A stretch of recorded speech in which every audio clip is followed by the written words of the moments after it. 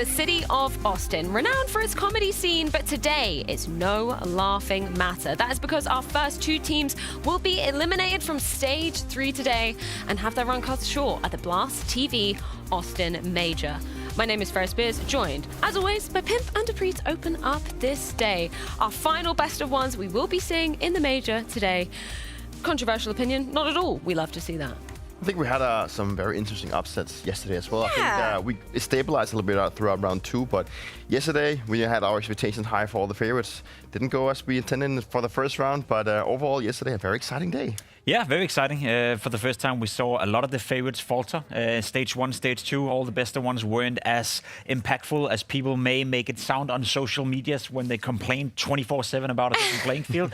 I am known to be unpopular opinion master #1, and I think the best of ones adds another element to the majors. Would I want them to best of threes in ideal world? Sure. Do I accept the fact that it is best of ones? And I think it creates cool scenarios and it creates a different playing field for teams where they have to deliver on the spot all the time, which in itself is a skill set that you have to develop if you want to be crowned the best team in the world. Yeah, I like it. Yesterday, the favorites couldn't, so be it. Should we talk about some of the teams that did withstand the test just yesterday? That's our teams that find themselves 2-0 today.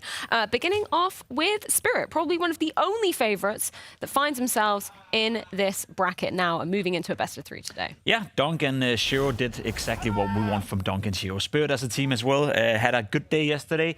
You can argue that the opposition they faced weren't of the highest caliber. The second game against Lin Vision, obviously on paper, a game they need to win, which they did, 13-7, but it was at one point in the game close. It was 7-7 or 8-7, so it was somewhat competitive. But Peter, Donk is playing at a high level. Shiro is currently the highest rated player from Stage 1, Day 1, or Stage 3, Day 1. So overall, a good day for Team Spirit. That's what you want to see when you're Spirit. And, you know, my opinion maybe is a little bit more like a player-determined one where, like, when you come in as a team, like in a best-of-1 scenario, you haven't played many of those, you just want to get to a good start. And that's what Spirit did, right? You know, yeah, the opposition wasn't the greatest, but for them it's more about getting comfortable around the situation, getting comfortable about what they're supposed to go into. And you know that the major is just, you put all your eggs in the basket to perform here. And by getting there and actually having your superstars perform the way they did in the first one, that is the way you want to be going forward, Spirit. And I think they looked super solid yesterday. And I mean, we always expect a lot of things from Dom. He just always seems to like keep going above your expectations. So I mean, to Donks have this kind of showcase, it's going to be very good. It's all about peaking at the right time, right? And playing against the opponents that you are drawn, the only thing you can do is beat them. Can you tell me, Dupree, from your first-hand experience, how tough it is to make sure that you're peaking at the opportune moment? Because sure, you could be like Vitality and win everything in front of you, but if you're not peaking at the major, that is going to define your season. I mean, peaking is peaking at the right time, give or take, is like the most important thing if you're a team coming into the major, because I think we've heard Apex say a little bit that they feel maybe that that Vitality maybe peaked a little bit too early. You know, they've had this run coming into the tournament with the win streak and their 6 back-to-back titles, everything. And, you know, they've just been looking so good that the expectations for them just keeps going like above and above. And I think they are now at a place where they surely want to be doing good, but they also know that the pressure is just getting there to them. And I'm also at a position where I feel like if you as a team have been playing so well, there's so little that can go wrong inside the game that will end up you being in a position where you actually don't feel like you're playing your A game. So I think that was also the case for them yesterday. Speaking of good peaks, Furia. I didn't have them on my 2-0, potential 3-0 after today bingo card. That's crazy. That is crazy. I think that's one of the bigger surprises from yesterday. They have looked decent so far in Stage 2. I think they did a good job overall without impressing too much. And then yesterday they played some beautiful Counter-Strike. I gotta say, beating the Mongols is no easy team to go up against. We praised the Mongols for being maybe the 4th, 5th best team in the world, and then taking down Aurora in a rather convincing fashion.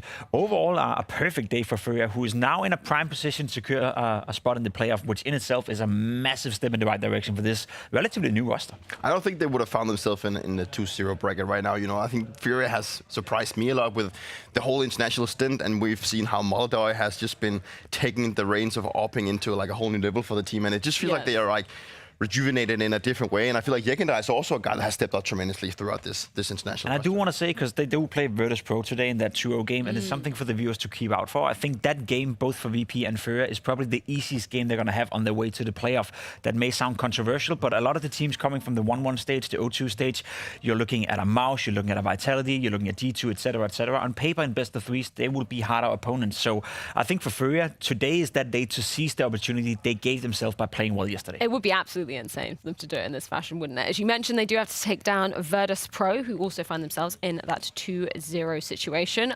What's been the story so far with Virtus Pro? Because I feel like I blinked and I missed them in stage 2. They went through so quickly. Yeah, they've been a sleeper's pick so far for everyone. They played 5 games so far at the major. They won all 5 games. Some of them more competitive than others. I think the opening game versus MOUZ yesterday was the one that confirmed and reassured me that what we saw in stage 2, that's the level of Virtus Pro now. They come into this tournament, Peter, they play good Counter-Strike, they have a habit now of winning their games, and I think they're the favorites against Furia today. I mean, I think it's great to just see that Electronic seems to be so much more in control of his emotions. Maybe it's because they're actually winning, but we've had... No, that's true. Like, we've had so many things with Virtus Pro that they have not been performing, and ever since getting Electronic, it's been looking a little bit dire for them. And what is great to see as well is that they're not trying to play perfect Counter-Strike. Like they would occasionally just go for playing set plays here and there. They would just try and play off the rounds. It's not like they need to create these kind of sick moments where they have like this perfect flashbang and this perfect play. Like it's not like they're not trying to create the perfect Counter-Strike scenario. They're just playing off what they know, and I think that is the right approach for them. And I think maybe that's something that's maybe changed in Electronic's brain, perhaps. I don't know. I'd love to be inside the camp and let's see when they lose. Let's see when they lose. Exactly. Let's see. Talking of a team who maybe we expected to net a couple of losses, but didn't. Na'Vi, 2-0. They're on that redemption arc, Jacob. Are you believing in it? Not yet. I want to see them beat a good team, and I think today's test versus Team Spirit, and I say a good team, I want to see them beat a top-tier team, right? Because that's what we put Na'Vi. We put them as a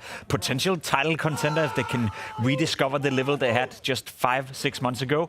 That's a long time in Counter-Strike. They were beating Nemiga, that was to be expected. Beating 3D Max, also to be expected, even though they had to go into overtime and really fight for it. But a win is a win, and Na'Vi being 2-0 puts them in a prime position as well.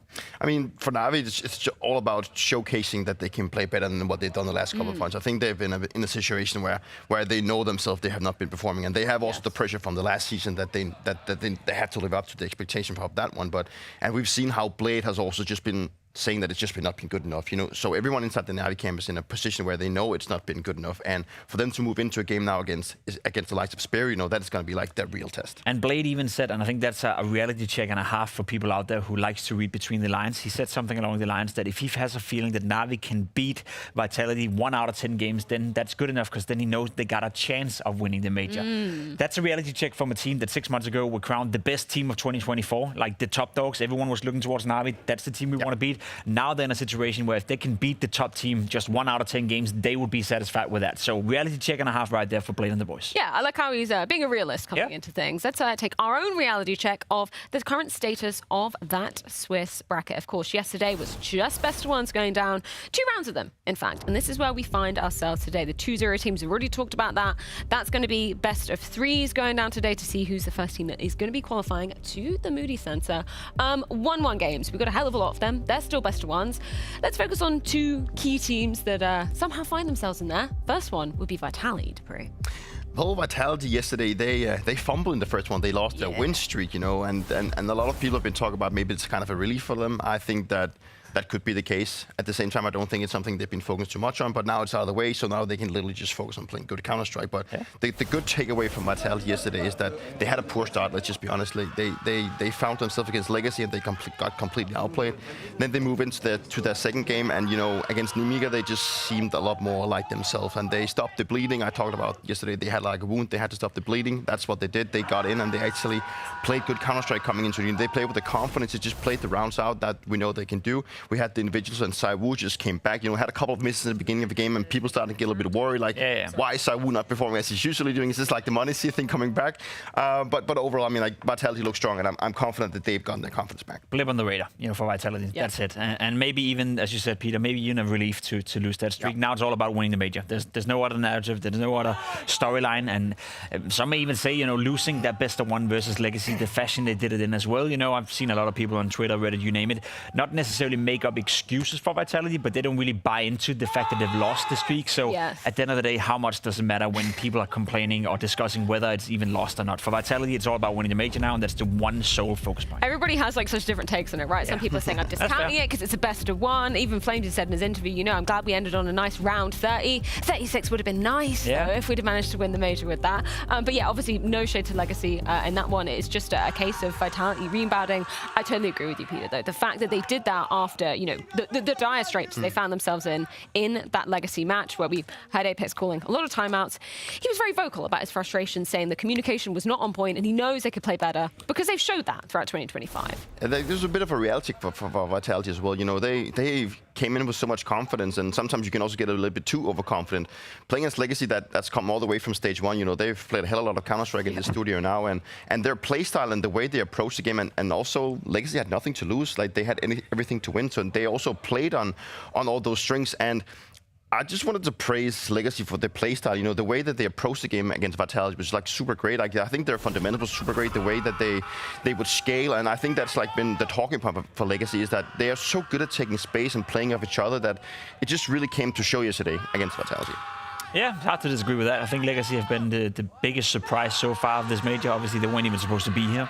Started very early in the tournament for many different reasons, and every single time they've been able to deliver more than we expected. They did that yesterday versus Vitality, but there's also a thing called reality check, and I think Legacy have won the last game of this major. Oh, okay. Already calling them gone. We've called them gone many times before, Jacob, and you never seem to learn. Let's talk about FaZe, another team that find themselves in that 1-1 situation. I guess it's kind of a two-sided coin, right, with FaZe, because obviously not a great start, but the fact that they had a win versus MOUZ, that's insanely impressive. That must give them a lot of confidence, and MOUZ Sports was a team that I had expected a lot from, and I think the thing with FaZe is that they still remain a question mark for me. I think they can play like super good, but they can also play pretty bad. I think it all just comes down to the individuals. I think that Kerrigan, obviously his leading style is also going to be very instrumental to how they also approach their games. You know, he needs to have his individual playoff so he can make the right calls, because he's this type of in-game leader that will just like benefit from his team playing well, so he can piece the things together. It's not like they have like a deep strike book, and we've seen that Simple can maybe sometimes get a little bit, like, I wouldn't say toxic, but he can like maybe address mistakes within FaZe camp a little bit too much. And I think FaZe also came out yesterday saying that is the way that FaZe has always been playing. We've been playing off the conditions of, you know, that we are playing free and we're playing off our own like intuition, and that is maybe not how Simple has always been doing it. So for them to identify and not come into a position where they need to change their playstyle, I think is a good way as well. Yeah, it's hard to disagree with that sentiment. I think overall we spoke to Kerrigan, we spoke to Simple after they qualified for stage 3, and I posed the question: you can win against anyone, you can lose against anyone. Yesterday was a great example of exactly that. I think it comes down to the individuals. FaZe is at a point where the strat book is not that deep, the map pool is not that deep. Bringing in Simple is gonna make it difficult for Kerrigan to play polished Counter-Strike, so we rely on the individuals. And Rain is one of those individuals that's been put under the microscope so far this tournament, because he's been not playing his best Counter-Strike, especially after coming back, not being in Dallas. Yesterday against MOUZ was the first time we saw Rain show up in fashion. He had a fantastic game, an awful lot of impact on Ancient, 93 ADR, and one of the big catalysts behind this win for FaZe Clan, and that's exactly my point. If you have a couple of these individuals stepping up to the level we saw from Rain yesterday, whether that is Rain, Simple, Elise, Frozen for that matter, anyone but Kerrigan at this point, FaZe can beat anyone and FaZe can lose to anyone. And that's why they're the most exciting team to follow. It's like every time Rain gets told that he's not doing a good enough job, he like steps up. I think that's like been the case for him a lot of times. You know, it's like he feels something within him. Like the old Sipniks. Yeah, but it's also like his inconsistency is kind of holding him back right now. He can have a series where he literally just pops off, and then he can have a series where he's just like not present like we had yesterday. Like it just goes so much up and down. And I think that is like, that's also how you would maybe define FaZe right now, that they can have games where they just play really good because they are actually connected. They had the synergy going, but then they had games where they just drop off and they start not believing in themselves anymore. Well, speaking of FaZe, and Simple for that matter, I think it's time we check in with our play of the day. Fortunately here, Simple going to get hunted down as well. Don't do it, don't knife him, don't knife him, no, don't do it to him. Simple! I can't believe it. Yeah, maybe not the highlight of Simple's day yesterday. You can see the jolt action coming out from him as he got absolutely surprised by that. You guys can get involved in the action at home as well. Make sure if you see any plays that you think should be notable, should be our play of the day coming into today, make sure you tweet in Blast Premiere to get your voices heard. And we're going to be revealing that one in our pre-show tomorrow. Okay, we've talked about the good. We've talked about, I guess, the mid with the 1-1 teams. Time to talk about the ugly, Jacob. Yeah. Your favorite subject, the 0-2 two teams, and I think there is one real glaring anomaly, I guess, in here with MOUZ. I'm still stunned to see them in this 0-2 situation. Yeah, it's crazy to think about. The opening game against Virtus.Pro was a very competitive affair, back and forth. I believe they were leading 11-10 on Mirage, and then they lost it 13-11. The second game against FaZe Clan, that's where it gets a little bit... I get curious to see where's MOUZ at right now. I know it's a best of one, and I know MOUZ is a team that really thrives in best of threes because their map pool is good, solid over a lot of different maps. But for them to lose 2 games yesterday and put themselves under the massive pressure that it is being 0-2 is no bueno. However, I do think MOUZ have shown us consistently that they are the second best, third best, fourth best team in the world, and I'm not really worried. I know they're 0-2, and I know they're facing Team Liquid as well for that matter, but they're even worse off, so let's not talk about that for now.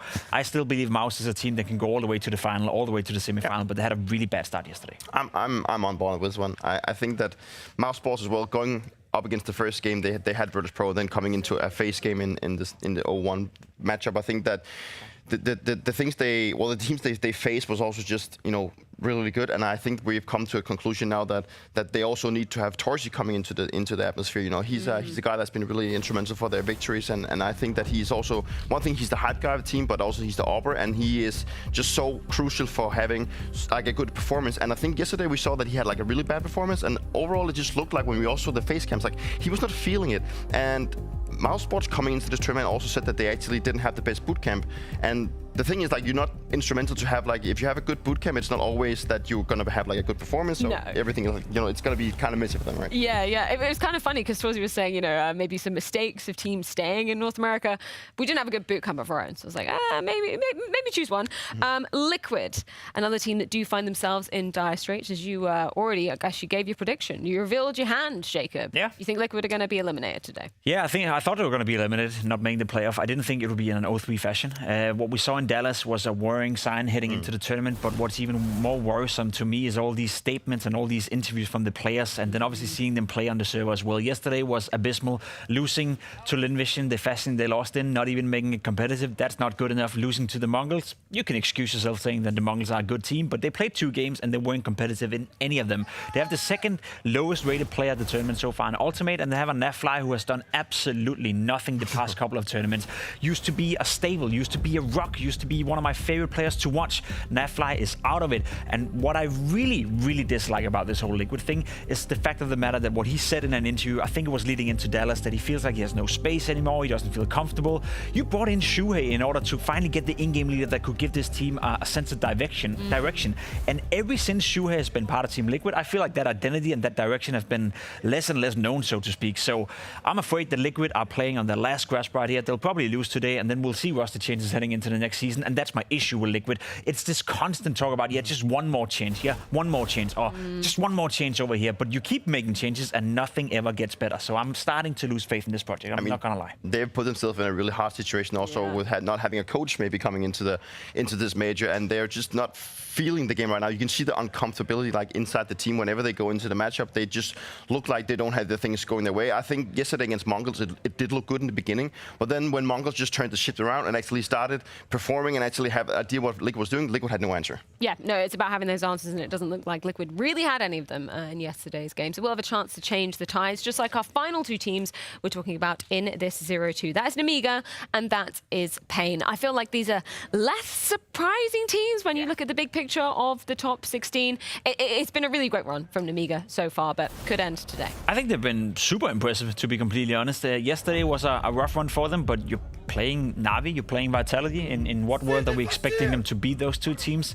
The only disappointing thing, I guess, for Nemiga is they weren't really competitive in any of those games. But overall, Peter, what we've seen from them from stage 1 to stage 2 to now coming into stage 3, I still see a world where they could survive today, because Pain hasn't been much better. No, like both teams seems to have been struggling yesterday. I think that Pain was maybe the team I expected a little bit more of. I think their loss yesterday, I think they got like a total of, that would be like 8 or 9 rounds in total in the best of 1 yesterday. So for them to be in a position now, they recognize they had a day off yesterday and they know they can play better. But Nemiga is also coming as rookies out of stage 1. They are also in a position where maybe they're running out of steam. You know, they've been here for a long time. They've been playing a lot of games, and you know, I think Nemiga can be very happy where they are. Right now, they're just at a stage where they just need to, the more experience we can get, like the better, like the more wins we can get, the better we will feel going forward. And for them to go up against a team like Pain that looked a little bit off yesterday could be a way forward for them. But I'm quite confident that Pain is going to be showing up way better than they did today. That is a matchup that is going to be going down later on today. But we do begin with our 1-1 affairs. Best of one to be kicking off the day. What's going down the A stream is going to be 3D Max versus Vitality. I guess we're calling this one a little bit of a French derby. I know it's a little bit more, diluted on the side of Vitality now. But these two teams, a lot of history between Apex and a couple of his former teammates on the other side of 3D Max. It feels like it's been some French derby, but it's not quite. It's like we've talked a lot about national teams coming into this tournament, and a lot of region has been struggling. I feel like French Counter-Strike actually has produced a team that can actually make results. I think that 3D Max is obviously looking up to Vitality, being a French organization, also the players within. And there's a bit of the history going. We have Apex playing alongside the likes of Buddy back in G2 now, and where Buddy won his 4th trophy that he has won was together and back in the days of G2. So there's a history inside of this one, and I think that we are in a position where Vitality will obviously is the favorite, but I think there's a case where 3D Max can pull this one off. Well, speaking of 3D Max, I think it's only right that we go ahead and check in with the MOUZ zone. 3D Max are one of the most tactically refined teams in Stage 3, and one of the reasons why is because of the detail they put into their utility. So let's take a look. Now, the utility that they use always opens up a lot of space for their entry fraggers. You'll see that from Body's point of view here. What we're going to do is just watch this round, and just look how effortlessly he gets into the bomb site. Comes in towards the smoke, throws the smoke, gets in towards the site, and is able to find JL deep into the site without much resistance at all. Now, of course, there's the smoke towards the spools, the smoke towards CT, and then the Molotov towards triple. But what's actually important here are the flashes. If you take a look at this round again, if we break down the flashes, you'll see that from Gravity's point of view, he tosses 2 flashes, one close, one deep. Now, the first flash here allows Body to cross the angle, and that's because it blinds the CT side, it blinds anyone towards that spool's position, and it allows him to actually scale up. Now, the second flash lands deep. This flash lands here at the backside so that when Body enters towards the site, he doesn't have to turn. It's going to be popping behind him. This blinds anyone towards the back of the site, and as well, for anyone who was playing towards CT, it's actually going to push them back even further. What these do is that it actually allows Body to throw an on-the-fly smoke, so this isn't a telegraphed hit. If you look at this from Alexi B's point of view, with these flashes, by the time he actually regains vision, the smoke is already up and he can't help his teammate. Now, the second part of this hit are these 2 flashes here that land towards the fountain. Now, these 2 flashes are thrown from Maka at the half wall, and they actually pop just behind the fountain pillar. Now, what this does is it actually allows Body to come in towards the site where he's not going to get blinded from these flashes, but the players at the back of the site are. This allows him to actually check that first Orange's angle before coming back towards the site. If you try this in a practice server, you'll see that as the player entering in, you're not going to get hit by these flashes. But for CTs who are playing towards Dark or playing towards New Box, you're going to get hit by them. And that's really the power of these flashes here, is the fact that it creates so much space for the Ts coming in. If you look at this from JL's point of view, even though he plays anti-flash to some of these, by the time he actually gets to peek out, he's swinging into 3 people. That's the power of these flashes. It creates so much space for them to flood into the site. Now, if we watch this round back again from Body's point of view, you can see all the small details. When he comes in, the initiation flash happens, allows him to throw the smoke, flash is popping behind him, so these players at the back of the site are blinded. Then the fountain flash right here to allow him to clear first Oranges, to then return towards the back of the site and find JL. And that's why 3D Max are one of the more tactically refined teams in Stage 3. It's because of the detail they put into their utility to open up space for their entry fraggers. If Vitality aren't ready, they might get caught off guard here. Loving that breakdown, as always, from Danny, particularly because when I was thinking of 3D Max coming into this, I didn't exactly know what to expect because I've seen a hell of a lot of them, right? They're always making those lower bracket runs, never quite making it to playoffs, but I feel like we've seen a slightly more refined version of 3D Max, slightly better synergized entering Austin. I think they're trending upwards. I think the main story for 3D Max as of late has been stagnation. You know, that they weren't getting any better. They were competitive, they were decent, they're turning up for tournaments, qualifying for tournaments, decently placed in the VIS system as well, but we're never really surprised by them anymore. I think this tournament, I agree with you, Freya. I think it's trending upwards a little bit. The attention to detail is good. However, it's a team that relies on opponents giving them space. And I think if you don't give 3D Max space, it comes down to the individuals to create that space and win the duels that gains the space, and they have a ceiling in that regard. Their players right now are not on par with a lot of the other teams right here. So if you're going against 3D Max, your number one condition for winning is not giving them space to do what Danny just showed right here, which is excellent execution. Another number one for 3D Max is going to be their next opponent, Vitality. As we've already talked about, you know, the win streak is dead. Obviously, there's lots of opinions circulating around that. But either way, we know that Vitality are entering this with the goal of lifting the major trophy, their 7th consecutive trophy this season. Dupree, tell me a little bit about what you would expect, you know, Coach Xtaz and Apex to be talking about after what was a colossal failure in that first best of one. How do you feel like they were managing to turn things around coming into their second game yesterday? I think the most important talking point for them would obviously have been that they've turned it around, they've equalized the score, like they prevented the disaster of going 0-2, and I think that is going to be the main talking point. I think they're not putting too much into the first game, other than they just take the essentials out of that. We were not communicating well enough, that we had like small blunders where we would not play off each other. I think that's like the core of the depth of the tactic, where they're going to take it off. Now they're moving into a game where they know the players, they know them from the region of France, and they're in a position now where they obviously have to play smart, but they also need to play, as Jacob said, like they need to try and limit the space that they will give 3D Max. I mean, we know 3D Max is a team that just wants to play like super fast. They're going to take the space, and Vitality literally have to go out and fight for it and not give it up too much. Well, speaking of Vitality individuals, let's check in with Zyru ahead of this match. Zyru, obviously, no secret, the first best of one didn't go the way you probably would have liked yesterday. What was the conversation that happened between that first best of one coming into the second one? I think, yeah, like you said, we have a good conversation after the first game against Legacy, and we just know, like, we could do so much better, kinda. We lost so many rounds, like, we didn't lose for so much time, and we didn't put the effort on it, the communication, the motivation as well into the server, so it was kinda weird to play against Legacy, but after that, we have to bring back the energy. We are playing the major, so we need to prove that we are one of the best teams in the world, and we having against Nemiga, we show it like a great face. We had during the Legacy game, you know, Apex taking a few timeouts early on. He sounded quite frustrated with the communications in the team. Can you tell me what that experience is like when, you know, you're so used to dominating your opponents, you got that win streak going, and then these emotions are coming out? Like, can you just tell me the story of that game from your perspective? Of course, we are not used to lose a game like this. Obviously, it's best of fun, so for us, it's not kind of losing because it's only one map. So our confidence and our motivation didn't went down at all. So obviously, it was kind of weird. We didn't feel that for a moment, to be honest. So, like we said, we have good conversation after that, just to bring back the energy, the fire inside of us, and I think we did it well after that. Yeah. Yeah, so exactly about how you bounce back, right? Yeah, and you bounced back incredibly well in that second map. So can you tell me a little bit about just your own individual form and how you refocus yourself to deliver the peak Zyru that we all know and love? I think nothing special. I think the first game was just, I won't say unlucky, but didn't bring back the best. But I feel like I can do always my best in this tournament. So I didn't do much, playing a bit deathmatch, playing a bit like my things like BOP, surf, all this kind of stuff. So I did that before the game, and that's it. I didn't think too much pressure on myself or anything. I know, like, if I play the best, I will destroy them. So I was like this. 3D Max choosing to stray away from what was once known as the French classic map, and we do find ourselves on the ground of Nuke. Any thoughts about that, gentlemen? That's an interesting map play, actually. I think that Vitality has shown a little bit of weakness on Nuke, sometimes closing out the game. So that's at least what Apex has said in his interviews, that sometimes when they go into Nuke, it's like about finishing up the games and finding out how to approach your opponent. And I mean, there's got to be something up the sleeve for 3D Max for going for this one. Yeah, I'm curious to that map pick as well. I think it's a good map pick, though, for Vitality and 3D Max for that matter. Again, best of one always allows us to get a middle ground pack of the map, which I think it is for both teams. You can argue Vitality have had a bit of an issue closing the games against some of the top tier teams.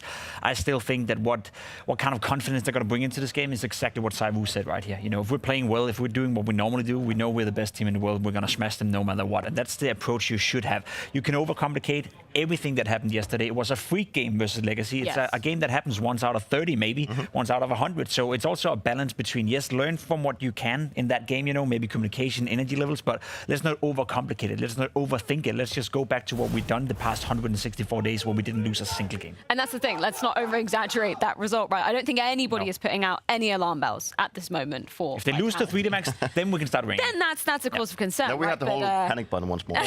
But likelihood of that happening, I feel like it's unlikely. I feel like Vitality are gonna. I mean, it would be stupid to go against Vitality. I think Vitality got this one. It's unlikely, but it's not impossible. I think 3D Max have played well. We got to give them the credit of them trending upwards. But yeah, of course, Vitality should be and most likely are going to win this game. Well, either way, it is time to get this show started. 3D Max versus Vitality going down on Nuke. Yeah, and this is one of the super sick head-to-heads that's kind of developed over the course of this year. These two squads, always barn burners whenever this match goes down. Now it's a BO1 in the major though, Hugo. We've seen them play twice already this year. Both times Vitality being the squads to pick it up.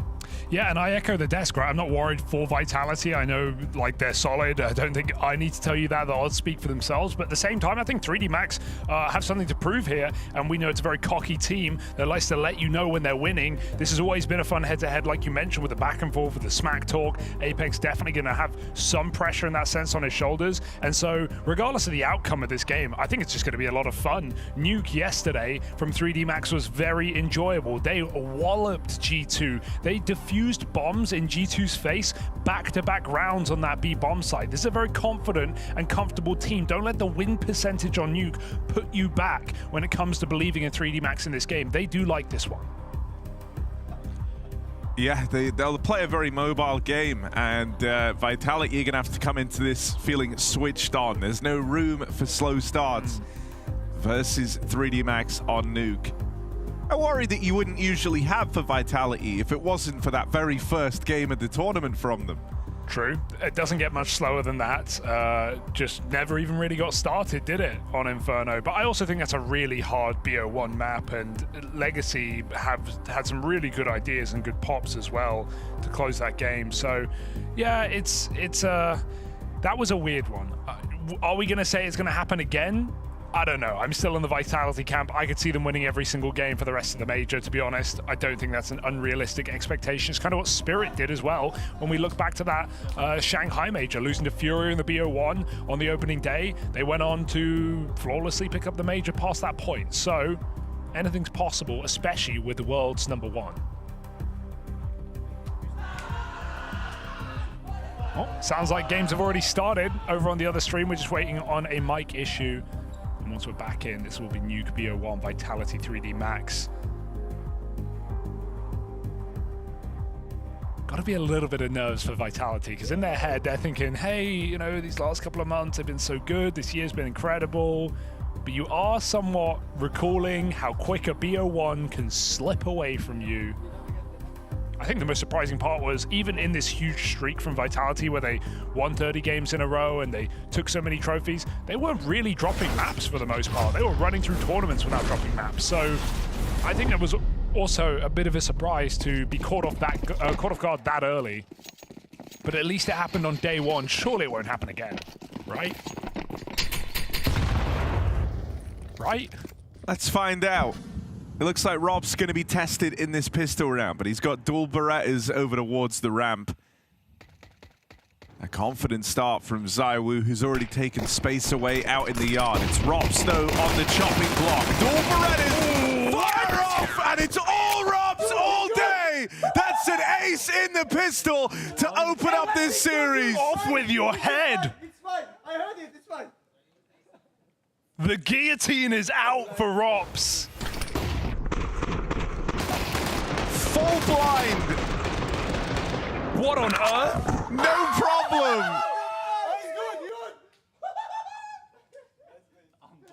Vitality are back. Read the headlines. What the hell? That was absurd. That'll wake you up. Who needs coffee? All right, 3D Max, that's what you're up against. Good luck. ZywOo. Now it's his time in the limelight. Out in the yard, he does have players coming his way. I mean, now that it's started like that, what do you even do? I think I'm glad everyone's walking around the map right now. I think we all need a minute. Us, them, you, everyone just relax. Take a deep breath. Solo ramp hold, Julie's ace to start this series. Don't go ramp. Don't go ramp? Guys. Are you stupid? Don't go ramp. Don't go ramp. Guys. Yo, Robs, back. double ace to open up this game. Nah. Let's go. Calling it now. Come on, Robs. Not happening, right? Holding on. Come on. Come on. Oh, 3. Not bad. And there's Apex on the move over.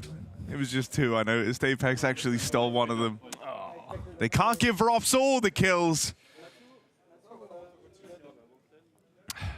Well. I admire the confidence to go back to ramp.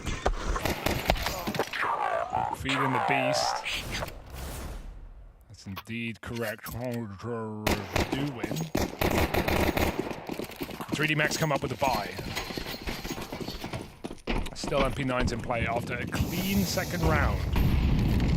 Crossing outside is Apex. Look at him in the front of the garage. Cheeky position. See Nico use this. And look, hands on the keyboard. He knows they can't do anything about this position right now. He'll be playing later, either calling for a flash or covering the main or hell drop. Ooh, Rob's got the deep kill, but it's a close player who gets out, so timing is good for Maka. He's going to take some space. Oh, Apex needed that. And now the problem gets far worse for Vitality. They don't have info ramp side. Outside's gone dark as well. 3D Max could be getting a lot of ground right now. And so some move has to be made here for Vitality. They'll mop up outside, sure, but it costs them 1. ZywOo in here at ramp. Look at it, clean house. That's a lot of damage from ZywOo. And he's teed up Mezzi for this 1v1, playing into the back of lobby. Mezzi has read them like a book. He has outpositioned his opponent here. And so Maka and Deadman as he rounds the corner. Vitality keep it flawless. Yeah, that's why we call him the safe pair of hands, Mezzi. He just goes right into lobby, plays the back entrance, and the last position Maka will clear. He doesn't feel the pressure. He's not scared of the fact that Maka can go heaven, he can go B. He just makes the perfect repos to win the round. Nice sequence from ZywOo as well, not coming in cold. That's a 3-on-4 for Vitality. Excellent sequence. And the energy is high right now for Vitality, and I think that's so important. You don't want to be coming in cold. This is still their major to win or lose. And after that day one dismal performance against Legacy, even though they bounced back against Namiga with a nice clean victory, they still need to keep up the energy moving forward. There's already some terrifying teams down, 0-2, 1-1. Dodge them if you can. I mean, also, when you are Vitality going into day one at the major, you're 30 games deep on your win streak. No one's been able to test you. The guys who have kind of pushed you to the limits in a team like Falcons, who have at least come close out of the tournament already, but you still get this very potent reminder. Day one, let's treat every game with fire in your heart. And never underestimating the opponent, and so you feel like it's lit a bit of a fire underneath Vitality. This was cool. Bomb actually went late in the event. They sent the first couple of players. They waited for Vitality to use all their ammo, spamming those door players. And when the reloads come in, the bomb goes down late. I haven't seen that before. Usually just first guy with the spawn, take the space, but they set it up really well to get the bomb plant. That was a game plan for 3D Max, and it's a success. So gun saved, bomb planted, Vitality still 4-0, but 3D Max fund their future rounds.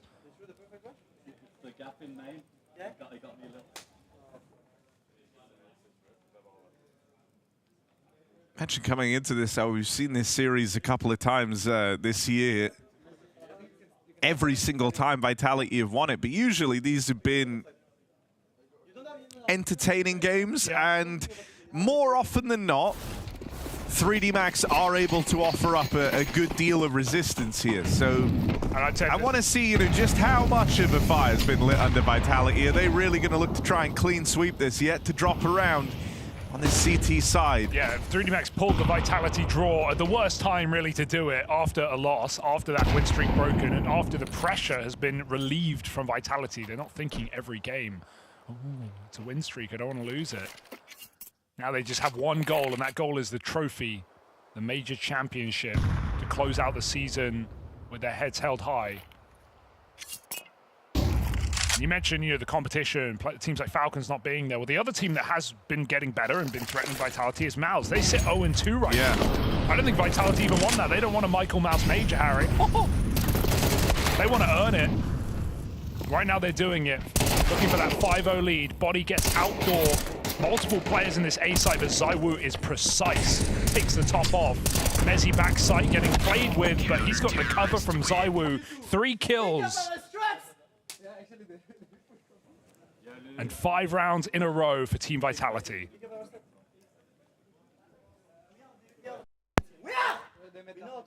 Let's go!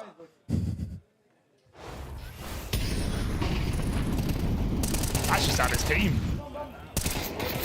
ZywOo looks really good on this. Usually, like, this is a game full of smack talk, right? Whenever 3D Max and Vitality play each other, there's a lot of yelling back and forth. 3D Max are dead silent because they still haven't posted a round. Gotta win a round. They're not able to match this yet.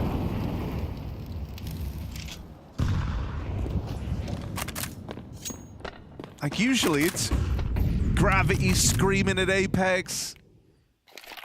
0-5, of course. Or Lucky screaming at Apex, 0-5. There's still time here, 3D Max. That's a great time to show up. Headshot onto Apex. That flash did nothing. Orb for Maka outside as well.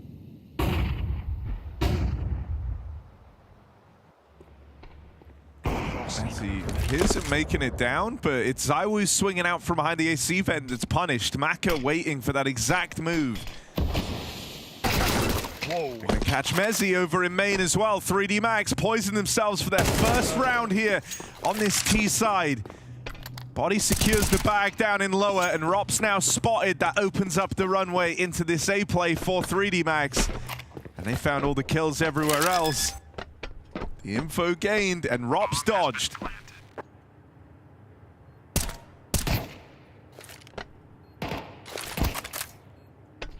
Just a survival mission now. He's got money, but even getting a couple of kills here could go a long way for Rops.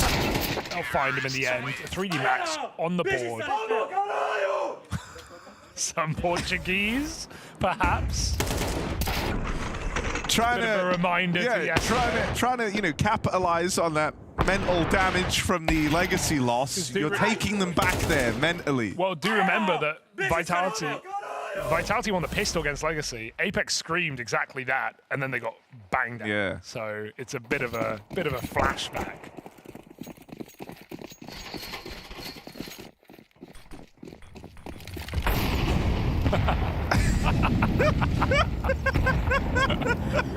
Okay, bro. Okay. It's good banter. Oh, but when Sadzin does it. Yeah, it's good banter.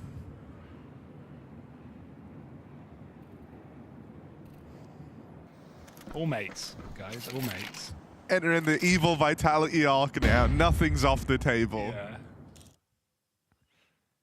All right, creeping outside. Apex, he just swung out early last time he was in this position. He's going to play off ZywOo's contact, it looks like. Oh, I take it back. He got wallbanged. I don't think he peeked. He just got full-on wallbanged. 0 dear. ZywOo flash back. Flames lets him go, but then attacks from the main. Maka with an orb shot.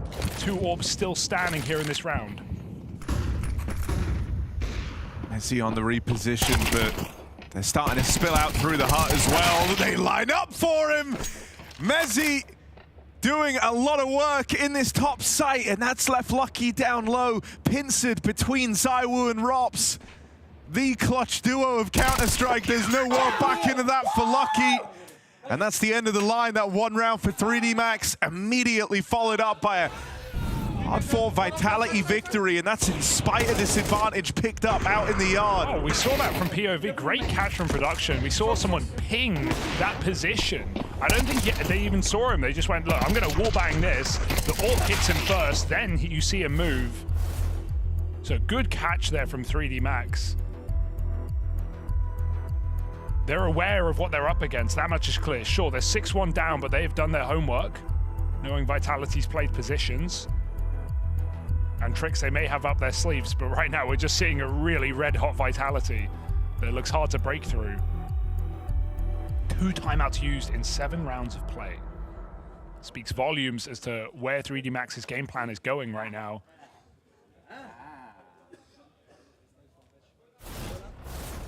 Flame's doing his best Minecraft mob impression. Or villager.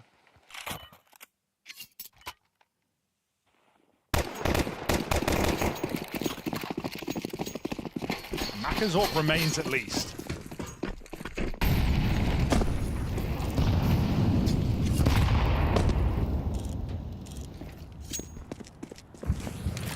Both the orbs roaming out in the yard.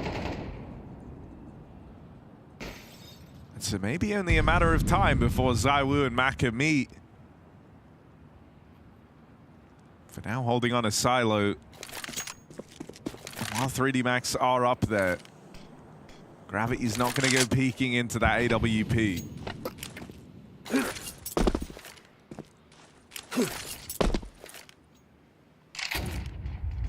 These smokes waste ZywOo's time. Doesn't have an HE to break it. That's just on Apex, who is in heaven. He's going to throw it out. ZywOo gets a bit of an info, but 3D Max, sooner they go, the better. ZywOo's still back garage. 3 strong. Apex ain't buying this. He's gone and stacked rafters. You're not going to expect this third player so committed to this top site. Triple molly. Vitality know what's coming. ZywOo's even moved over. This Vitality are 1 step ahead. They've got the full read on this. Gonna get up into heaven in time. Apex concealed up on the rafters as well. There's still 3 to break through in this top site. Follow-up kill for Lucky. I want to see that gravity kill. How Wait, did he Apex destroy Apex? just got wiped out. Yeah. He just owned him, I think, from door. Bomb has been planted.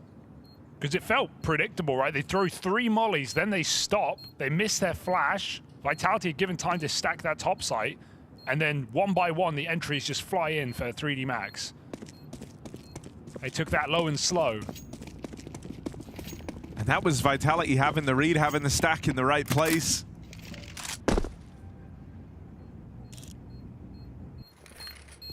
Ooh. Even a boost up into the heaven to try and hunt down these saving players. All right. Could be profitable, but no one's peeking. Body's got to go anyway. Terrorists win. 3D Max. 2 out of the last 3 rounds. Check the... Oh, Apex. That's Mezzy, yeah. Apex was above. I really don't know how he knew. Damn, all right. Well, what a clip. Great clip for Gravity. Apex got deleted. All right. Homework gone well for 3D Max. And maybe still time to break into this game. They're not yelling down the house yet. They are staying focused. The most important rounds are yet to come.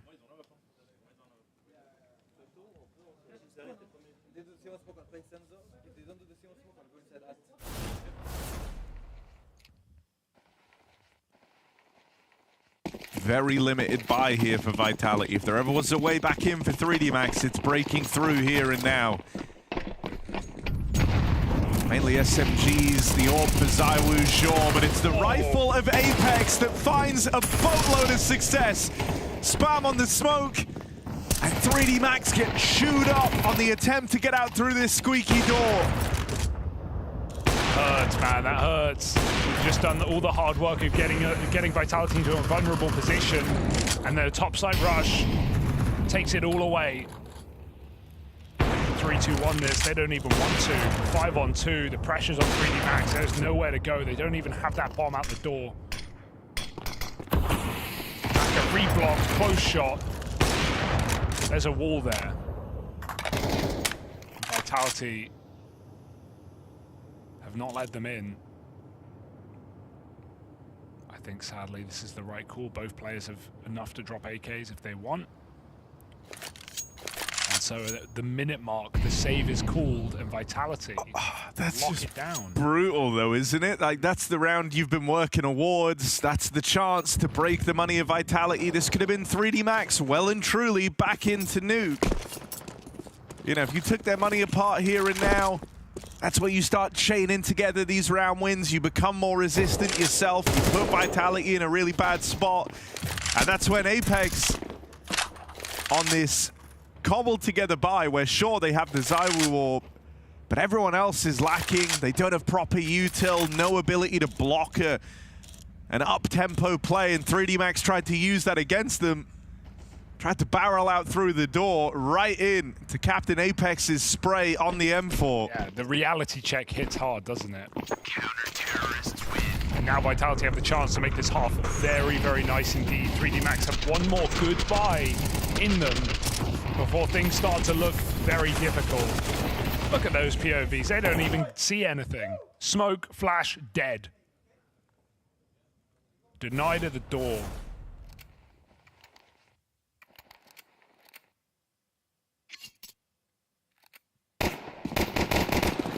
Still a Mac 10 for gravity, but he's no stranger to this weapon. He's had a choice in this round. Perhaps going for that silo cross onto main. There he goes. It's lucky instead, body instead rather.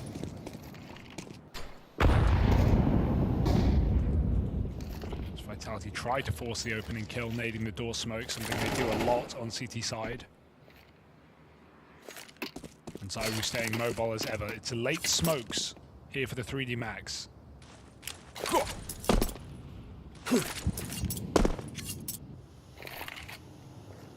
Are they just going to go top pop again? 2 ramp.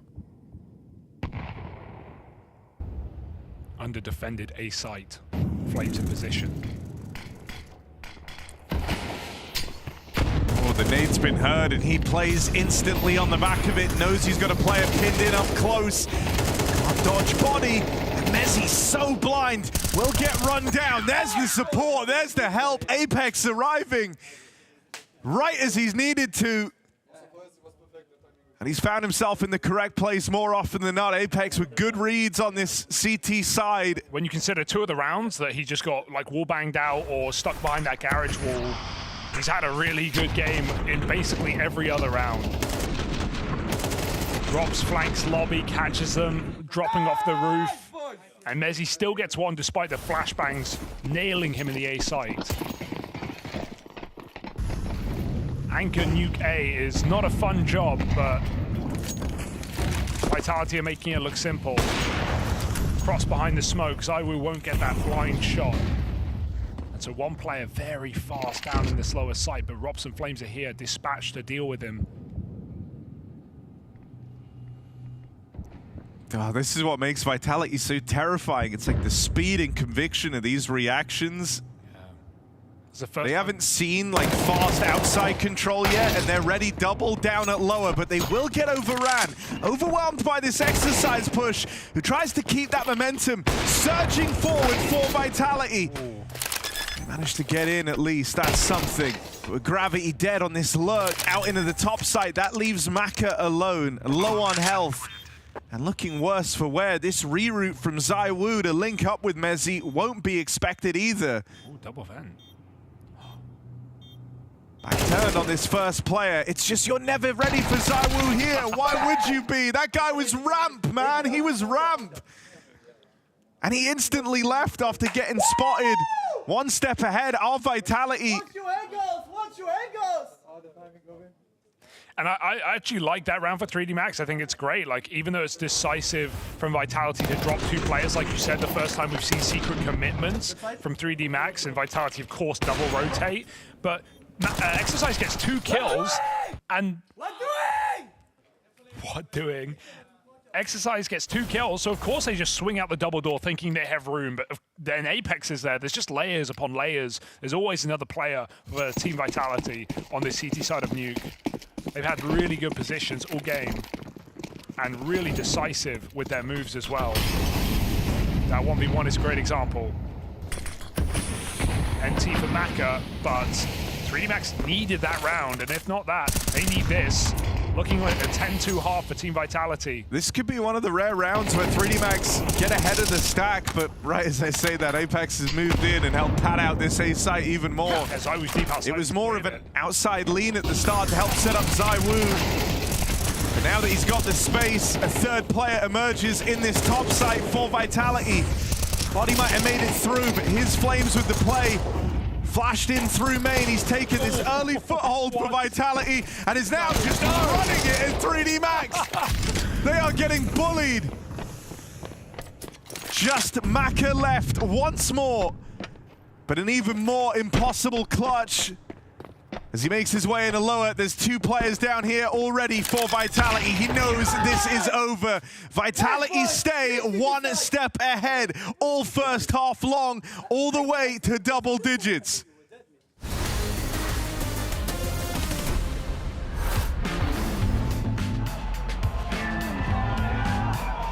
I think that Vitality have a certain electricity.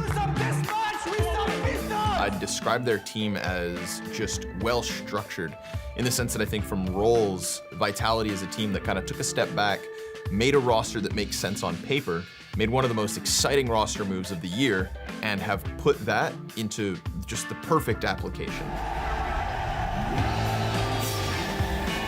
For anybody coming back to the game, you need to know ZywOo. ZywOo is somebody who has flown under the radar because as an individual outside of the server, he's not as flashy as Simple.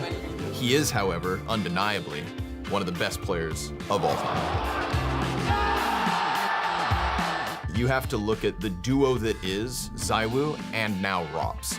Rops, somebody who comes from FaZe Clan, you know, a star-studded lineup in that regard, but he took a step towards Vitality in the absence of Spinks to give ZywOo a reliable right-hand man. And, you know, a lot of people say you put on the FaZe Clan jersey to win. I think the same can be said for Vitality now, and that's what Rops did. The story of Vitality is one of elusive wins. I think that 2024 was a year that they let themselves down in some regards, not capitalizing on all the playoff opportunities that they had. But they did win IEM Cologne, and that was massive for Apex, who chased that trophy for 10 years. Now, if you look back in the last 12 months, they've already got Cologne and Katowice.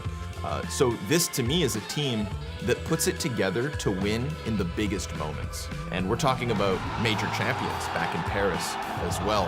So I think a second Blast trophy would look really good in that collection, and I think it's one that they understand they need. There's gotta be a voice in the back of all of their heads that say they can win in Austin.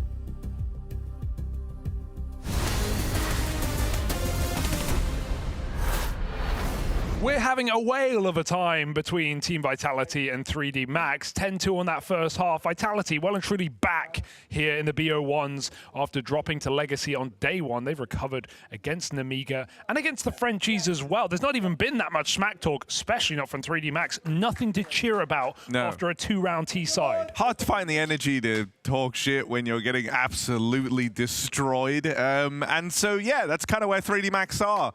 Just 2 rounds in that first half. Vitality back in peak form. Great reads from Apex. Some solid stuff from the individuals. This whole thing started with a Rops ace, dual Beretta ramp hold. And so it doesn't really get better than that. The scoreboard, a dream for Vitality fans right now, with Rops and ZywOo leading the way. That's the duo you paid to see. Of course. I didn't pay him. No? I'm getting it for free. It's the duo you would pay to see. That's true. In theory. In theory, but obviously not actually. Unless perhaps you're coming to the Moody Center. Expect to see Vitality there. I'd say that's looking like a safe bet with this current form. Truly a hot take.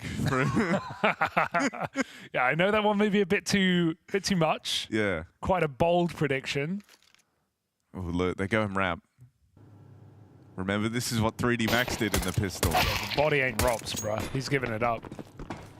Yeah, ding straight away as well. Worst way for the round to open. You hate it. Down to 17 HP on body. Ramp control lost.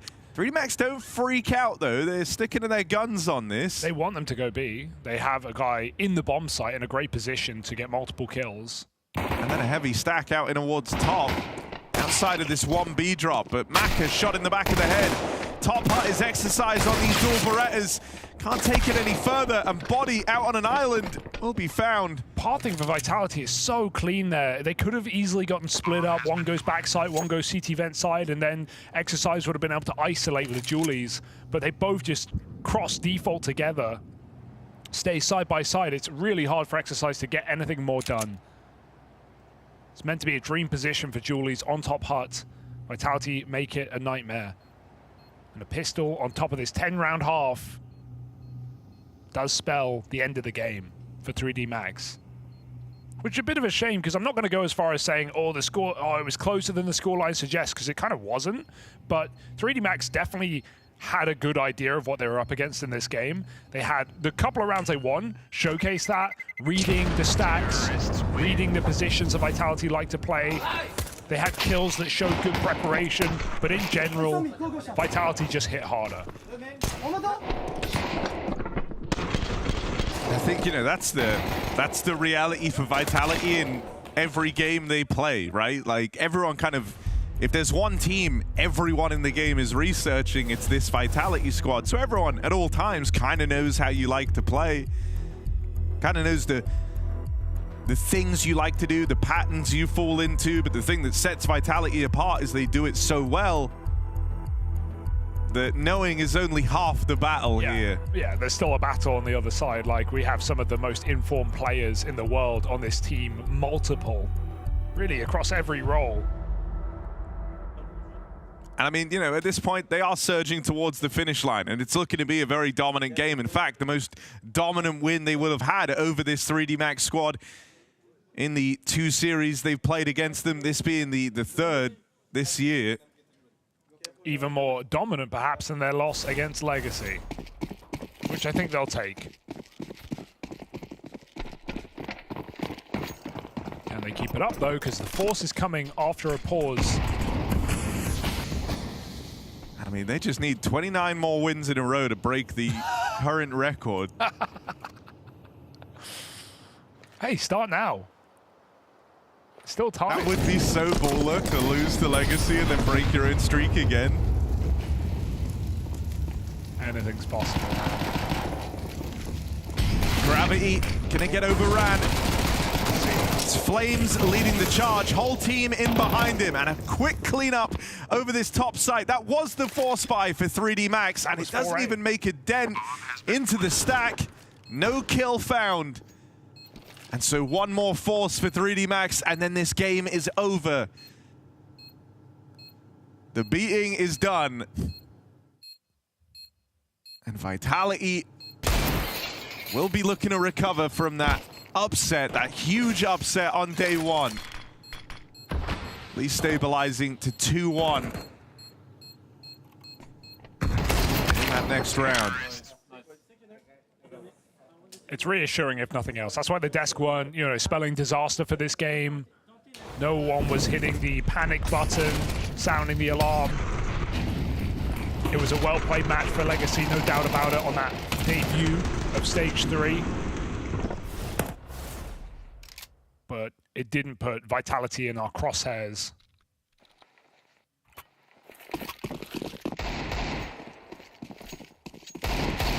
One more chance to stay alive here for 3D Max.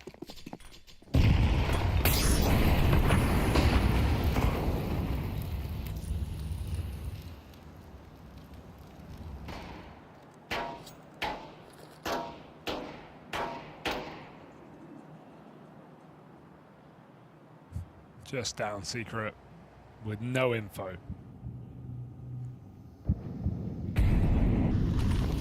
And Apex actually has full room on this half of the map. No one's dropped to lower yet, but his team taking away control over the yard. This is Vitality just kind of securing all possible win conditions here. Every avenue to it. They've got control over lower, control over the yard. This is a lot of room to have. This round could end anywhere. And all these fights are good for Vitality. Like, that's why they're taking them. Heaven, main, your favorite with these AKs, with these Galils. Robs gets a double kill. There's a lobby push. It's a nice reaction, but winning the round from this point is still difficult. Vitality have sped up on lower with info on one more player. And so this is the post-plan of their dreams. Locked out at ramp with more util to spare. Oh, he's coming through. To slip the knife into the back of 3D Max. All right, Apex will get dealt with. His team just have to lock this one down. There's a second player flanking the ramp room. And so hopefully Mezzi and ZywOo just able to buy Flames a bit of time here. Might not even be needed. Mezzi will get overran. But ZywOo not over-peaking this. Gravity left in a real rough clutch. And there's the swing. Even more dominant than the L they took day one. Vitality dish it out the other way. 3D Max gets steamrolled in this head-to-head. Yeah. Usually a very fiery series. This one is dead quiet from 3D Max and full hype from Vitality. Yeah, the most dominant BO1 yet in stage 3. Vitality make it look so easy, and it's great to again see that championship mentality, that ability to reset after a dismal first day. Sure, they beat Namiga as well. Vitality sitting 2-1 up, and sky is the limit for this team. This is the major front runner, the major favorite. Even if they face an upset, they don't look as much. Vitality in fantastic form. For 3D Max, though, it's awkward now. Backs against the wall throughout the remainder of Stage 3. They go down to the dreaded 1-2 position. They're going to have to battle where every BO3 could be their last. For a squad that you've seen growing a lot and improving, getting better, getting beat down like that, to now find themselves one step away from elimination is a rough finish. On the flip side, though, an incredibly solid result for Vitality. Mezzi, that's more like the Vitality we know, right? Yeah, I mean, it's nice to have a good start like this in the best of one. Of course, Rops is, I don't know what happened. He said I'm blind, and all of a sudden I see 5 kills in the pistol. So, no, I think as well the preparation for this game was really strong. I think everyone felt confident on this map, and yeah, it's nice to get the best of ones out of the way as well now. To maybe play devil's advocate, do you think people were perhaps putting a little bit too much emphasis on the Legacy result yesterday? Obviously, because it was what brought your match win streak to an end. Do you think people were maybe fixating a little bit too hard on that? I mean, I think there was a lot of talk about the win streak. I think other people cared more about it than we actually did. I think, like I said before, I think once we got to like the second overall, I think there was never any pressure or any thought about the win streak. So everything after that was a plus. So once we lost it yesterday, it was just we didn't really think about it too much. We knew at some point it was going to come to an end, and in the best of one anything can happen, and Legacy played really good. So I think for us now it's we start another streak now, and hopefully we can beat this one as well. 31 on the horizon for Mezzi. When I talked to Apex after the unfortunate loss versus Legacy yesterday, communication was a thing that he kept bringing up as a talking point. How different did it feel today? How much progress did you make in that department? Yeah, I think there's just a bit more intensity. I think of course when you're going 7-1 down like against Legacy or 5-1 down, whatever it is, it's tough to keep the intensity high and keep the hype there. And I think these past couple of games now, we've been kind of doing more of the details, keeping the intensity high and the energy high, and I think it definitely is working. I think it's something that we need to make sure we keep up, and now we're getting into the best of threes where I think we kind of do pretty well in. So I think hopefully we can keep up that communication, those details, and that the teamwork that we do so well at usually anyway. Final question, because you mentioned it a couple of times. Good riddance to the best of ones for you. Just best of threes from here on out. Does that make you feel more comfortable? Yeah, for sure. I think when you go the whole year without playing any best of ones, and then you go up against the underdogs who have nothing to lose, the best ones can be tough, I think, but it's nothing we can complain about. That's the format, and that's the way it is, and we have to work with it. And yeah, I'm happy we're playing best of threes now, that's for sure. Well, either way, Vitality now just one more best of 3 win away from securing a spot in playoffs. Super convincing for Vitality today. Left no room for the doubters. Left no room for us, Peter, to doubt whether or not that they, I guess, got over that loss yesterday. That was a bit of a surprise. Absolutely manhandling 3D Max in a game that was never any close.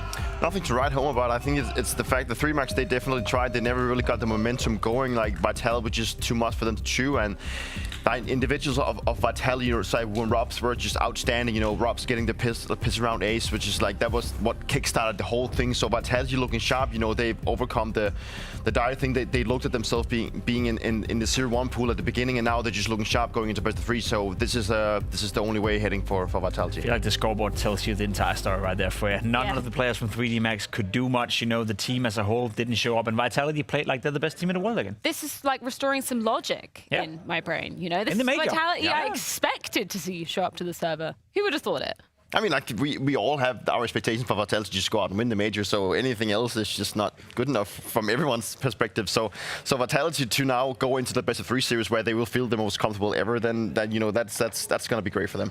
Aurora G2, that's up next here on the A-Stream side of things. Another best of 1 going down. A bit of a complicated situation when you're looking on the G2 side of things. It's no secret that this is the last dance for this iteration of G2, and they fully well know it, and they've known it for quite some time as well. I think this game is incredibly exciting for exactly that reason. I think it's safe to say that no one really expects too much from G2, knowing that it's a dead roster, knowing Saw is coming in as a coach, Tess most likely will go out, Sunpea's coming in as an all-player, Hades will end his stint as a loney, I guess. And then I feel for G2, it's just been a roller coaster, you know. Honda said a couple of weeks ago that he just waits for the season to be over. MOUZ have stated that practice have been a little bit weird, knowing that, you know, roster changes are coming in. And then they go up against Aurora in a best of 1, where G2 essentially comes in and play with no pressure, right? And Aurora is a team that we expect to be in the playoff. They expect to go far into this tournament. So I feel for Aurora there's an awful lot to lose here, whereas for G2, nothing really. I just hope that the G2 boys, they can look at themselves and agree upon that, yeah, sure, we have a dead roster coming into this major, that we will give our best, and we know that the fact that Taz is also going to be live, how is that going to put them into the terms of preparation, and how is the vibes within the team? Because I feel like it can just so easily spiral out of control. Like if they find themselves falling behind in the game, they're like, oh, well, whatever, like we're just here to have fun, right? You know, this is the major, you know, there's a lot of stakes all for the future. So sure, G2 is looking in a position where they're not comfortable around what's going on, but you know, they have to give everything they have because that is the situation. I imagine that you've been perhaps in this situation a time before in your career, right? Where I'm curious as to whether you think it can be spin it into a positive, where we're saying there's no pressure, or it's into a negative because it's like, you know, I don't know whether this is going to be, well, I know this isn't going to be my team going forward, right? Why should I be putting in all the resources to push a team that actually hasn't got a future? I think it depends a lot on how the future look for you as an individual, because if you know that you are going to be part of this roster also coming into the next season, then sure, you will obviously give everything you have.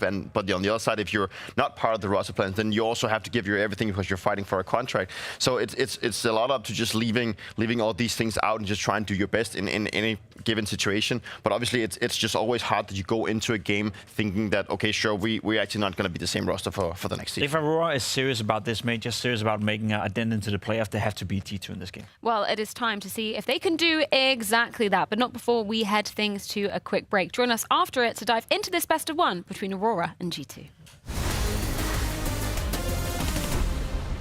Wakadia, just recapping yesterday, of course, it was a great start for you versus FaZe, not so much versus Furia. Can you tell me about any of the issues you experienced during that Furia game? We played really good actually on FaZe game, but on Furia, I think we were a bit tired. Like we woke up really early, and how to say, we were not into game a lot. Like we couldn't guess what they're gonna do or that kind of stuff. So I can say that maybe. G2, your next opponent. Of course, we've all heard the rumors circulating about, well, they're not even rumors anymore, confirmed that they won't be going forward with this roster in the second half of the season. Does that give you guys an advantage, knowing that for the other side of the equation, it's a last dance and you guys are the stable roster? I don't think so, because we watched their last game against Pain and they were looking strong. And against G2, it's always like tough games. So let's see. Hopefully we're going to win. Just looking at your last head-to-heads, though, sure, when you face G2, it's been competitive, but you've always had the edge. Why do you feel like Aurora's always come out on top? I don't know, maybe our game, like our game style coming to them like anti-nerfable, that kind of stuff maybe, I don't know. Hunter, I can only imagine what the atmosphere in the camp is right now with the roster changes on the horizon. Can you tell me how it's been from your perspective, knowing that this is kind of the last dance for this iteration of G2? Yeah, I mean, it's been tough last 6 months, to be honest, especially since Ilya left in the middle of the season. It was really tough for us, but this is how it is. I think we got a good replacement. I think Hades is a good player, and he is showing it now on Major, and I'm really happy for him that he played really good last 2 games. I mean, the first day, it was yesterday. And I just hope that he will keep going. Of course, it's a bit tricky situation, but this is how it is. We all accepted it. We are good between each other in the team, and we are fighting for each other really on the server. It seems like you guys are handling it as maturely as anybody can, right? Does it affect the goals of G2 coming into a major where you know this is going to be the last opportunity for you guys to play together as this version of the roster? Yeah, I mean, it's a bit of both, I would say, but I think we don't have too much pressure right now because like nobody is expecting from us to do anything crazy here, but we are still trying, and our goal is to first qualify for playoffs if we can. But yeah, it will be tough because there's so many good teams on the major, and there's a lot of surprises as well. And I think we are kind of more underdogs against a lot of teams that will play here from now on, and I mean today as well against Aurora. So yeah, I think pressure is on them, and we'll do our best to beat them. Where do you feel like you're particularly an underdog versus Aurora? Like, what do they bring to the table that puts them as favorite in your eyes? I mean, lately they are showing better results comparing to us. I think they're a really good team, and since they had the Jota from the beginning of the year, they started playing really great CS. And yeah, I think just results, and yeah, I think the team that they have and they will have for the future, it's already set, and yeah, I think that they are just favorites, I think, overall. Appreciate your time, Hunter. Best of luck in the game. Thank you. It's time for G2 versus Aurora.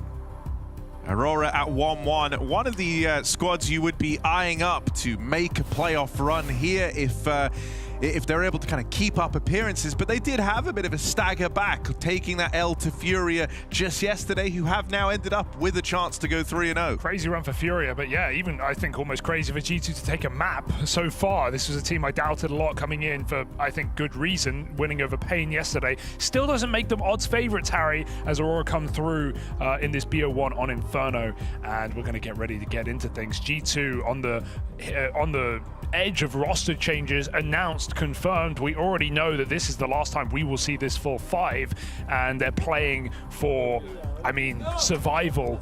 Some of these players, I think, on the G2 organization, even ones who are not rumored to be leaving. So it's Hunter says no pressure, but I think there is an element of pressure for G2. I think there probably will be more changes over the player break, kind of, unless G2 make the most insane run, which who's thinking that's gonna happen? I think it's like there's not a lot of external pressure because no one really has any faith in this G2 squad to do much. Sure. So yeah, I agree with him there, but I think you're dead on. There is still that internal pressure knowing that this is your last run with this squad.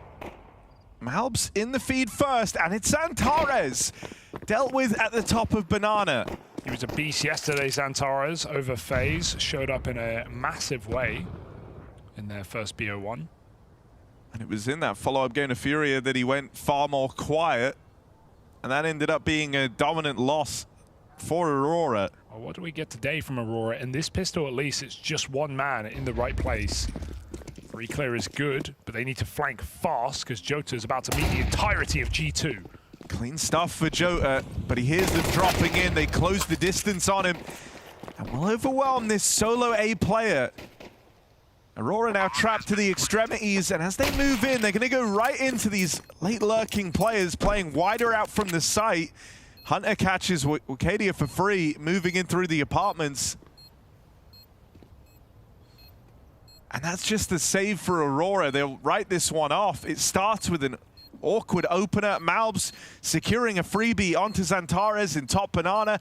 That immediately starts putting stress on the Aurora resources. They rotate away. Jota left to defend that A side of the map alone. And it's a nice, easy mop up there for G2 in the pistol. Better run, matchup. There's no one coming out this late. Terrorists win. So G2 with a pistol. MOUZ nice entry up B, and they just pop out of the apartment. So Everyone does their job there for G2.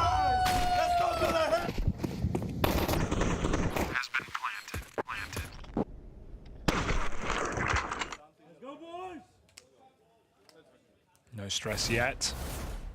Hades still sitting in the middle. Something we saw m0NESY do towards the end of his time with G2.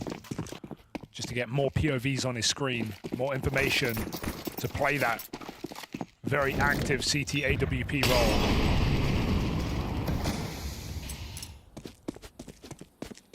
It's MOUZ the rotator right now, leaving that B bomb site empty. Full stack here for Aurora. Will G2 overthink it? Or can they just pop and execute into what is an empty bomb site? Surprising to see this call made so early. When MOUZ has another smoke, he could have blocked B1 more, but he's running the loud rotation. And then he cuts noise early, like he's not here. So G2 might think, oh, that could be the third player. They seem convicted, convinced. And G2 will convert on this anti-eco. Ooh.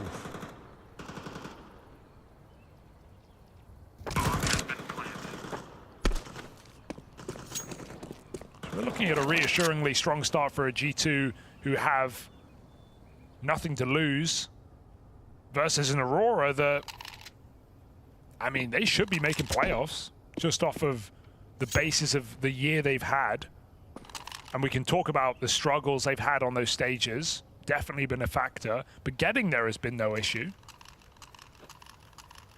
Aurora and the Mongols having very similar years so far in that sense. And I would say Aurora's has been better. We saw that last Bounty final at the start of the year. Some other final placings at the end of last as well.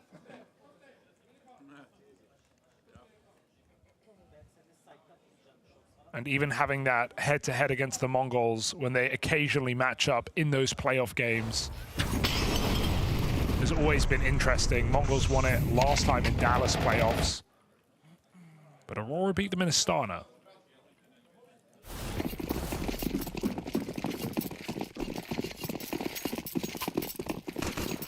So one more saved MP9 buy, and then we see what they're made of.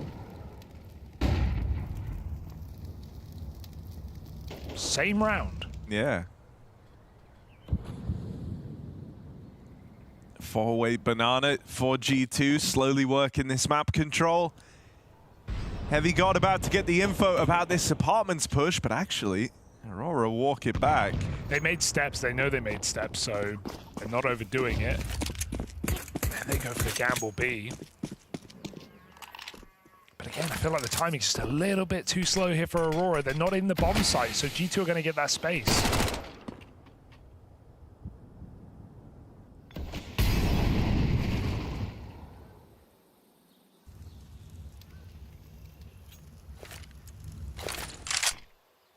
Oh, that's such a weird bounce. That's so strange. Smoke goes very deep. Got to be careful now. Ooh, ugly shot. Xantares, could he make this one weird? It's two players at coffins. The smoke is faded. They can appear. I'm uncomfortable. Yeah, this feels very claustrophobic. G2 managed to find their way to the plant at least. Lobbing a re-smoke into the spawn has certainly helped out. It's going to force this full reroute around on the coffin side. And that will leave them at the mercy of these G2 crossfires. MOUZ in a strong position. Will lock in the first. Not anymore, though. It's this crossfire that will be hard to break through. And there it is. Hunter and Heavy God have them lined up, trapped in.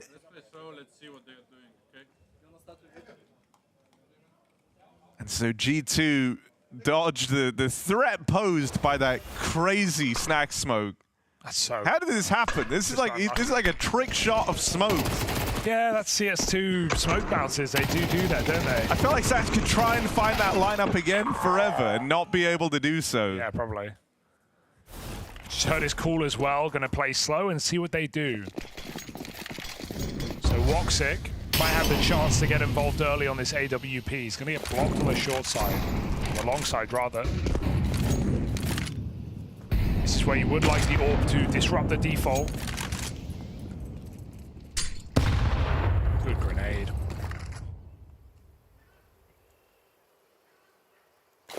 G2 again just gonna waltz up Banana. Currently I like this, it's pretty simple. They haven't been threatened in this position yet. Even in this buy round, Aurora don't have a lot of utility. They're letting them take this space. The smoke block comes in. Aurora will fight for this control, delay the take from G2. But this B-side game plan has worked out so far. Flash falls a little too far. Xantares will just dodge it. Barely. Gets out with 20 health, and G2 look to go. Badger waiting for a flash, I think. I don't think he was even blind. But nothing comes in. G2 just pounce. And look at this lead right now. 4-0. Winning these rounds off of 0 or 1 kills in most cases. And unfortunately, the right call is to give it up for Aurora. They don't have a chance to retake this round. Keeping it simple. Gonna need something towards B to stop this from Aurora.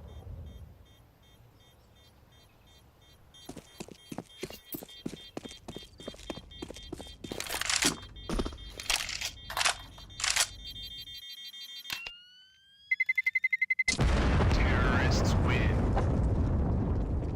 Yeah, this is quickly starting to feel very awkward for the Aurora squad, because you're dead on, you know, if you're G2 right now, you feel like you still have more paces, more faces to show on this T side thus far.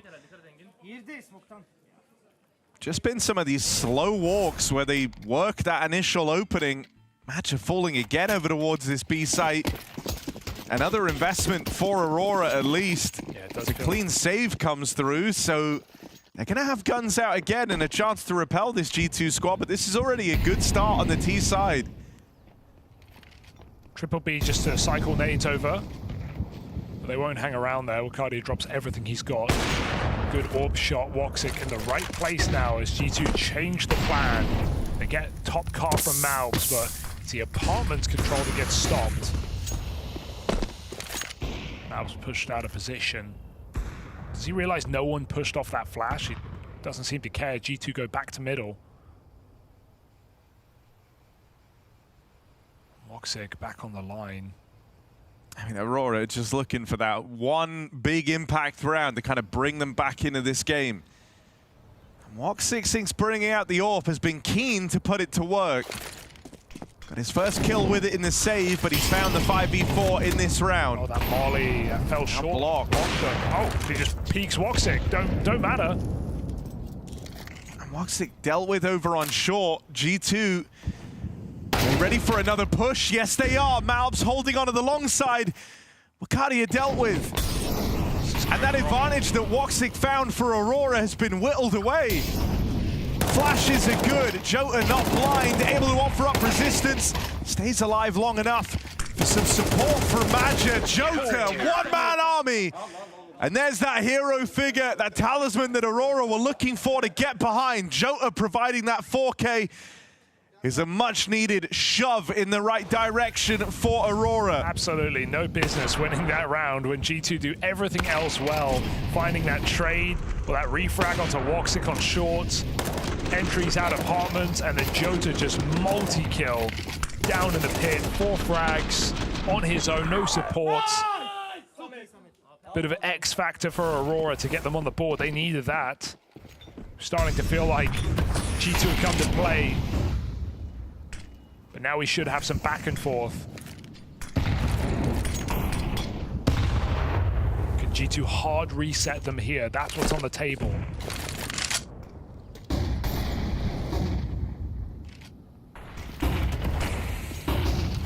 Very aggressive banana retake here. Lots of util getting used for Aurora. They will need the flash. And G2 pivot back, looking again for this A site. No one in the pit this time. They've been burned by it so much that Heavy God is tunnel visioned in, determined to clear Jota in the pit. Only lets him get away with more from short, and here's Wakadia up next. It's Jota and Wakadia, this tag team, putting fire back in the Aurora camp. A huge round from them. That's now 2 multi-kill rounds in a row for Jota. And promising signs if Wakadia is able to get activated too. Look, the B site might have felt problematic for Aurora, but this whole other half of the map is having an issue standing on its own 2 feet right now. I like the idea for G2, right? They're just trading out this banana info for Aurora, and they keep pushing them back out of top car, but not able to find Jota, who wasn't pit side this time. An aggressive setup for Aurora. Now they start going for banana control, knowing the money is low. There's 1 AK here for Snacks. Hero rifle moving in. Just gonna try find this entry kill that can get you the B-bomb site and therefore the round. And there's no smoke here for G2, so this position extremely potent for Xantares, if he can remain in it. G2 should hit the wall. Can he find the player over the boost? No, that smoke blooms nicely for Aurora. Oh, the walk back across, but Snacks just missed it. Got to get off silently now if they want to keep this element of surprise. Or not. Let's brought a third player over. Oh dear. Well, small detail, but it's let Aurora get that much more prepared. This will be a massacre. Pistols trying to get the shots out from the rifle. Snacks does reclaim one of these kills, but they've got a real tough crossfire to break through here. Snacks, gnarly opening. Madge is still in this though, back at the site. Heavy God retrieves that rifle. And Madge, low on ammo, will get overran. Oh, no.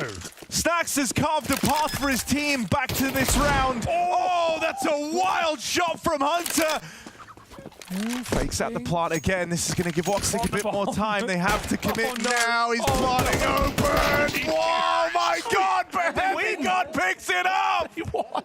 And that is a very G2 way to win this round. I thought it was over. I thought it was completely done. No one does it quite like G2 do it. No, no. They have you until the last second of the round. You never know.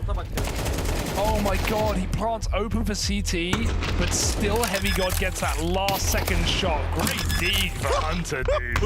Everything about this round is a nightmare. Oh, 1 second on that reswing. To be fair, those rotates for Aurora, are really late. Like, they knew that G2 were in the bomb site, and they did not shift off of short in time. Could have been there a little bit earlier, and it might have made a world of difference. That's an eco win with 1 AK. The Snacks Hero Rifle, who knew? Damn. Yeah, I was ready to really be doubting the Snacks Hero Rifle play, and then he cooks up a double entry for his team. Sure. And sure, you had to sacrifice a couple of players for him to get it, but to make an omelet, Hugo, you got to massacre a couple of eggs.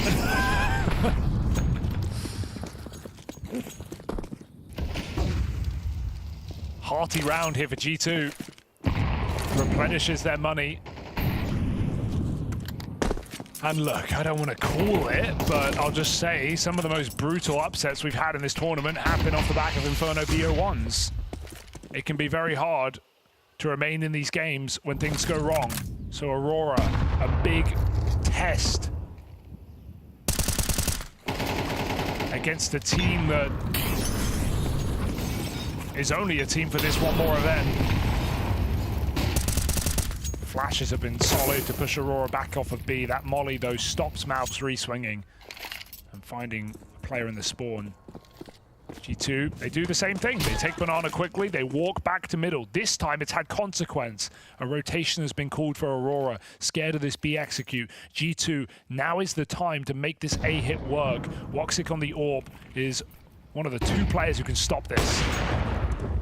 He's going to nail the opening shot. That Snacks fed to Woxic's Orb.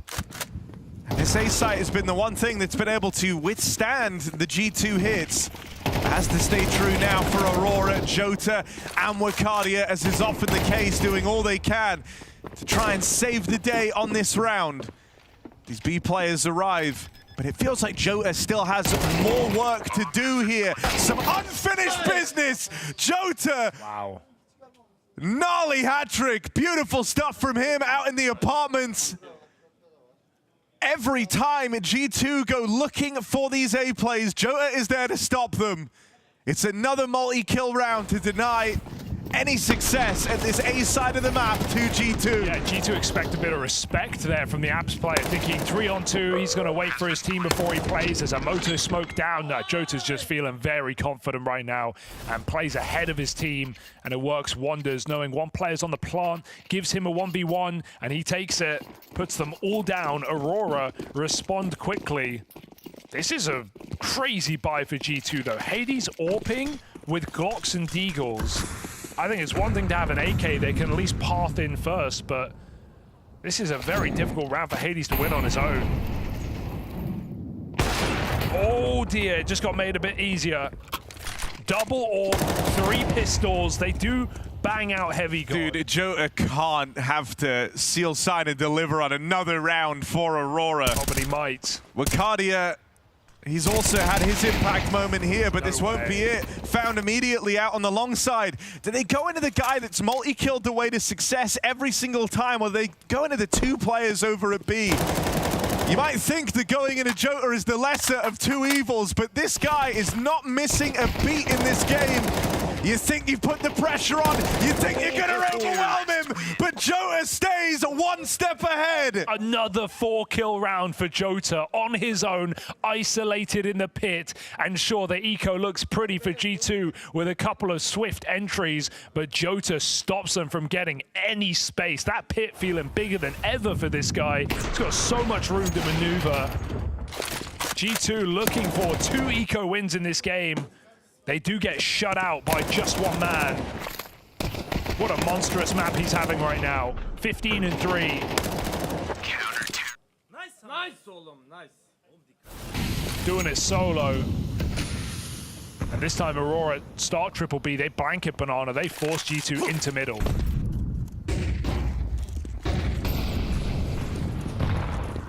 Pacey.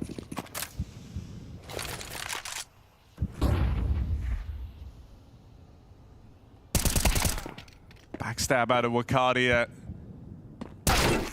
Dead after 1. Oh, Jota, I hope you've got another multi-kill in you, my friend. I think he does. Red hot right now, the lineup for Jota on long. Needs more. It's just 1 kill, that's not enough. Jota's been silenced, his reign of terror stopped. Finally, G2 might have broken through this A site. It's got to be their round. Hades backside AWP. Gun in the pit. G2 with crossfires. And even though Aurora should know these positions, it's getting through them that's a difficulty. Xantares and Magus side by side, moving in. Hades waits for his time to strike. Xantares dodges him for now. He is the fly in the ointment, ready for the last second win, and he needs to hit these shots. Hades with 1 more on the chopping block. Xantares runs him down, and there might just be time. It's going to be damn close. Aurora with a 2v3 retake on this A site, denied by the bomb, as Hades buys just enough time at the back of the site. Oh, this is the kind of game it is for Aurora, though. It very much is the 1-man army right now for this CT side. That's the first time Jota hasn't multi-killed the A site hold, and it's the first time the site falls. He gets overran. This was like one of the best looking rounds from these B players, at least. For Xantares, imagine nearly clawing back that 2-on-3, losing it by not even a full second. You know, that's the margins we're operating within right now. G2 gonna go back towards B, this time with a furious pace. They've already got top banana control. A lot of real estate to have.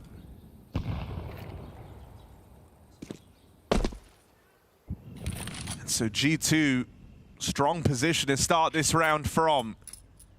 considering there's a lot of limiting factors at play here for Aurora. Woxic on the scout, limited util, SMGs. You've burned what very little Aurora have right at the start of this round, thanks to this early control. I would love to just see G2 full execute this B-bomb site. They don't have a lot of util. They have just enough to make this work. A couple of smokes, a couple of mollies, and then they just go. This B site has been their way in all game long. And like you said, Matra and Xantares, that was their best round. It wasn't holding B. They've been struggling to do it. MOUZ has a nade for that smoke. I think this is your best opportunity here, G2. There's the opening. Matcha playing forward, but they've wrapped through the smoke. Hunter's in the spawn. And Wakadia falls. First man to arrive from that rotate. B-site's been a big problem for Aurora. I mean, they left it open a lot early in the game, but now they're not even able to hold it on gun rounds multiple times. G2 winning an eco there, despite everything. And now money just in the bin for Aurora in this last round of the half. We're looking at a potentially dominant T-side on Inferno. In a map that does often lean T-sided, but this is not a game where G2 are favorites, where G2 have any right to win. When you consider Aurora's form versus the things hanging over G2's head. I think, you know, one of the things at play though is just that like Aurora have very slow individual starts for anyone that isn't called Jota right now, you know? Like, he's showing up in really, really good form, but the rest of his team just look a bit out of it. Like, this is Xantares getting absolutely destroyed on the B side. This guy started off stage 3 looking out of this world. He was in fantastic form, thinking back to the FaZe head-to-head. It was him v Simple. That was a sick match, and they dominated them on Anubis. Xantares finished 23-7.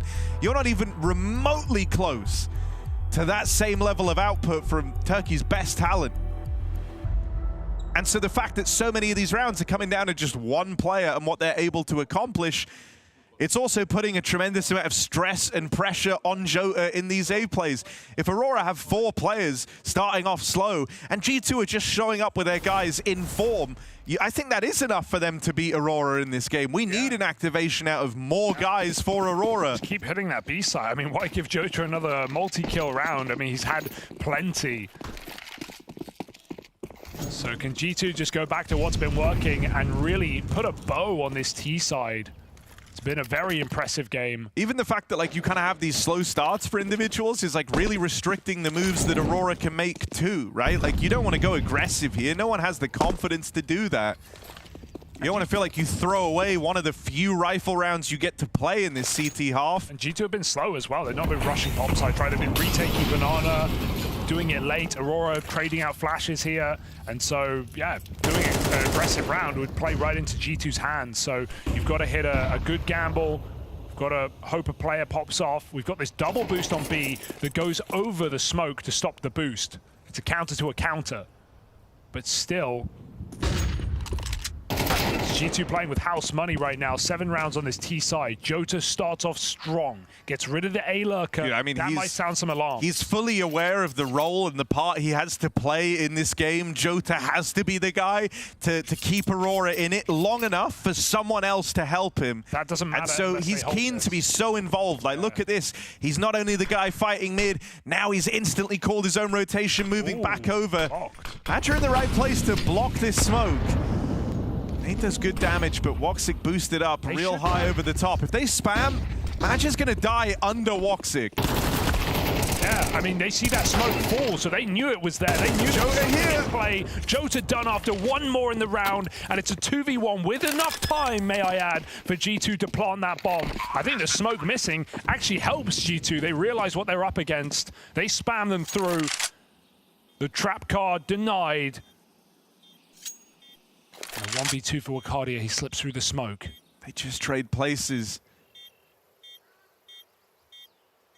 And now Snacks in a good position to play around the bottom, sure, but low on health. Noise made for Wakadia. And And now they have this crossfire. Snax falls, but Hades there to secure the trade. G2 lock in a dominant T-side for Aurora right now. It's only Jota firing. They desperately need to get more of their guys switched online if they want to save themselves on Inferno.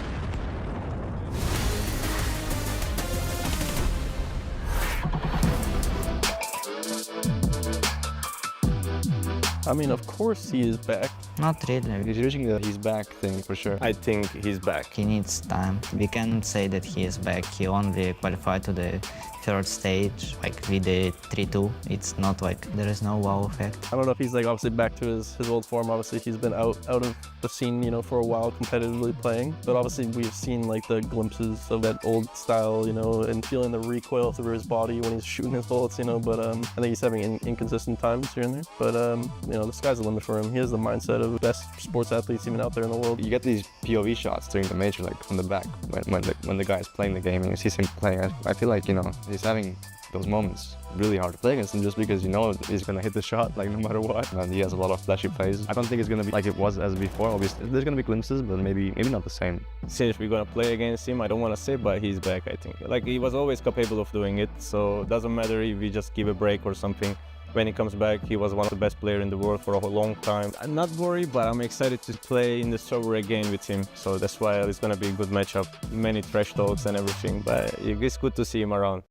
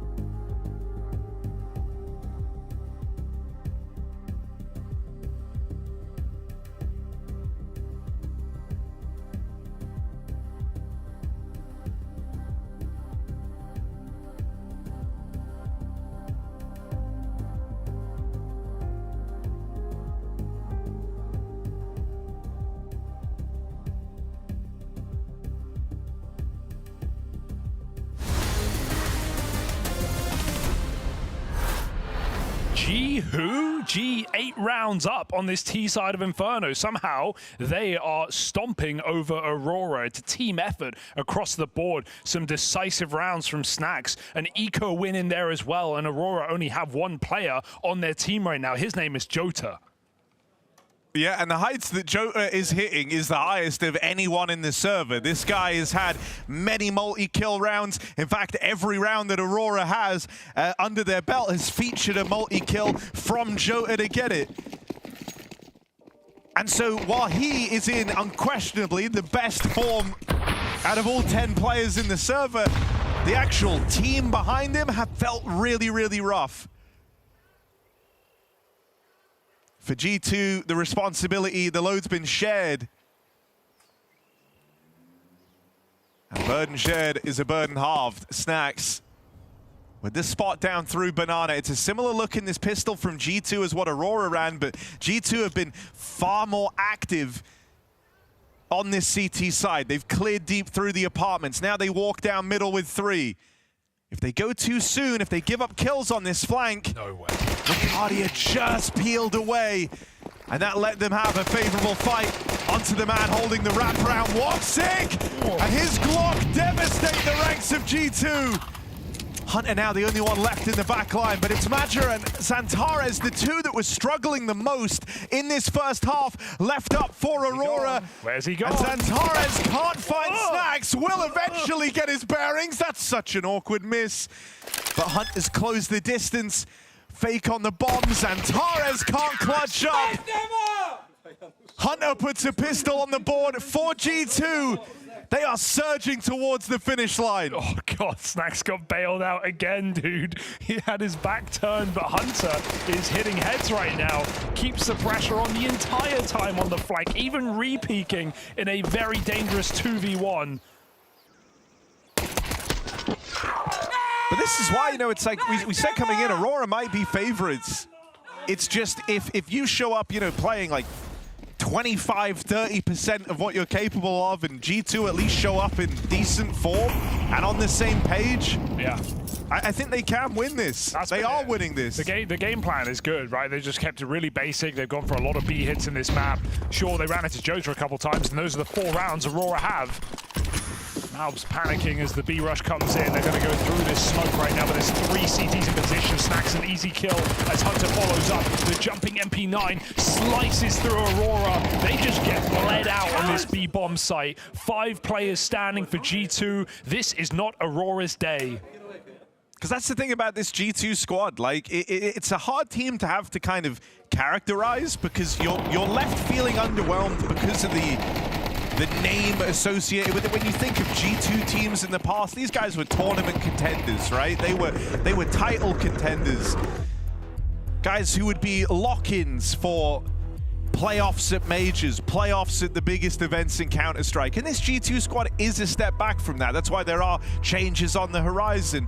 But when you look at what this team's actually been able to do, you know, they're still either getting to playoffs or making close runs, coming within touching distance they of almost it. made a start of playoffs with Taz playing. Exactly, right? Like, and that's so crazy. They are still, you know, if thought experiment, if the name at the top of the screen was OG over the G2 squad, suddenly it'd be like, okay, yeah, the results have actually been fine. But because G2 as a brand have like such high standards in Counter-Strike, you are left feeling kind of permanently underwhelmed by this squad. But they can still hit hard. Like you said, even thinking back to that Astana event where Taz was playing in the server, they were 1 game short of reaching the playoffs.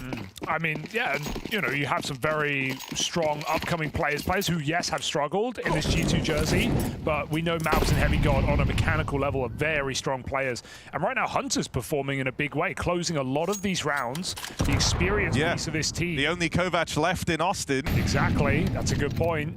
He played really poorly yesterday. So this is a huge step up for Hunter at a time where G2 need it. And Aurora can't afford to be in a 1-2 position, Harry, because so many strong teams have been losing games. There have been a lot of upsets in Austin. MOUZ are 0-2 for crying out loud. Fury are a 2-0. What world are we living in? So this puts Aurora in a devastating position if they can't come back in this game. And right now, G2 look good to finish what they started. Oh, that's a wild pickup for Zantares. Smoke spam onto Heavy God. A very quick reaction. MOUZ MD all the way down through the bottom of Banana has pushed in through the back line. Hades and Hunter combined for all the kills. They've whittled down Aurora and they will finish the job. And for Aurora, that was kind of the Hail Mary, right? You even had the opener. You had that 5v4. You try to pick up the pace and run down this A play. Yeah, and you get chewed up and spat out. And now you're left in this compromised position right till the end of the game. The thing that's awkward, I actually like the buy for Aurora, putting some money in, like trying to be threatening in back-to-back rounds, but now their buy is, yes, AKs, but no util really. So they've kind of compromised their full rifle round here, and for no benefit, unfortunately. So G2, this is their game right now. Everything points to it, 11-4. No one in Aurora woke up in this second half. Not even Jota could keep it going. 18-8. That's the same score as Hunter. Heavy God hears him take the apartments, and he won't overplay it. G2 have 4 middle. They welcome Aurora into this setup. MOUZ with 1 more smoke at this B bomb site. And G2 look like they're eager to crunch, fight down upon the middle. What a spray for Heavy God. Hit that with 2. That is crazy. And now he's ready for the push out through the apartments as well. Can't get a handle on Jota, but Hades can. Where's the trade comes so late for Xantares. Hades allowed to get gun on in time. Maja remains, has to walk through this trail of corpses out in a top mid and look for a route back to a round win. But he's getting flanked. Hades keeps applying pressure. Snax should have it. And they're going to spot him on the cross here at a bare minimum. Snax has just left it. Maja finds a golden timing. Imagine knows he didn't get spotted there as well. Okay, that's lent a bit of intrigue into this 1-on-3. He could plant open if he believes in this play. He's clearing positions right now. He knows he's hit a godlike timing, and so plant in the open is an option. Smoke comes down. He's trying to play for that post plant. He can go towards a long control. Still the whole time he's worried about Hades in the back line. He's going to go searching for this lost player. Will find him, but not in the way that Maja wanted. Dead as he rounds the corner. Heavy God with the highlight spray of the round. That 2-piece, a thing of beauty. And now 8 chances for G2 to walk this over the line. Aurora came into this game as favorites. The scoreline is that of a team getting destroyed. Yeah, G2 come in firing on all cylinders. There's not a weak link in sight, whereas Aurora's full of them. We really needed that trade for Xantares onto Hades, right? Jota walking out apps, realizing that apps play is middle, so I can make this play. He even finds Heavy God, but upon him playing, he needs support, and his team don't offer it up. That was a swing kill in the round. Hades playing great right now. 12-4. It's just slotting into place for G2 in a dominant fashion in this BO1. In a game that feels as good as done, Aurora. This is the play of a guy who's feeling the burden to be the difference maker. It makes you take risks. And Jota, barreling out through mid, is fed to the wolves. That's Aurora's top performer falling first. Wakadia, the only other guy you've seen flashes from in this game, has at least secured the 4v4, trying to make Jota's death not in vain.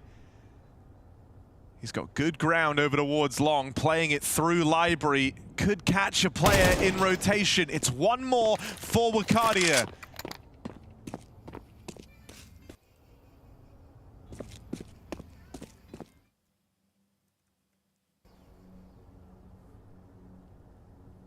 He's going for the big flank. His team moving up banana. And MOUZ further away than they would expect with that deep banana smoke, so he gets his kill. Wakadia stopped. Having a re-smoke there is huge. He's just blocked the top of banana. MOUZ, though, could end this whole thing right now. That second shot, lovely stuff. They play through the smoke. They play right into the hands of MOUZ MD. The doctor is in, and Aurora will not like his diagnosis. He has deemed them not worthy. Just Xantares, 1 versus 3, iced out as G2 run away with Inferno. They find themselves in a 2-1 position. This was a squad a lot of teams put down in 03. There were a lot of doubts cast on G2 at the start of this event. Victory over pain yesterday, but this one far more impressive. A dominant win versus Aurora. As the Turkish squad now stay with their backs against the wall for the rest of stage 3. If they do want to make it to the playoffs, it is an uphill battle for Aurora now. It hits hard, not just because of who it is, but how hard G2 find that victory. They dominated 13-4, and they have 2 chances to go through to the playoffs in BO3s as well. Their map pool will be tested. They are not through yet. They are not out of the road, but they are showcasing some solid CS in a moment where we did not expect this team to come through. One of the favorites of this stage, Aurora, going down with a whimper right now, sitting, as you said, backs against the wall, and the Turkish squad have got to step it up if they want to appear in yet another playoffs to finish off their season. G2 take the victory over the side of Aurora. I was just saying, Heavy God, that was a very quick one, very dominant, even when it got a little bit chaotic, a little bit crazy. Tell me why you feel like you had, such a dominant performance versus the Turkish squad. I think we played as a team today, and we supported each other, and we still had some moments that we were indecisive, but I think we still got help from each other, support. We covered each other's backs, and we tried to lift up each other even when it was a bit tough, or I don't know, someone got blind or someone got a bit frustrated.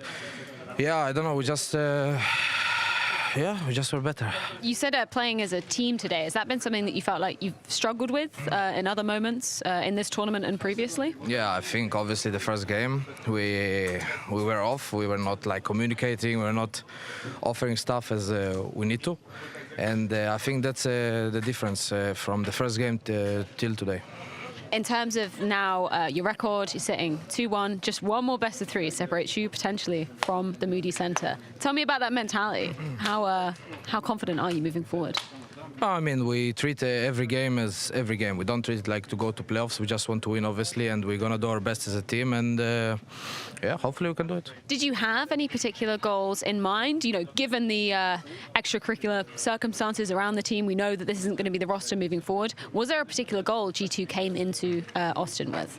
To get as far as we can and get a good trust of each other and just be a unit for us. And I think going to playoffs for us was the first goal. Well, it was a great start for G2 to be making their way on forward there. Now, one more best of 3 separates G2 from the Moody Center. It wouldn't be a major, Peter, if we didn't have a couple of surprises happening each day. And I think this one classifies as a rather big surprise. I know it's a best of 1. I know G2 is a team you can never count out. But for them to win is one thing. For them to dominate Aurora in the fashion they did, that's a complete different thing. Super disappointed in what Aurora showed today. I think there was so many things that went wrong for them, and you could just look at that. They just looked so confused. They looked nervous in terms of their multi-fragging capabilities was not there. They had misunderstandings. We had people getting shot in the back, people rotating with knives in their hand. Everything just looked to be off. The only one actually putting on a fight was Joda, and he actually did a really good showing here. He had multiple occasions where he would get multi-frags coming from the pit area, but the rest of his teammates just looked completely out of it. Yeah, they looked out of it, to be completely honest. It was a wild game for Aurora, but on the other hand as well, if you look towards G2, we priced them as a dead team coming into the tournament. Didn't really have too high expectations for them. Now they find themselves in a situation where they're one win away from making it to the playoff. And as we spoke about as well, Peter, they play with no pressure whatsoever. They know that their team. They know they're going to make changes. So for G2 to have a showing like this and for Hunter to show up like that, that's pretty significant. I'm just going to break the TV illusion for one moment. I do the pre-match interviews for the next game during what is normally the first few rounds of a game. I get back to the green room. It's 8-4. It ends 13-4. I'm stunned that Aurora weren't able to put up more of a fight, just given what we've seen from them this year. Like, the consistency of making playoffs at pretty much every single event that they end, now they're at risk of going home here in stage 3. Yeah, it's not looking good for them. They got off to a bad start and they just couldn't find themselves coming back into the game. And we saw them hitting the bombs, and Major was sitting on top of first. Orange he had Santao's rotating back to Orange, and Major just gets shot in the back. Then you had Wycadia rotating in from CT with his knife in hand, not knowing what was going on. It felt like the communication just being off, and the decision they also make as individuals were so much about them trying to get back into the game instead of thinking of the bigger picture of trying to play as a team. They would just go in and say, now I'm the one that has to go in and try and save the situation. So they went in and tried to get kills. They didn't get anything done, and they just looked like fools. Yeah, a day off. For G2, one win away now from making it to the Moody Center, which is the exact same situation that our next 2 teams do find themselves in. That is Na'Vi versus Spirit. This was kind of the El Clasico of 2024, right? So many head-to-heads. More often than not, Spirit were getting the better of Na'Vi, but it was always such a competitive affair. Where do we find ourselves in kind of the Counter-Strike ecosystem now, though? Because it's a bit of a different situation. Yeah, it feels like that's a game that we've forgotten about, our rivalry that we've kind of forgotten about, down to the fact that Na'Vi haven't been competitive in 2025. They've had a lackluster year. They haven't been able to make playoff or make deep runs into tournaments. They haven't been able to face Spirit that much throughout the year. I remember in Katowice, I think 4 months ago, that's the last time we had these 2 teams going up against each other, where I remember JL saying that is the matchup he wants to win the absolute most. But given that Na'Vi haven't been competitive and Spirit have remained, a top 3 team in all that period, then it does feel like it's a forgotten rivalry. I don't think it's any case that Spirit is not the best looking team coming into the series. They are looking, also from what we saw yesterday, they're definitely the one that showcased the best kind of Counter-Strike. And Spirit also coming off the win as Astana, you know, they've had time coming into this event, also prepare and work on the things that they had to work on, but also getting a confidence win in Astana. So they have had like probably the best preparation, and they've been criticized for not having a boot camp, and that's also something that people have been talking a lot about. But I'm all in for whatever works for their team.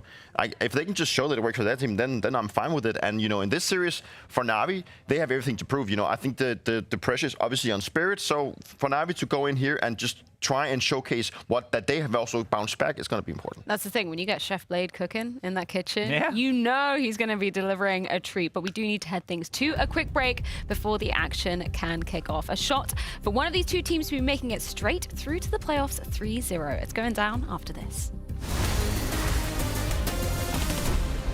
Alexi B, great result for Na'Vi coming off of day one of stage 3. Do you think people maybe underestimated Na'Vi coming into this stage of the major? I mean, some people could have, but obviously the season for us hasn't been that strong. So people have many opinions on how we play and what we should do with our lineup and stuff like that. But for us, we had a 2-week boot camp. We did our preparation. We had best of 1 games. Obviously, the second one was tough. Still managed to close it out. Now we're 2-0, but it's going to be good opponents from this here on out. It's going to be super exciting matchup next for you guys. I can't believe we get it this early into the competition because it was kind of the headline title card matchup of 2024. Do you feel like you guys have something to prove to show that, you know, this can be the big game, Spirit versus Na'Vi in 2025? I think it's important for us. Spirit for us, tough opponent always. Managed to win them on the groups in Katowice. Then we lost to them on the playoffs. So yeah, revenge time again, and just trying to play the best that we can. It's been like almost 3 months since you've actually faced them in an official capacity, right? Is there anything you kind of noticed about Spirit in that time that they've changed up? Or maybe on the other hand, for you guys, anything that you feel like has changed?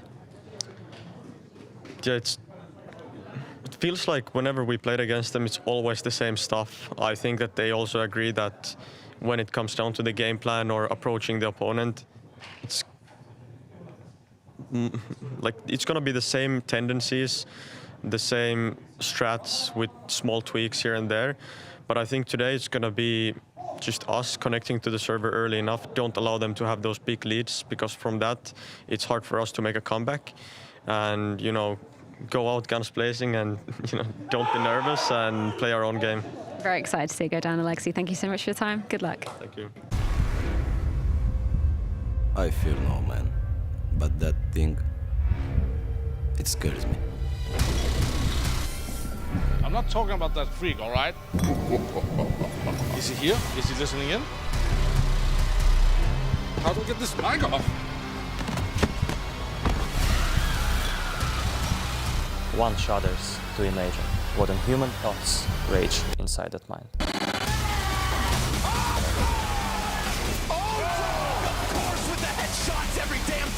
Dreams of chronic and sustained growth.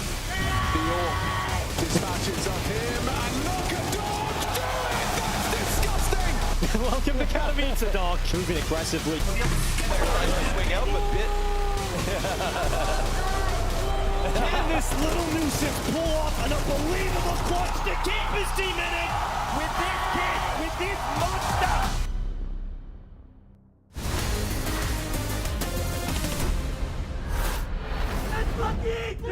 The reigning major champions of Team Spirit versus the former major champions of Na'Vi to go 3-0.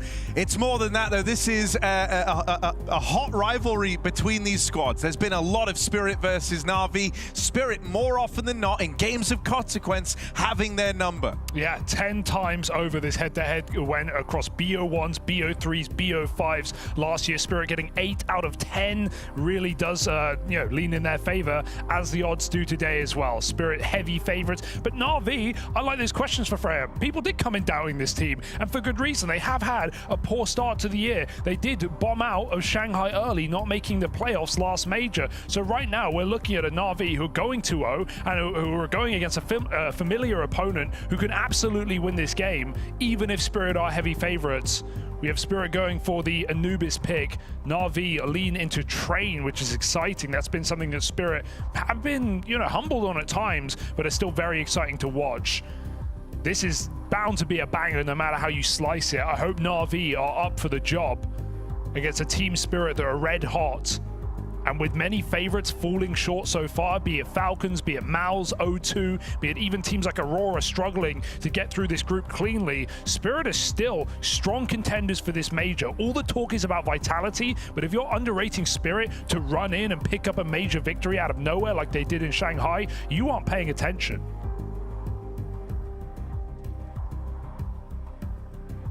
Yeah, and you know, Spirit, we got to see them hoist the trophy out in Astana on the run-up to this event, and even that was kind of a weird win for the Spirit squad. It was one where they made it all the way. Na'Vi also in attendance there, but were cut down early on in their playoff run.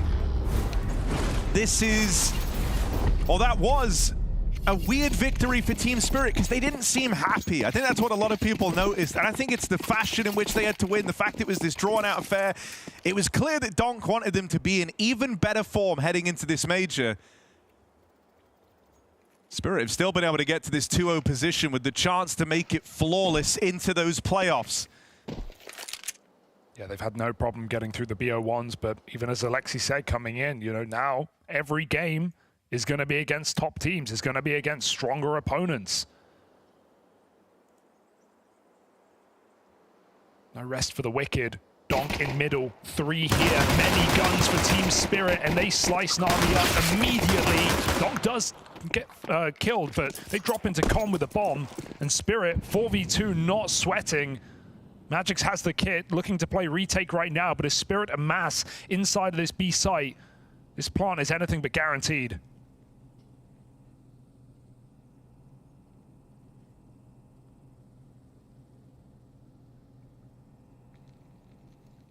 Magic's going to steal himself away. Manages to get onto the back of Plat. Tucks in behind Glyph and just waits for contact. He's got Chopper as well to help in the main fight. It's this dark swing from Wonderful that could secure the route to the plant. To do that, they've got to get past Magix cleanly. He's been spotted now, and Wonderful will find him. That's the plant locked in for Na'Vi. 2 versus 4 here. They've whittled it down. Wonderful going to hang out inside of the site. Ema watches the push up through water. And so all the fights are rolled out in front of Wonderful here. Head lopped off at the first turn, and now just Ema. P250 in his hands. But his aim's got to be true here as 3 players swing upon him. Zontic's there to put it to a quick end. An abrupt stop. And a pistol round picked up for Team Spirit on this CT side of Anubis. Yeah, I mean, Spirit look happy with that one, right? Coming in with a pistol on CT Anubis is always a huge lift. It may be their pick. I was surprised to see Spirit actually go away from Dust 2 in this game. It's not always a map they pick, it's just a map they dominate on. But a map they played against Na'Vi so many times. Maybe feeling like there's a level of familiarity they want to avoid for now. Save it for the playoffs. So Spirit, steal that pistol. And Na'Vi buy up. 2 Galils, 2 MAC-10s. Slow and steady on these T sides, as Anubis often is. I'm very interested to see what Spirit will be doing on this CT side after a bit of a break. How active they're going to be. We again have this double mid setup static as they wait for Na'Vi to walk their way, and they've read it well once again. Oh, Shiro playing anti. He missed. And that's right as Chopper went for the reposition.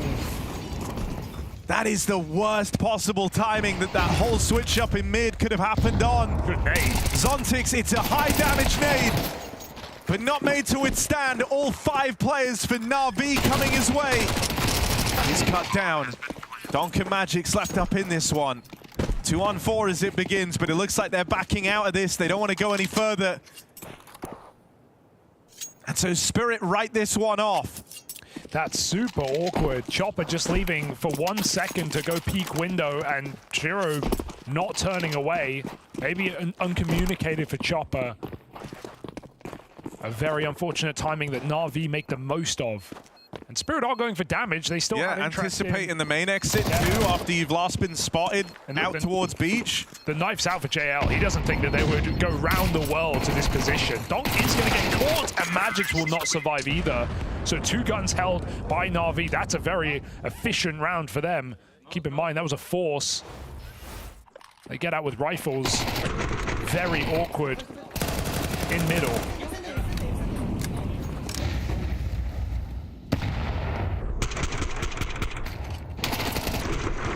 Had to be multiple kills from Zontix if that was ever going to happen for Team Spirit. So immediately in a predicament here on the CT side.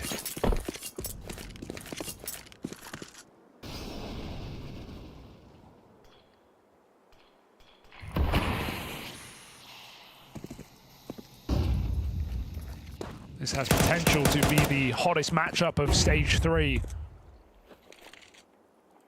With some of these other top teams separated in terms of their placings. Vitality a match away from the playoffs, and MOUZ a match from elimination.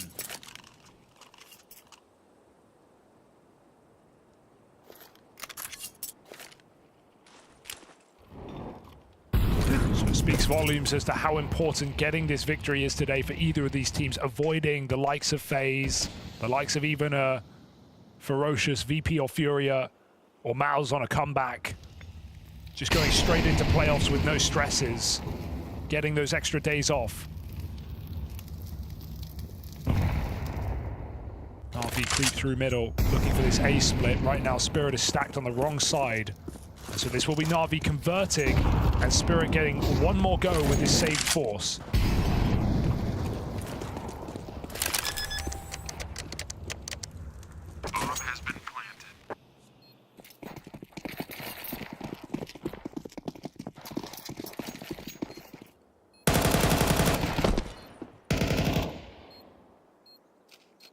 Any advantage Na'Vi can get, they're going to take, right? They're not looking to throw away guns or let Spirit break into this game early. Keep them under your thumb. No, and I mean, you know, when it's 2 squads that have played as much as these 2 have as well, there's this big degree of familiarity. Everyone knows that, you know, these come down to close games, and something as simple as, you know, getting 1 extra buy, a little edge earlier on can be worth its weight in gold as the matchup drags on and gets closer. And so, yeah, seeing a good deal of respect to open this one up. For Spirit, it's essentially running back that partial investment again after they save on everyone.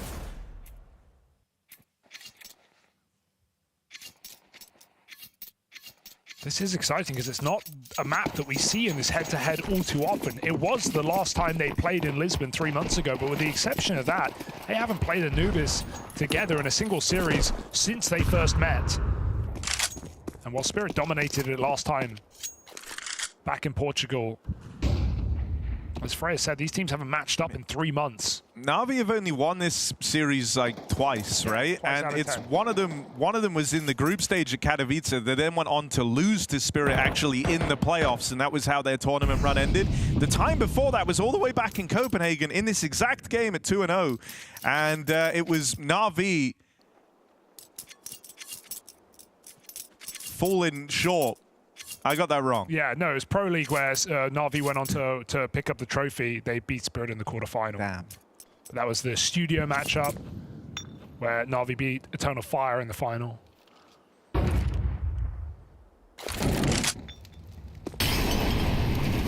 All right, bit of aggression over towards main. They do have this force to break through, right? Spirit saving that forward, lets them make 2 of these kind of gamble plays. And in this round, they lean stronger out towards A. They win these fights in main. Donk's Deagle delivers a turning point kill in the round. Seals that advantage for Team Spirit, and now they quickly try and change their minds. Do Na'Vi into this B site. Magic lies in wait. 1 kill is super valuable. Just keeping that advantage ticking over for Team Spirit. Big nade for Ema. That's going to open up the route to the plant. Zontix and Donk are both super wounded here. Yeah, I think Shiro would have gone through that smoke on the plant, but instead he doesn't get a choice, just gets blown out of the round, and both players low health have to hit instant headshots if this is ever going to be.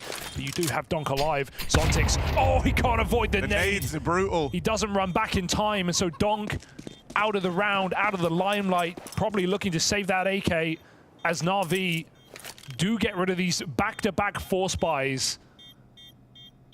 Spirit's rifle round is coming, but Donk has yet to have the chance to win the round.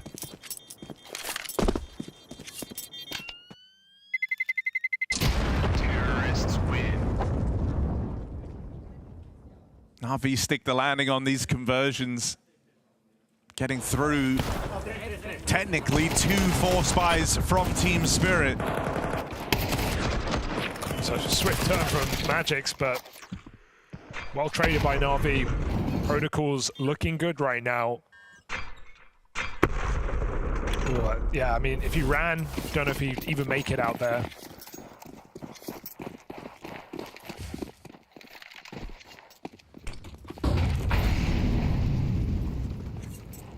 Words of encouragement. Yeah.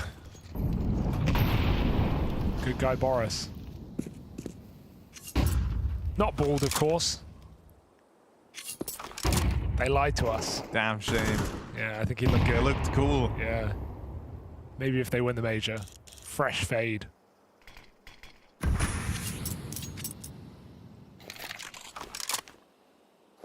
Na'Vi very spread again. All these rounds have been so slow for Na'Vi. It's been nice. Bleeding out util now for Spirit. Only one incendiary remains. Again, this 1-2 punch in middle. Zontix anti-flash because Shiro refuses after last time. But Na'Vi are going to flush him out with a Molotov here. He's going to have to force a reposition. And oh, it's a deep molly. He's fine behind this fire. He can fight forward. Chopper swings off of him. They're trading contacts. Zontix gets 2 kills. Chopper really just playing with his food right now. That reload gives Ema a chance to isolate. And he goes in with the Glock. Chopper lets his teammate down again. Somehow Ema's recovered this. The flank is in. Donk doesn't miss that, but he will on the follow-up. 7 health. Ema's 3 kills deep. He should be dead, trying to escape, evading with that bomb, and he drops Con as well. Ema is doing this all alone. Bit just needs to hold the fort. Ema gets this plant down. Bit takes space away out towards the spawn. The bomb is not planted for Bit. And both players back in the temple. This means Ema can't die. He needs to stay in this. Bit has to get on this line in time and hold for the cross. Moving back around, Bit does get here on a good timing. Magic's not aware of that, not ready for a player out past CT. And Shiro's nade falling just shy of Ema in the sight. That is a crazy turnaround. Ema evading capture in mid, keeping it alive long enough for Na'Vi to carve a path back into that round. Oh, Magix was right. He is him right now. Absolutely wins that round alone. Really awkward for Chopper, who had a couple of bullets, didn't need to force the reload, and the audio cue just makes Ema re-peek his teammate. I feel like that's a really weird mistake. He could either re-peek off Zontix contact with those 2 bullets, try and force 1 more kill, or just keep the pressure on. He's backed out both times, letting his teammate die, and that's after Zontix gets 2 clean kills in the corner. 5 on 3 for Team Spirit, falling short. Some disastrous rounds in this game right now.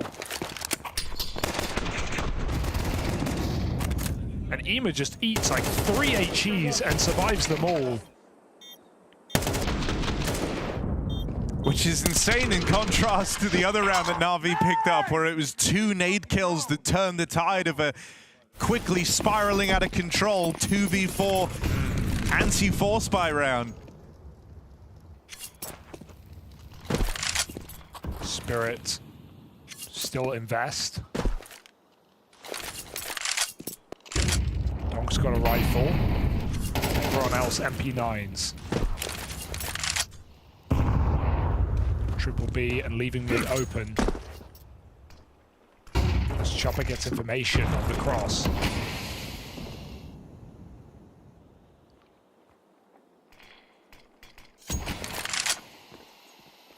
Spirit blocking both bomb sites right now. So Na'Vi, pick your poison.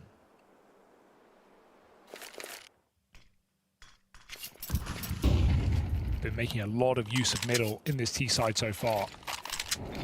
This round is no exception. Alexi is clearing space as noise is made outside of B.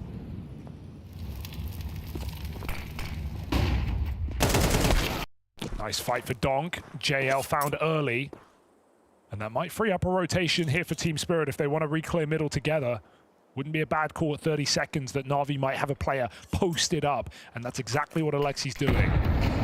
Bomb outside A, faking this B bomb site right now. Donk trying to get more info. Alexi creeping up. I think he made a step there, and so Donk dialed in into this mid control, gonna swing on a timing with his A players. Wonderful left is the last man here for Na'Vi, and look who's closing the distance. Donk is barreling towards Wonderful. Playing this all alone though, Donk. Faith in himself, sure, but it's just the dink done down range. Wonderful, low on health, but armed with his weapon of choice. Can't quite locate Shiro. And so cut down on his way to the 1v3. All pick up for Shiro as well. And a second round found for Team Spirit. Donk's a guy I'm never going to criticize for making that solo play in a 3-on-1, right? He's going to run out on his own. He's, you know, it's a losable round. He only gets the dink. It's good damage, but that's what you have to trust. You have to trust his decision-making, his aim, and he trusts in it, which is enough for me. Gets the damage off. At least Spirit don't buckle in that 2v1. That would have been unforgivable. And Spirit find their second. It's not too late to turn this around.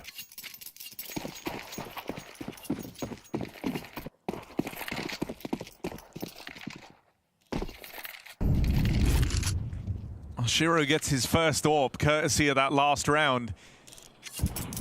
And it looks like he might get to put it to work straight away. There's the opening kill. Shiro lines up too as he goes in for the re-peek. Uh-oh. Magic's ready for the spill out through main. And Na'Vi feeling boxed in. They need something to give here. They have this player down towards lower. Yeah, you want to aim map B? Try it. Donk and Shiro in position. Still 3 players here. Chopper goes back, but Spirit under no pressure with smokes down. Na'Vi cannot get out yet.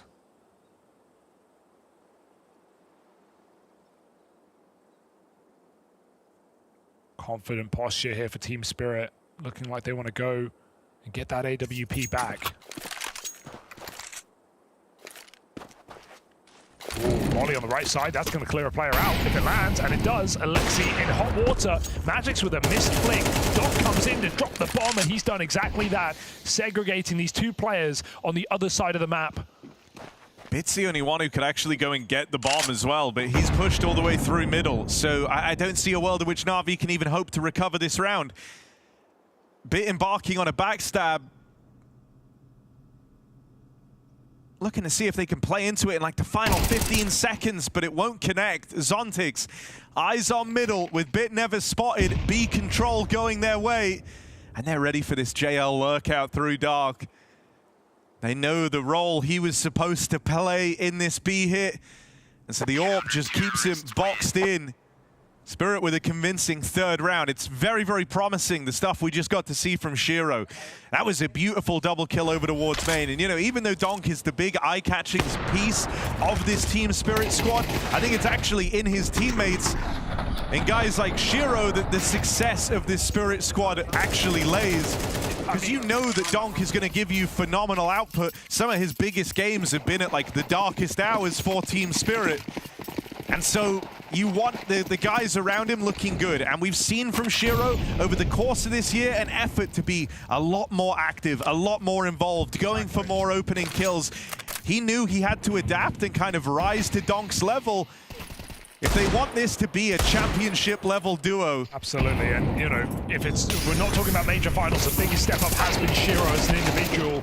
Chopper again caught out in middle. Zontix doesn't run away, he knows he can't. They chase him down, tries to hold one last stand, falls and gives him yet another gun. Doc with a spray, MOUZ down 3, and puts this round down before it gets too worrying. Although, almost.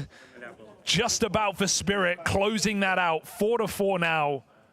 It takes a huge effort from Donk, but it often does.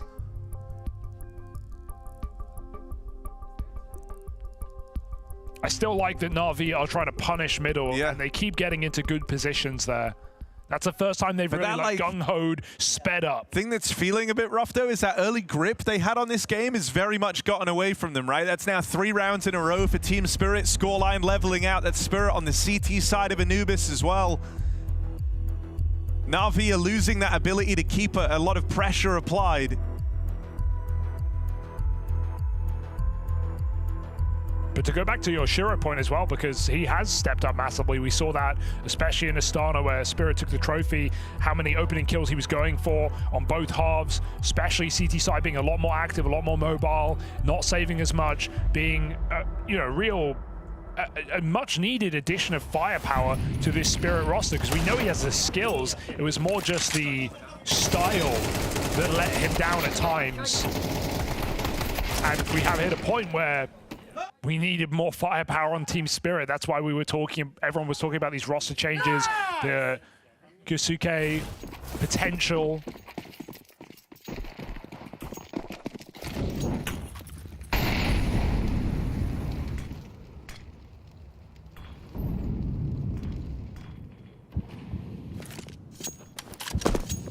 But Spirit believe in this team.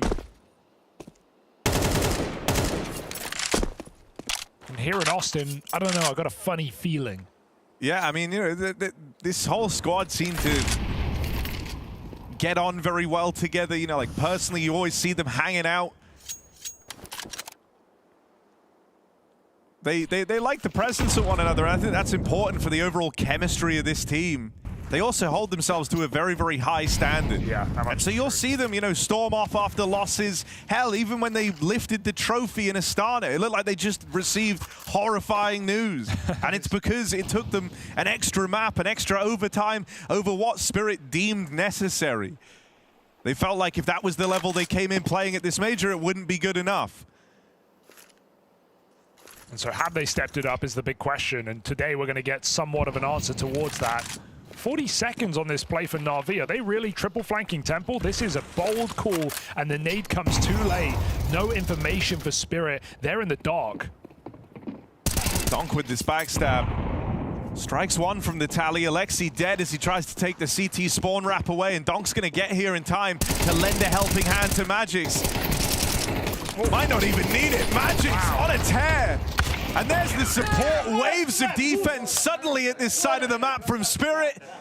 They're on the money right now. They are outmaneuvering Na'Vi. Yeah, I'm surprised Alexi just swings into spawn there, right? He doesn't know any information at that point in the round. Maybe just thinking he had a gap, but Donk covering this. They made it all the way deep middle without seeing a single player. You have to be prepared for anything at that point. And you know, if you're Na'Vi there, considering the fact that like you've thrown in the camera smoke, you've done everything you can to delay the speed of this rotate, you kind of feel like, damn, Spirit really are moving faster than we are right now. They're out positioning us in these moments. This is super. You had the camera smoke in. You had every reason to slow that rotate from Spirit. Especially when they had no eyeballs on middle over the entire round, and yet still it felt like you were walking into a full stack with how quickly all 5 players were there. That's been the development of Anubis from Aurora, really, right? Showing that you don't need to play middle as much. You don't need to do these setups that Chopper and Zontics have to look for fights, because if you get 2-on-5, you're going to lose that out most of the time.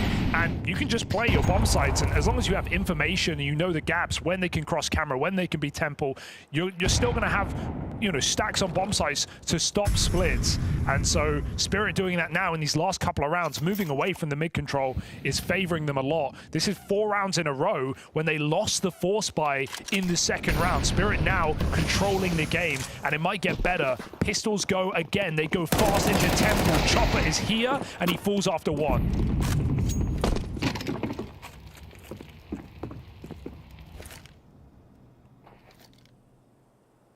Double backside setup for Magix and Donk. Oh, this could get out of control. Magix tries to reel them in, but the Deeks connect. JL and Ema open up a route to the plant. That nade comes in and cuts it down for Na'Vi. No bomb plant, no follow-up. Spirit might lose their 2 B-side defenders, but once more, those rotates get there so quickly. And I really like, you know, the tie into Aurora, the idea of this, you know, being freed up to give up mid-control, leaning heavier into side plays and building into retakes, mid-round moves. Spirit actually one of the first teams to get to feel that. Aurora right off the top of the year, back when they were Eternal Fire. They played each other in the final at Blast Bounty. And Spirit turned a huge lead into a shocking L. An Aurora CT comeback on Anubis was the root cause of that. And so they actually got shown what would go on to be like the best Anubis team very, very early on in their rise. And they got to learn a lot of lessons from that. And it feels like they have implemented them into how they approach the CT side of this map. Surprisingly, Spirit aren't being that active right now. They're not making many moves. Their site holds have been solid. They've been trading out well. It's not like we've had any water control, not even a B main push in this game. So Spirit are relying on their anchors, and right now they're holding strong. Shiro in connector, finding his damage, but him and Wonderful trade a tag. Nade could finish the job, but Wonderful backed up in time. Spirit looking for a really strong half right now. This rifle round would poise that. And Alexi's realized, he's cottoned on to the fact that middle is free. Gonna start to use it, but not abuse it. He goes back. Spirit now have that fear in the back of their mind. At any point, someone could lurk through this camera. Even though 2 players are A main, don't be fooled, because this is a B ramp right now for Na'Vi, putting a lot of pressure on Zontix. If they can force this kill, they'll make Spirit very uncomfortable. But he goes ahead of the molly. He has early warning. He goes through the smoke, and now they know the B hits in. Just one for Donk. Zontix did win that A main fight out though, so the lurker dead for Na'Vi. Tips the scales in Spirit's favor. JL throws himself out into a fight, desperately looking to turn the tide. It's just the one and done, and that leaves Wonderful in a rough clutch. Makes it all the way to the temple, but low on health. Wonderful can't miss a beat. And he's already slinked very far away. He's thinking about saving, just wants to hold on to this AWP, live to fight another day. It's the only way Na'Vi were gonna have one moving forward. Yeah, it's a reasonable call. I think that's a very hard round to win with the bomb not for you. Once he realizes he's in temple and they could have nades as well, the smoke comes in. It was a guaranteed round for Spirit. Looking locked in right now on a huge streak of rounds for Team Spirit, 6 in a row. As Zontix aggression is huge. It gets everyone in the right place at the right time for Spirit to stop Na'Vi from taking post-plant positions. They can't even get off the bomb site. Are we really going to see an 8-round CT side for Team Spirit after Na'Vi started so strong? Yeah, it was 4-1 to Na'Vi. They won with that force fire in the second round, but past those conversions, they've not made a dent. Chopper falling early in the round. They've been waiting to do that play for a while. They've been throwing this mid Molotov that blooms in the window of mid and gives a gap for Chopper to push. He's only now tested the limit, and it's not gone well. Tried to bail before we got the kill. So Na'Vi hunt him down. Let's see what Spirit do in a 4v5. A gamble, perhaps. Donk re-clearing middle. It's not without risk going and re-clearing this part of the map, but it will give a nice blanket of security to Team Spirit. If Donk's able to confirm that mid is under-defended, and that this isn't where Na'Vi are heading, he had to make a play sooner rather than later. Having him in middle was taking a lot of resources away from everything else, and he got hurt in that fight. Magix is the only player at this B side of the map. Holds on with the AWP for the first, but they will get out past him in main. Shiro and Donk, 2 versus 3. This is meant to be Spirit's duo, but with Donk super hurting, it's gonna fall to the Shiro AWP. And Wonderful owns this line, owns this angle, missed flash, awkward time for it, wasting precious seconds that Shiro simply doesn't have. Na'Vi won't allow Spirit to embark on a 7-round streak to close out this half. They break back through with a 5th round right there in round 12.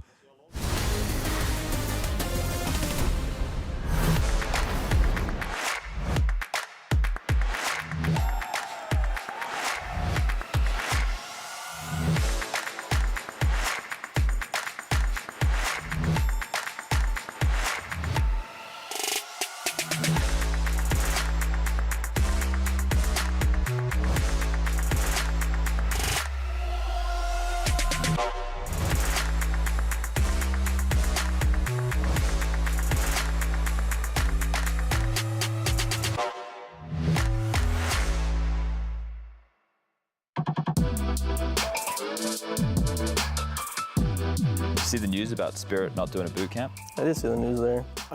Yes, it was affecting for themselves on a bad way, I think. We've seen each other 300 days in a year. If we have some boot camps, like we can burn out. That's a weird reason why. I read that Donk was frustrated that his team isn't even playing at that many events. You don't actually understand them. It's obviously how you structure the team, how the personalities in the team. If we just not do boot camp and do online practices for the mental health, I think they try to use that way. You're gonna have arguments, but you're gonna get over those things faster facing each other. Our last bootcamp was in April 2024. I think there is no problem. Why not just use that time to boot camp and be together? If people want to come to a boot camp, then obviously that's the way to go. Everyone gives their head like 100%, but this is for our terms. Maybe they hate being around each other and would just prefer to be at home. Bootcamp won't be more effective than online practice, I would say. If they are thinking this is the right thing for their team, they must do on that way, you know.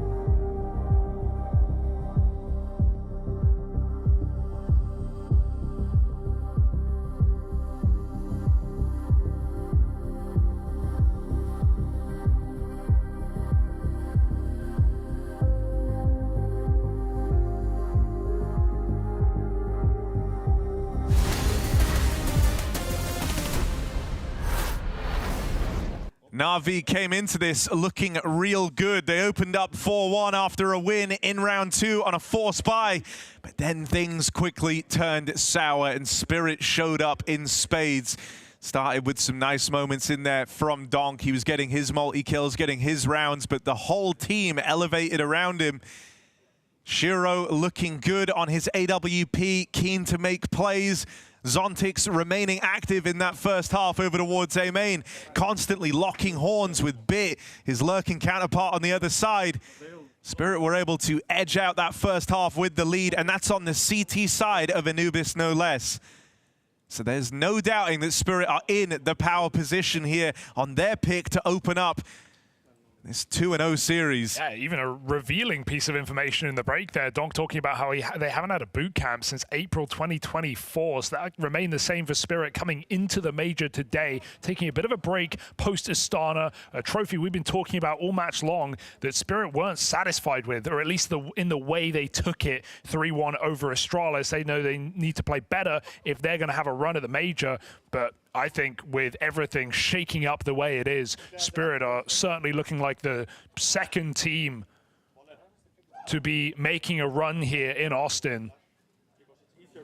I'm still impressed that Na'Vi have gotten to the 2-0 game as cleanly as they did, managing to close it against 3D Max in an overtime affair. But this is, and has always been, the true test for Na'Vi. Can they take down the top dogs of Spirit? The record is 8-2 last year and this for Team Spirit. And like you mentioned earlier, the games of consequence, the ones that felt like they really matter, that's when Spirit comes up. Yeah. I mean, you know, no event quite embodied that this year, like the one at Katowice. Na'Vi beating them in the group stage, but going on to lose to them in the playoffs.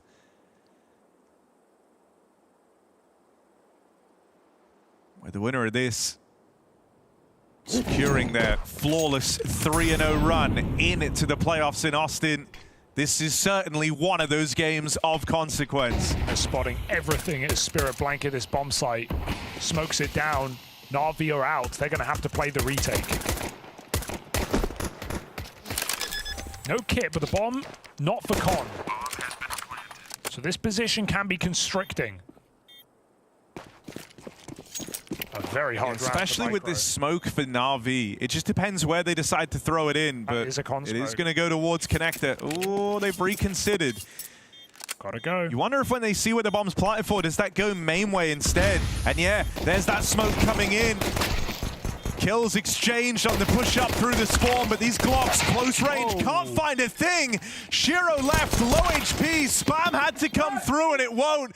That is a quick turnaround in the pistol for Na'Vi. Left to a 5v5 retake. Time having ticked off that bomb, there was no margin for error. They had to be quick and decisive, and that they were. That is a crazy round win for Na'Vi. So clean, coming in last second. If anything goes wrong there, if one player finds 2 headshots for Spirit, the round is going to peter out. That smoke's in the perfect position as well. Changing it from Con to B main, like you said. And somehow Na'Vi just make it look easy. Like Spirit didn't have strong crossfires, isolated in that post plant, and we've got a game.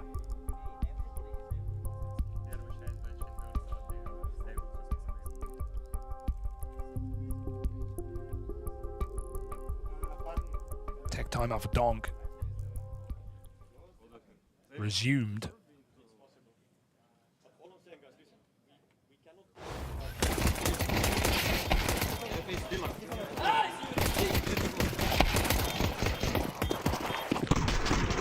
Six shots. Wonderful had some AWP misses this game, but he showed up yesterday. Winning a 1v2 to keep Na'Vi in their BO1. But they went on to win in overtime.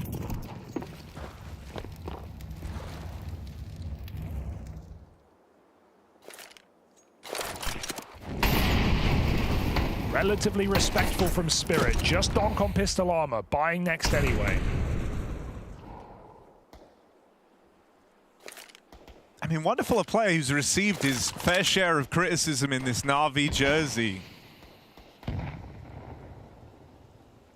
But oftentimes, you know, with the system of Na'Vi, felt like it was how they intended to use him also contributing to some of these lower performing games for Wonderful. In Astana once more, we kind of saw him taking more liberties, having a bit more freedom. So hopefully that reflects in the performances. That's a wild pickup for Donk, and that's going to set their sights on this B play. Exploding out through dark and on their way to a bomb plant already. This is good stuff for Spirit. They're able to run down Alexi, who's feeling the burn at the back of the site here. They charge at him, but Alexi refuses to go down.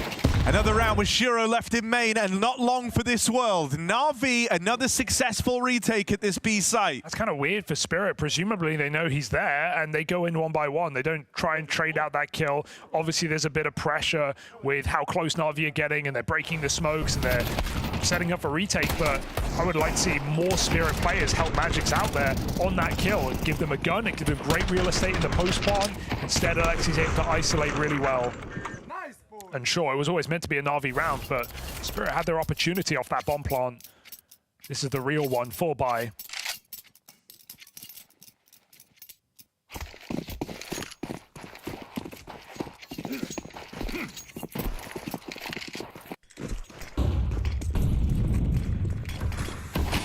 Na'Vi hit hard on the first rifle. We're back off to the races.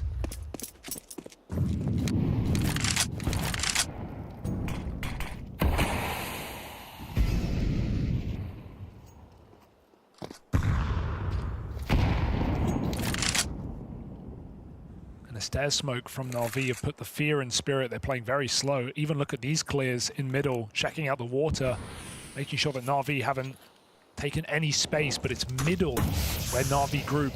Ollie goes a second too soon. That's frustrating. Na'Vi were grouping up here in mid. That Ollie would have slowed the roll of Spirit, might have even let them get a little more comfortable and situated in these crossfires. JL was left walking across to the double doors on a timing that Na'Vi simply didn't have. Shiro, great flash to support as well. Wrecked JL. Now Spirit just trapped his They heard the Alexi tag as well. He knows he has to kind of force a play, force a fight, and Alexi does well to get out with one. Put in an awkward position.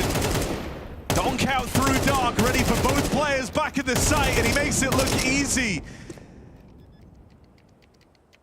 Bit moves in to a lost B site. Only armed with this FAMAS. Knows that Donk is roaming around somewhere. Don't know where he's gotten to. Well, there he is. Stellar 3K. Low health in that final fight. And Donk seals the deal with a clean tap onto Bit. Yeah, all the supportive pieces are there for Spirit, all the util they need, but it's Donk who steals the show, coming out of Con, hearing that molly burn, and breaks both players at the back of the bomb site. Ooh. Almost pre-fired on that swing. Pika's advantage, they say. Donk denies logic, and Spirit take the first gun round.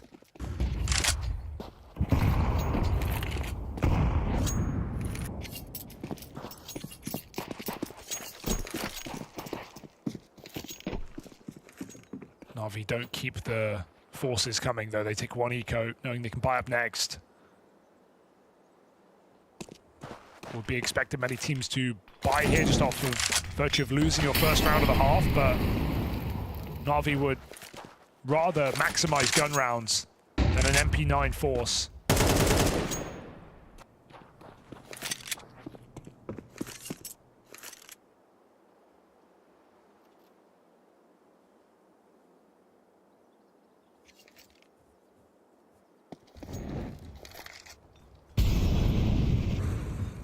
Camera molly in as Na'Vi stack middle. Spirit should just be able to waltz into this bomb site. Shira heard that, yeah. Easily done. And this is 9-7.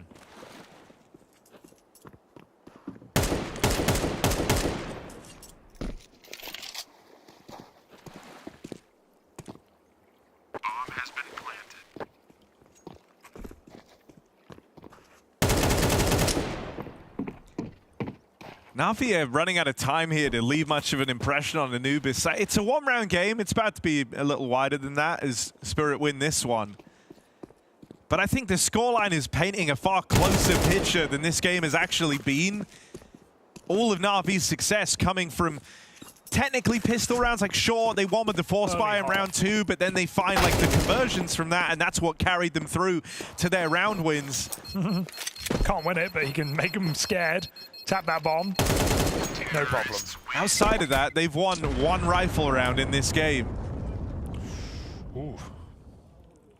And so now, on the harder half, that's where they have to try and stake their claim to this comeback. That's where Na'Vi are going to have to grind away back in to Anubis.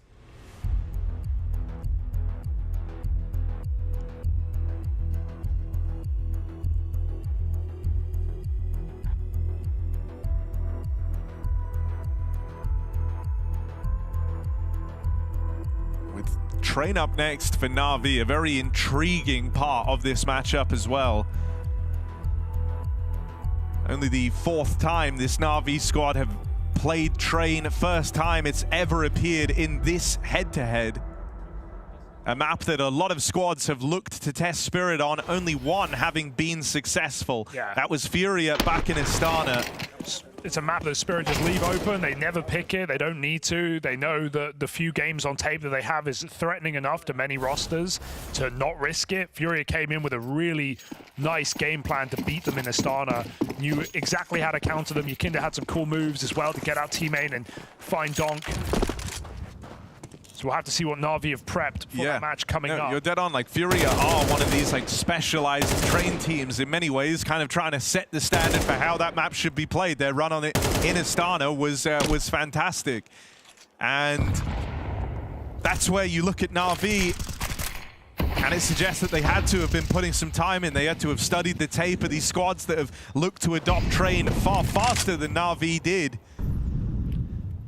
Yeah, especially they've brought it out as an attempt to punish Spirit in this series. Because it's not been part of their map pool like their main pool. They're not keen to play it. As you said, only 4 games logged.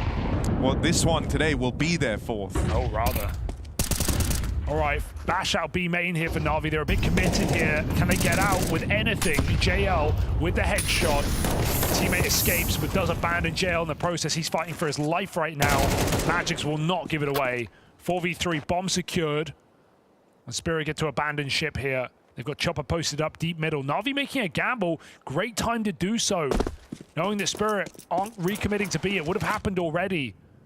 So Na'Vi are in the right place to win this round. Still a man down, but a chance nonetheless. Donk wiped off the angle at the very first swing. They learned that the AWP is entrenched here in A. Chopper trying to open up the back door on this mid-lurk. Keeps the pressure on. Wonderful fights on the USP. But Magic's has snuck all the way out in this downtime. Plant coming in. Heaven player can't deny it in time. Ema still going to pick up Magic's eventually, and Shiro was spotted on this reposition out towards main. Na'Vi have all the info, every reason to take this, and Ema will lock in that trade. Gap continues to close, an important step in the right direction for Na'Vi. Spirit so split. I really thought they'd go back to B after that kill onto Donk, but they were committed. It gets him a bomb plant that could have been cancelled in the first place from Ema, but he will go on to win the round, shutting down a Shiro 1v2.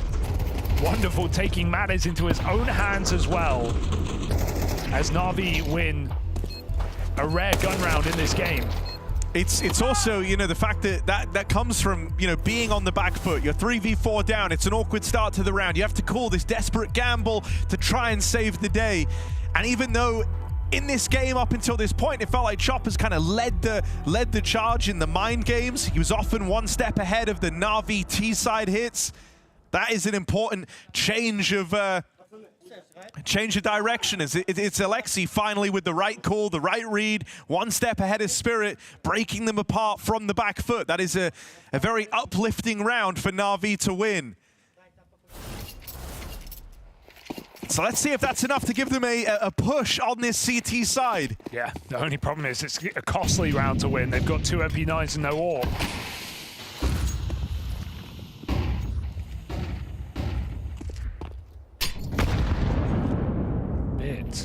Still aggressive after he's hurt here. They're going to say no thank you, block him. He'll buy as much time as he can with that Molotov. Is he really going to go back for more? His team are fighting Conside as well, but Na'Vi know when to quit. Spirit are very slow on this approach.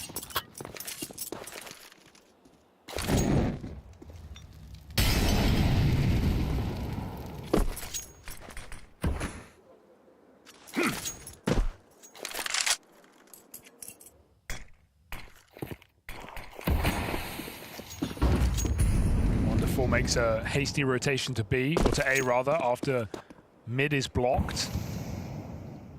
Bit in dangerous position, still gets out with one. Knows he's getting re-swung, knows there's more fights, but Bit's been able to elude capture, gets out of there with a 5v3 for Na'Vi. That's certainly going to change the game plan for Spirit. Bit siphoning 2 from the ranks. That's Donk and Zontix both dead on this push out towards A. New options have to be explored. New pathways have to open, and to do that, they've got to get past Alexi. 1 for 1 from Na'Vi's captain. Keeps the advantage firmly with Na'Vi, and there just isn't time for Spirit. They're going to write this one off. Give Na'Vi the respect in this round as this CT side starts to build. That's 2 in a row now for Na'Vi. And the money starting to run dry for Team Spirit. Oh, we've got a game now, haven't we? Felt like you said, at 9-7, the score wasn't as close as the numbers showed us. But now Na'Vi winning back-to-back gun rounds here on the CT side. Big individual effort from Bit, from Ema in the prior. And Na'Vi are here to play. They've forced Spirit's final regulation timeout. That is even early. Both these teams burning them.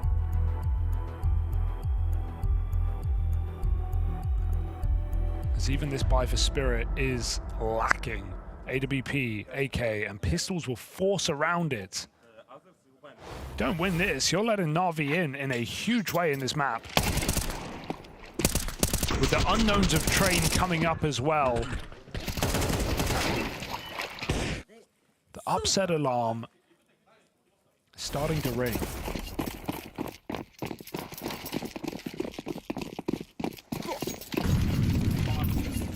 faster round from Team Spirit. As they're donning a bunch of Tech 9s here, they're going to let Donk on the rifle try and lead the charge. Play gun game with this AK till the round is over. And so lacking a lot of resources here.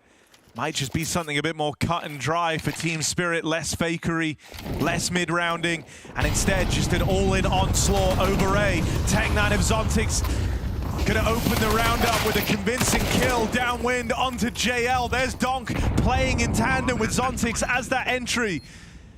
And they get out with a 4v3. Man advantage, Na'Vi almost don't want to give this one over. You kind of want to go fish, see if anything presents itself, but it just doesn't feel worth it. You're so far removed here. There's so much ground to cover. And that encapsulates Spirit, right? When you think you have them on the chopping block and you have them vulnerable, and if Na'Vi win this gun round clean, they're going to put Spirit in the dirt. But those are the rounds of Spirit pull out of absolutely nowhere with 3 pistols. They charge into A. Zontix entry, and Donk just trading perfectly. JL completely caught off guard, dropping his smoke on the stairs, full blind in the open. The timing of that hit from Spirit completely catches Na'Vi by surprise.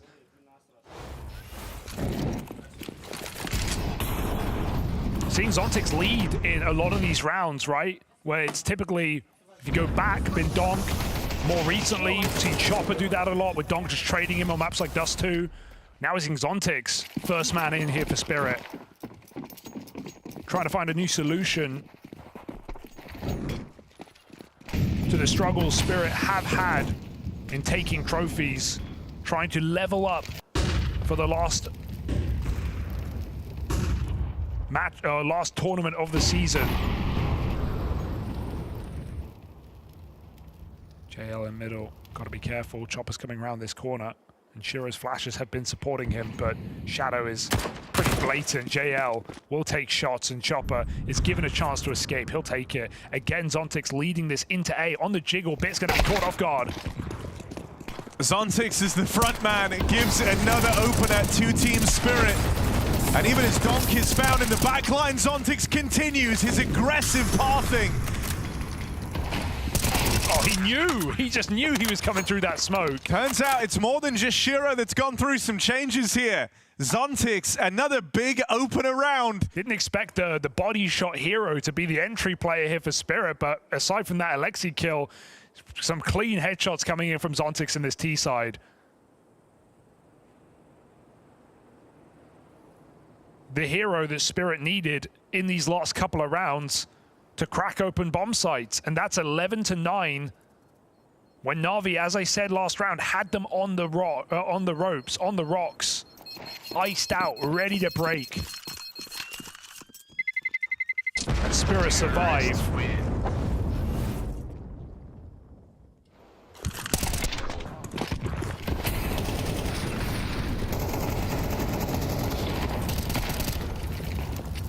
Just brutal A-hit after A-hit. Seeing Spirit, the whole team in good form in this 2-0 position as well is very, very sick for playoffs. If they're able to keep this up, Seg coming in, Donk might be the star of the show, the main attraction of this Team Spirit squad, but it's on his teammates' successes.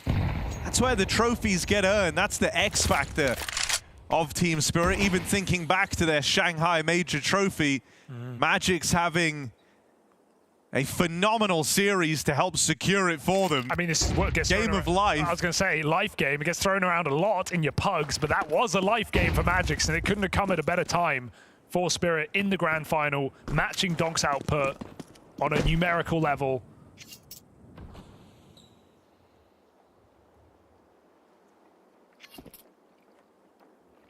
I just refuse to doubt the Spirit squad right now. Na'Vi know that better than anyone. Flash push B, but bomb spotted. Gotta watch out. Magic's providing the cover here as they get closer. These pistols can be lethal coming around the corner. Magic's reflash for a fight. They line up. He does damage. He's still in a box. Can't escape this pizza corner. Oh, nice shot for Ema. But this B split isn't even a guarantee as they go back to check info. Shiro cuts them down. Yeah, this is so awkward. You're just hemorrhaging players for Na'Vi, and you're not even in the right place. All that fight was for the side of the map that Spirit weren't even taking. They've got it. And so Spirit with both bomb sites under their control. 3 chances to take Anubis over the line. And there is this train pick to, you know, give Na'Vi a second chance. That's their attempt at punishing Spirit up next. A map that you haven't seen Na'Vi on a hell of a lot. One that they look to pull in for this matchup. Maybe been putting some hours in on the build-up to this major.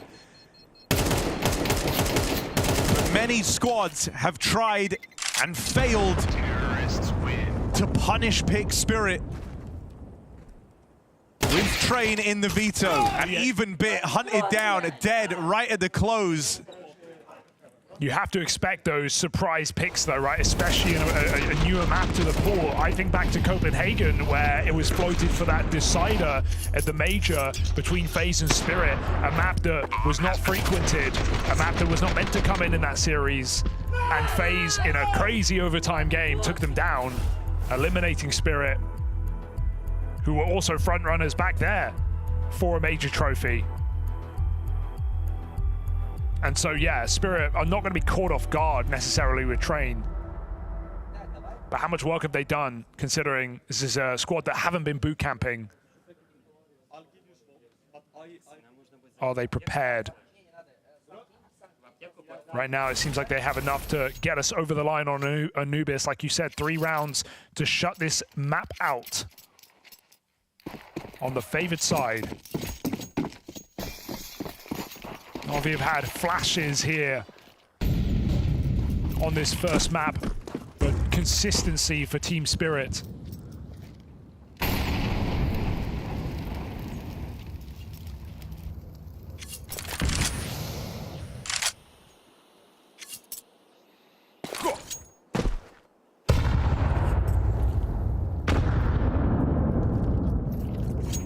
Eye for an eye.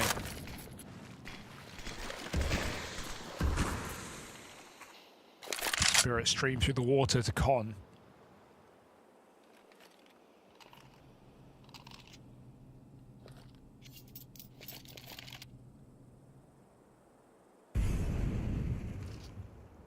Only 2 players in this B bomb site. Uh-oh. Donk attempts the entry. They still don't know about this player up close on the pillar. Alexi gonna try and bring the fight down in the dark, and Donk will swing him wide to clear out Na'Vi's captain. First to fall at the hands of Donk in this last round. But there's still more where that came from, still more in the tank. Another crazy multi-kill round. I'll do it all. From Spirit Star. Bit creeping up as the bomb looks to get planted for Team Spirit. A slight delay on that has lent Na'Vi a few more seconds. Bit and Wonderful reclaiming kills. Player spotted out on Jail. Are they ready for Magic's? Wonderful is! He's kept Na'Vi in this. The first chance to close out Anubis will not come through for Spirit. Na'Vi offer up the resistance, and between Wonderful and Bit, that 2v4 is found for the Na'Vi squad. Almost caught off guard by that double Jail setup. That was an uncomfortable post-plant position for Spirit. It would have been so much better if that flash didn't come through from CT. It got Donk off the bomb. And that slowed everything down for Spirit. They couldn't get in better positions. They couldn't move off the bomb site. Wonderful flanks him. He hits 3 shots with the orb. We play on. Na'Vi's sniper longs out this map. Despite Donk's triple entry into that B bomb site, it is still not enough.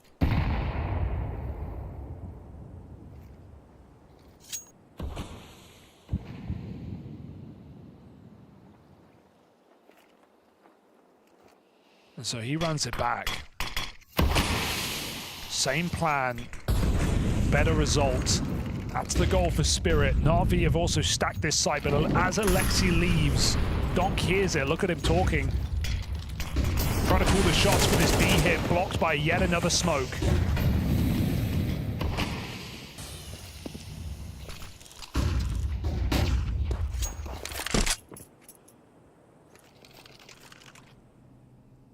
Chopper doesn't have any util to fake on the other side of the map. He's hoping for a reaction from Na'Vi that he's not getting. Oh, the util pull. And no triple opener this time for Donk. It's going to be down to the rest of his team. Oh God, do they save? Spirit. We've seen them do this. It's not a crazy. It's not a crazy out there decision for them. They're broke if they go for this round and they lose it. We saw this. And suddenly they're at the mercy of overtime. That one kill on Donk down in Dark might have delivered Na'Vi a round win and kept them in this. Spirit, they were certainly considering a save for the moment. And now that they've lost Chopper, it might just come to fruition. Yeah. The full back out from Team Spirit. They're willing to sacrifice one more player. Chopper lays down his life just to look in a B one more time. I'm glad he tried. It looks a little better optically that you still like went for the round in a way, but yeah, we've seen Spirit save in 4v5s when they lose Donk. I think it was the Ling Vision game yesterday where Donk just walks out mid, dies on Dust 2, and then Spirit save 4v5 with like a minute on the clock. So it's not new for Spirit, I'll say that. But a frustrating death as Donk tries to lay up that Molotov. A player got back in position on the pillar. So Spirit get another shot. And I tell you what, the task has only been getting harder with each of these passing rounds. Yes. The first in this 3 chances you had to close the game was the easiest. That one was a swing and a miss, but you still did great damage. There were SMGs, there were 3 of them in that last round. Now it's full rifles, full util. Everyone has everything they could possibly need for Na'Vi. This is the toughest round to close out yet for Spirit. They got to move away from this just contact comp play. Can't do it 3 rounds in a row. Chopper calls them out middle. Smoke molly, Na'Vi passive, JL. It's a deep smoke that Chopper will play in front of, but JL is aware of how he does it. Does clear that out.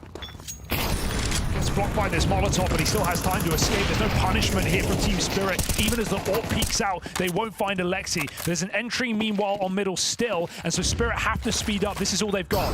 It was Zontix and Donk on these A main pushes that helped reignite this T side once more. Zontix secures that opening. Ooh. Donk could get caught with the bomb out here. Zontix has to provide cover. Instead, Alexi edging past the line, knocked out by Donk. Shiro's AWP holds the line in middle. Missed shot costs him dearly. And so this is the 3rd time of asking for Spirit to take this map over the line. Their pick in this series. The one that sends you into those playoffs. And the reigning champ's getting tested. Donk left up in this 1v1 clutch. A clutch to Wonderful. He's lost once already. This time he looks for his revenge. And he's gonna get it. Donk is a safe pair of hands in these clutches.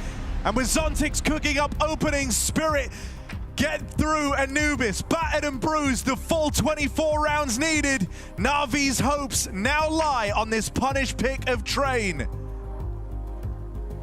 And after the showing Donk had on that map of Anubis, couldn't be more poetic that he is the one to close it out in the clutch. Things got dicey for Spirit at those final moments, but of course, it's the protege, it's young Donk, to come and save them. He's so good at Counter-Strike. I mean, and I know we sound like a broken record whenever we say it, but whenever you watch him play, whenever you see his point of view from behind him as well, he's so goddamn good at Counter-Strike. He gets a kill right here, gets the bomb plant as well, gets a kill on LXB before this one, and then the way he isolates the duel versus Wonderful right here, the way he swings out and then continues to fight and fight and fight and fight, Peter.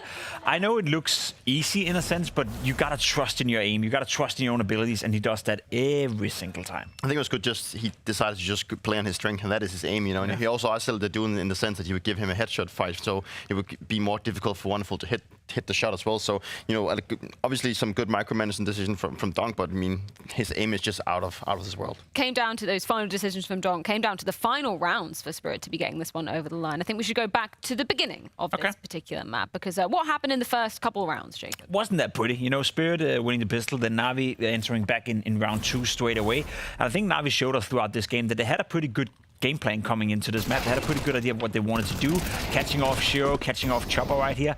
Maybe a bit of a timing issue. You know, one guy's dodging a flash, the other guy didn't spot for him. But then slowly but surely finding their way into the round. And it meant that Na'Vi got off to a good start on the T side. And I liked what I saw from Na'Vi in the beginning of this game. I liked the game plan. I liked the composure they had in the first 6, 7, 8 rounds. Unfortunately for them, it didn't last for that long. There was some good patience coming out of Na'Vi. I think they played a lot of the rounds very patiently. Also trying to just like, you know, put the things together, and they simply just decided to not do anything hesitating. Like, they were just like trying to play off each other and just take map control and then try to puzzle things together and then fall back onto one of the sides. Yeah, and you can see in the round distribution right here below us, right? You get off to a good start. You get off 4-1, and you think Spirit is trailing a little bit, but losing 5 rounds in a row. I know getting the last one helped them a little bit, but overall, it was the good start that kept Na'Vi alive in the game. Then winning the second pistol as well, converting on that meant we had a competitive game. And you can see as we move into that second half, right? They're coming in pairs, the rounds. It was very back and forth between both Na'Vi and Spirit.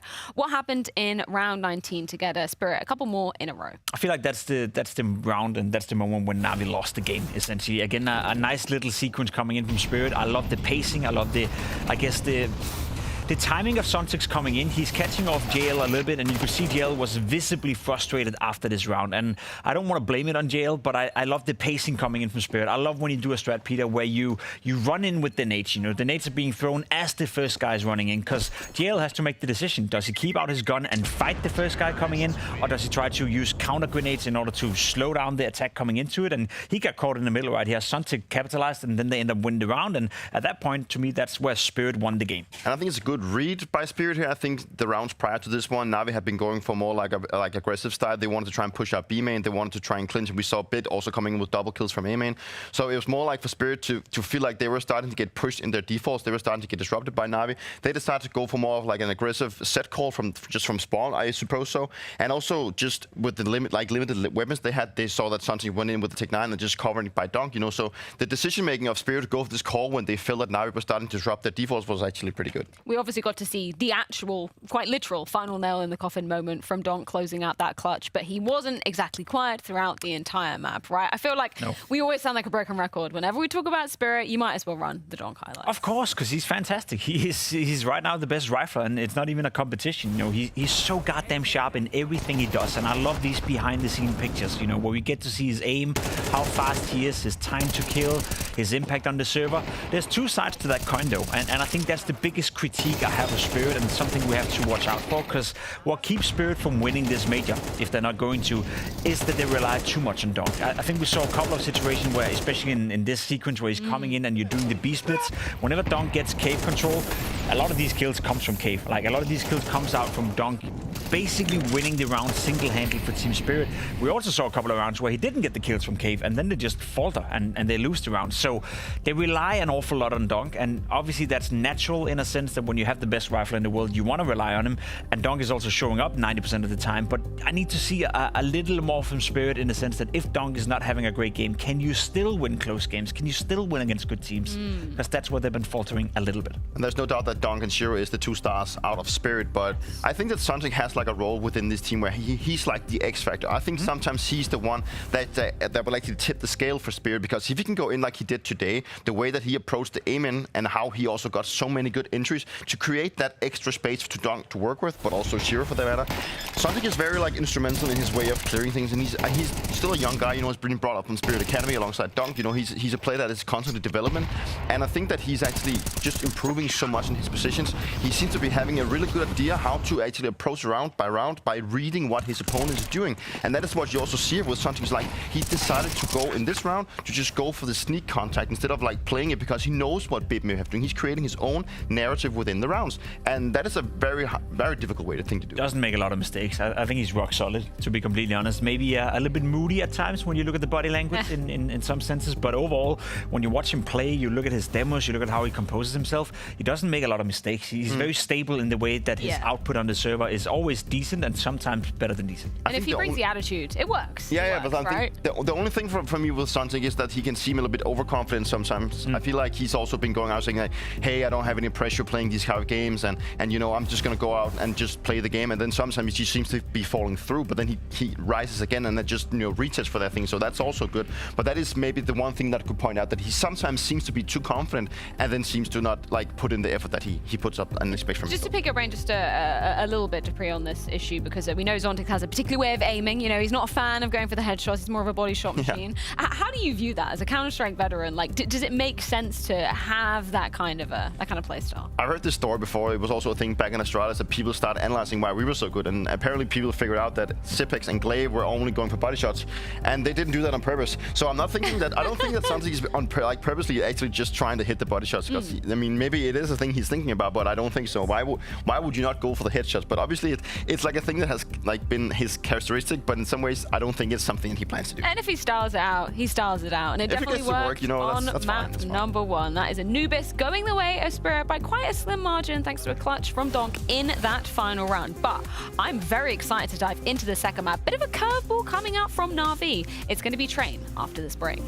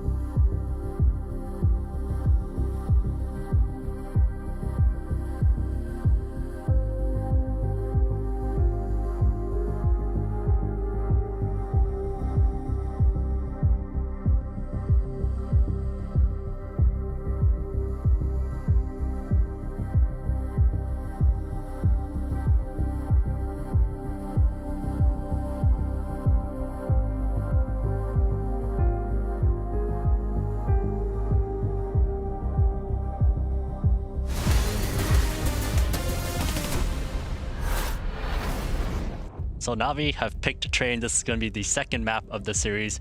And Na'Vi actually played against Nemiga yesterday and they won. So I have a clip here where I actually want to break down the way they work together so well when they hit the outer bomb site. So here's the clip. This is the situation. What we're going to see here is Na'Vi, they've got 2 players coming here towards that long dog position. Ime coming through main, 2 players outside of the bomb site. Now they're going to throw nades. Now what I want to focus on again is their trading and the way they work off of each other. So first, what we're going to see is 3 players towards the CT side. This is going to be a difficult site to break. Wonderful, he's first going to start things off by tossing a few smokes. Now these smokes cut off the long range angles to allow the players coming out to focus. Now Wonderful, he's going to toss a deep flash here towards that long dog position to allow these players to come out. However, what ends up happening is when Alexi B comes out, he gets taken down up close. Now fortunately, because of Ime coming out towards main, he's able to get second contact. He comes out at just the right time where when Risky Bob gets that kill, his back is still turned. Perfect trade onto the player. Now the key point here is this though, when Ime comes out and gets this kill, he doesn't immediately swing towards this E-box side. Instead, he tucks in just a little bit next to the sandwich trade. Now the reason why he does this is because at this point, he has the attention on him now. You'll see that for Lear right here, his focus is more towards the right, just slightly. The reason why Ime does this is because he knows he has Bit coming out from that long dog position, and he should be the one to take next contact. And that's exactly what happens. When Bit comes out, just that slight swivel from Lear is enough for Bit to get the kill. Now Bit ends up getting taken down by E-box, so the ball is back in Ime's court. When Ime comes in, instead of just swinging out to the right like this to try to trade immediately, he actually goes on top of the ladder to get a quick spot on Zwei and then jumps out to the right. This allows him to get good positioning on him. You'll see that from Zwei's point of view, as he sees Ime flying out to the left side, what Ime's actually done is create space on the right side. So when Zwei peeks towards the right side, he's actually opened up space so that even if Ime dies here, he's got his teammates swinging out from the right. And even if Ime didn't die, or rather, even if Ime didn't get the trade, you'll see that from Jaeon, Wonderful, they're right here to be able to get the trade right away. And this is really why Na'Vi are so good at being able to take the outer bomb site. It's really their way of working together, being able to trade off of each other, and that's what we should expect on Train.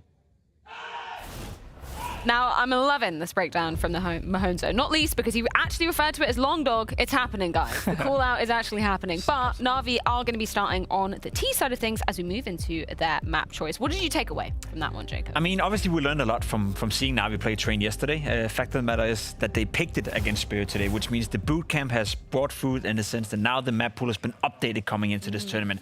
Now, in this example that Mahone just showed, which is an excellent example of how much space Na'Vi were able to create for themselves and were given by an Amiga in that game, I don't think that's going to be the case versus Spirit. The times I've seen Spirit play on their CT side, in particular with Donk, they play up close towards teammate. They play up close towards long dog, even push inside long dog. Make pushes towards Ivy as well. I feel like Na'Vi is getting put to the real test now where they're not being gifted a lot of space, so they had to fight for that initially in the beginning of the rounds. And if they don't do that, I'm afraid that Na'Vi will experience what it's like playing Train at this level that is not in practice. Well, gentlemen, I think it's time to find out exactly how it is going to go down. Na'Vi's pick of Train lays in wait. Spirit just a map away from the playoffs here of the Austin Major, making a clean sweep and a run in from stage 3. Not breaking a sweat just yet, Harry. That one got a little bit hairy down the tail end, but Spirit do close it out with some donk clutches. Yeah, and you know, with good reason, they're sitting as the favorites right now. They look in good form, but I think Train is such an interesting curveball here, right? Like for Na'Vi, it's one that now they're looking to have picked up for Austin. Saw them play Namiga on it already. Good that they're getting the reps in, and as the Ness said, updating the map pool. But this is like the highest ranked game that these two squads will have ever played on Train. That also goes for Spirit, even though they've had this picked against them a bunch and have won it more often than not. It's usually underdog teams trying to upset Team Spirit with a Train pick. I also think it's interesting because up until very, very recently, no one was ever successful at beating Spirit on this map. That was until Furia came along in Astana and took them down handedly on Train to open up a semi-final. Here, that's kind of given Na'Vi a good deal of tape to go and look at, because Furia were doing some good stuff to make life hard for Spirit. In particular, it's some of the nade pieces over towards Pop to deny that control the way of Donk that felt really instrumental in that game. And so there's stuff that Na'Vi can go and look at for this exact match to pull out now. trying to leverage that over Spirit in this 3-0 match, but it's Chopper on the board first. A 5v4 in this pistol straight away for the Spirit squad. Donk's up close, he sees his shadow. There's players tucked in on the left side, but he's ready to fight. Drops a bomb and all the nades. Donk takes all the glory. 2 kills, trapped back in a box. Wonderful, caged in A main, and Donk does not let him escape. This pistol is clean as you like. Team Spirit come through, they slap Na'Vi in the face. And what I will say, Harry, I like your point. I like the idea that Na'Vi could learn from Furia's win. But you know who else learned from Furia's win? Spirit did. I think that loss came at the perfect time for Team Spirit to go away and to refresh their train. Yeah, no, I mean, you're dead on. It's the fact that for Spirit, this has been such a reoccurring map used against them, or at least attempted to be used against them. As we say, only one team has ever done it successfully, and that was Furia. The fact that this is a go-to attempt at punishment for so many up-and-coming squads versus Spirit, this is a map they have like an 85% win rate on since it was added into the pool. Either way. Only ever having stomached that one loss to Furia back in Astana. So, you know, it's had this accidental knock-on effect of over time, Spirit's train has been getting better and better. Chopper in A main with a USP. Okay, buddy. There's no armor here for Na'Vi, so can cut through them quickly. And to that end, you know, like Spirit do have a lot more reps in officials on this map than Na'Vi by a large margin. This is the 4th official train match for the Na'Vi squad. They're 2nd at this major. So this is a new thing for Na'Vi. And we often say, what can feel great in practice when it gets put to work in officials might not hit the same. There's no greater pressure than this one right now at the major. Shiro and Zontix have this crossfire set up, and they'll make quick work over the B play from Na'Vi. What's funny there is Alexi goes ramp with bomb and 4 go upper, but Na'Vi knew that Spirit would be spotting upper from that ladder position. It's something we've seen a lot of teams do, especially on anti-ecos to stop a flood. And so while Zontix gets that info, there's still 2 players in the bomb site. So Alexi will not get that plant. And Na'Vi have got to buy with less. Shiro's AWP. Immediate.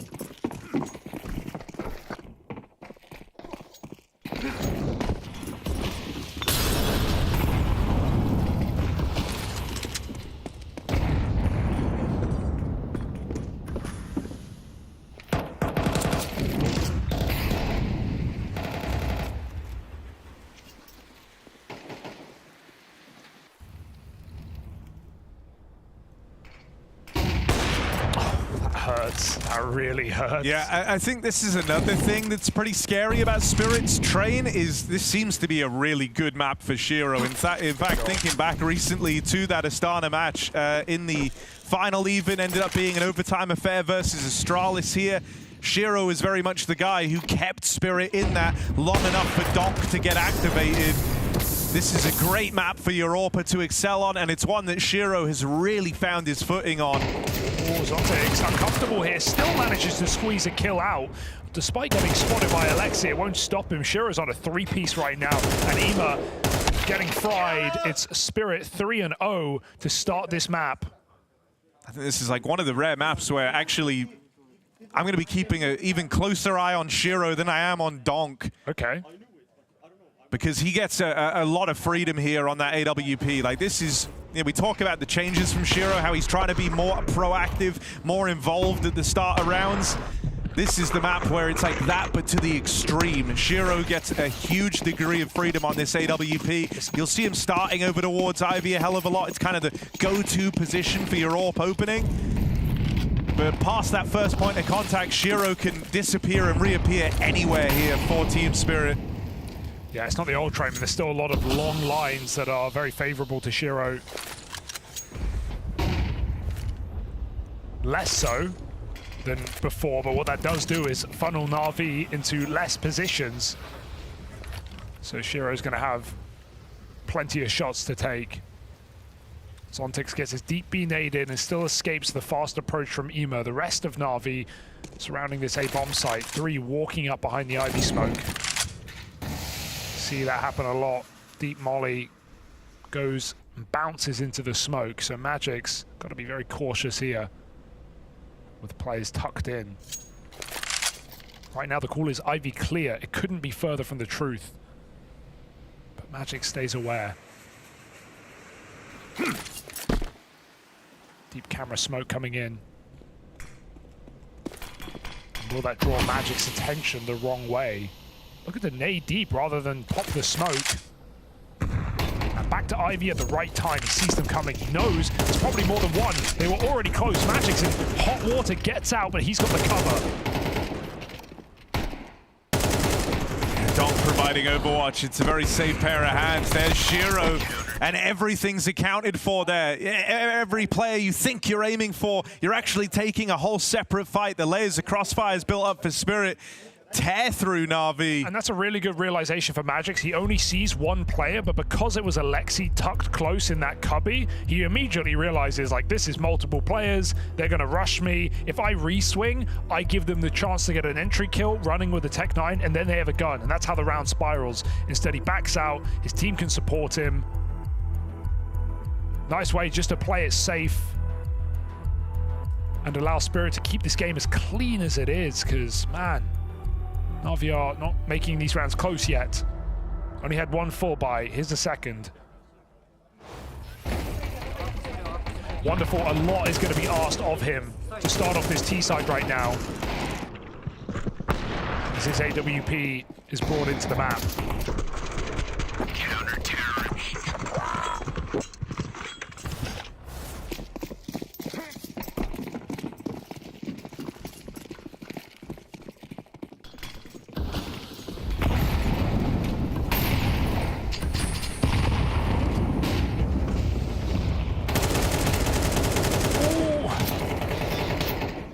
Close. Couldn't even get out. It's a different question entirely.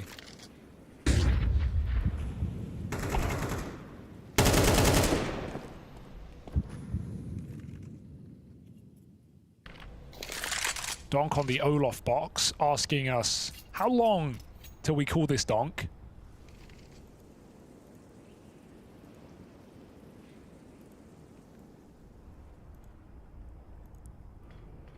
And 5v4 for Spirit. They sit back and relax. Still JL stuck in spawn. What's he looking for? More grenades, perhaps? I don't think there's anything home here. Oh dear, felt like he was meant to have a smoke to do something for this A site. Instead, going back to group for B. Shira holding upper, Zontix on a nice defensive line. And I fear that it's going to be the Shiro show yet again as Ivy gets cleared. A third rotation, not that they needed it, is on its way over.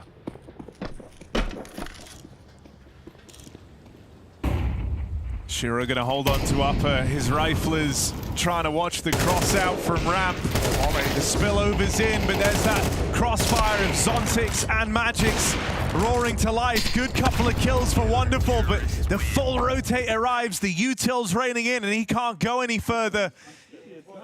So even though they get past two of those B-side players, all of Spirit pull up, and the speed of the rotates has felt really notable today for Spirit. So often, before Na'Vi even get a bomb plant down, feels like they're fighting all 5 players. Spirit have been on the money.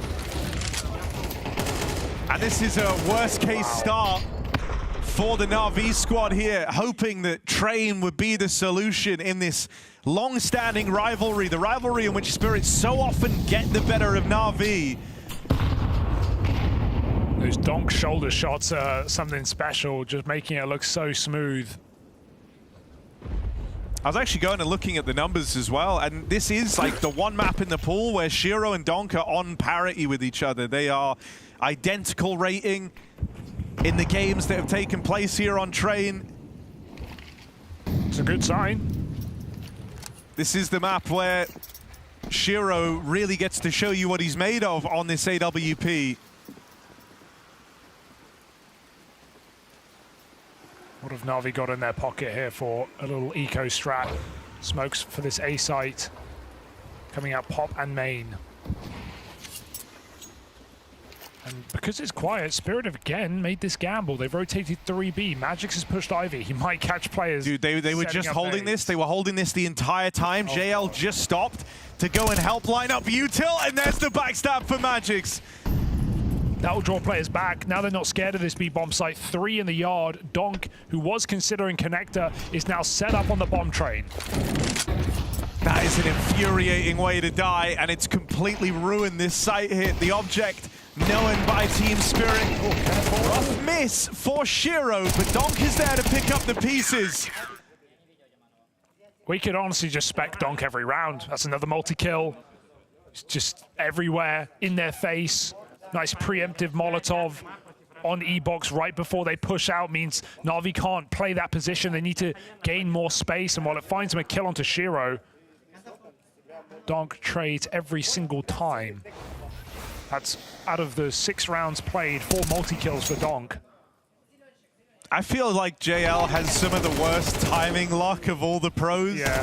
Thinking back even to how his role in Mirage has adapted over time, from how often he would get timing pushed in ramp holds. I mean, we're seeing a very frustrated looking Na'Vi right now in these camps. Wonderful's tilted. JL laughs it off, but I think Na'Vi must be feeling like this game is unplayable right now on the T side of Train. This is another problem with a lot of teams who even are making this their main map. Like, picking this map means you start T side. It can feel very constricting at times if you're against a team that knows what they're doing. And Spirit definitely fall in that category right now.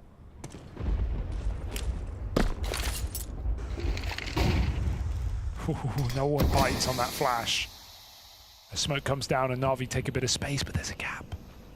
There is a gap. Can Magix exploit it? Does it bloom in his favor? Donk rotates round to B.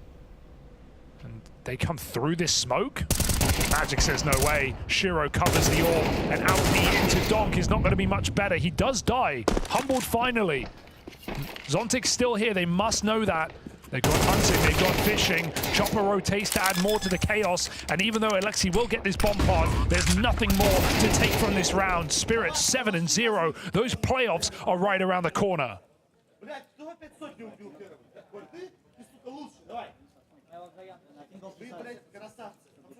This is the highest ranked team that Spirit have had to face on this map yet. And it's fast building to look like one of their most handy victories.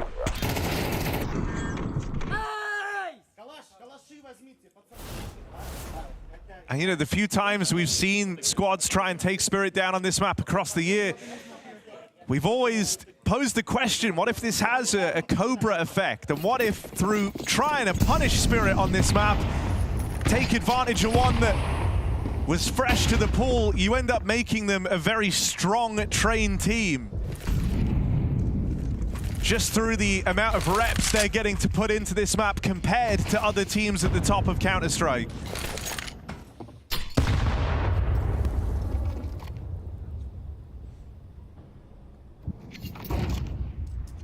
Just going for a flat-out B contact here, down the ramp. Still players late to this one. JL on the extremity. Right down they go. Alexi low. Zontic from upper blocks them from gaining space. That gives his teammate in connector a lot more room. Donk keeps the pressure on, but he doesn't believe it right now. It's seeming a little bit quiet, a little bit fake. Bit with 1 kill, everything else comes up for Spirit, and JL, as I said, late as ever, is not here to help out. Ema needs that support now. They're going for kills. They know the bomb plant is unrealistic, but so is this round win with them all falling. JL gets his first kill of the game, and Spirit just sweep it. No stress, no pressure. Every B hit has been stacked to the 9s from Team Spirit. And you can feel like the difference in just lived experience between these squads on this map. For Na'Vi, this is a new venture, and as new challenges are arising, they don't feel cut out to deal with them. Spirit in full control. Seemingly always with the right read, the right move. When they're getting aggressive, it's on the perfect timings. Magix with incisions through Ivy pushes. When they call for stacks, It's in response to these site hits, often before the utils even come out for Na'Vi. This is, you know, they're getting thrown around Train. Well, it can be a bit devastating for Na'Vi. It's a great sign for Spirit to have this map in their pocket at the major and how reliable this could be for them. What a time to look this hot on the new map.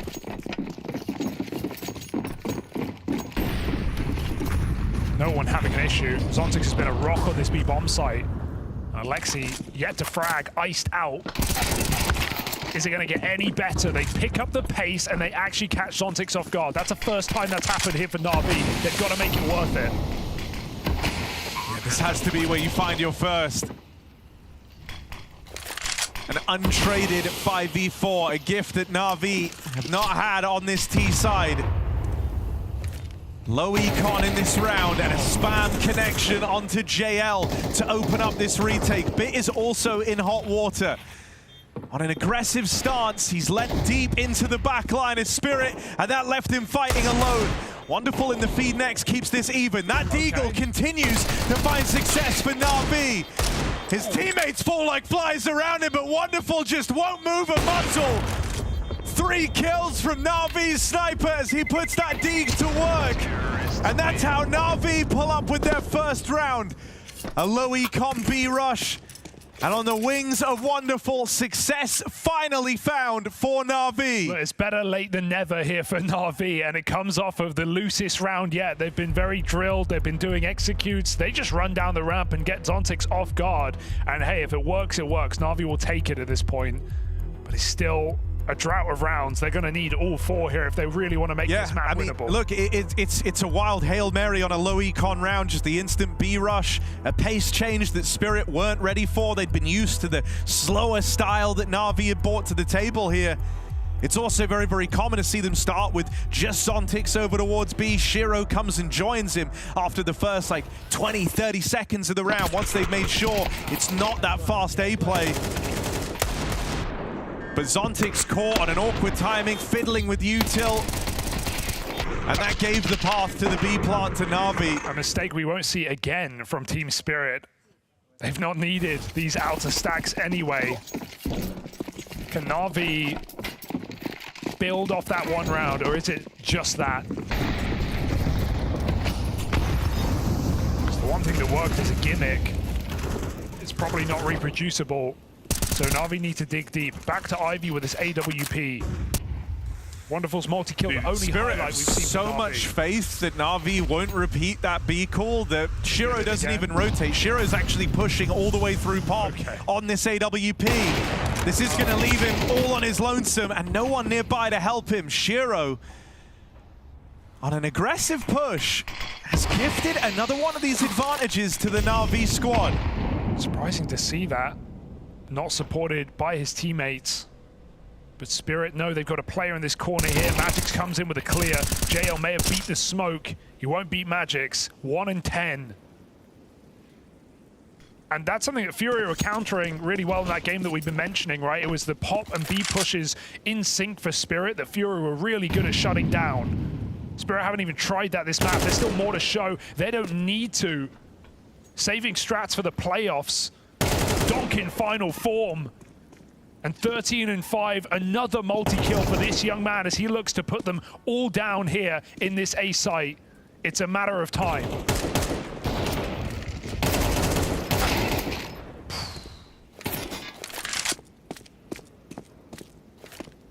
Wonderful's given us the one highlight clip for Na'Vi in this game.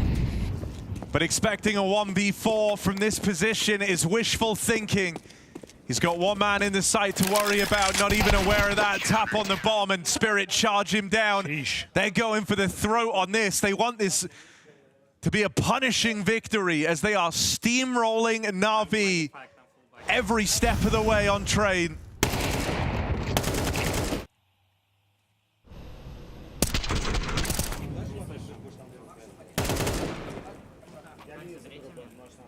Just so hard to watch for Na'Vi and so easy for Donk.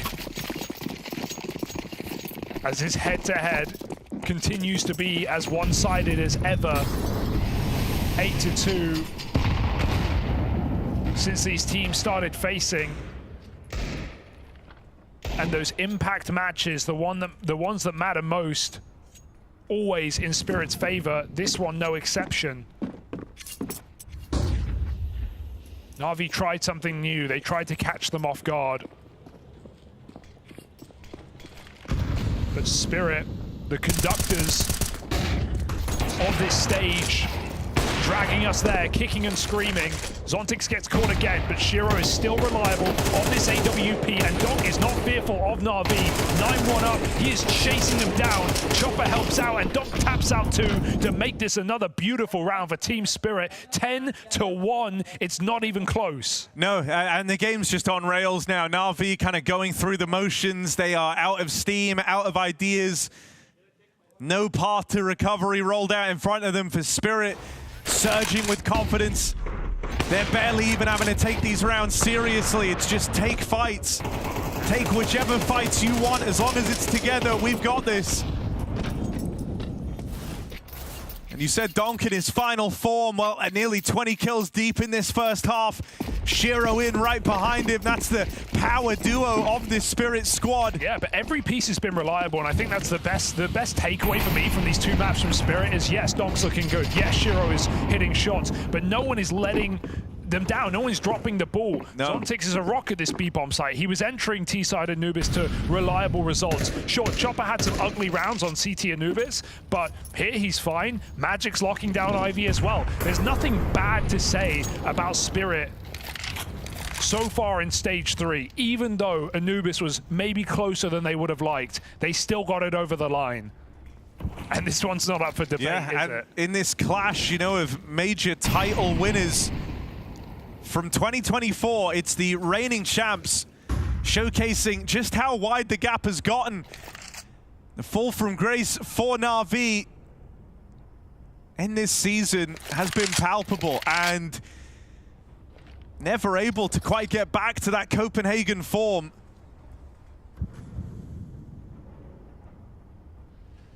Managed to deliver on the 2-0 wins in the BO1s, but in this first BO3 outing, it's looking to go dominantly in Spirit's favor. The nightmare matchup for Na'Vi continues to be a very real thing. Spirit heating up. And this half coming to a close. Can Na'Vi get anything, a little bit of life in the last round, the last chance? There's only one guy on this B-bomb site. Finally, for once, Na'Vi have found the gap. They still need to get through Zontix. Dink are done onto Bit. It might be enough here. There's still a man down. The Lurker makes it in the back line, but Shiro's orb continues to strike, and Chopper and Donk move in for the kill. JL and Bit are both wounded, both hurting. JL also a long way away and might not even get to play into this final round. Bomb's not planted for him. Ema's got to stay alive, but also has to stop this defuse. There's no right way to play it. Spirit own train. Na'Vi find no life on that T side. Spirit sit just 2 rounds away from a flawless finish in stage 3.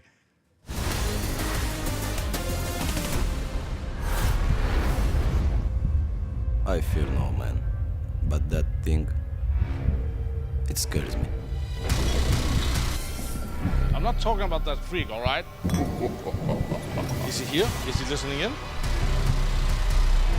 How do we get this mic off? One shudders to imagine what unhuman thoughts rage inside that mind.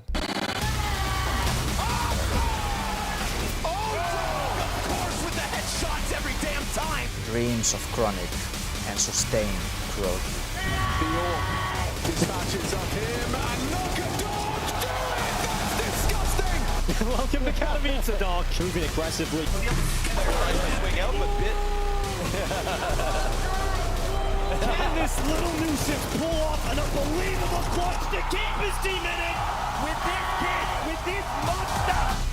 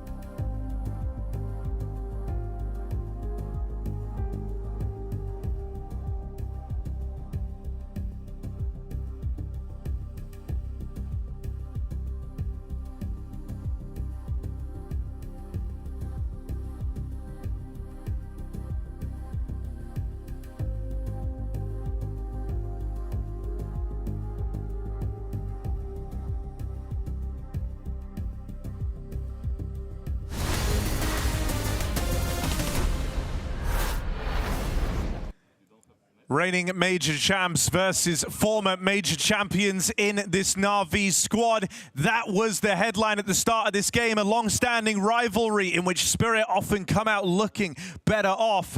One where Na'Vi resorted to a gamble, picking Train to try and punish Spirit, and it's safe to say that has well and truly backfired for Na'Vi. Spirit sit 11-1 up, but rounds away from the Moody Center from locking in those playoffs and a flawless 3-0 run in Austin. Yeah, no amount of coal is going to save this train here for Na'Vi. It's off the tracks, it's off the rails, and Spirit, it is storming into the playoffs at a ludicrous pace. Right out A main, classic Spirit pistol, keeping the pressure high, and Alexi does get his first kill in the map so far. Na'Vi trying to fight on this outer site. Through the smoke comes JL. 5-on-3, they've got to close this round, but nothing is guaranteed in this game. Lost a bunch of the heavy hitters though, and now it's just Chopper left standing, 1v4, as he tries to finesse his way through these smokes. Seek out Na'Vi, but they bring the fight to him. A convincing pistol round leveled against Spirit from this Na'Vi squad. Alexi B finally on the board in round 13. Okay, is it consolation rounds here for Na'Vi though? Is it just to feel a little bit better about this head-to-head? With a scoreline this one-sided, it's hard to have any faith in any team to come back.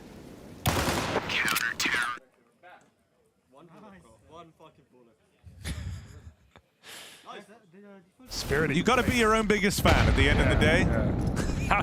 How is he on fire and iced? He's defrosting right now, guys. Don't worry, he'll get there. Oh, this is one hell of a boost to give Donk upper info. I say info, he's looking for a headshot right now, but this is otherwise Glocks for Team Spirit.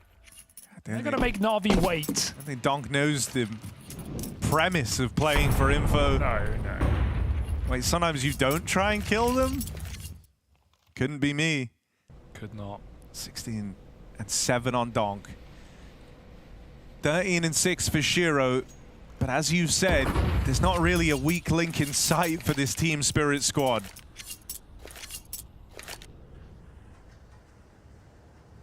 Na'Vi, even in this round, only up against pistols. They play very conserved, very reserved. Far back with the M4s, limited util as a result of just how prominent the rifles are. There's a world where Spirit could certainly get a bomb plant here. That is not out of the question. Lit up on the swing out from upper. Glock does a lot of damage. Shiro's going to plug in the numbers, and there's the plant for Team Spirit. That's all they were playing for. That's a win. That is definitely a win for Spirit. They bought one Deagle, and everyone gets $600, so good return on investment here going into Spirit's gun round. And the goal is just to finish it before it starts.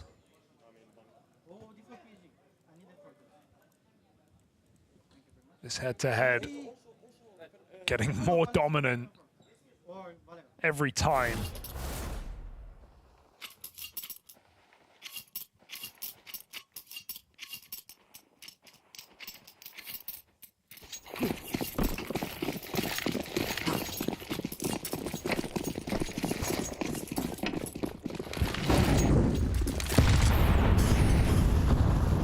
CT Molly means Donk is unperturbed by it.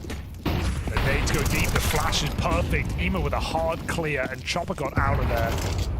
Couldn't save his teammate. Well, there's something spotted here. I think a shadow for Alexi. Sontics holds pop, they're coming for him. 3 players, how many's he got in him? Disengages. Molly forces the reswing, and right now Na'Vi holding this yard. 4v3, 2 Ivy players walking the smoke as it fades. They need this kill clean if they're going to win this round.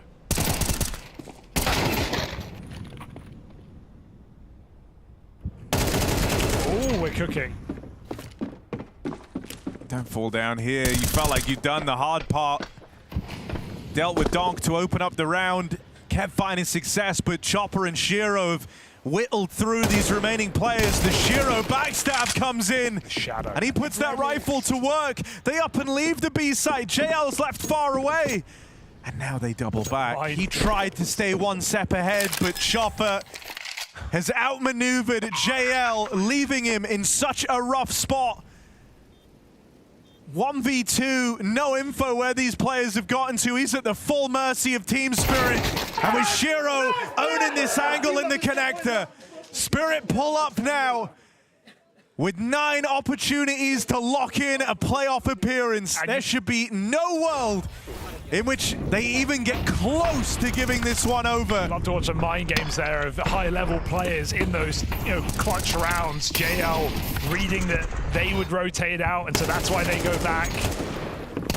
But right now, Spirit looking for playoffs. All they can think about is a trophy. Anything less for Spirit is a failure. They're here to win it all. Vitality this, Vitality that. Spirit were doubted in Shanghai, it didn't stop them. To them, this major has to be the same.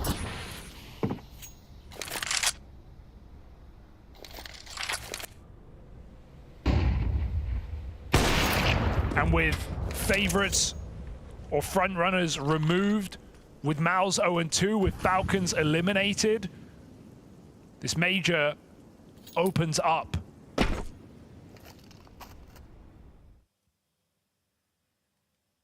Two teams as title contenders, and this is one of them.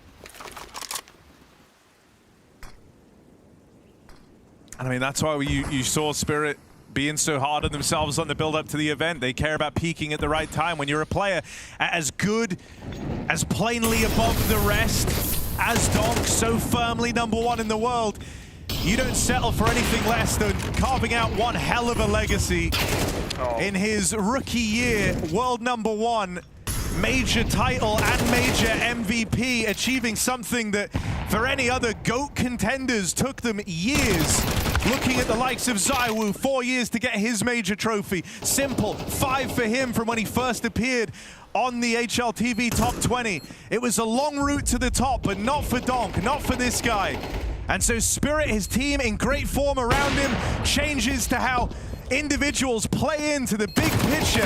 And Spirit, taking this in stellar form, sets them up for one hell of playoff potential. The reigning champions make it to the Moody Center. They get through flawlessly, 3-0. Playoffs secured for Team Spirit. Yeah, and not a dent in Spirit either. That Anubis gets a little bit close, but we see the star factor come through to close the map in Donk, and every player reliable on Train as Na'Vi don't even get in the game. That is a hell of a run for Spirit. A great map pool as well, drawn to question, and really anything is possible at this point in the tournament. Spirit cannot be counted out. Na'Vi have to bounce back and try and do it in BO3s. They've got 2 more chances to do so. I'm not hugely worried about Na'Vi to still make it to playoffs. This has always been a really tricky match for them, and Spirit still keep it one-sided as ever.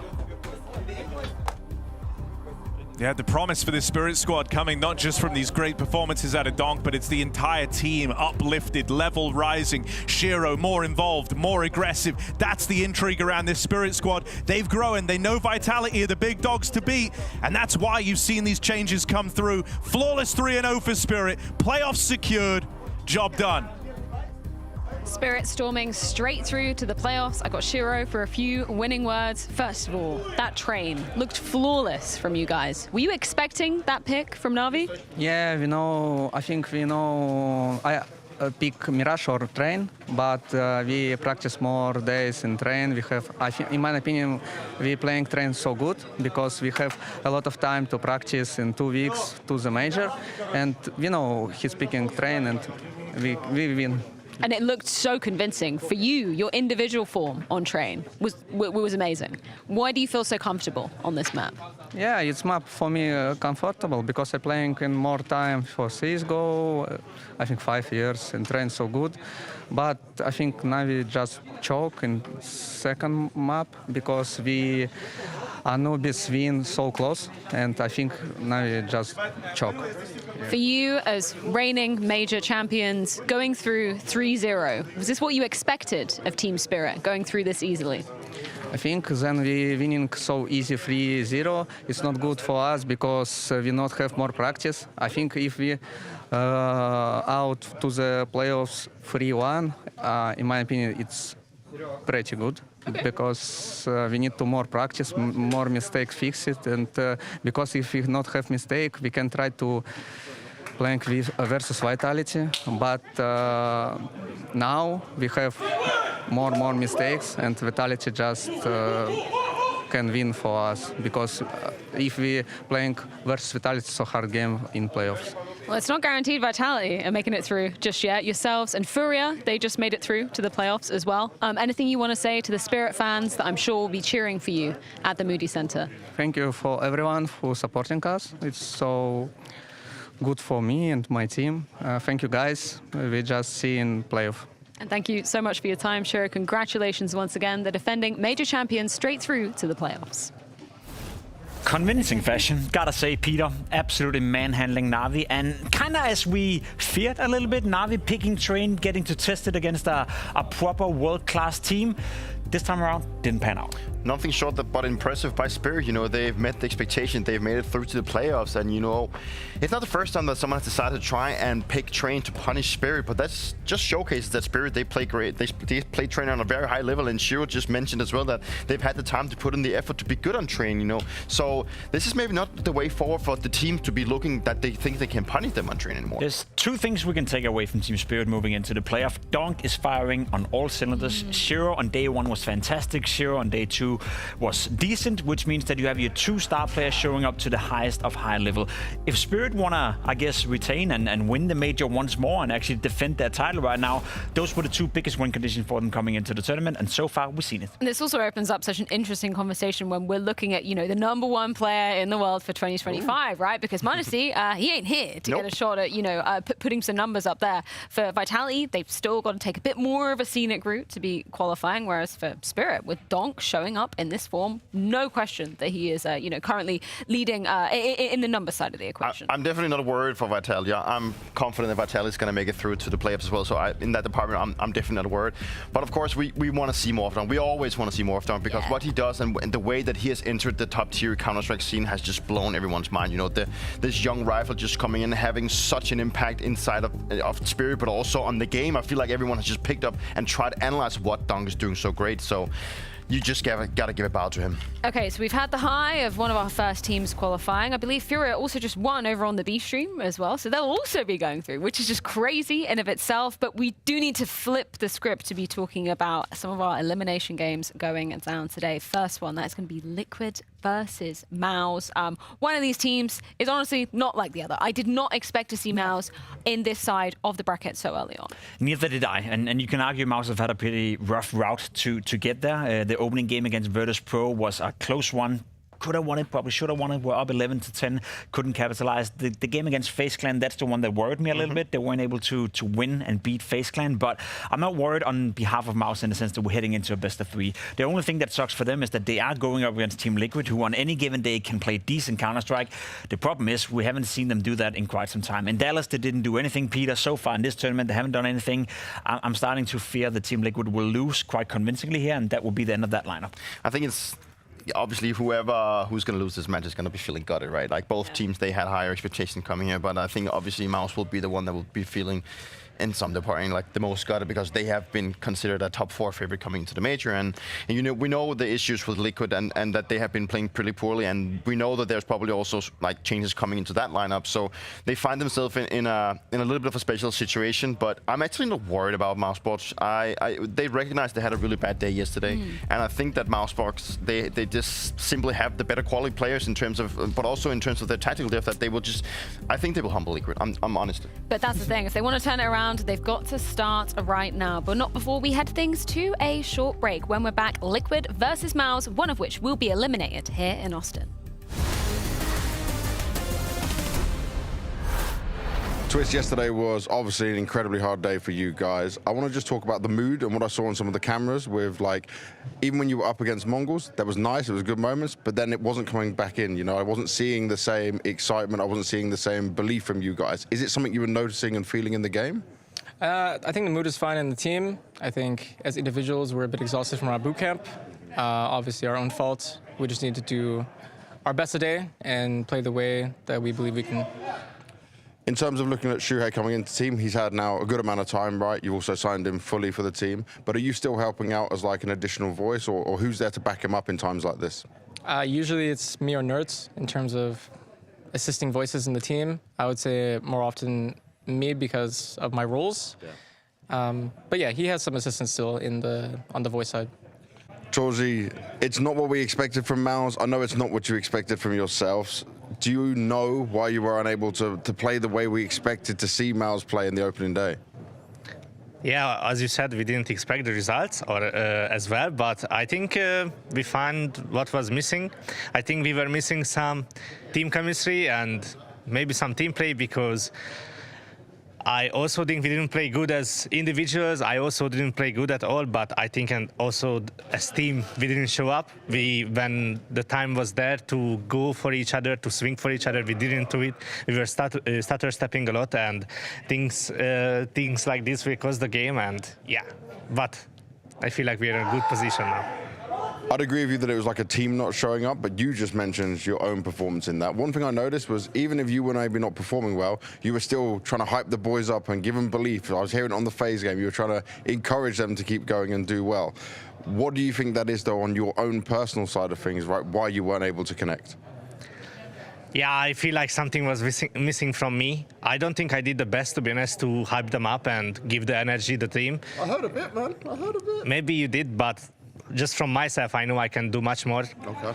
On the energy side and also in gameplay-wise, and I know what I'm capable of, and we will show up now as a team, I'm sure, and also individually we will. But as I think it's more important to show good counter-strike as a team, because we have a lot of games this event. I know because we will go far. Yeah. I trust the team and I believe in it. So, yeah. I love that mentality, but I have to ask, what was the team's reaction when you realized you're facing Liquid and Shuhei? We had no extra reaction. Okay. We know we need to take it now game by game, and whoever we face, maybe it's a little bit personal or whatever. Yeah. I really love Camille, you know, he's a good friend of mine, but if we need to, I remember what happened in Paris, you know, and after that they went to the final. Yeah. And we want to do the same here, but yeah, that's the goal. No extra pressure for MOUZ to eliminate Camille, but Shuhei definitely still has that chip on his shoulder, having now signed fully with Team Liquid, no longer under any sort of MOUZ contract as of this event. Second chance to get revenge over top of MOUZ since departing. The odds say MOUZ win this one despite a slow 0-2 start, but I think that's due to the underwhelming nature of which Liquid have approached Austin with. Liquid with also a 0-2 start, and that's because, well, I think they earned their place here. When we look at MOUZ, for a while, they only lost to Vitality. Then they threw in a Falcons loss. Now they're losing to anybody. But I think anybody stops with Liquid. That's sort of how it feels. Based on what we've seen, we know MOUZ can play a lot better. We actually don't know if Liquid can play a lot better. There's talks of what's going to happen with NAF on this roster after this major run if it doesn't go any farther. This could be a Cloud9 Boston moment 0-2 legend stage all the way back, who knows? But probably not. So I think that right now, when we hear the interview from Torji, he seems pretty confident. You know, sometimes you hear an interview, you're not sure how confident someone is. He seems pretty confident they're going to play well today. That means Liquid need to play 5 times better than they played yesterday. Best of luck to them. Best of luck to Ultimate as well, trying to get his footing back underneath him, because his outing thus far at the Major has been nothing to be proud of. And that's a big talking point as well, alongside Naf's struggles. The formula for Team Liquid. Where's it going to end up? For now, we get a delayed mid-play. A little bit of a walk-up beyond the Xbox now. Spamming away, 3rd, 4th magazine here collectively for MOUZ. And very little damage barring this ultimate 7 HP situation, which I wouldn't want to have to handle. P250 on long doors alone. I mean, you want to get something going. Super dangerous for him to be taking any kind of peek, so he's got to be smart about it.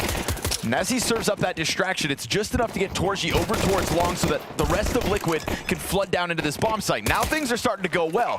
Brolin's still thinking about having to deal with ultimate, but while that smoke's up, he goes back. Great flash, turns runs over, can't hit him. One bullet would have done it anywhere on that body, and so props to Ultimate, because he gets some impact there in terms of distracting the defense, even though a single shot would have ended his pistol. To be honest, this is the absolute ideal version of this pistol round out of Liquid. In this moment when Ultimate gets down to 7 HP, he knows that he's probably not going to win this round. He's probably not going to get 2 kills. He was very unlikely to get his 1. But his role is to make sure that when the CTs lose Cat, they're going to come back to him. He needs to show them that there's something to fight for. Otherwise, they're going to be very comfortable fighting back against Long, staying in pit, and having to protect each other. So Ultimate makes 3 good moves here, showing face, pulling back, and then coming out and getting his 1 kill. Really well done, especially considering his HP. Oof. A little bit labored there, but still, Brolin's so flustered, who I have to say did a good job of at least throwing that flashback to deal with a site that had already been mostly lost. Just too much to ask of Brolin, with players approaching on both ends. So we'll see if the force here for MOUZ can upend it. The Dust 2 map pick from Liquid kind of got criticized because they took it versus Lin Vision. Oh, did you watch that? Yeah, I did. That was a joke, honestly. The way that they played, like fundamentally speaking, they swing in that 1v2. There were so many moments where it was just like, you know this isn't good. You know it's not a good idea to do this, you're doing it. So that's why I say 5 times better, because they got to cross the bar on fundamentals first. But that last round, that was inspiring. See if the pistol was a blip on the radar. Whether the Team Liquid just needed an extra 24 hours to get into gear. Shuhei tries to pepper the smoke with Naf, and down he goes. Second defender out of this one. No retreat for Jimmy. That was looking for the 3-player save here for MOUZ to just try to collect the little tools they still have to work with. At best, 2 will hang on, but Liquid, not just the pistol, converting this time around. If you've been living under a rock, Shuhei is playing against MOUZ, and this is the first time with this lineup. He's going up against his old team. Second. Oh, second. Yeah, happened in Dallas as well. Oh, right. That's Spinks taking his place. This is a chance for MOUZ, or for Liquid, excuse me, and for Shuhei in the highest level circumstance at a major. Yeah. For almost all of the last and previous games that they played with this lineup, for them not to matter that much, right? You go out 0-3, it's a totally different result than even if you go out at least winning 1 game, especially if it's versus a team like MOUZ. Oh, 100%. Have been considered the second most likely team, if not the most likely team, to be able to take out Vitality when it comes time to try to do it. I'm sure you want to get a taste of revenge immediately, and that would have been Dallas. But if you get the second serving of it, with the context that you just set up at the major, 0-2, come on. Ow. Torji, we saw the confidence in the interview, and we feel the confidence with that one. Slides right by, slams Ultimate. Yeah, let's replay it quick. That's a Thuy pick. Damn. And what just phenom Torji has been in the last year for MOUZ. I will never forget how many people were calling for his head when MOUZ's struggles were as apparent as they were before they were able to kind of piece together the deeper runs into playoffs. Yeah. He was... His head was on that chopping block, dude. The community wanted it. Yeah, and he's got to be the most improved player for sure. Not the prettiest flash, but it sets up Spinks to trade out at least. And that Torji Stout's still going. 72 damage on twists. Who then gets clipped just walking back through the doorway. So keeping the pressure up with the little they have to work with. Shuhei hears the rumblings of it on the other side of the smoke, wants to get the bomb into B. He just runs. He was thinking about it. He sat there, he paused. And in that timing, that's the difference between him getting through that doorway. But he floats around, decides it's still not a good idea to go for kills. And Naf in a 1v3 instead. They all attack from the door. All 3 side by side, shoulder to shoulder. MOUZ gonna fight it back. The force didn't work the first time, but the remnants of it pull it off. Especially helps when you got that scout shot in from Torji. Unfortunate moment, I'll say, for Shuhei, where he's waiting for the push through the smoke. Picks the wrong time to leave. Could have left earlier, could have fought later. And it was sort of that third decision that he just didn't want to have to deal with. Xerxin peeking over top of that smoke. And Dorsey's trying to make up for the last games where he said he could have given his team more energy. Well, here it is.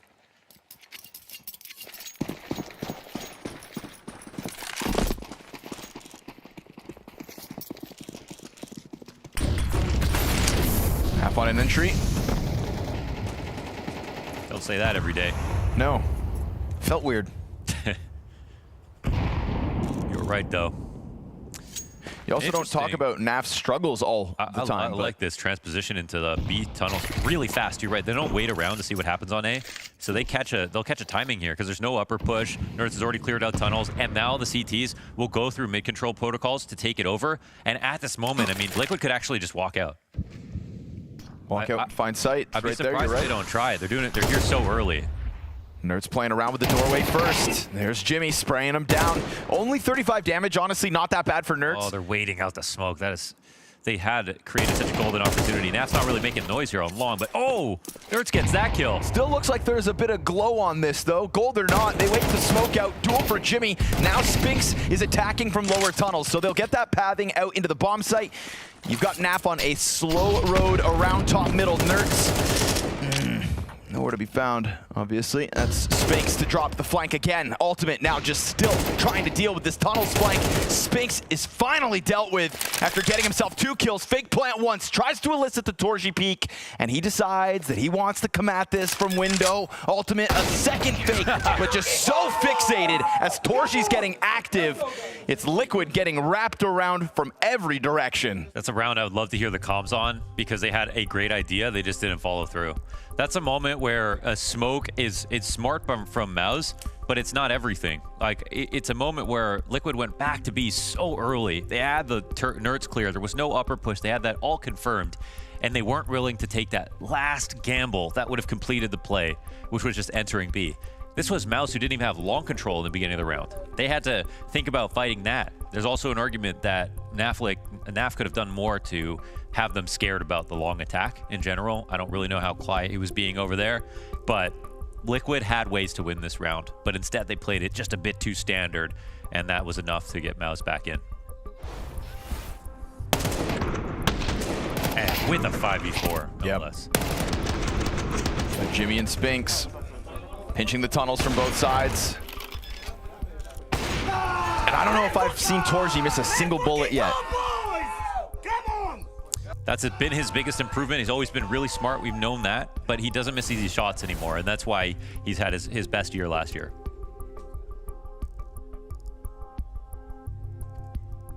That's one element of the best operators in the world right now that we kind of criticize.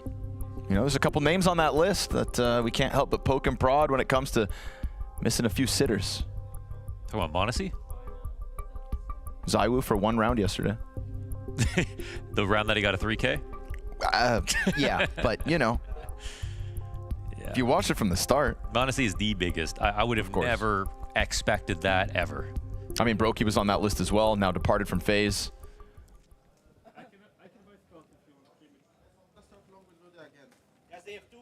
Brokey's like the guy, though, that like he sleeps until the season finale, then he wakes up and like, you know, wins the battle. I think so you just never know. But m0NESY's every day, you know. I can hear the wonderful haters cheering from the back.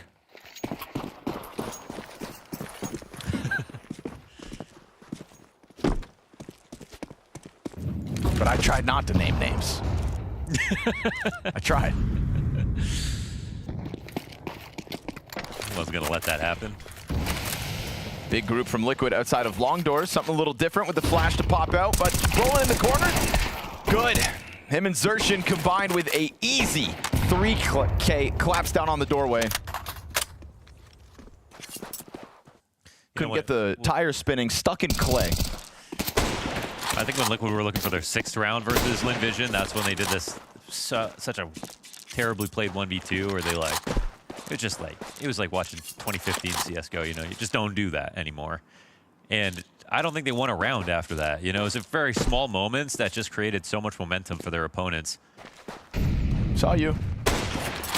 Missed you, but saw you. He smiled. At least they're smiling, though. That is nice. Is it? For Liquid, yeah.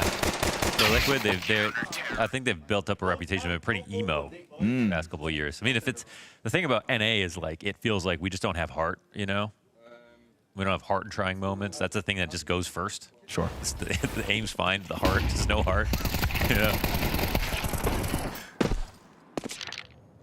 It's all the cholesterol.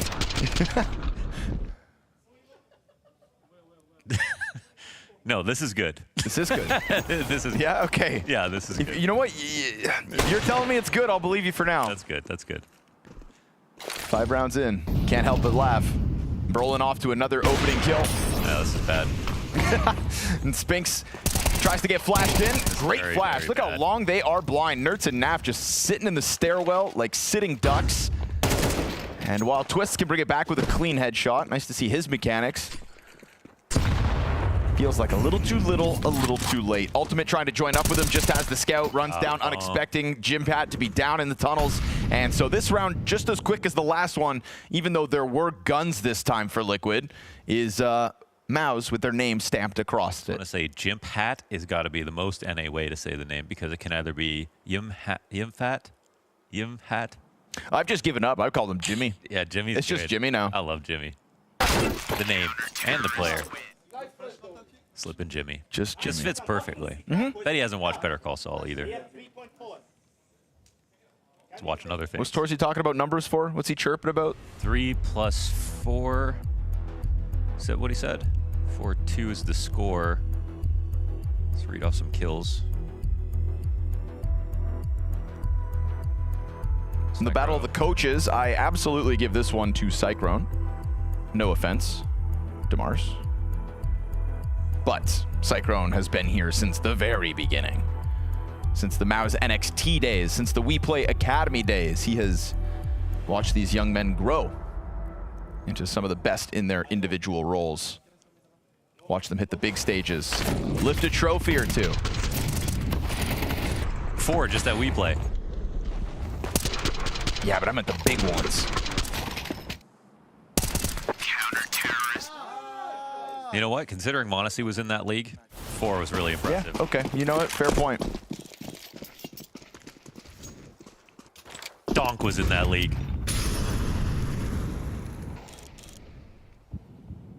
Once Donk was in that league, MOUZ NXT stopped winning. It was also just a different team. They already got promoted. Yeah.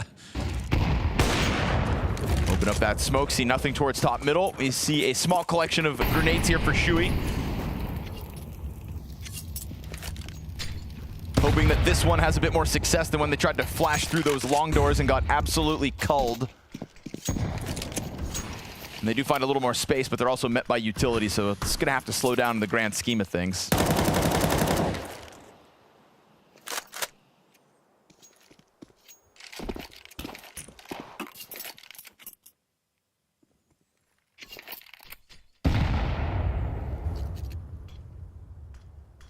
This won't be a surprise to MOUZ. They've got 3 here.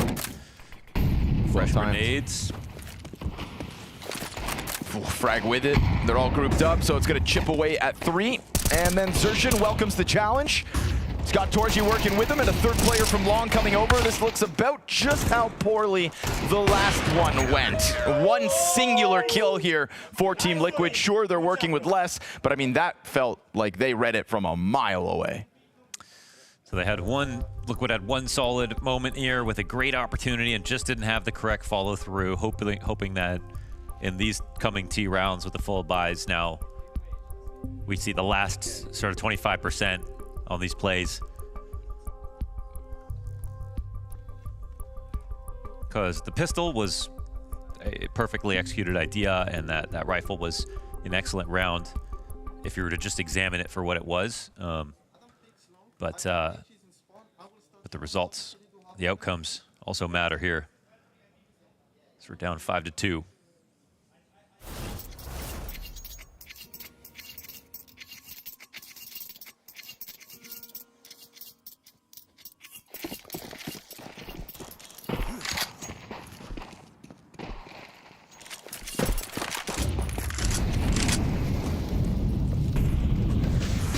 Zershin's just flying. Maybe a little too crazy as he comes through that smoke into the Shuhei crosshair. But the frag will get that one done, so his damage is not in vain. They saw Torji. Torji didn't see him.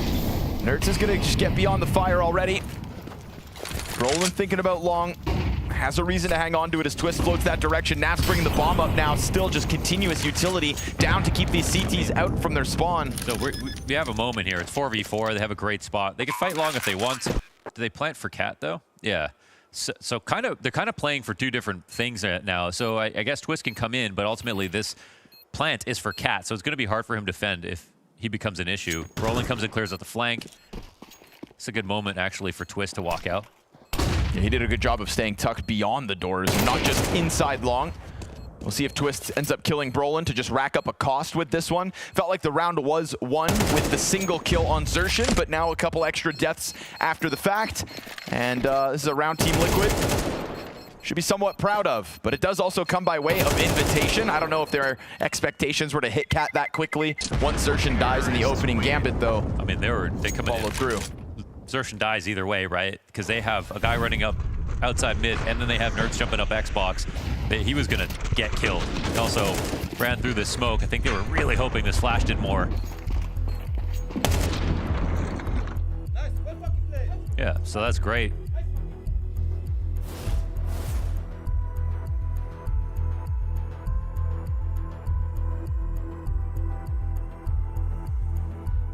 I talk a little smack, but that was off of the Damar's pause. Mm-hmm. Yeah, the play was excellent. That's good to see. This time it'll be a MOUZ pause. But obviously Liquid are going to use the time to deliberate as well. You might not be able to plan for Xerxin flying through the cat smoke, but the point is they were ready for it. Oh, yeah.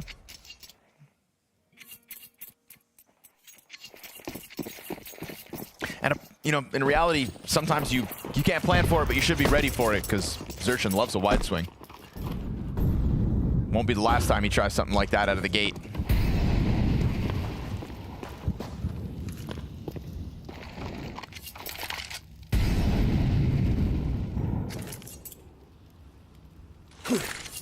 Still a very healthy economy for MOUZ behind this, of course. So a few rounds to play with before any struggles creep into the back of their minds. Shuhei trying to test it with a bit more of aggression. Yet again, he's got Nertz with him. It's the right call. Twist better hold this smoke because Spinks is coming through.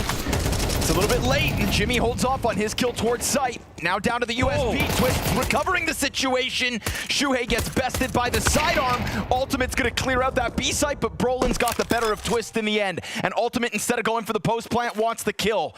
So it seems.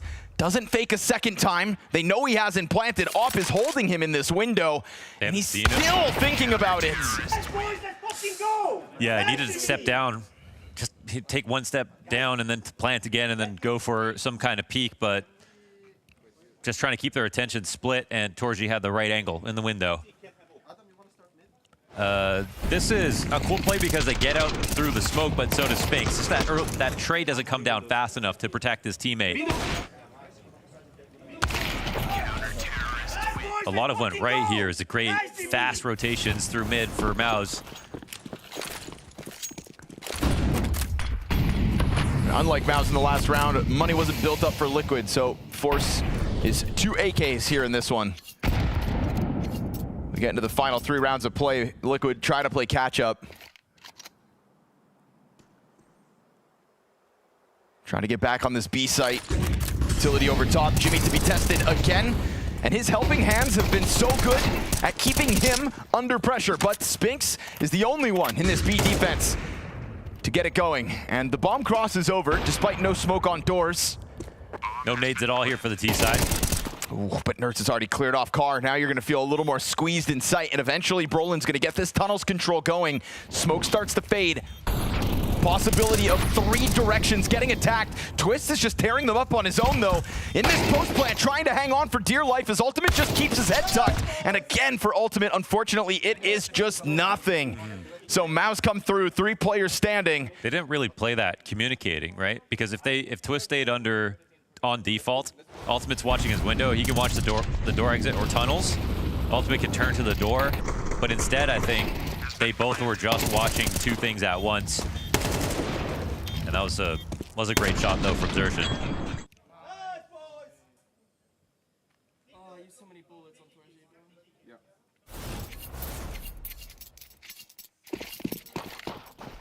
They still look locked in, but it's just getting outdone on kills right now.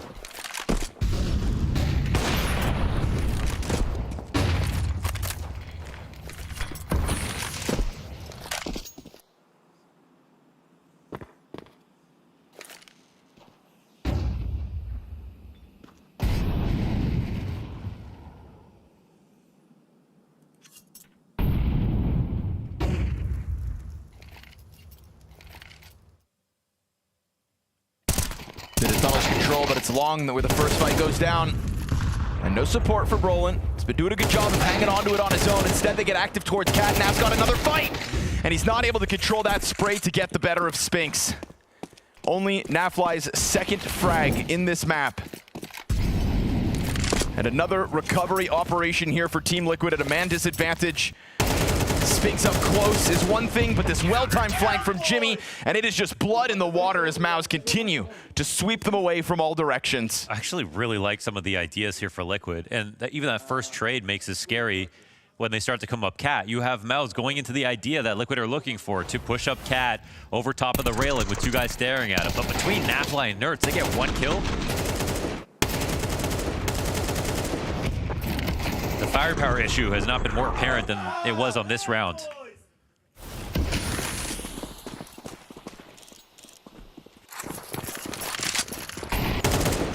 Ooh, that's a bit better. Nerds with an instant headshot over towards long. This is the play. They're going B this time, but oh, they just canceled it through the smoke. Ouch. To be honest, this time maybe it was a good idea. Last time it was 5v5 for a second.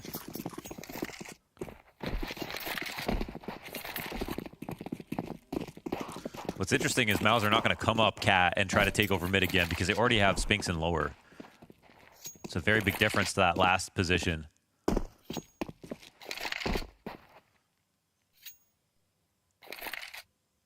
But the fact is, long control is not a gimmick. If you have it, you can always use it. And so this time it won't be a fake up here. And I like that they left Naft over in B because MOUZ think they've cleared the tunnels. So it's a harder position for them. Oh, but there's a scout. Yep. Oh. And Torzi is on a tear with that double kill. Evens the numbers back out at 40 seconds. Yet again, look at the activity. You've got Spinks already starting to get that flank going. Twist just took a look at it, but he misses the timing by mere seconds. And yet again, the squeeze feels too real. Nerds pinch from both directions. And unfortunately, Nafly a bit too late to this party. Doesn't even have the time to go grab that bomb. This is Naf's roughest year of competitive play, and we are only 6 months into it. An absolute blowout of a first half. MOUZ simply better. Damn.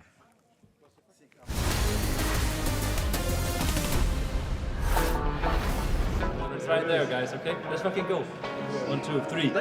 Team Liquid show promise. You know, a couple playoff appearances here and there looks good for them, but I think with a couple of Canadians on this roster and a North American major, finally, there's this added layer of pressure that they're now facing, and especially when I think the public sort of doubts the structure at its core.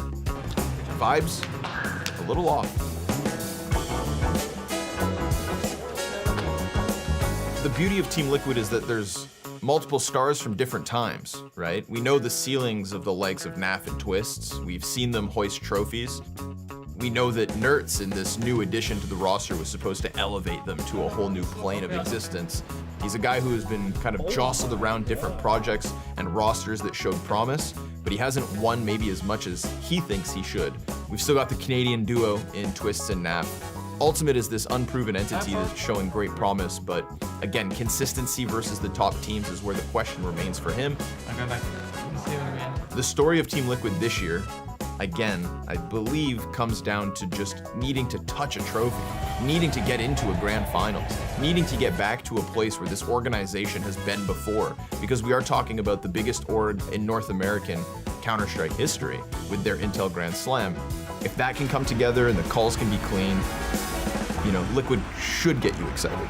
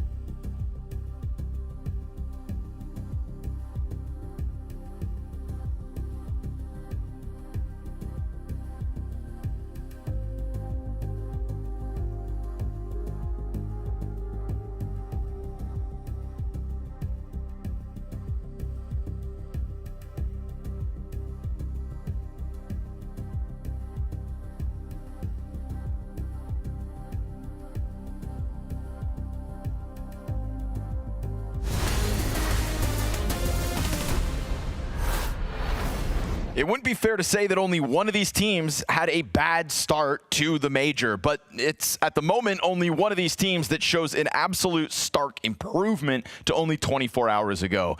MOUZ looking cut from a different cloth with the way that they've recovered so far in this elimination best of 3. Torzy living up to everything that he said in the interview, which is really nice to see.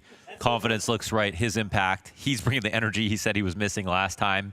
For Liquid, I'll say, even though it's 3 rounds, I did see a lot of good variety, a lot of good different tempo changes, good ideas, but the fragging was just not there. It's actually horrible, unfortunately. That's not what I expected, especially coming into Dust 2 again, hopefully learning a lesson from Lin Vision. Seeing some of the strats be better is why they got Shuhei, right? I mean, at least you can see that, but if nobody's getting trades, what can you expect? Twists empty-handed, drops off the cat fight. 4v5 disadvantage for Liquid to try to have to fight against.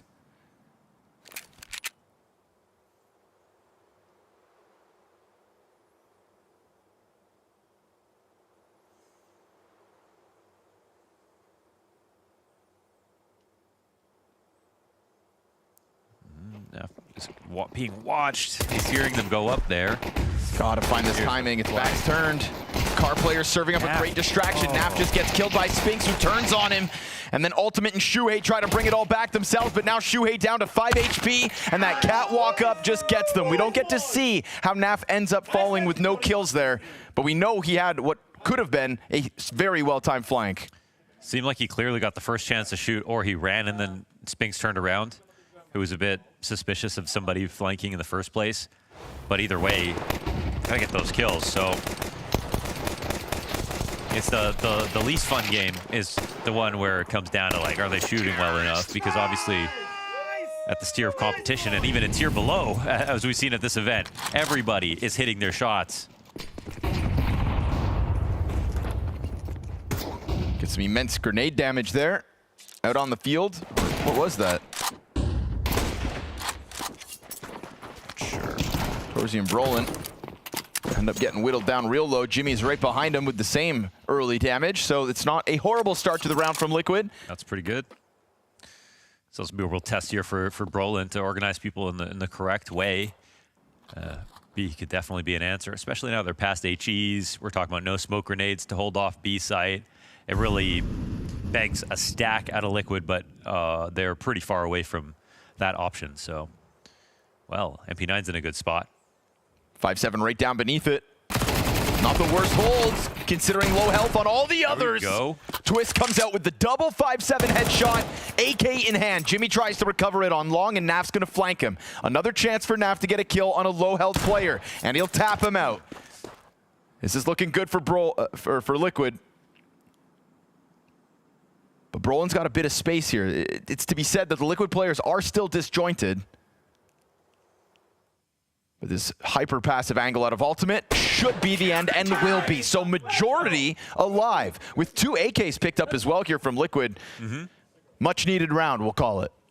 Much needed round, good shots. I mean, the setup's solid here, especially considering they only had 2 in B. Would have been very scary. Spinks was super careful about his shoulder peaks as well. And he's not been an issue, so let's see if Liquid can find some leverage.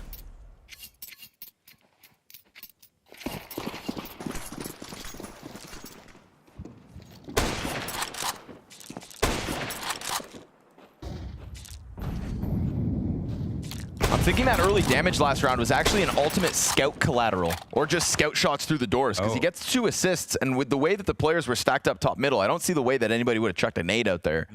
So I think I've gotten to the bottom of it. Roland hitting with the scout, gets a Galil upgrade here for round 15.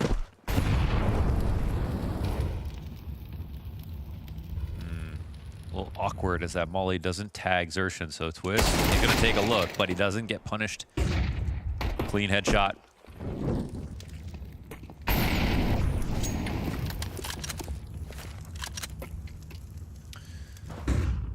And it looks like the test will come to the 2 guys who I feel like we've seen some of the weaker moments from earlier this game, and Nertz and Naf will have to work together.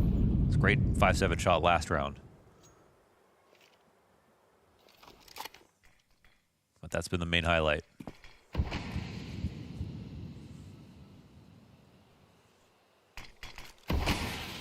Naf doesn't let them know.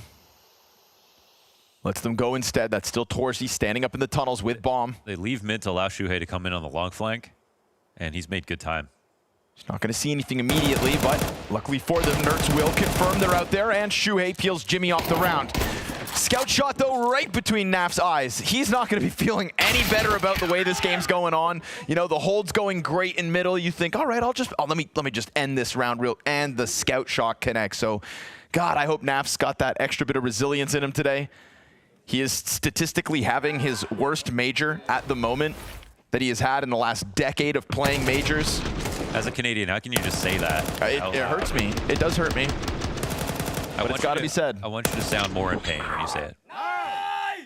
It's his worst major in 10 years. And it's actually the worst string of events he's had in those 10 years. You're going to say that in pain, too. That's crazy. It's been a very rough season for Nafly. Let's just talk about something else. Okay. 5 rounds to tie up, an eco to look forward to. Twist is looking sharp. Twist is looking sharp, yes. We've always got at least one Canadian going. The King of Kelowna. Sorry, Ocean. He'd let you say that. Flash for long, and Shui eats it. Tries to get back into them, and they line up wonderfully.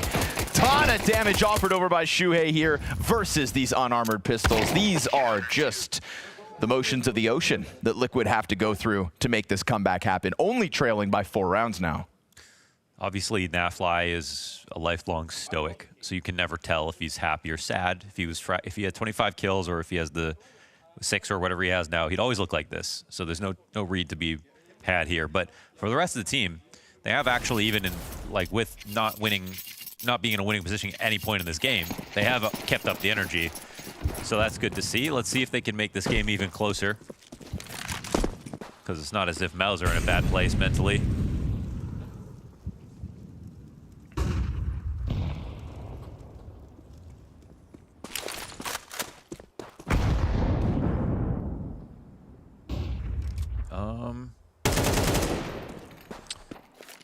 Wasn't that possible?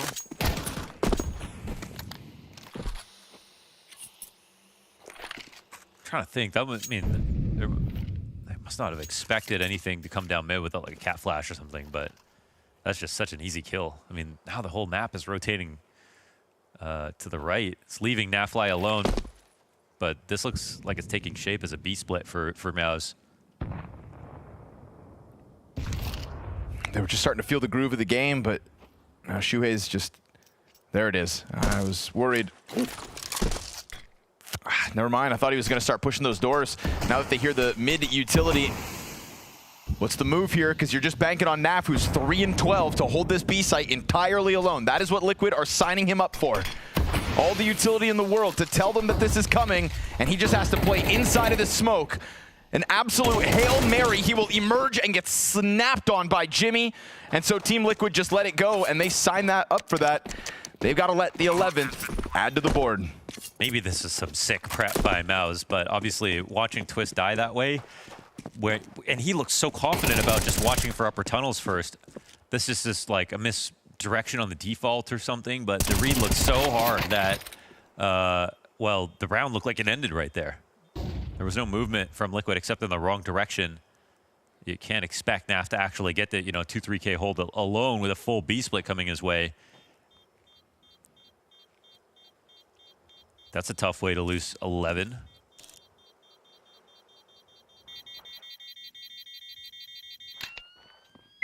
Liquid looking like a deer in the headlights that last round. You know, there's the obvious answer. There's the obvious answer of like, is this tier 1 CS? There's going to be things that happen based on reads, but if this was paired with an upper push, then Twist doesn't have to stand there watching the stairs for that long. If there's somebody else on Cat to help be a warning system for Twist, then he can tuck in the right positions, but he was alone and he had 2 things to watch, so it's a head scratcher.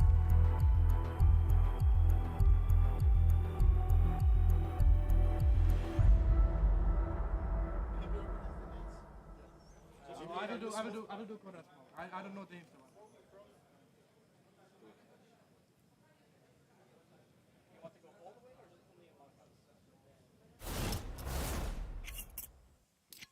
Double op adjustment here for Team Liquid.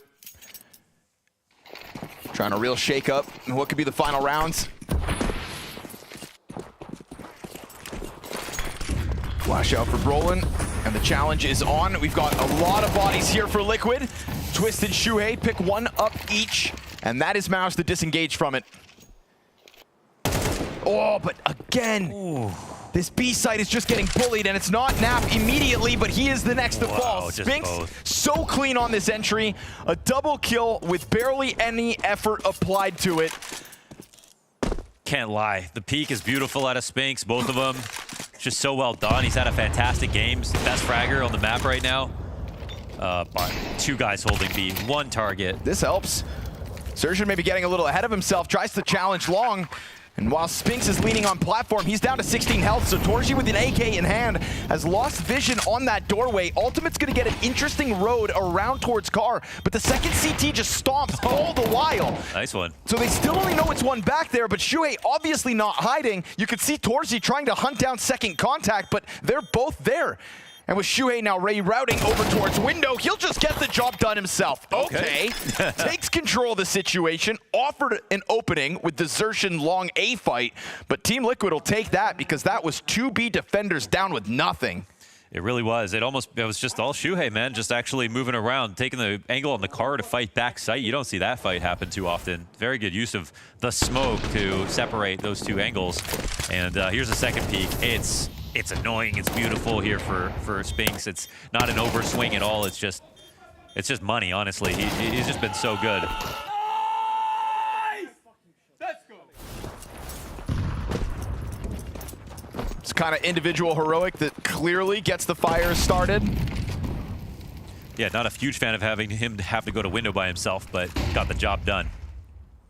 And at least they kept Ultimate hidden over towards Car. You can see Torji never suspecting a second player there.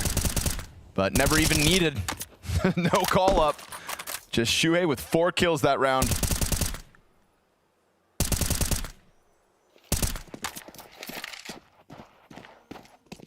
But man, this B site's still gonna feel rattled. We'll see if they overcompensate, but that's usually not a good idea. Usually you want to just trust your teammates because otherwise the whole map is just weak and uncomfortable, and then you allow the team to bully you and you fall to too much conditioning.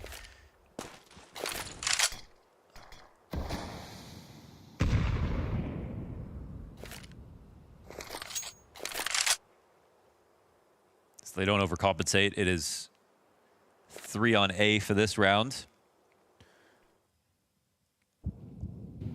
I like the setup a lot. Obviously, B would be kind of a problem, but yeah, they had very good cover for everyone here. See Xertion getting caught off by it.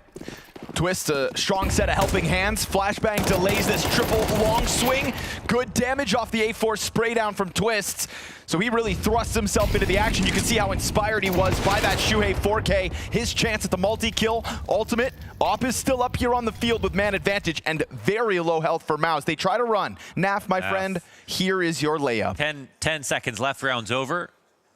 So he can block the backdoor exit, but it really doesn't have to go much farther. And Nertz is starting to walk into this. No, run into this, excuse me. Oh, and he'll die after time, but so will Torji. And that matters more for him. And Jimmy's allowed to save it. So 1 after time with a gun, but that is all for MOUZ. That's pretty good. I mean, again, the setup looked pretty solid. This part is a little sketchy, but they had the flash to help them fight back against Long. But normally you're on CT, you're not trying to take long distance fights versus 5 players who have come out of Long. It's a little sketchy, but at least it's lively. Yeah, yeah. You know? And they did it together, and they had the flash and everything. So, nice round from Twist. You got to kill so much damage on top of that. Making good use of the timeouts here, whether it's theirs or their opponents.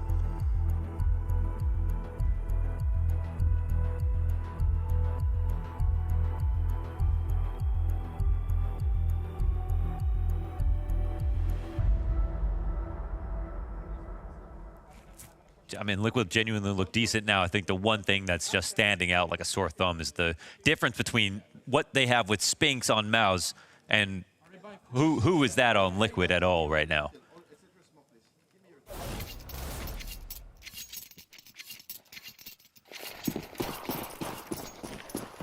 Been hoping for Liquid's sake that as this game goes on, Naf recovers, but 4-14. Twists, quick look in tunnels, and he's go.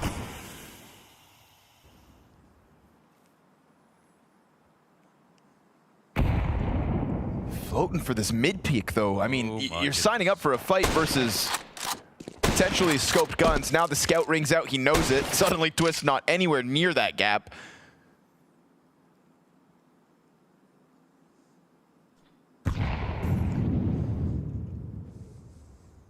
So again, it's nice to see them not overcompensating, but at the same time, this is a real weakness of the map. We're talking about Naf and Twist don't have any utility right now. I think in their minds, this is not a full anti-eco. You heard the scout shot, but there are still 3 AKs here for the T side. And the B split is coming. But actually, it's not a split. Everyone's out of mid. Oh, Naf and Nerds look to combine. Naf with nothing, Twists empty-handed. Yikes. All in from MOUZ on middle. 5 players strong. The Shuhei long flank, unfortunately, a little too late to the party. Already bomb planted with a man advantage. And so you can't hide from the reality of it again. The B defense goes down with 1 kill between the two. And then even Twists on CT spawn can get nothing. And it's actually another spot where I like the setup again. The way they're playing outside the site and Twist ready to push into mid. We saw the collapse. It all happened at the same time. That could have been in Liquid's favor if they caught MOUZ off the jump, but it was just the first kill that they got. And again, this is MOUZ not even using tunnels. They literally just went 5 out mid and it worked.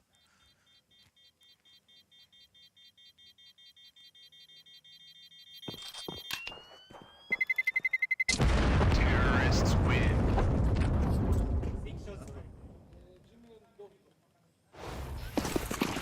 MOUZ keep it simple to secure that 12, but that wide door swing. That's a disgusting spray transfer out of Xerxes.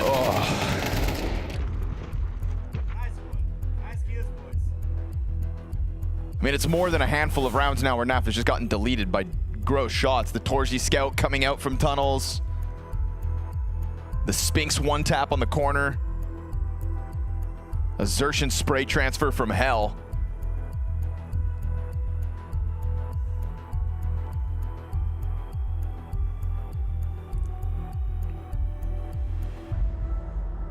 MOUZ just follow through. A little bit of conviction and a strong pack of players out middle. Gets them that 12th round.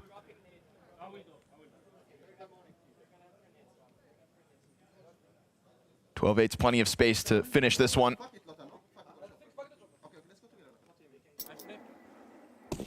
But it still hasn't been consecutive round wins from this T side out of MOUZ. So let's see if Liquid can hang on for dear life with only 2 pistols.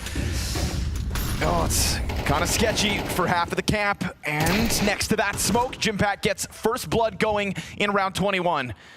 Nerds wants to make a play. He's limited this round. Doesn't want to just lean back on that 5-7. It's him and Naf that have to deal with those pistols. But now that he's got top middle, he also doesn't want to throw the round away. Feels like valuable positioning. MOUZ just kind of pumped the brakes. Yeah, they're a little paranoid surveying the scene right now. They've got Spinks ready to come back out mid if they want to take it over, but they don't have to. Tunnels is the right call. B site's open.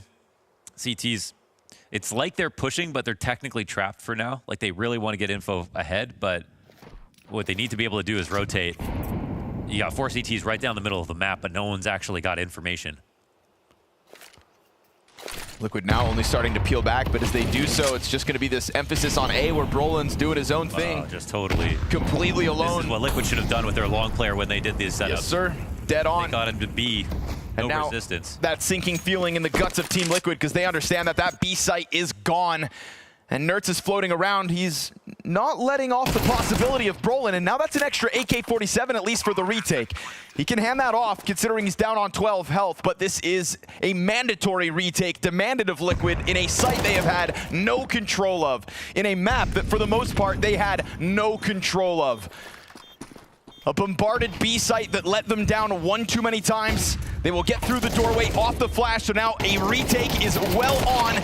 And unfortunately for Ultimate, even with some positioning in sight, there is nothing there. A matter of time for MOUZ, perhaps. They rob away Liquid's Dust 2. And it did start off as Liquid's Dust 2, but quickly after that, all hope was lost and MOUZ took control. There was a little bit of fighting here and there coming out from Liquid, but still, it's not what you expect to see from this caliber of players and this lineup. No, I mean, that's another disappointing map. Like the little mini fake comeback at the end was kind of nice to see, but I mean, overall, extremely disappointing, and especially for a team where everyone across the board has given interviews where they say that boot camp was positive and constructive, and we improved a lot of things. And like today, whether they win or lose this series, in my mind, I'm just like, okay, show me what you improved upon. Show me anything, and haven't seen it yet, even after this first map. No, unfortunately, MOUZ were running circles around them, as they did in that very last round right there. All in all, I feel like the Liquid plans were decently constructed. There were a couple neat ideas, like sending it down, changing up the tempo of some of their rounds here and there. Yeah. But execution down the stretch was clearly in MOUZ's favor. Well, it helps when you can take the B bomb site pretty much whenever you want it. Yeah. You know, it's always going to make your T side look good. I didn't want to lead us into this, but here we are. I mean, I think that is the elephant in the room right now, that Naf is playing at an all-time low in terms of his individual performance. I can't really make any excuses either. Like I have nothing, I mean, I don't think that all of his fights are even that bad. I feel like sometimes he's just pushing, he's trying to so many different things. He's taking fights head on, he's trying to peak with different timings, but he's just getting absolutely mopped by these other guys on MOUZ. Yeah, and it's got to be just a complete destruction of the confidence at the moment. And you add into that the role he plays in today's Counter-Strike, the bomb site anchor is one of the most important roles you can have on the map, because you can see what happens if you just can't hold on to a bomb site or can't get enough kills to allow your teammates to rotate over and recover the situation. It's a problem. And now, I mean, if I'm MOUZ and going into map 2, if I'm Zipix, who's just been sitting here watching the game, I'm just like, all right, we're attacking Naf's bomb site 8 out of 12 rounds. Yeah, don't make it predictable at all, you can just run into it every time and be easy. You don't know what you're going to get from it. You know what you're going to get every time. I'm glad we showed some of the reactions there, because when you're talking about what was said in the interviews, right, that wasn't filling me with confidence. Everything right now about the team isn't filling me with confidence. Even on the rounds they were winning, I just heard like Twist cheering, a little bit of Shuhei, but the rest of the team feels like they're on edge. It's not even the cheering. We noticed it as well. Even when they win that round at the A bomb site and they have like a 4-on-2 or something, and the two MOUZ players are saving, it's like Nert swap drops off catwalk, loses an AK-47. His teammate tries to cross long to save his rifle. He gets killed as well from CT spawn. And it's like, that's not like the biggest deal in the world in isolation, but those are the details that are going to add up through the game. Give an AK-47 over. Then they lose the next round, and because they lost those two guns, they don't have the money to really get a strong buyout again. So it's like, those are the details that, as I say, aren't big on their own, but when you put them into the grand scheme of things and you add 3 or 4 small mistakes on top of it, those just build up to wreck any ability you have to get in the game. And we didn't really do a pregame for this segment, but really, MOUZ were the heavy favorites for me. Yes. I mean, I feel like it would have been especially after what we saw yesterday from Liquid. I mean, I would have given it like 80-20 favorites for MOUZ. I even thought this would definitely be a 2-0 actually on top of it. The form that Liquid's in right now is one that is almost questionable that Shuhei decided to sign on for a permanent deal for me. Like, boot camp must have been excellent, though. That's the crazy part. It had to have been the boot camp. Vibes. It feels like the vibes. I mean, Liquid's a huge organization, so you definitely want to sign on to an org that's going to provide you with the resources, give you the boot camps that you want and everything like that. But, I mean, in terms of the chemistry and personnel here right now, like, nothing's clicking for the Liquid side, whereas everything on the MOUZ side is. Yeah, everything seems to be a struggle. This is part of the reason why MOUZ seems to be clicking so much. Spinks just gone beast mode. And you want to talk about some like head-scratching roster change. Spinks deciding to leave Vitality last year, and then obviously MOUZ deciding to remove Shuhei. Well, both of those like ones that kind of made our scratch our heads and be like, why is everyone wanting to make this move? It's all looking like it's just fine, and it's been that way all season. So Spinks shows up here and just spanks Liquid on this first map, 21-11. What are you going to do against that? And they don't have an answer right now. There's no player stepping up on Liquid side to be able to shut this down if someone wants to have a run of it. And by the way, when you look at this MOUZ roster, there's like 4 players that could do that to you. You would think so. You would think that there's a couple guys that can just step up like 10% and be world dominators, people that are vying for championships. But like when Spinks is emboldened like that, like, dude, he's running at NAF. Like, he just thinks he's the better player. There's nothing you can even do if you're NAF in that situation. He's not wrong. Because the only way you're going to instill some sort of fear into Spinks there is shoot him. But like NAF just couldn't do that at all versus Well, then you go down to the next thing where, again, if we're just going to spend the segment ragging on Liquid, I mean, they make the right call, right? Like they bring 3 players over to stop a mid to B split. They have Spinks playing, at the big box. They have, or like at the rafters. They got Twist over in CT spawn, and Naf's going to peek door on contact, and they get 1 kill out of the 3 of them. So you even do the smart play where it's like, let's make them respect the fact that they can't just pull off a mid to B split. You have a perfect setup. It was actually executed pretty well, and as you mentioned, just the kills go entirely the other direction. So it's then MOUZ is just like, oh, we just destroyed your stack, so we'll just keep coming here. And at the same time, Yimfat, on the other anchor, the positive anchor, and the dominant one.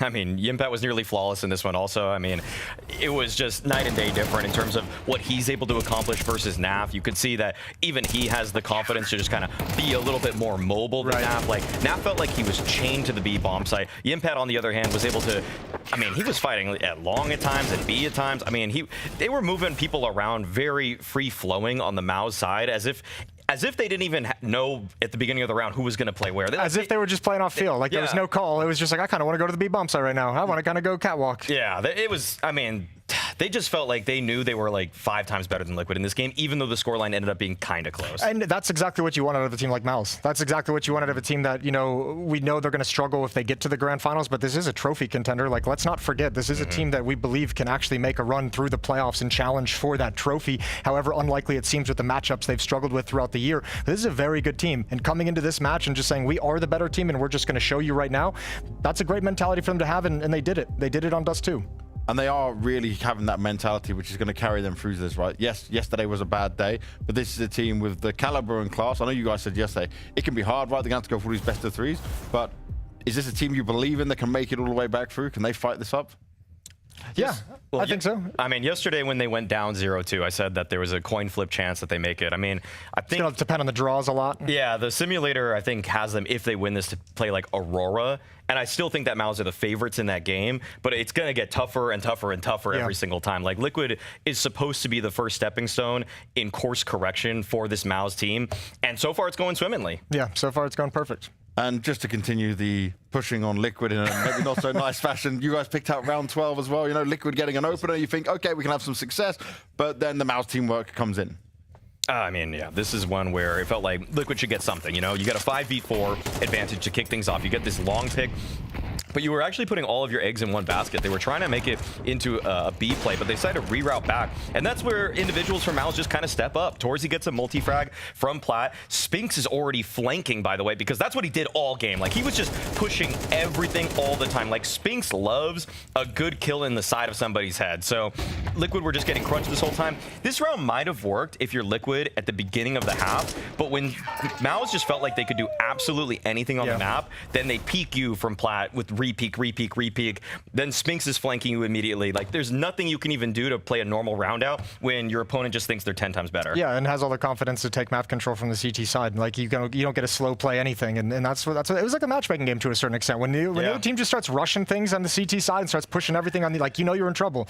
They've got full confidence and they're not scared of you at all. So that's how Liquid played that entire map. I don't think I've seen Torzy repeak with the op 3-4 times like that. He had no respect since in that like round, 2 years ago.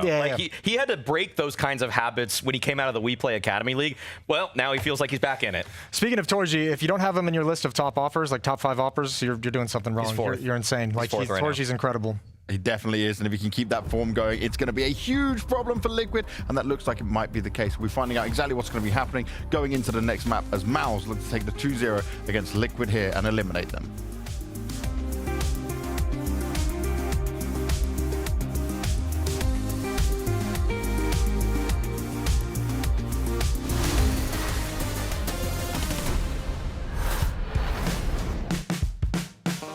So MOUZ, they've undergone a massive shift, moving away from their leader, who a lot of people were attributing their success to in Shui. But Brolan moving into leadership is such a huge change that it does seem like Brolan has landed on his feet, an immediate trophy in Cluj. Simultaneously, I think, what you brought in is firepower. Spinx, this new addition, he was removed from Vitality in place of Rops, and so, you've got a very high pedigree rifler in MOUZ now. But all round, you've got a roster that is very talented, but has been disappearing in those big playoff games. This young teenage anchor in Jimpat, I like to call him Jimmy, but this guy, up until recently, has been an incredible anchor. He's always good for he plays the less popular sites, typically alone. It just seems that he has less space and less impact at the moment. We need more of that yimpact.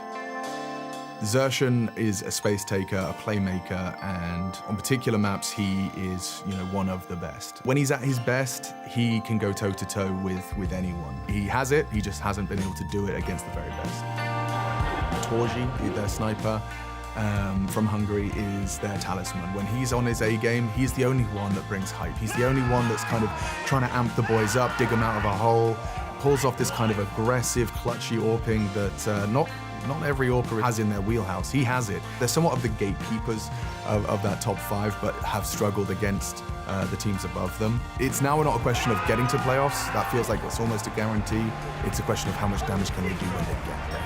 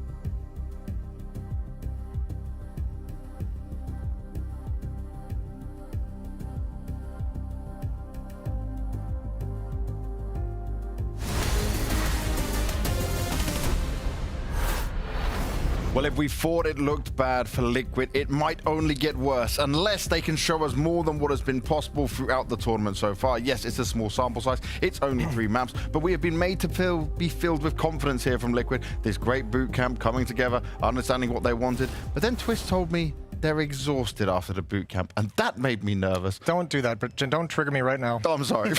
That's a post-match segment. That's not a between map segment. Okay, we'll save that one. I'll hold off that one for you. Yeah, that's run into that. So, do you know what? We'll talk into something even more crazy. Nuke right now. Great for MOUZ. Everything's fantastic when you look over here, playing against some of the very best teams in the world. Liquid can't catch a break on it. They've played it twice with Shuhei. They should have improved on it, but I don't know, boys. Sell me a dream right here. This is your North American team. I'm all out of dreams to sell. I got nothing. I usually have something in the tank, but... See, comprehensively, MOUZ is a lot better than a 0% win rate Liquid. Like, look at this big donut right there at the bottom of your screen. Like, that's not changing after this map. I'm going to be real with you guys. Like, MOUZ is going to be taking this one, but I want to see something from Nerds, okay? To me, this was supposed to be the blockbuster signing for Liquid to try to add some firepower in the stead of Yakindar, who was having a tough time on Liquid. He's not really shown up all too well here at Stage 3. You know, 1.02 is pretty pedestrian for a guy that's supposed to be your left-hand, right-hand star along with Twist, but I want to see a lot more, okay? You know, he's fighting outside yard on Nuke. MOUZ love going outside, so this guy's got to come up with some X-factor potential to, like, at least make this half respectable, okay? Like, give me 6 or 7 rounds. I think the problem is, like, there's no trust between the players on Liquid. Like, I don't see them actually feel like they're, like, in their setups, in their, like, utility, like, in the way they're kind of supporting each other. I don't think that trust is there yet. So, like, Nerds is really kind of, like, you're almost in a situation where Nerds has to, like, overextend to try and have the level of impact he needs to have if he wants to carry them to a map victory. And that's going to be impossible, I think, to do against a team like MOUZ. So it's a very tough place, but at the moment, Liquid just, like, you need to go into this map and say, screw all the issues we've had, forget about every other game we've played, all the shit that we've been through so far in the 3 maps that we've played. We have to just trust each other, and that's what we're going to have to lean back on. Don't foresee it happening. Trust each other. That's my dream, James. That's the dream I'm selling you right now. Buy it. I'm buying this dream. Liquid are going to trust each other. Liquid are going to get more than 10 rounds in this map, but they're still going to lose. Let's see what happens. Pretty definitive. Let's see what happens. Yeah, I think you can keep that dream, Moses. I'm not buying shit. Unfortunately, this one, I think the stats like Maui Snake just highlighted don't change after it. I think that the desks take that it doesn't feel like the players necessarily believe in each other or have that gel in between them is absolutely true. Even with the amount of bodies that get thrown to try to help out, we didn't see it actually come together on Dust 2. Now, the odds skewed ever further in the favor of MOUZ. Absolutely understandable. Map they own on on, play the best teams on, and Team Liquid have given no real reason for anybody at home to believe. Now, that doesn't mean that they can't find it in themselves, but it's just from the outside, I'm not seeing it. I think what we saw is Liquid's form. Let's say you just got to their average individual form on the last map, they stood a chance. They were just so far below on two of their most important players. I mean, Twist is one of them, but Nafly and Nerds, I mean, Nafly in the worst of times in Liquid is just getting the 20 kills no matter what happens. But just, you know, he wasn't even getting the ecos, man. That was, it was very poor. So, yeah, as was brought up by Maui, MOUZ love the sunshine. They are always outside here on Nuke. And so Liquid, they're going to have to lean on one of those two Nerds to fight back. But as Moses said, if they don't trust each other and help Nerds, well, it's going to be an issue. Sure. Oh, well, they didn't give him time to trust right there. That was a great shot, my goodness. P250 Kevlar should almost be illegal. Twist trying to get a second in the pistol, but he sticks around on the stairs while going for the reload. Didn't expect somebody to just come barreling down on him. And Spinks is already back to bullying Naf, as he did all map long over on Dust 2. The Shuhei Hail Mary, though, with ultimate right next to him, this 2 versus 4 has gotten cut down. But what they lost in getting those 2 kills was total control of lower. So the bomb's in. Chance to plant. Shadow advantage for Torji there. He slips right into Ultimate's face. Another moment here for Torji to just pounce on a player unsuspectingly. And guess what? He's signing up for that last fight. Torji is on it. That was amazing. Torji, man, from the first kill, watching it from the other POV might even be more impressive. I'm not sure. But you could barely see him on the screen. Oh, wow. That was pure filth. The perfect use of the shadow here. Every move is excellent. Masterful pistol out of Torji. We are right back into MOUZ's winning ways. Their recovery in Austin seemingly in full effect. Yeah, I mean, we're kind of unanimously starting on this premise that MOUZ will win this map. And then the other is that will Liquid at least impress us? You know, it'd be lovely if Liquid could beat all the stats and pull out the win here, but we got to see the spirit of the team really come to life. Flash in front of the ramp hit. Naf wants to bail out. At the very least, Naf is given a place that he has in the past made such a great name for himself. Forever in ramp. And I played ramp. I modeled it after how Naf played ramp because it was so good, so confident. But that has also been a long time coming.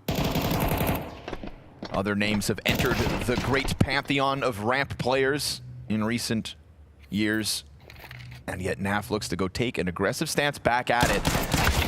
5-7 gets away from him. He's going to go down. Gives up a now 2-man advantage as Shuhei tries to carve paths through the lobby, getting that information. His teammate and Twist all the way over towards Secret.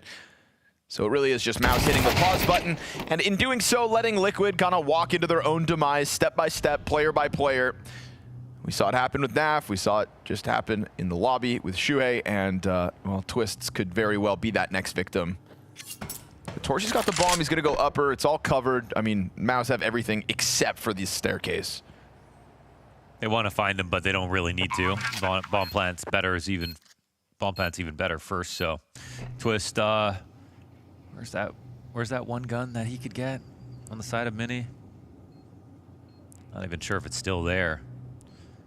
Twist will maybe come try to pick it up afterwards.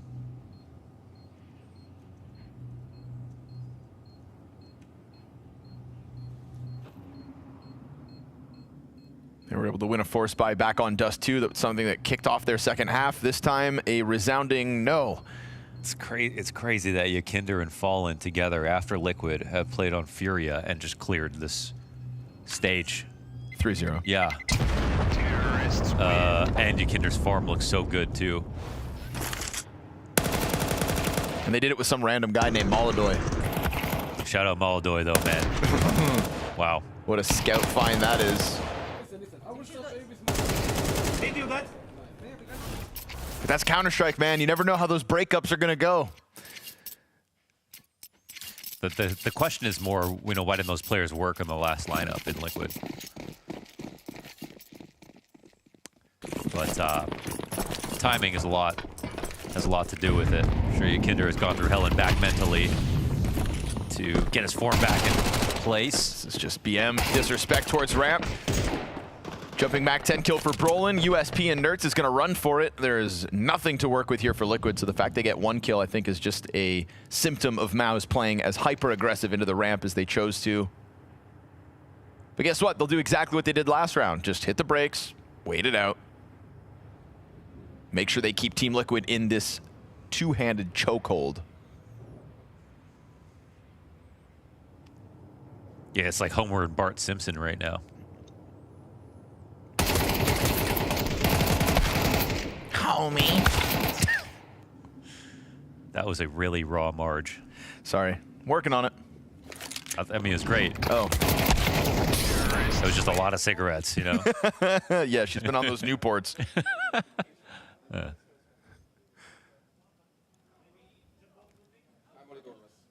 kid's a grown up. She's got a new hobby. I didn't know Springfield was the hood.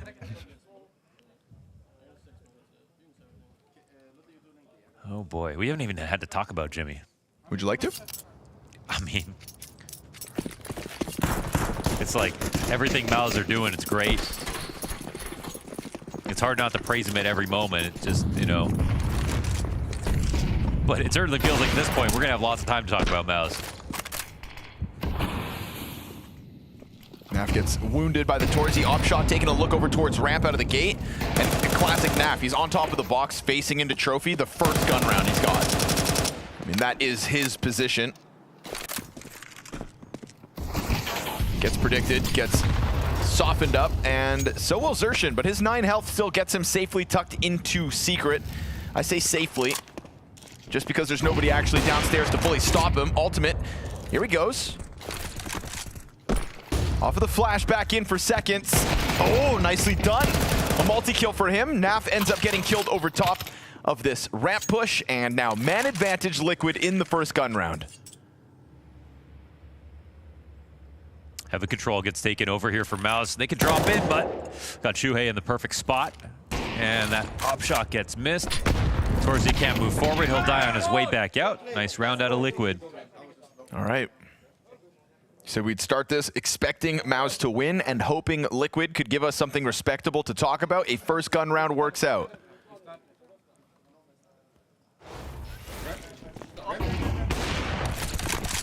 Watch back that ramp hold. I mean, really appreciate that Ultimate's fighting for these frags. You can see once MOUZ starts scaling against that back wall and there's no one on the ramp, it gets very scary for Ultimate because as soon as he takes a shot, if he doesn't know how close the guy on the wall is, he could die before he could even shoot. But some risks are worth taking. Xertion burned up real bad, but still beyond red now. Yeah, they can't let Xertion get comfortable out here. I think that's what sort of Maui was implying.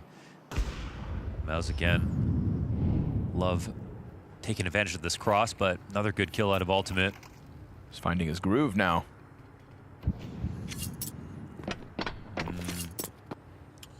I mean, they recognize there's a smoke cross, but there's no pressure on Xertion. They're just rotating down, so actually they put Ultimate in a great spot. Now upper actually becomes the better site to take, but Xertion, if they don't catch him going into the vent, they're not going to know what's happening.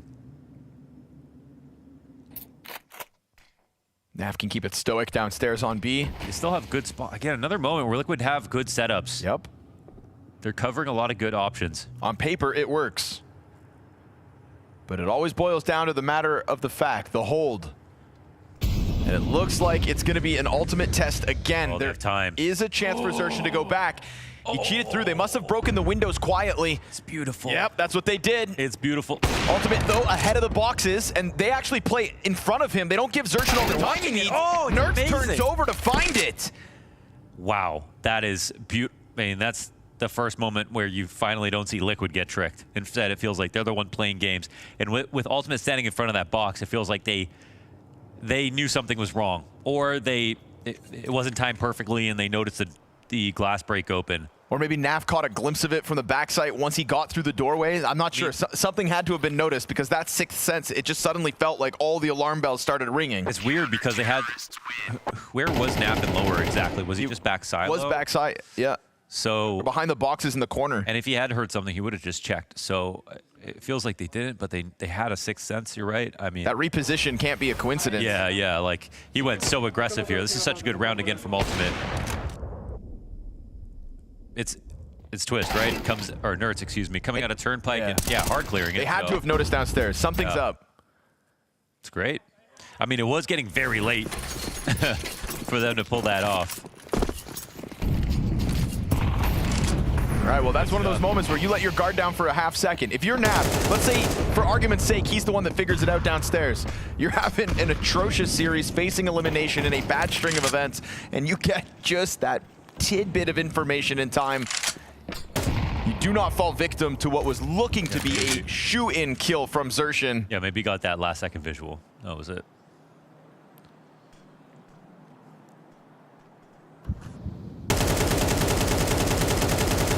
Expensive round for MOUZ.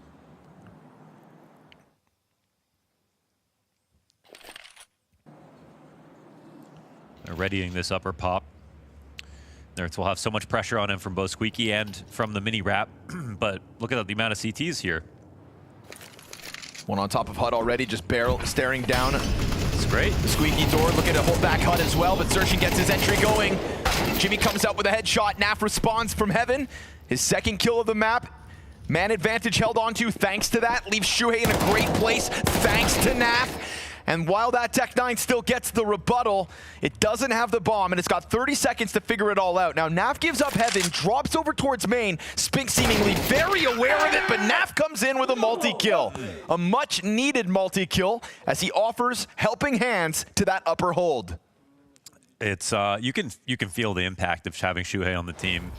Even on Dust 2, the T sides, they need some work, but they look good in terms of the amount of different strategies, the options that they covered, and like the more unique positions they find themselves in. Like, how often are you double top of hut on the upper site and they come to you at the same time? So they're doing a good job here.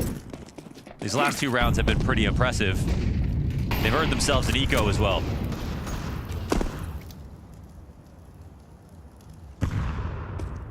They're putting Ultimate in all the right spots on top of it. It's been a lot of ramp action, but him being at ramp on that last round allowed for the extra player to be upper. They didn't even worry about the outside wrap. Ouch. There goes half a Torji.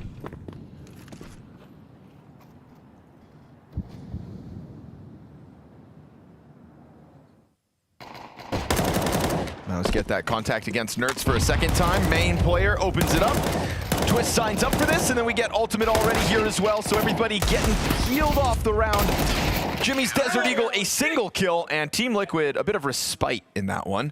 Just a chance to catch their breath as they take a lead, folks. A lead after that 3-0 MOUZ start. The money-making round here to take a lead, which is something I didn't think I'd see at all on Nuke, just period, throughout this whole game. Especially since they really couldn't get the reins on Dust 2. And forcing a timeout early here for MOUZ. That's pretty impressive to see. Now it just becomes 3 rounds T-side is a good start here for MOUZ. It's not really dire or anything like that. It's just impressive that Liquid are keeping off on a map they don't win.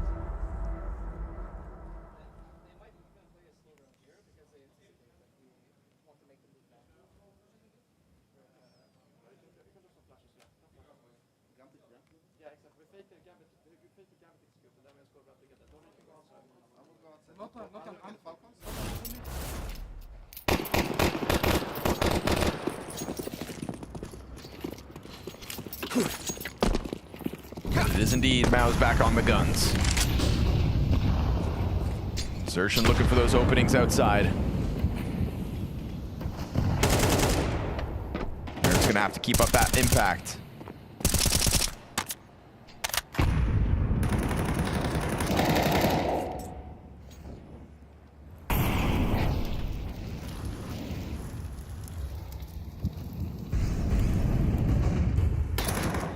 Xerxin gets away with it again. He's been given a lot of respect.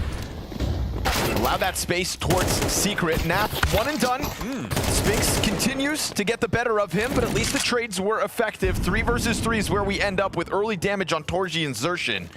slight edge here for Liquid, but a minute. So watch MOUZ try to squeeze this defense out of position. I mean, they can't now. I mean, Ultimate, look how close he is. Oh, but he misses. Ooh, that was the moment here. They had a third player come to ramp. MOUZ are not ready necessarily for an op, but Torzi's aim is beautiful. And I mean, he didn't even need the headshot after Ultimate missed. And now it's the B site with the bomb, with 3 players. Got a feel for Ultimate. He's having such a great game up until that moment. You see in that 3v3 how one bullet makes the difference. One missed op shot, ramp reopened, and Liquid lose that grasp. Yeah, like MOUZ came out, tried to punish, pushing through a ramp smoke for an early ramp take, because everything late towards ramp has just had Ultimate's name on it. So I said, let's go there sooner. And still, Liquid had 2 players ready to fight it. So it wasn't the perfect call for MOUZ, but they firepower their way through.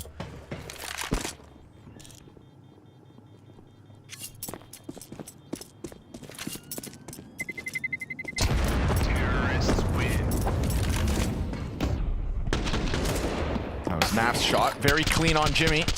Man, they get the first kill, too. Here's the miss. Oh, Torch is just too good, huh? Op or not, insta headshot on Ultimate. Gave him just enough time to rattle off the op round, but you miss once and the round goes with it.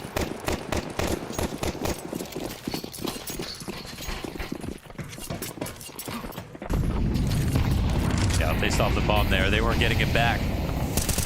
So if you're Liquid, you're thankful for the last anti-eco where you had 4 players alive. Yep, for sure. Okay, faster timing into the upper hit. They're gonna try to pounce on him. CT's surviving. CT's thrive, in fact. They can even afford to shoot each other. Upper's on lock. Brolin trying to make it down into the lower site. We'll find that at the very least, but an absolute rock-solid defense coming out of Liquid. MOUZ just try to change the game up a bit, not looking to get flat, not looking to be repetitive. Brolin with very little to lose here. And a whole round to gain, but he's not going to get anything going. Team Liquid, you wanted to talk about those 4 players that survived the anti-eco. Here's 5 members standing at the end of a gun round to take that lead right back. Back-to-back fast calls from MOUZ, and one of them works, the other doesn't. Haven't seen any problems when it comes to upper holds in general here for Liquid, so very, very well done. I think again though, it's nice to see quality rounds, but it's about how many rounds numerically are they going to get in these halves, because it's a slight improvement, but it's not the 5x improvement from the day before. It's no dominance in any of these positions. They are just here with a small lead, looking like the better team. I can say that about Liquid right now. They are looking like the better team. But this half is not over. And critically as well, there's no one individual on Liquid that's just unfortunately bottoming him out. Like, Dust 2 was a 5v4. Naft's getting into that lobby flank. Naft's finding his duels, his one towards ramp before he gets traded.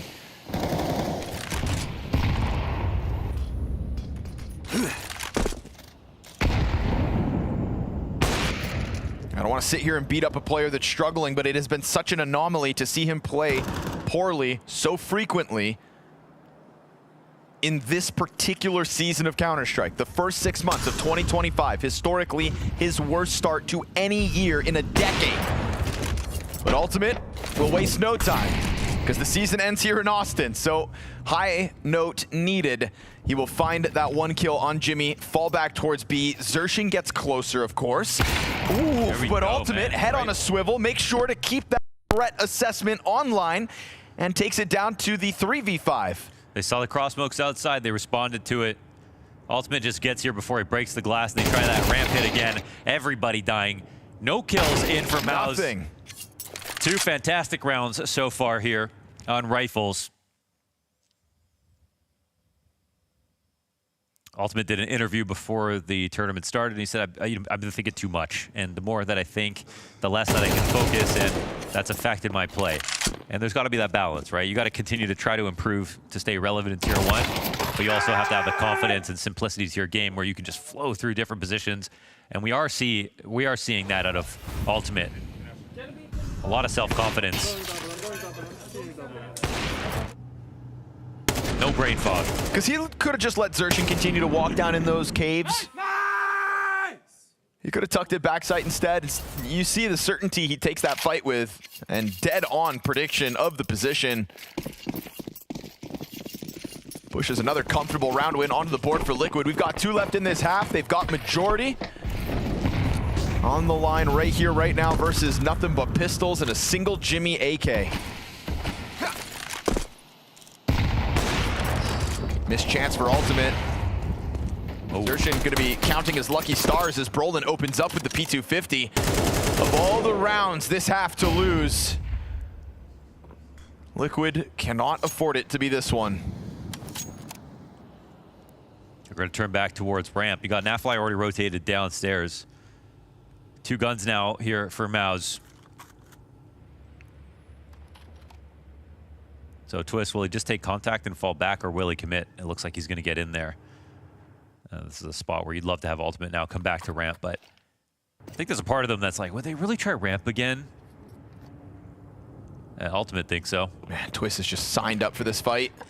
I like it, to be honest. As long as the rifle doesn't betray him, he keeps it clean as needed. Triple on the exit, and MOUZ get cleaned up for the most part. Spinks and Xerxin still looking to try and combine on this upper site. And Xerxin's been given space outside, so Shuhei just tucks in behind vent. Yeah, this round's not over, certainly. Shuhei's in the best possible spot, but it's a catch-all position and could be predictable. He's a headshot away from hitting the ground, and that bomb getting planted. Xerxin swings into him. Shuhei versus Spinks. The duel is set, and the headshot comes in from Spinks. 2 more targets to take down. A quick little challenge up from heaven meant to fluster him off that plant, but he commits to it. And then he gets a chance to reposition here. They have ultimate on a smoke. Really? Yeah, he can go for the big rotation around, but with ultimate on a smoke. Yeah, he decides against it. Instead, doubles back towards Squeaky. And now that has already given room for Liquid's players to get out from heaven. They are searching for him, and he gets more damage in, finds Nap over the top of it. Ultimate on the side of smoke, critical miss shot, but picks it up with the pistol, has the kit for the defuse. All's good for Liquid. A nail-biter round after tastes of success. That one would have left a sting. Definitely. I mean, credit to MOUZ for finding a way to do something different there after ramp failed. That should have been damning that Twist could have that clip, and then they still have a chance to win. But Liquid fall on their feet. There's a previous moment in this half that looked a lot worse. So they're up to 7-4. This is pretty classy here for Liquid, I think, to look back on. Definitely been an inspirited performance so far. It's just the nature of the blowout back on Dust 2. And also knowing there's a T side that lies ahead of this.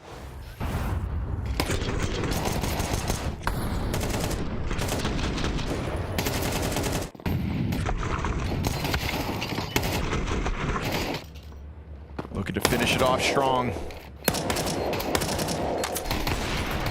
And this sort of sketchy round offered over by MOUZ is one of the few times that Liquid have looked to struggle with it. And still having fun. A lead will help out, no doubt. Final round of the half. And Ultimate feeling frisky with a deep angle in from ramp. They're gonna send Naf in. They haven't used their trophy push this half so far. They've finally conditioned MOUZ, actually, because they've been so persistent about just coming ramp late, early. Spinks, all right, cranks that dial to a 10. Wants to hit the upper sight. Searching over towards vents, finds nothing. Nap up in heaven gets picked off by Torchy. Fast swing from Shuhei. Everybody's dead. Liquid do it again. A couple entries into A, but the defense holds strong for 8 rounds on the half. We've got a whole lot of major rookies. Let's get to know them. We're going to do some introductions. It's time for Hello, my name is. Hello, my nickname is Molde. Hello, my name is Lake. Hello, I'm Björnza. Where does your nickname come from? I don't know, it's my brain, I'm young, let's go Molde. It comes from ocean, actually. I was like, I'll just do another body of water. His name sounds all right. Lake sounds all right. To like Breno, I just put BRN, and then I think BRN is just a little thing, and we have code 0. We have code 0, so I put but How would you describe yourself as a Counter-Strike player? In one word, aggressive. Maybe a little bit dumb sometimes, but aggressive. in Counter-Strike I like to aggressive a lot. I think that's my play style. Now I'm playing Anchor and I'm trying to be more aggressive, but it's a role that you don't be too much aggressive. I don't know, what can I say? When did you start playing CS? 2014, yeah. I'd say I really started playing my junior year of high school, probably. 2012, you were what, 7, 8? 8 or 9, yeah. Toshiba laptop, 30 FPS max. Good stuff. 2 years. 2 years? Yeah. Wow, it's pretty quick, huh? How's your experience as a major rookie so far? Fucking brutal, to be honest. It's been rough. 0 for 6 on pistols. A bit of a brutal one. Not a single pistol round win. Our T sides have been shaky. Our CT's been good though, so. Even against Furia, 5-7 on CT with no pistol. It's one of those where you just gotta win a fucking pistol. It's my opinion. If I don't have very good team, my experience bad. But I have very good team. They help me every time. It's so nice. I play every TRS tournament and major. It's a different feeling. Hello everyone, my name is Fallen. This is my first major. I'm so happy to be here in USA. I started playing Counter-Strike in January when I decided to bring a Kazakhstan player to join me in forces to win next major. Right now playing the major is awesome. The food is great. There's free food, there's free drinks. I got to see all the guys that have been watching them play, Monesi, Nico, all those legends. Maybe they're out of the tournament soon, but you never know. So yeah, I'm very excited and very happy to be here. See you guys on the server.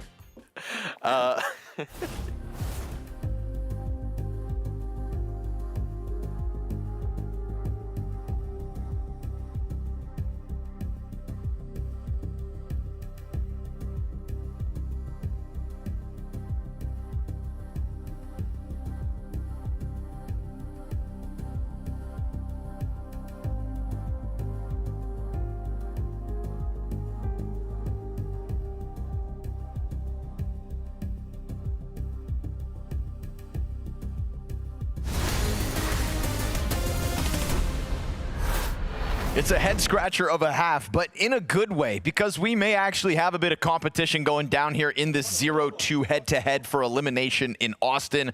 An 8-round CT side from Liquid, dare I say it, out of nowhere, Launders. Out of nowhere, no stats to show how good they play. I think we did see some of the same core aspects of what made their Dust 2 compelling, but now with more fragging. Right. Agreed, now with sure. Ultimate, yeah. Now with no sort of just bottom fraggers on this team. Actually, I don't think there's a single player who was positive in that Dust 2 match. It's totally changed. So, a lot of good setup. Upper was locked down. That was the most impressive part. Now, it'll be MOUZ who get to respond, CT side. On a map they loved. Okay. No! Knife. Shuhei. They backstabbed him again. Unbelievable. We'll see if there's any kind of recovery in the tank here for Liquid and the pistol. Already evened out. Gets interesting with a very low health Jimmy trying to hide in the corner. Nertz finds him. Now you've got 2 players down in hell. Spinks turns over as they climb up that ladder. And he wants to get into the fight on the other side of A, but now there's really nothing he can do about it. He knows if he sticks out here, fights too long on his own, that his teammate's never going to have a chance to get into the action. He tries a couple times to keep them on their toes. Gives that extra bit of space for Torji to catch timing. Just never get bored here, Nertz. He looks away. Okay. And then looks back at the right moment. So Spinks, his teammate never able to get anything going, has to somehow pull off this miracle of a 1v3 with no kit right here, right now. Or go save Kevlar. Yeah. You know what time it is. It's Glorpin time. It's time to save. Go save that Kevlar, buddy. He tries to get away with it, but Ultimate's got other plans. This is Liquid. Not only 8 rounds on the defense, but a T-side pistol to start. 9-4. Didn't expect to see that today. Not especially not on Nuke. Now they got and after the knife kill too. That's good money though for the Opper. Oh wow. Very nice. Cool.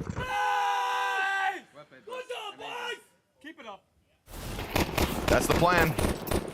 Winning Nuke doesn't win the series, but man, would it turn heads.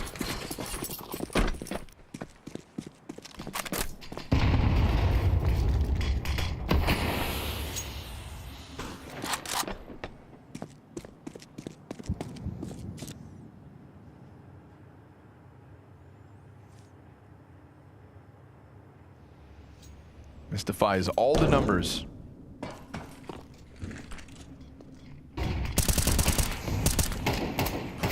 it's also not over yet, because Torchi's M4 peels one off. And Twist gets tagged down. Coming back. Torchi's got very little to lose here with a teammate next to him.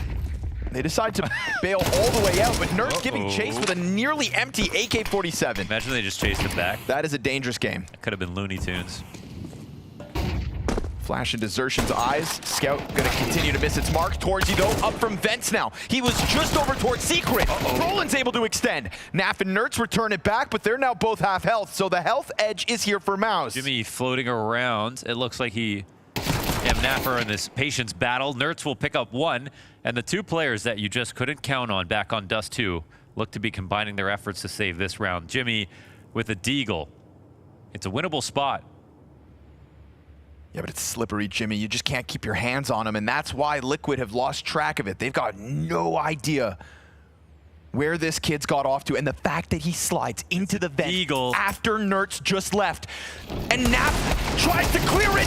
Oh, Jimmy gets the damage in. Exactly. By the skin of his teeth here, Nertz gets that one over the line. Double digits for Liquid. That's disaster averted. Jimmy damn near played that to perfection, sliding into the vent.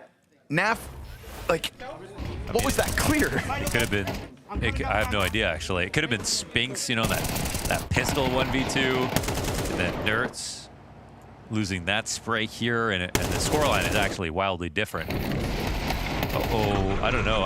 He didn't clear it, pulled out a nade. Look alive.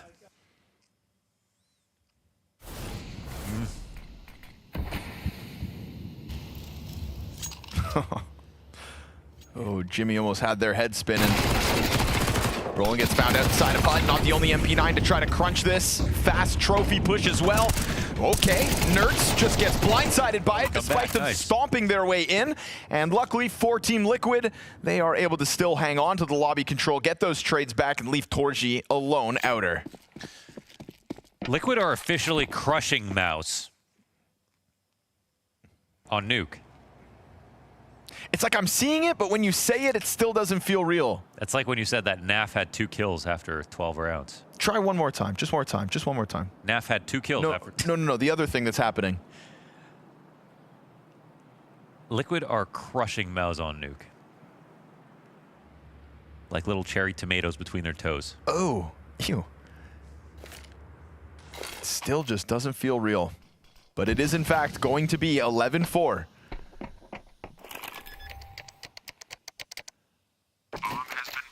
There's a couple slightly sketchy little moments there, like Naf kind of half-ass clearing the vent, Nertz not hearing that trophy rush somehow, but also Nertz is 16-9, so I'll lay off him.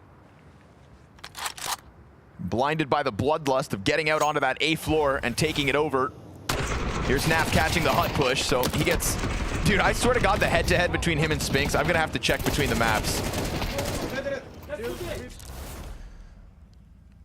So... But in reality, it's the score line. But now we do the full answer back from MOUZ with the actually. They're gonna buy next round. Or wait one more round actually. They spent everything they had. Yeah, they did. They did force. I was sort of like, did they half buy? They kind of just got owned. Told you, it just doesn't feel real, right? But it's happening. Even Liquid, uncertain as to what's up. Any timeout. Yeah. Just been using Cyclone's timeouts. I love that.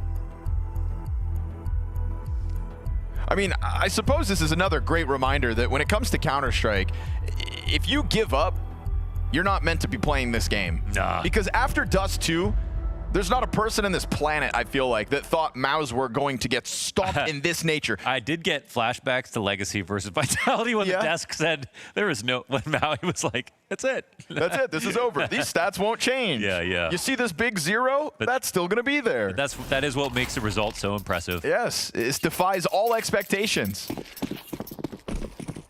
God, we should have bought Moses' snake oil. Oh, yeah. He was onto something. Not even the guy who's worn a Liquid jersey could have seen this one coming. But it would be classic to get ahead of ourselves and call this nuke over. We wanted, at the very least, a respectable scoreline for Liquid to get eliminated on. That is the point of lack of belief that we had gotten to. As if 7 rounds on map 2 after blowing Dust 2 would have been respectable. That is all we had to grasp for. And now here we sit. Team Liquid looking pretty, 12-4 lead. Absolutely secured at this point. Spinx's SMG over towards the secret stairs will do nothing to stop that eventual bomb plant. And Team Liquid will make an interesting turn of events here in this elimination game. I'm not going to say this round is losable, but I will say the game is still possible for MOUZ. It's partially because of the big lead in the first, plus the the pistol and the eco. We haven't seen one full strength CT round out of MOUZ, and they can play it. So there is still this question of how it's going to look, when Liquid touch 12. But they got lots of chances.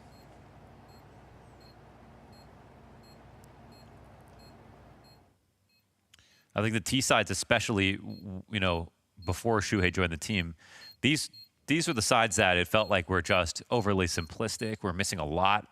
The map control was just very it was very simple, and that's something that I think we've seen from Shuhei, that he can call at the level of Kerrigan, that he can really organize players, allow them to have freedom, but also working on a greater idea towards the end of the round, much better conditioning, and so that's why he's joined the team. So if there is going to be an improvement here on T side, that'll be it. Twist can focus on his crosshair more, which he has been at least consistently fragging across these 2 maps. Yes, sir. Which is, I mean, for me, just a welcome sign to have Twist no longer burdened by the shackles of having to call. He's one of those in-game leaders where, yes, okay, maybe the T sides remain simplistic, but individually didn't have some of the bigger drop-offs that we've seen from other players take up those reins. Problem was, T sides remain too simple. So screw it. Bring in somebody that can do the job to that extra level. And Shuhei keeps them composed here in an attempt to sweep back the series.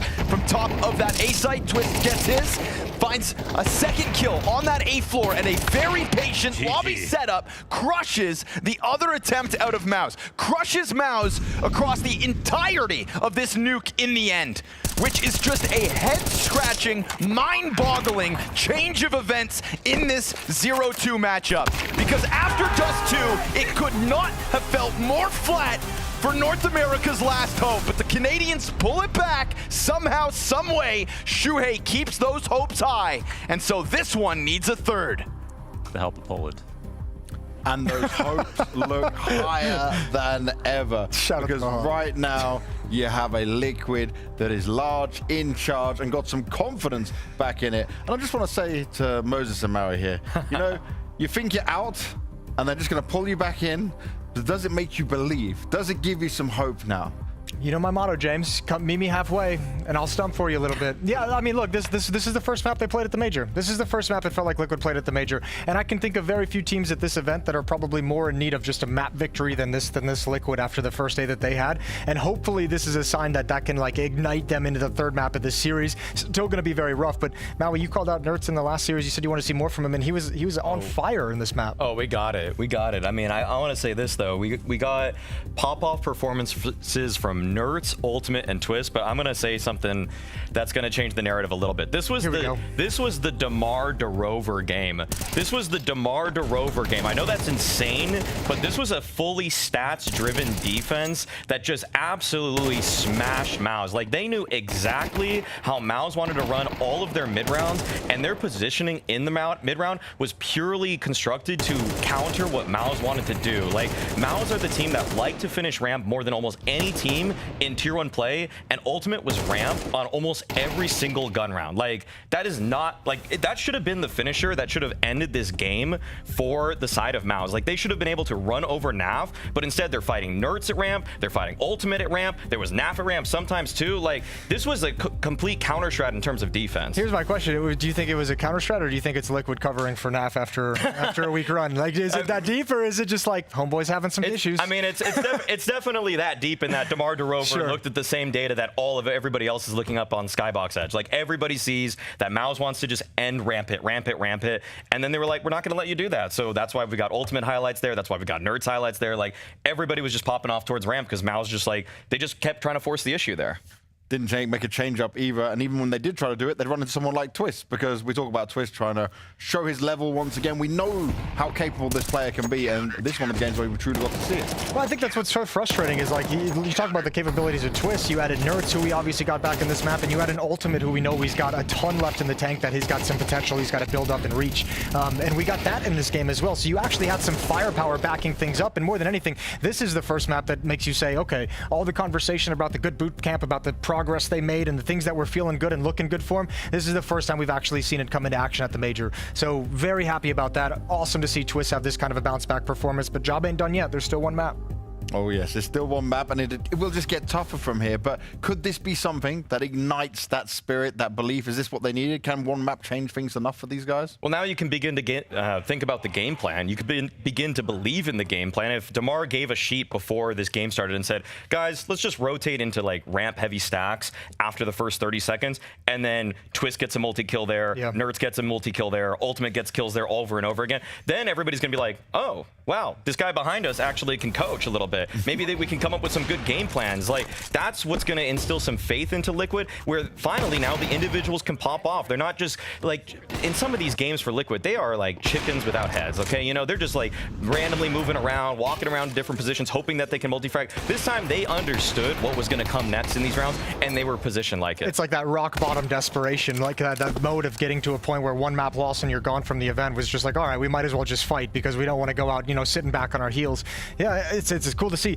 But to answer your question, it has to be the game that sparks these guys forward. It has to be the game that gave, you know, a similar game to what Legacy did, winning their first game and going on a crazy run and building into this event. Same with the win that Tyloo got. These teams that have struggled coming into this event, winning that one map, that one series that was so important, that gave them the belief that all their work was actually paying off. That's what this has to be for Liquid. And you said before we came into this map that you want to see them play together, you know, see them play as more as a team. Were you happy with that? Do you see they were believing in each other, Moses? Yeah, I mean, as the ramp rotation, the game plan over at ramp is a perfect indication of that, of making sure, you know, if you're going to have faith that Ultimate is going to be there round after round and you're going to be able to stick around and fight, because that ramp player can get sold down the river real quickly by some kind of mistake. So yeah, that's a sick belief. I think you saw even on the T side, the few rounds we had to watch in the second half, like that upper rush, I think from Twist, where he gets the double kill, like following up on his teammate, just dropping a flash and going with it. You're starting to see some of those teamwork elements actually work out for him as well.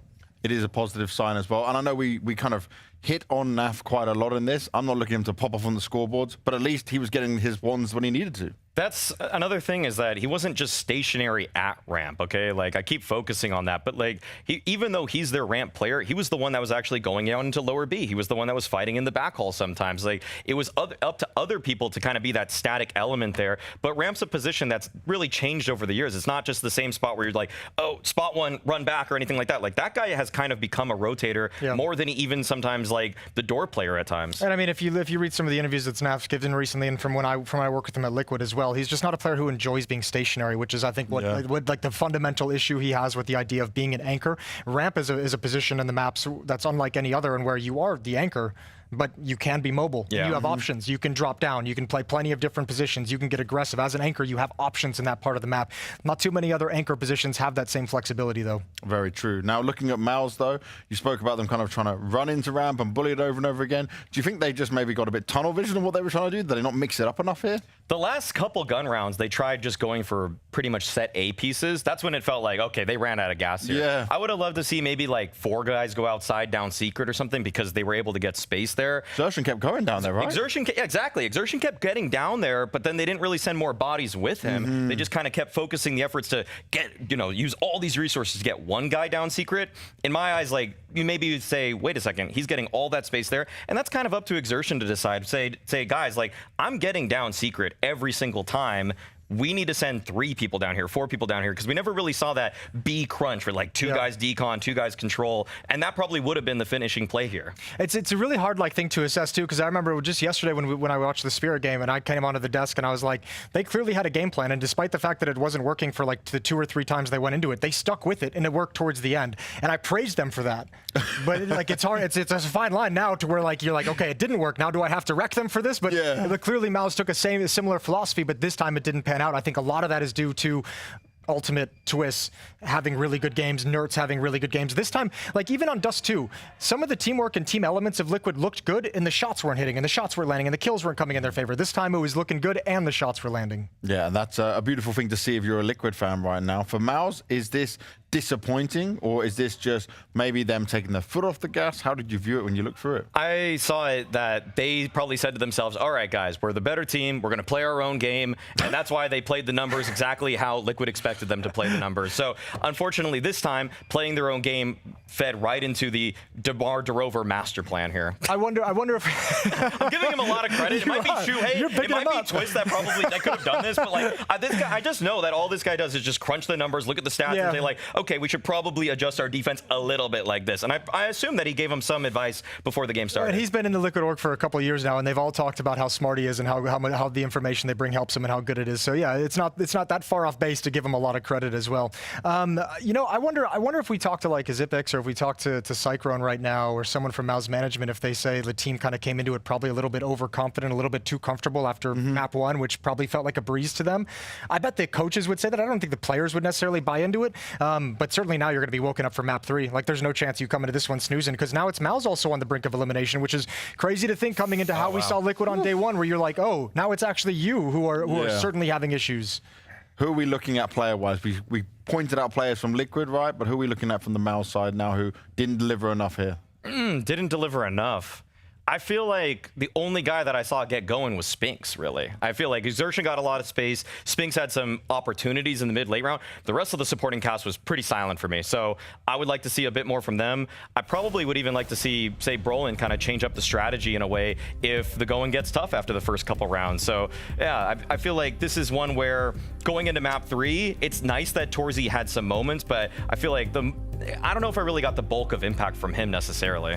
This is going to be a really hard map for Liquid to win, to be completely honest, unless their boot camp like changed their Mirage, you know, significantly, because MOUZ is going to be good at this. You want to talk about Exertion being the guy looking to pop off? Look at how aggressive he's going to be in mid. Torji can be everywhere on the map with the op, and Jimmy's an amazing anchor over at that B-bomb site, so tough times for Liquid. Well, we'll be talking Mirage when we come back from the break, and it all comes down to this, and everyone knows what they need to do, because it's elimination, the stress is at the highest, the pressure is at the highest. It all comes down to what you can do in one map and a best of one.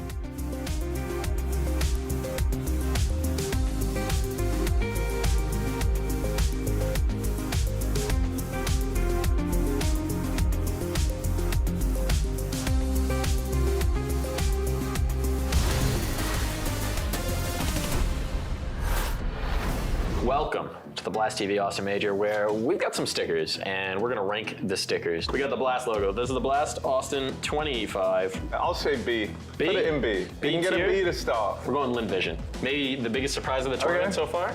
A tier. A tier? On Lim Vision. A tier. I feel like the animal teams are really gonna have a leg up. Oh, I just saw who's in your hand, Mike. So we have MIBR here. I'm ranking how much I like it on a belt Ranking the buckle. sticker. And like, you just wouldn't want this on a belt buckle, would you? No. I think, regretfully, MIBR, you've made your way into the E tier. Results, A tier.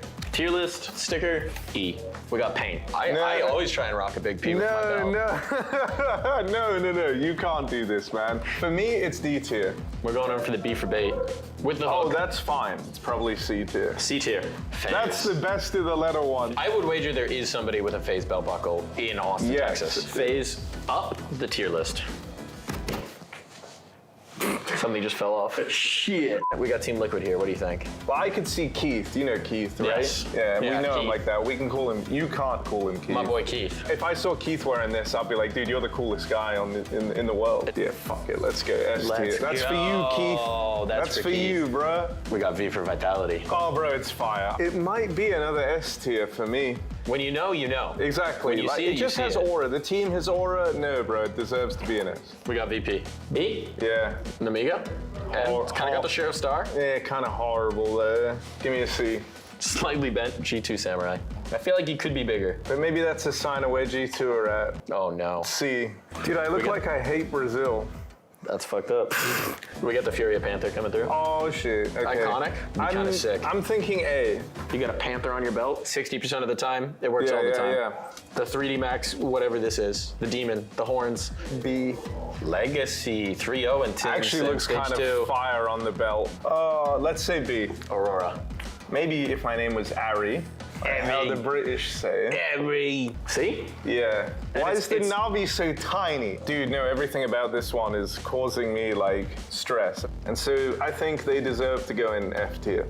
F tier. Now we don't actually have that. We don't have an F tier, but we're just gonna put them at the bottom. Put it underneath E. Sorry, Navi. Not the sticker for you. We got the Mongols. I'm like, I don't want to wear this.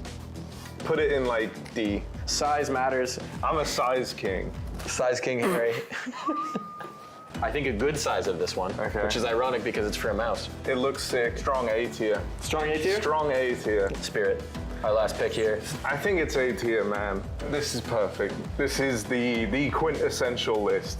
You can't disagree with it. If you do, you're wrong.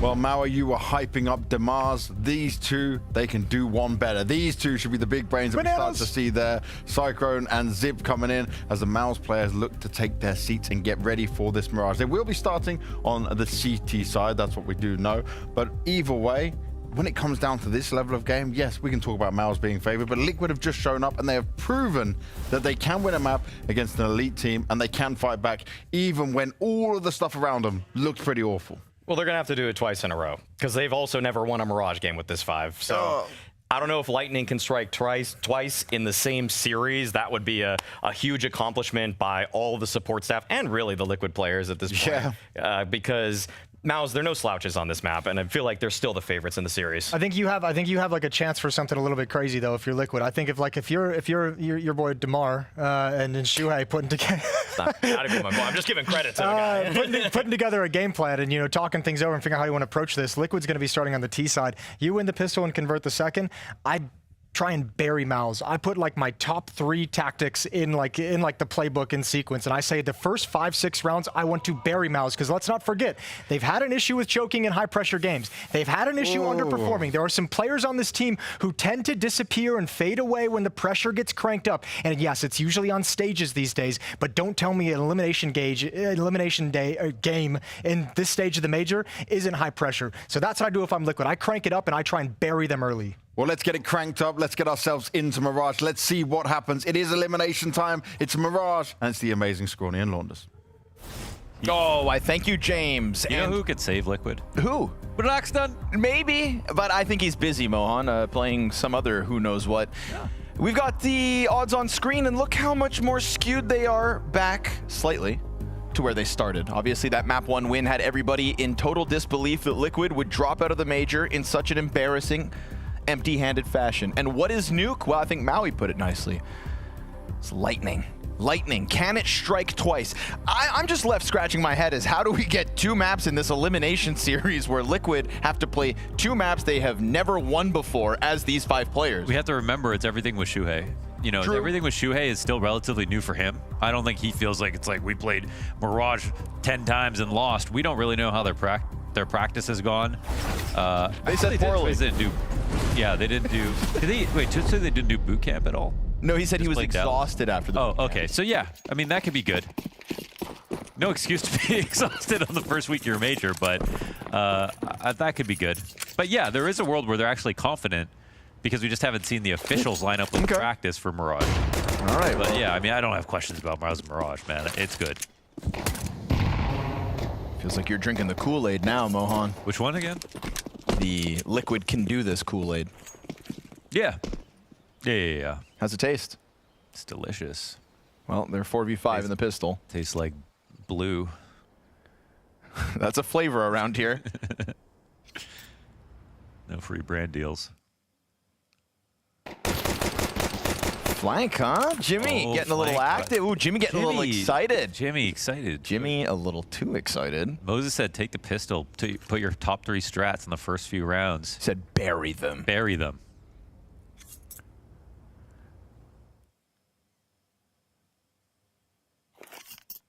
You hit that shot, Jimmy, the pistol's guaranteed.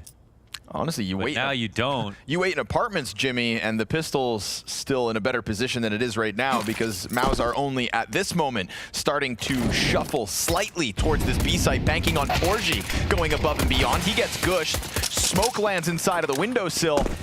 And with that, such a different round now. It's a recovery. But how do you retake? Smokes are up. Brolin's got another one, plus the kit. You've got Spinks already trying to quickly cut a path up from Catwalk into this B bomb site. Bench player gives him a little skin to shoot at, but nothing too much of a commitment here from Liquid. Soon the smoke fades, and when it does, Torji and Spinks come out with headshots each. Bench player trying to keep himself down. Nap, this is a big round for you, but he's on the reload. Shuhei's got to now bail them out again, and as he peels Spinks off of it, it's a Torji defuse attempt. The knife is out, a second left. He gets him off, but the defuse comes through in milliseconds. And it'll be MOUZ to win in the end. Shuhei just looking the wrong direction. Got the stab out, but just a moment too late. The retake is successful for MOUZ. A fraction of a moment too late.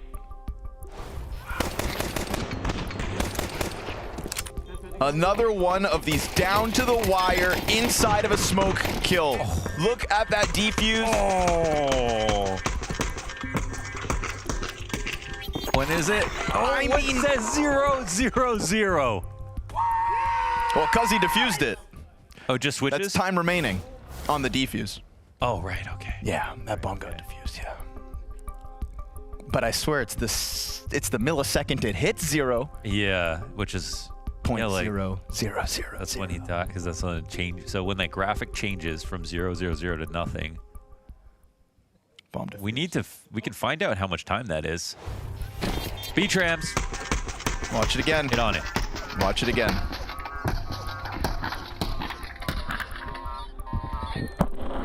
I mean, it happens at the same time. I mean, we're inside the sub-tick again. Yeah. And I like it in here.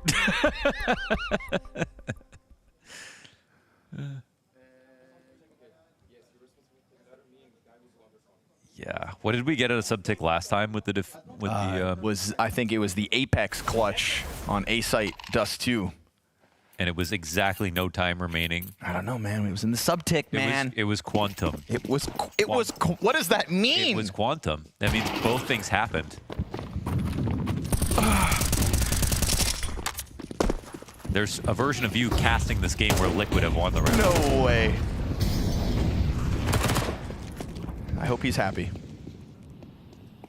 Shuhei has found the first kill. This is obviously Liquid coming in with a fourth fight, still looking to bury MOUZ despite losing that first round of this very important decider game. Elimination, folks. 0-3 is an embarrassing place to be. And Shuhei continues to tear up MOUZ despite them winning that pistol. It is just the MP9s left, completely separated on opposite ends of this A site. And honestly, Shuhei could take Jimmy's head off if he keeps this shooting clean. Wow. He will. 4 kills for Shuhei. All on his own. That's a fantastic round. We saw him make some great moves on Dust 2. On Nuke, he had more of a team in general, but man, what a standout moment. So we spent so much time talking about that last round and how close the defuse was. Didn't even matter. 4 rifles get saved by Liquid here. Brolin maybe, Shuhei might be coming in for this ace. I don't know if he saw Brolin up there. But it looks like he's going to jump up. There's a chance. Small chance, but... Terrorists win. Here it is. Oh, he turned around. Wow.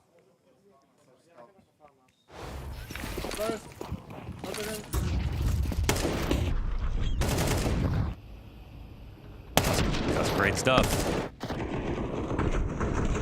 That's why they picked this kid up for his fragging. Oh, yeah, that's why?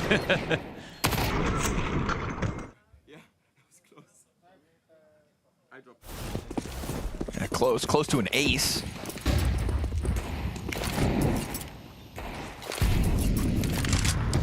You know, going out 0-3 is embarrassing. It'd be embarrassing for Liquid. It would be an absolute disaster for MOUZ, though, because they're again one of 2 other teams that even have it feels like have a chance of beating Vitality, like a real one, in the grand final if that happens.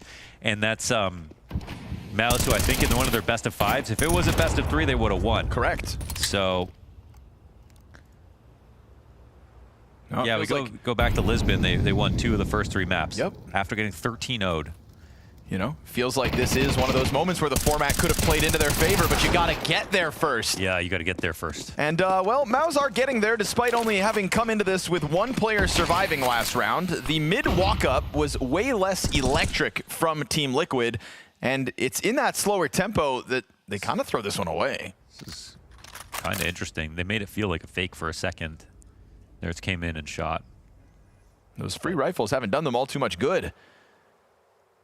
With 40 seconds, you could continue to wait out and hope that maybe MOUZ understaffed this B site, but for right now, they're going to keep the majority locked in. Spinks along the bench wall. Jimmy to take first. Oh, he got spotted. Oh, maybe. Yeah, he comes back at it, and it's clean. MOUZ, only 1 survivor in that last round. They win this with much less than what Liquid had to offer. The roller coaster continues. Hell yeah, dude. Hope you have your tickets, folks.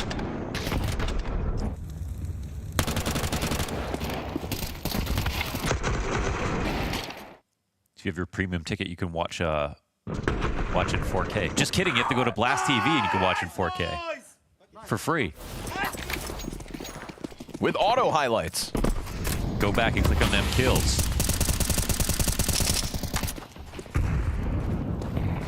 You can choose to watch that Shuhei 4K the round prior, or Xerxin slap him around with a FAMAS. Oh, Jimmy, that's early death. Steps up to the fight. Spinks' nade's gonna kill Twist, so that's good to get the job done. Oh! Drive by from the Tech 9 of Shuhei. Again, the faster looking tempos from Liquid are the more successful rounds. But Xerxin fights fire with fire, slides out from the market. Naf's trying to take the duel back over towards window. Oh! Brolin comes up with a clean headshot, and now Naf is put to a clutch. You have seen many clutches from Naf, just not in recent months. But this 1v2 is separate duels, and that M4 needs to get reloaded, but that's going to open the door for Brolin to come back around the side of Pillar and push MOUZ to the 3-1 lead early. That was Brolin jumping up into the window and getting that kill back. That changed it entirely. What a reaction out of Brolin. Nice entry from Shuhei to take out Spinks after Twist got his first kill, but after that, MOUZ did a good job stabilizing. It's right here.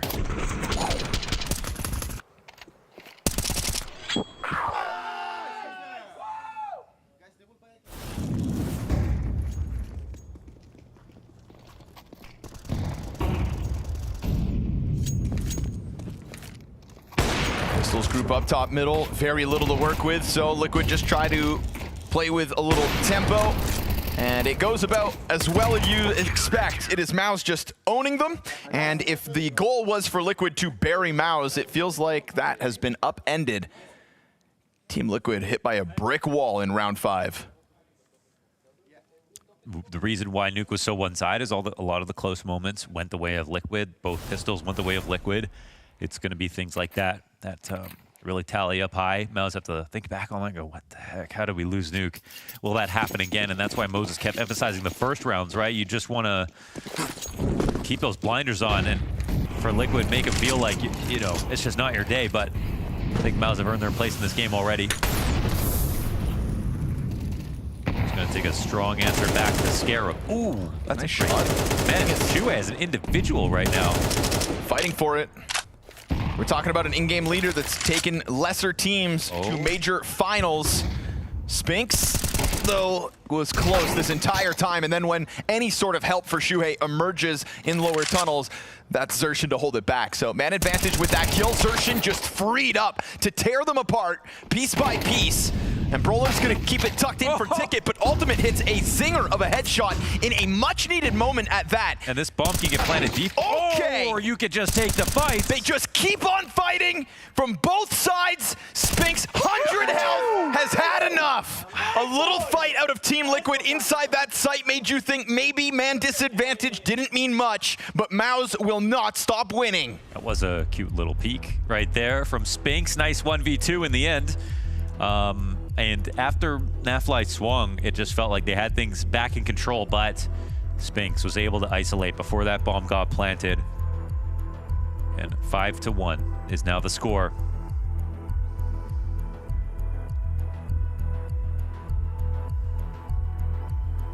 Spinks, man, unleashed that round, kicking it off top middle. After Shuei's kill on Torji. Took his sweet time for getting this one back. Shot was also great from Ultimate, my gosh. Yes, no, a lot of great shots. Even Naf over onto Jimmy over on Catwalk. And then both of these closers from Spinks. The round count may be skewed out of the gate, but it feels like overall, just mechanically, right? Shuei playing as he is, Naf giving us that clean kill onto the cap play. If Nerts and Twist can start to get kills. Yeah, the rounds have been competitive so far, but feels like the individual levels taking it up a notch in this final round of the series. We've got Spinks trying to stop it back in connector. He will shave Twists down, and with it, Pistols kind of creeping out through jungle, but it's all looking contained for the most part. Again, Team Liquid trying to play with that faster tempo, but MOUZ stepping up to this fight and swinging even harder. Difference being they're hitting their targets. No knockout blows just yet. But at the end of the Mirage, it's coming.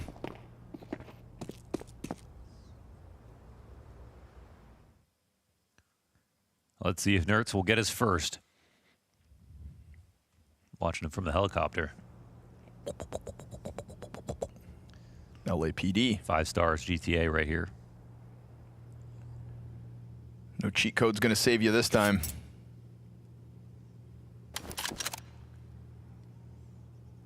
Tech-9 blast Brolin and then jump that bomb into sight. It would still take a second kill on Torji. I don't think even Matt Damon could pull this off. Unlucky.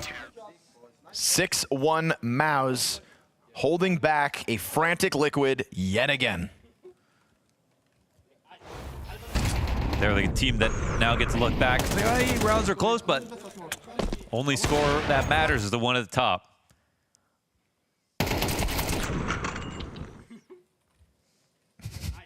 That was a cute little giggle. I'll be laughing my way to victory as well. 11-3 is Spinks at the moment.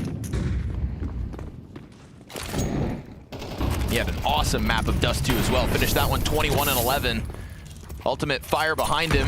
Frag sails by. More utility just pelting him and making his job impossible in terms of finding entry. They did draw a lot of utility for that HP. It's not bad. But MOUZ just wanted to get him back. It's a full default here for Liquid. They're looking to come into mid control. This time they have a second player to help Shuhei try to fight this. This time for MOUZ, I think they're ready to just go into like a more passive connector hold because they have Torzi back on ticket. So just keep an eye on Palace. Keep ramps smoked so they can take a fight if they want to. If this becomes a split to B, however, that's actually not a bad idea here for Liquid. And they are still faking. It's actually a pretty good pace for this B split. It's that ladder room player, that's what matters. Right, but that ladder room player is Spinks, and Torzi gets his one. Jimmy looking to get into the action, but Spinks is just soaking up all the frags as they tiptoe their way towards that doorway. And this is a big reason why MOUZ found so much success on Mirage. However, the split, Twist is able to get out from the apartments if he can join forces with Ultimate. If that bomb can push its way up, then there's still a way back to this round, but he's got 20 seconds to surpass this angle inside of Connector, and a drop shot is not what he could afford. Spinks is still locked in on top of this ladder. 3 kills to his name, finally dropped to the no-scope, but the clock decides this one, and that is all Spinks again. Yeah, amazing map. 14-4. Fantastic Dust 2. Oh, Ultimate's in danger. Oh, he goes for the quick scope. And now he can easily die. No, two no-scopes instead. He'll stay alive. Sure, why not? Wow, that actually is a pretty massive save, right? He keeps the op, doesn't lose his kill reward or his the loss bonus. Whew. Yeah, not the time to go 0-7. Not when you're down 0-2. It's crazy too. I mean, different play styles, but if you contrast like the, you know, quote unquote big signings of both these rosters, obviously bringing in Spinks is the biggest signing that MOUZ has ever really gone for. Yeah. Provable star, right? Nert's also a big deal to make the journey over to a North American org. Definitely. And contrast their scores right now. 0-7, 14-4. Xertion from top palace is going to get the first one. Twist down. This is a full gun round coming out of Liquid. This half is just flying by. And yet still they're trying to get in. And there's the first. Could be the hardest. Nert's on the board. Still 3 defenders to topple. Gets that bit of vision over towards jungle. He finds his second kill now. Hands busy. Bomb plants in. And Ultimate with a chance, but his counterpart is already hunting from that top rope of Ticket, and it's support behind Torzi. Oh, missed shot from the Hungarian. Both Reopens ways. this for Ultimate. He's on the prowl, hits him for 90, and this is such a much-needed clutch from Ultimate, denied as Torzi gets the better of him in the end of that head-to-head. 8-1 MOUZ, the winning ways don't stop. Yeah, they need a little bit of the what Spinks gave us in that 1v2 coming up connector to just make this half competitive at all. I mean, you're just turning on the TV right now. You're seeing it's 8-1. You think this game is over and Liquid don't stand a chance. Technically, a lot of these situations have been close. There's been very minor details or one player like Spinks that have totally changed the outcome. But now, I mean, you know, best case, you come back, you got 4 rounds if you're Liquid. That might not be enough. They go to a timeout.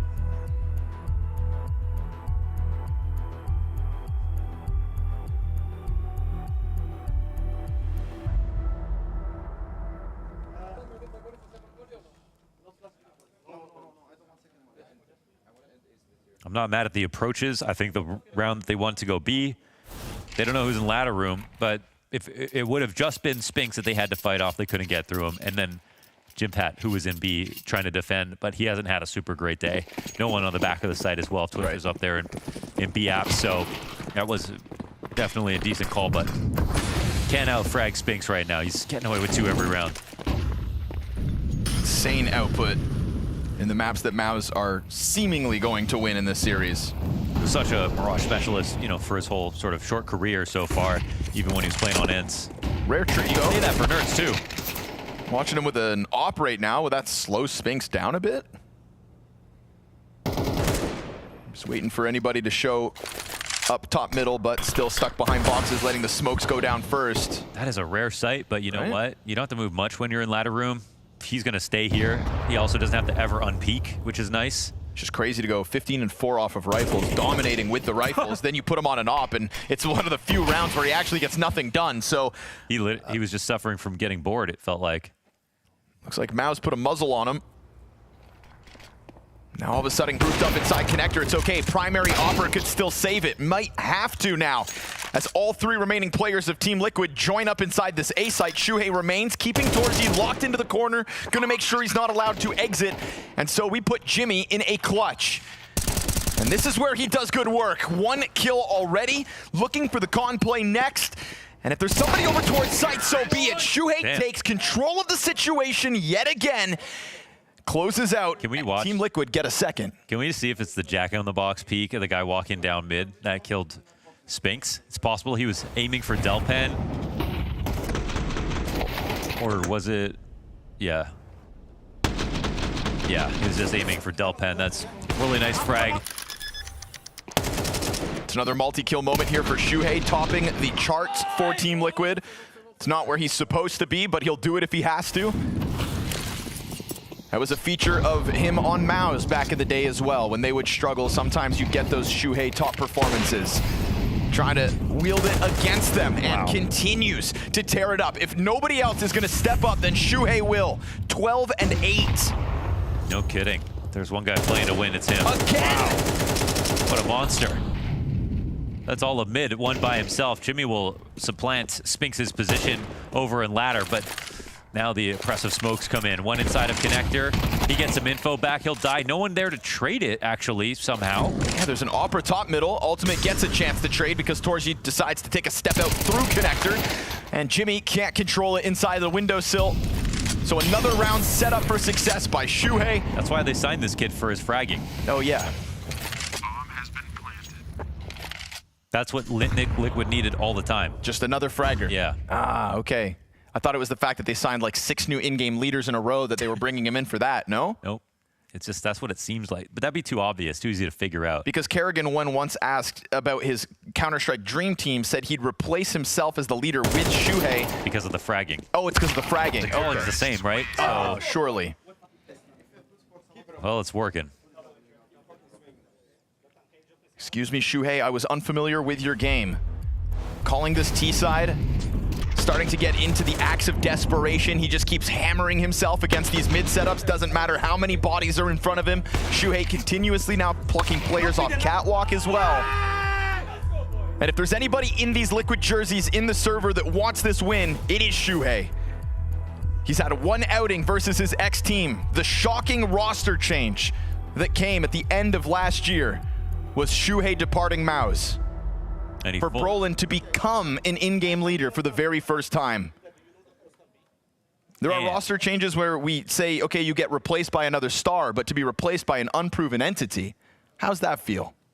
It's got to feel terrible. He knows these guys, he knows how they play, and he's also just committed to signing to Liquid. So you don't do that unless you're sure about the team. And well, 4 rounds was the best possible outcome for Liquid. They might be able to at least get that, maybe. Yeesh. But when push comes to shove, MOUZ decide to push harder, and it was looking like they had bottlenecked Team Liquid at the top of middle, but they get away. The attackers, that is. There's a lot of bodies inside of that smoke. Xertion and Spinks down. Still a hell of a half for Spinks by the end of it. 16-7 his final score. And with Shuhei dead, now Liquid lack firepower. They both do. Torji turns back towards Cat, just missed timing. Oh, damn, that near collateral with the scout would have been great damage. Nertz kind of pushed, but able to catch his. It's low HP on the remaining 3. This is a winnable 1 versus 4 with 1 kill already in his back pocket. That Ops got good vision from up in the apartments, but it's in the hands of Twists, not a specialist. Connor, don't tell me this round is winnable. Brolin trying to just peel that Opper off of the apps, waiting for the smoke to fade, and then it's a Hail Mary attempt here from Brolin, not working with a kit. He's gonna get the headshot onto ultimate. Incredibly low health for these 3 last players. And so Brolin just continues to try to push his luck up against the bomb. Again, no kit, and that's gonna spell disaster for him. 4 rounds for Team Liquid. Shuhei drags them over that line, and they finish this half with 3 in a row. That is hope.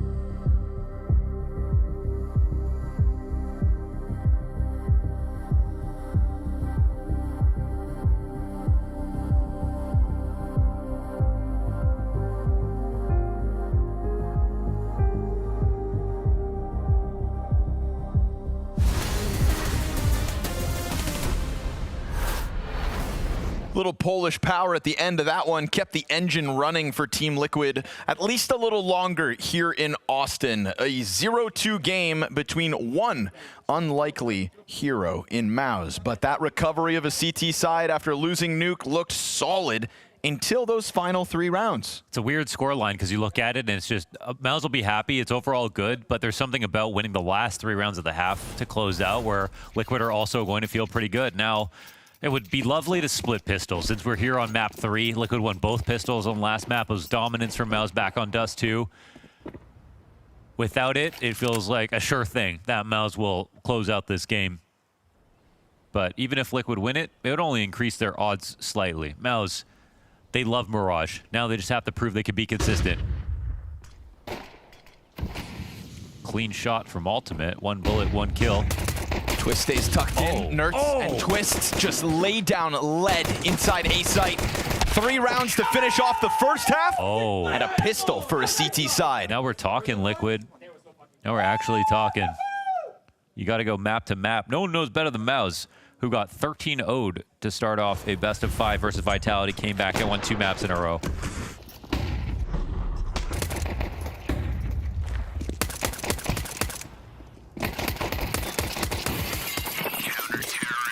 Well, damn.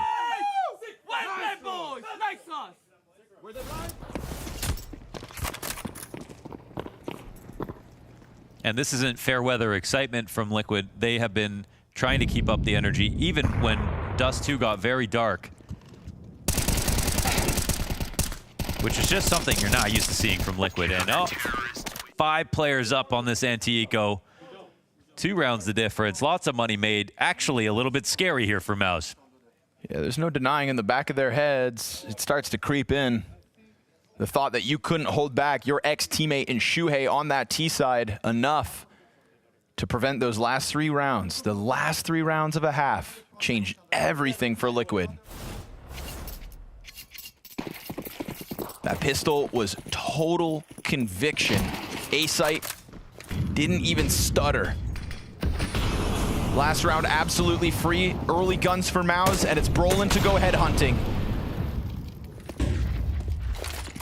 Trying to be inspired with what Shuhei was able to offer. Brolin finds his 2K entry as well. In-game leaders locking horns as Torji shaved down to 50. Keeps MOUZ comfortably standing 5v3. They've foregone the op early. That's fine. Oh, it was excellent. High-low spray transfer there for Brolin. It's just going to talk about him as a caller and, you know, how much this would mean to him being able to take out Shuhei, especially if things got tense. But lest we forget that he can frag too. Zershin took his eyes off the crosshair for 1 second. Naf wins that with an MP9. I mean, that's a hell of a duel to take. And the Shuhei now has deep control on ramp. Wow, burns the bomb away from sight at 50 seconds. He knows that Spinx is running away from this. They've got 2 players in the ramp, but they're coming back. They're Spinx charging is still forward here. Oh, super wide swing from Shuhei. Naf, remember, low health because of that awkward duel. Trying to keep Jimmy out of this. How can Naf save this? He's got a hard decision to make. Oh. Tries to get that bomb down, not able to do it. And Twist, sitting at ticket, has to just watch the hope of this round go up in flames. That was so nice from Jimmy, right? Him running up allowed Spinx to back up safely.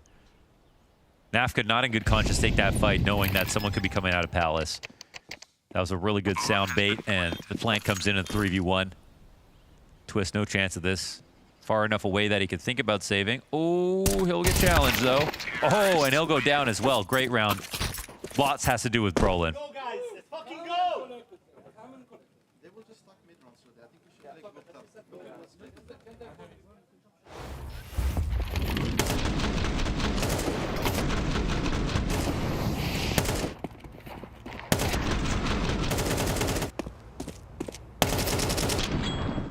Nice, boys.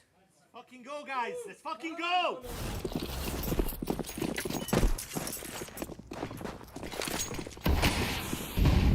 Still tools to work with. See the 3 mid. We see that peppering top middle. But unfortunately, MOUZ wanted mid at the exact same time. So they've got no A-lurks, no B-play ready just yet. Liquid can't afford to seize up in these moments.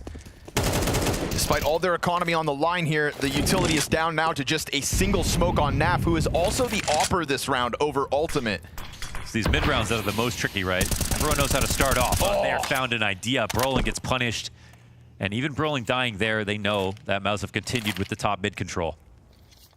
Gonna leave a player tucked inside the right side window.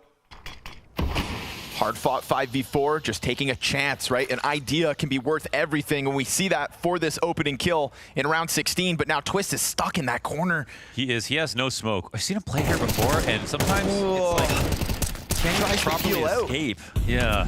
Nowhere to run, nowhere to hide, doesn't have the utility to bail, no teammate to offer a flashbang. Again, the only smoke is still for Naf on B.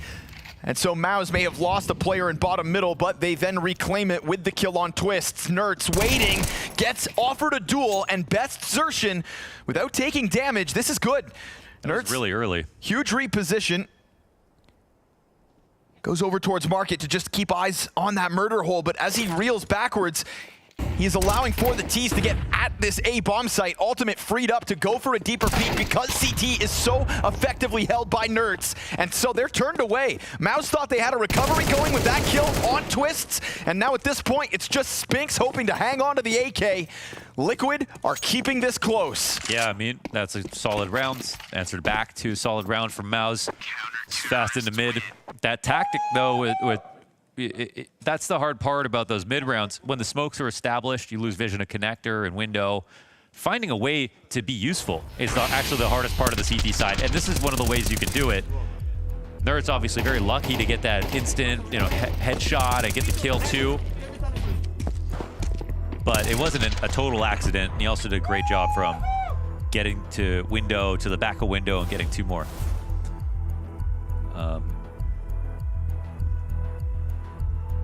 MOUZ will have to talk about this as we get into the final rounds of this match, and Liquid will have one timeout afterwards. It was surprising to see Xertion go for the lurk right away, but I guess equally, I think for him to see Nertz waiting for him. There just wasn't a lot of pressure on connector, no A-ramp or jungle lurk or anything like that, so.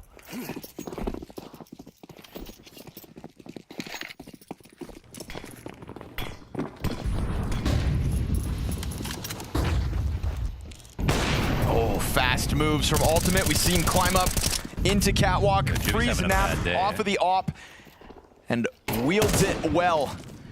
Brolin, who in the first gun round got that double entry out of middle, has been stuffed since. AK still for Spinks, of course. But you got Jimmy just sitting middle, and in the battle of the anchors, Naf versus Jimmy, back on Dust 2, that was lopsided. Jimmy was so freed up, so mobile, playing all different types of spawns. Off the leash. And now here he sits in the final round of the series, having a Naf-like performance, 3-12. Naf-like performance? This is a Nico-like performance, unfortunately. Oh my god. I was trying to keep it series specific, but you raise a good point. When elimination looms. Yeah. So we all become Nico. With the guns that are available, it comes down to this AK, but that's already withdrawn from the rounds. Ultimate's doing an excellent job, man. He was super solid on Nuke as well. There's a flash there that Torgy's decided to still hang on to, so that's not how they try to get Spinks around the corner. Looking to just take up positions in connector, but in trying to do so, Ultimate freed up. That's his triple kill this round. And so Torgy, all that was left. This is kind of insane, man. 8-9. And, well, you have a round that MOUZ actually do some good mid-rounding. You get Brolin opening 2 kills as they run down mid. And that's pretty good. But on both sides of that, Liquid have just full control rounds. Like, these aren't close calls at all. Now, this isn't a full buy, so there's that. They're not close. They're not frantic. You don't see Liquid panicking in some of these. In terms of aggression in middle, it's got to be said, best player so far this series specifically has been Shuhei. Kind of thriving with multiple targets, taking those fights. deep peek from Ultimate again. He is being weaponized so well from Nuke to now Mirage. Yeah, he has taken a lot of liberties, and it's working. But now Naf's got to step up when it absolutely matters. 2 players in front of him. He's got a crossfire set towards Arch, but that player's also concerned. Twist. Oh, his nade goes too far. Naf lines up 2 backs. Easy targets, and he does what he has to, killing both. But Twist gets out of the way because they've got one coming up Cat.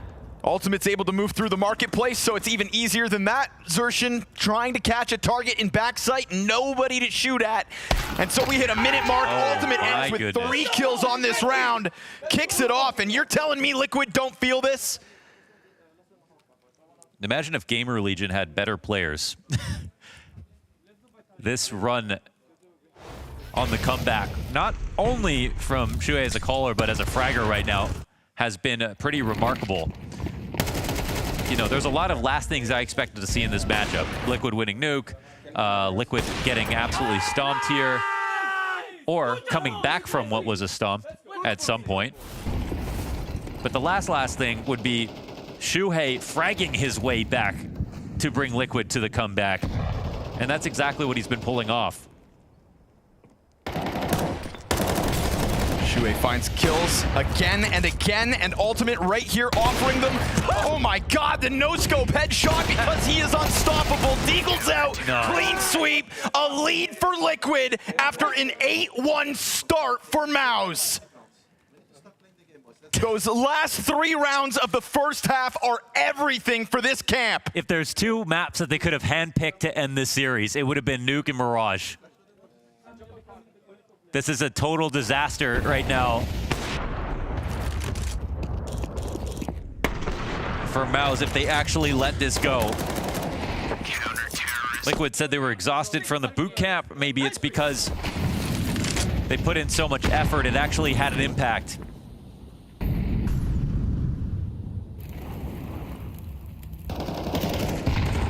Shuhei completing the signing to the team may not have been a surprise because of the stature of the org, but when it comes to the results and you know how much has changed in a short period of time, they didn't really have a honeymoon.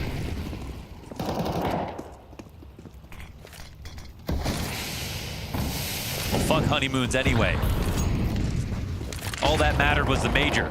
Swing out for Brolin, set up by the flash. Tapping back into that early success he had, but who's up? It's Naf. Hanging onto this B site with nothing. A very fast answer coming out of MOUZ now. The moment they lose that lead, the moment the reality of this desperate situation sinks in, we go tied at double digits. All right. That's a wake-up call. Yeah, because the last time they got this round, it was the double, spray transfer kill for Brolin. If they just defaulted in a mid, there wasn't even the full idea. The round was won before they even picked the site, sort of. And Liquid found a way to try to respond, but now look at the kills on the map. Every CT in a proper position, waiting for a V-split, and they all get shot down. It's perfect play here for MOUZ. This will wake them back up, show them they obviously still can do this. Especially if they avoid Ultimate and Shuhei. That's it, right? You take the fight versus the 3 players struggling the most for Liquid. Yeah. This was Brolin coming awkwardly around that far side of the smoke. Little delayed duel towards Cat. Empty-handed B anchor as well. Never a good sign for a defense on Mirage. I think if Liquid and G2 joined forces, they could make a Polish super team. Hey, man. Anything's possible in the offseason.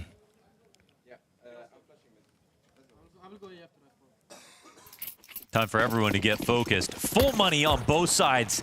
10-10, map 3 for elimination.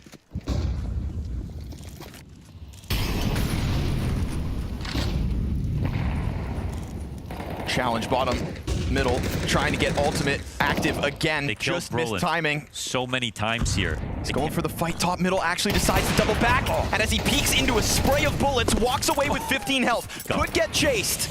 Could get chased by Xerxin. You know he's got that killer instinct, but as he jumps up, Nertz is going to deny it. Team Liquid 5v2. Oh, I can't help but feel like that was a little obvious. Nertz does such a good job of watching it. Why wouldn't you? You have to escort your op out of mid.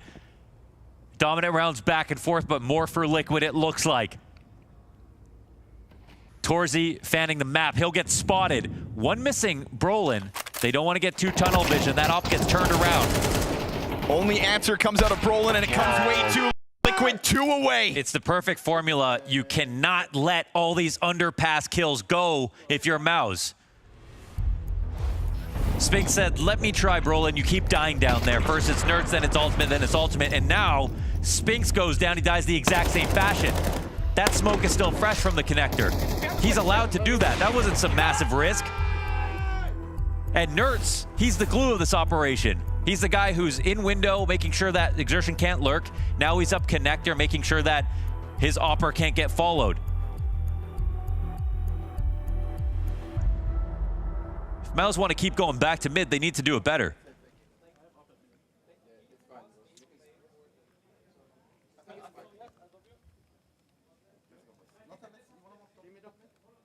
What a wake-up call this is for Ultimate's Major. After the end of the first day of Stage 3, Team Liquid had 2 of the 5 lowest rated players at the event. One of those was Ultimate. 24 hours makes a world of difference. This third map on the brink of 30 frags, and we see him so proactively peeking into these angles being held, taking a second look at underpass, knowing damn well he could be walking into his death. But the confidence boils over, and right now Team Liquid opt for this 4-player A stack out of the gate. We've had so much action over towards middle. Nerds is inside connector, given a gift, as Xerxin will be killed yet again. There is no entry coming out for MOUZ until Jimmy gets a chance into the action. Only his 5th frag of the map. But as Spinks is locked into this corner of connector, Nerds keeps his eyes on both windows and con. There's tons of pressure right now, Twist under balcony. As they're coming up connector, there's some decisions to be made, but there's still 3 players here from the CT side. The split is no doubt in position, but it all boils down to the timing, to the trigger, to who hits first, and there it is. Torji catches it from middle. And with Nerds gone, Spinks feels like he's got space to get around connector, but Ultimate is everywhere. And Twist continues to tear up the other side of this bomb site. It's now Ultimate on his own. Naf's gonna be the late arrival. Torji's still floating that bomb out towards mid. Turns. 30 seconds, and he gets it up into jungle at the very least. Naf prying eyes into that A site. Missed chance. Flash over top of connector, and he's gonna blind Torji. Ultimate continues to hit these critical shots, and Torji's pinched. 15 now. How does he get out? He does it. 12 rounds. Team Liquid. It's a total collapse. 3 ops in the end, wandering around looking for their opportunities. Let's fucking go, boys. Don't get silent now. And Torji's still just trying to wake him up. He tells them to get focused, but you know what? They went blank for a moment when they were walking up connector. Ultimate once again takes the perfect risk. Look when he takes this fight into connector. There's no one watching his ramp. You have Twist sitting there below the balcony. They could have swung out and killed him, but it was still risky for him to try to do that. But that's what he's been doing all day. They're trying not to get too excited, but after this comeback, you can't blame them. Finally a missed shot. Oh. Hearts pounding, starts to feel real here if you're Liquid. But Nerds on top of the stairs, hoping now he can hold off this site on his own because it feels like they're coming. They throw caution to the wind and MOUZ hit this hard. Spinks has got that entry, but you still, yet again, have Ultimate on this position. And as he tries to pepper that planter with util, it's gonna be Naf to try to come and help out. Damage done on desertion doesn't make this any easier now for MOUZ. Their major is on the line. No way he hits this, right? He's waiting, and if he pops up again, it could be. He allocates Naf to it instead. The rifle to hold him back. He's still just trying to scour it, but no movement any longer. Hoping instead the connector player locks this in. Finally, the bane of their mirage goes down. And so Naf and Twist to join forces. Time is ticking so fast, though. They gave Ultimate that chance to catch an opening, and instead, MOUZ close in on overtime. All right, round 24, baby. MOUZ fight back. And was it Jimmy again to get another kill in this spot or not? Because he was so key that last round when he came out of Palace to make a chance possible. Spinks, obviously, clearing out into connector is massive. That's one of the first times they've actually just tried an early timing to get out of the ramp and around the stairs. That round was very expensive, though, for MOUZ. I think that Liquid will be able to see the money. They went into search for that last kill before time was up. We got a MAC-10 on Xerxin. We're talking about 3 Galils here. It's going to have to be a light idea and fast. Nafly looks like he'll be tested. 10 kills for him. Could not pass as an anchor on Dust 2. Now he doesn't have a teammate close by. And there are 5 guys coming in his direction. It's his roughest season, and it's the round with more pressure than any other. He can't afford to go down with nothing, so he'll get the better of the entry and finds that wrap back around a classic Naf moment at a critical moment as well. And as Nertz looks deep into the bomb site, there's that contact over towards bench. You've got Shuhei waiting for a chance, but Hands no longer busy. Bomb planted, quick headshot. They've got their teeth sunk deep into B, despite Naf's best efforts. 30 kills on Ultimate's scoreboard. He will charge that off into the pack, and at that moment, MOUZ bounce back. It is nothing but a ruse. It's a resurgence led by Torzy. He called for focus, and they find it. It was the one idea that they could pull off with low grenades, with not the right weapons. Nafly gets 2 kills on the hold, and even with that, they survive. Spinks with this final peek. I feel like this was the nail in the coffin. It was so beautiful out of him versus Shuhei. It was the last chance he'd be able to fight with Cat fight looming soon. And Torzy told everyone to get amped last round. He said he was going to bring more energy today. Well, it looks like it's paying off.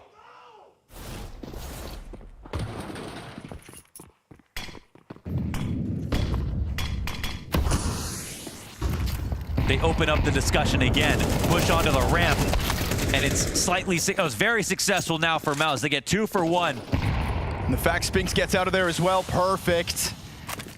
Xerxin trying to find a solution to the struggles on this T side, just hasn't been able to get entries. He'll catch one at the entrance of Khan, but the sky is the limit here for Ultimate. It's, even though it's 2-on-3, they know Ultimate is on the A site. They know Naf anchors B. So MOUZ, how do they figure out what the better site to go to is? And where will Liquid gamble? It looks like the lean is in the direction of the bomb. I've got Torzy, who's not going to hear anything for some time.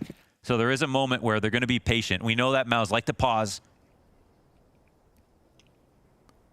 But honestly, the full commitment is about to come in. 2v3 on the A site. Who's going to get a back turned? That's what we have to watch for. But they're not going to expect Nafly to be at ticket after they know. I mean, these pauses have been fruitful for MOUZ in the past, but this one? Oh, this one lets the CT join forces. This one, Ultimate gets into the action, and Naf on that off brings it back, but he can't do it with the AK. Brolin's time to shine. Oh, baby Brolin. He saves the day here in overtime. Man, that was a close call. Seeing Ultimate on the rifle and Naf on the op. That's an atypical situation, and it nearly pays off, but it's the numbers in the end that matter the most. After the A-Ramp trades came down, MOUZ stayed up a player every single fight. One timeout replenished here for overtime. Liquid will use theirs.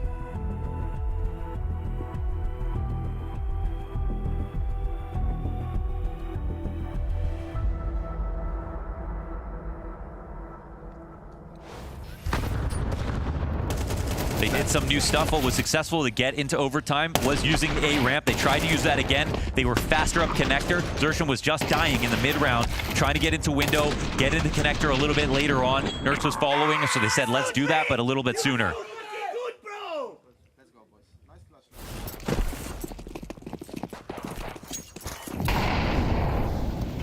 Copy and paste. Solo ramp this time, though, for Jimmy. Locked into the closest of the corners. Xerxin's just been beating his head against the wall to try to get through, but it feels like a matter of time before maybe he cracks one well. This is kind of how their older Mirage mid-rounds looked, except they've got a player on A-Ramp and Palace. They're going a little lighter in mid. They're foregoing the underpass crawl that has cost them a player. Xerxin backing up into it.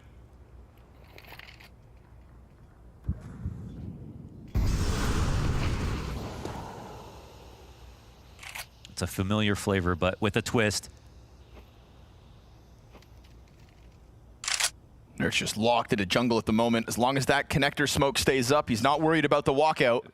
Jungle player's the most important CT on the map. They're going to take first contact versus a lot of fights. Xerxin couldn't get the better of him. Another great flick. That's Ultimate 33 and 13. Knows another player's in that connector corner. And they're signing up for a challenge Nerds offered wins over again. to him. Brolin's gonna get held back. Spinks catches the Nerds frag, then Jimmy's able to activate out from ramp. Now it's just these last two A players trying to push out, but you need enough time to go get bomb. Yeah. And that's the problem, it's burning. Overwatched by Twist. And they don't kill ultimate somehow. This is gonna have to be a Hail Mary here. Throw caution to the wind. Get aggressive and take this out of the hands of Liquid. But Twist from on top of that bomb has, oh, hold on, not enough. Wait, there's a chance for him to get this bomb and try to plant. He's got just enough on that clock, and it's low health ultimate. A single bullet from either gun from Spinks. Fakes it out, elicits the peek. Now Spinks has got to chase him down. No other option. He doesn't bite. Ultimate will not get tricked. No play to win. Spinks thinks he'll come to him. That clutch goes up in smoke, 2 kills deep, and Ultimate holds his nerve. Ultimate right now can walk on water. I can't believe he got out of CT in the first place. That's the only reason he was able to make this play. And just as much as Spinks knew he wanted to take that early fight, Ultimate fed into that fear.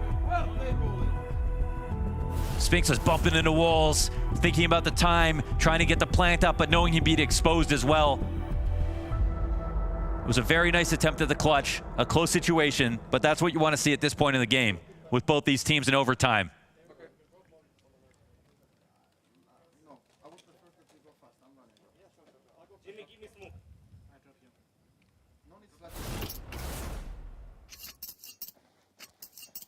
Jimmy smokes, let's go.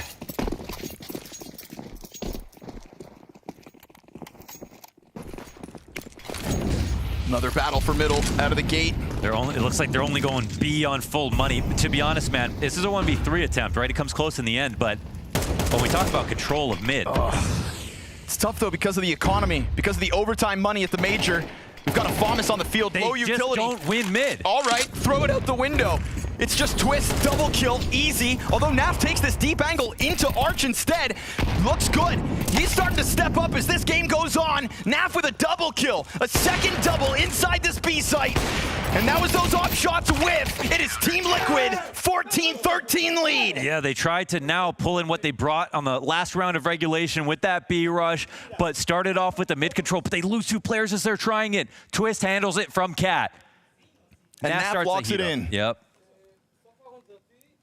And I don't know about for you, but to me, it feels like there's a couple of these late rounds that get Nafly as the target. Try to pummel him, try to push him over, try to kick him while he's down. The mid rounds and the late rounds, actually, MOUZ are doing some cool stuff. But like every round that they started out inside of middle, Liquid are able to stay 5v5 late. They're able to get their kill. If the MOUZ don't get their kills in the first 20 seconds of the mid control, it feels like Liquid will win. They're letting that situation take place too often. Now we switch over. Sershin already inside Con, can just lean back, but now he's pinched. Ooh, survives the test of Shuhei, who was lights out across the T side for MOUZ when it came to these mid openings. Nerds, Twists, both a kill apiece. Now it's Jimmy. Man advantage on the lowest performing player for the MOUZ squad. Insta headshot out of Twist. This is for 15. Freed from the shackles of leadership, he just tears it up inside of B, and Ultimate will put that bomb down. MOUZ let Liquid secure 3 rounds in a row at the close of their first half in regulation, and that road leads us here. And you're just talking about the money. Well, if they lose it this next round, the money won't matter at all. They're going to stand back to save this up anyway. And Liquid have just put themselves in the best position of the game now. They switch over. They get the first round in on their T side. And now we remember that in regulation, it was the last 3 rounds on T side that Liquid ended up winning. Terrorists win. It was a half, they only got 4 rounds. But as it progressed, they actually became the better team. MOUZ have to remember when they were dominant.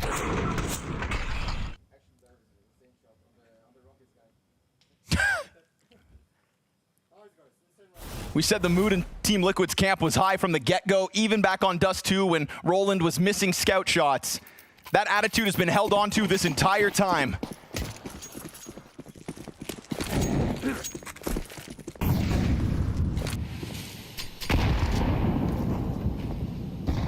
Hop immediately looks for that lower fight. Torzy eats the flash, has to fall back.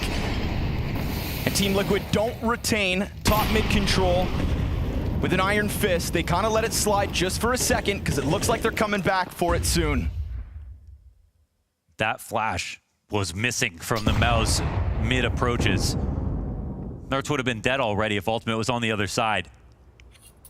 But Spinks was incredible on Cat. He's here 29 and 18. The T side starting to get organized, but that bomb's going B, it looks like. I don't know if they're worried about mid at the moment. We talked about Nafly and how much he struggled as an anchor. Jimmy's having a bad map here. 9 kills. And it feels like at the end of regulation, just like Naf got tested and got his 2 frags, it'll have to be Jimmy to save the day. But you know what? They pull over exertion as well. This is going to help the site a ton. What is this moment? He doesn't get it. Oh, he doesn't. But they can still follow through with the plan. The idea's in position. Nothing changes that. Kills come out for MOUZ. And Jimmy has not moved a muscle. He is locked in against this wall. Naf's able to cover over towards Cat. Ultimate wants the peek from Market first. Naf nade! It gets the job done to put Roland into the clutch. 15 on the clock. He jumps down for the bomb, swaps guns. Can he pull this out of the hat? It's a bomb plant on default. They're gonna try to push. He baits out the shots and they'll pinch him. Just 2 players left on that site as Nafly is nearly the solution. Yeah, we'll look back on that Nertz moment. He jumps up on Cat, doesn't expect to see anybody not looking at him. Can't lock down the frag on Spinks. He's been too solid here on CT side, even getting caught off guard. And that's 1 of 3 players over on B. So as a team, MOUZ made the right read. They stacked the appropriate site. Jimmy did a great job.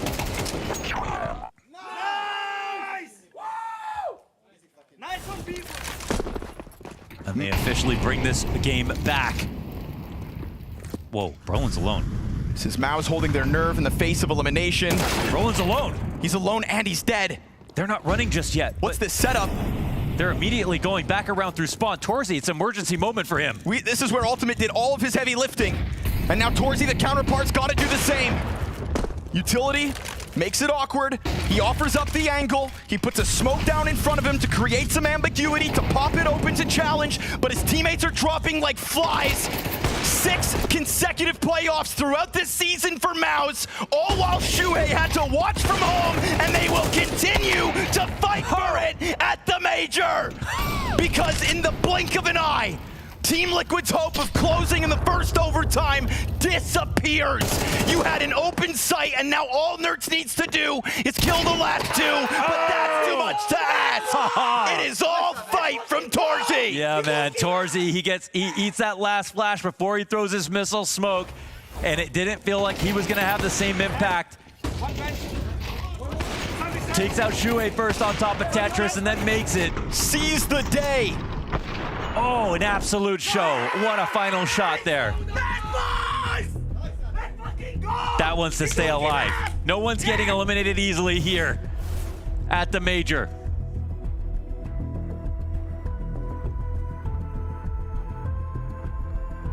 This gives MOUZ a lot of time to think and learn.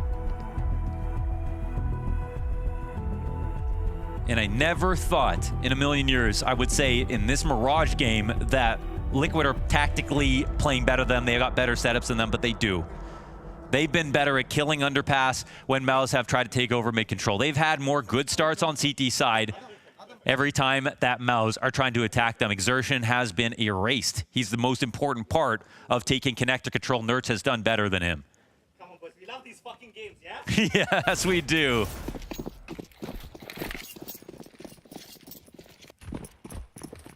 But it'll be the T-side start here for Liquid.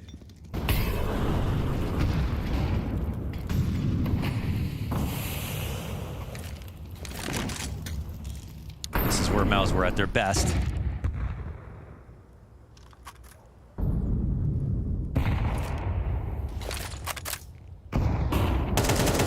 While we have a second, man, that last A defense did look sketchy. The solo Brolin hold with the peek from Sandwich. Yeah, the game could have been ended there if not for Torzy. That's just a matter of fact. So That's the thing. Liquid, they won barely any rifle rounds in the first half, but they won them all at the end of the half. They clearly had more to show. This is one of the more quiet situations. Shuhei, let's see if he gets pushed. Yeah, they're up close. No one there to trade that. Spink set up early, stomping back. Nerds lets him know that he's down here. That's going to keep Xerxin kind of floating bottom connector. Very risky for Nerds, but he's got a teammate at top mid. Oh, he could have left. That nade gave him the timing to leave.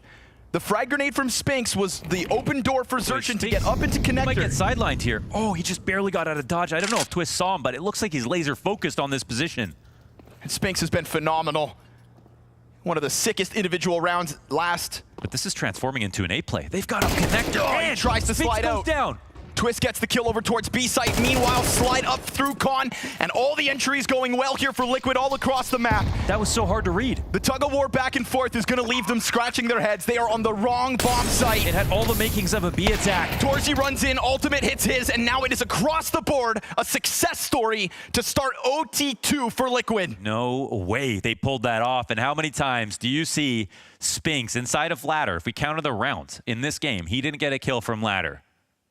I don't even know if there'd be any. Even that last round where Nerds caught him at the top of catwalk, outside of it, he still got the kill. That's pretty massive impact. Again, Shuhei dies at the top of mid. Nerds should not be able to get out of underpass, but you have Twist, who was a second layer there, and they were willing to come back into that fight. That's what won the round here for Liquid. And if they're better on CT side at mid, and now they can win on T side too, MOUZ have their work cut out for them. This is, yeah. It's across the board. I'm not used to seeing everything go white for Liquid, but that's what we're watching right now.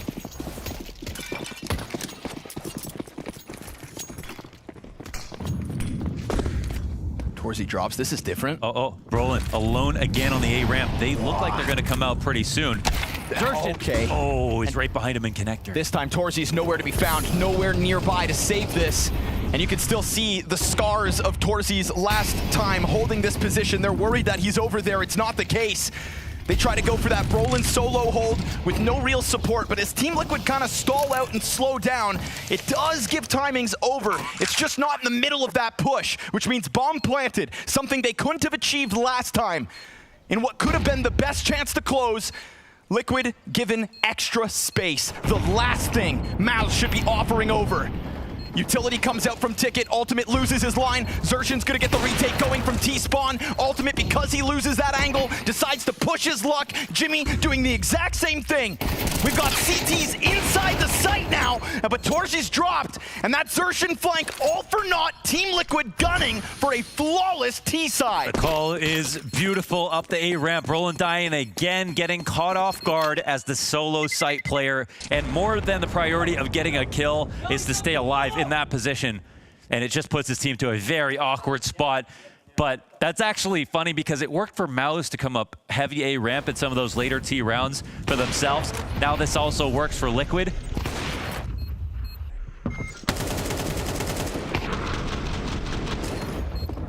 I think they gave Naf too many rounds to warm up.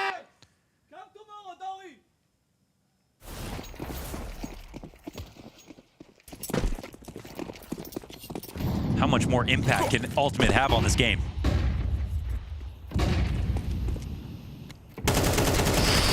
Line up. Oh, Jimmy barely gets out of that one. 24 points of health. Wow. But if what they wanted was an early fight inside of the apartments, they got it.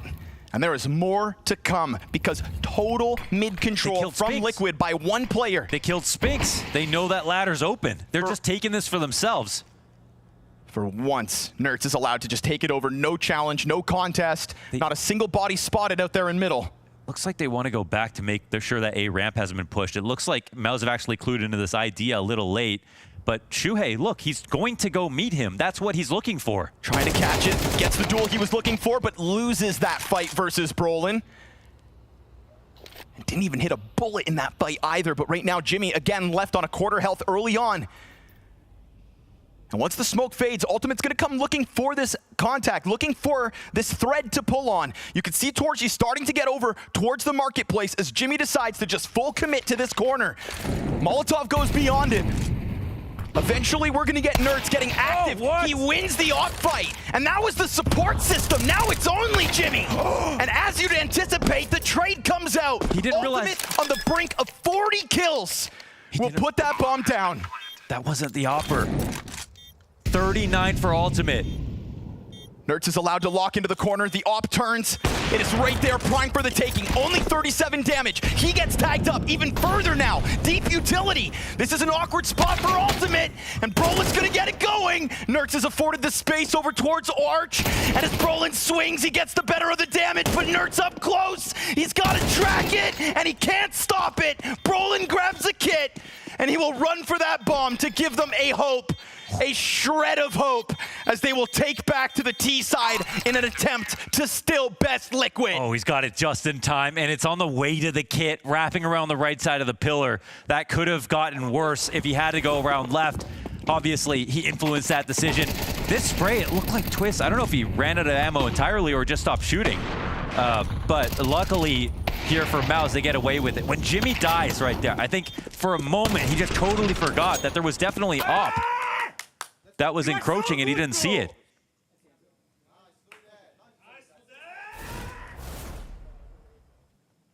Man, this game is at it all.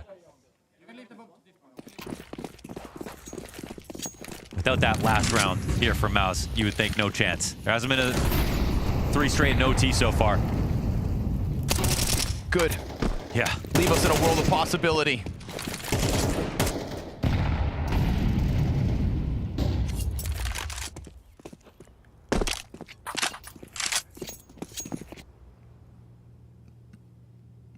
There's no game that's going to hurt more at the major than losing this one at this point, with how close they both have been. From the start that we saw from MOUZ, the position in OT that Liquid found themselves getting the map point first. So we got MOUZ foregoing mid at this point. They've done a good enough job of not having Liquid come back to search it, but now it's a full A attack. But we got a committed spot here for Shuhei. We have Nerds in his same spot inside the window. Oh, they bait the off shot out, and now Ultimate's wounded. Shuhei with nothing. Fast Palace pop. They're going to try to just barrel down into it.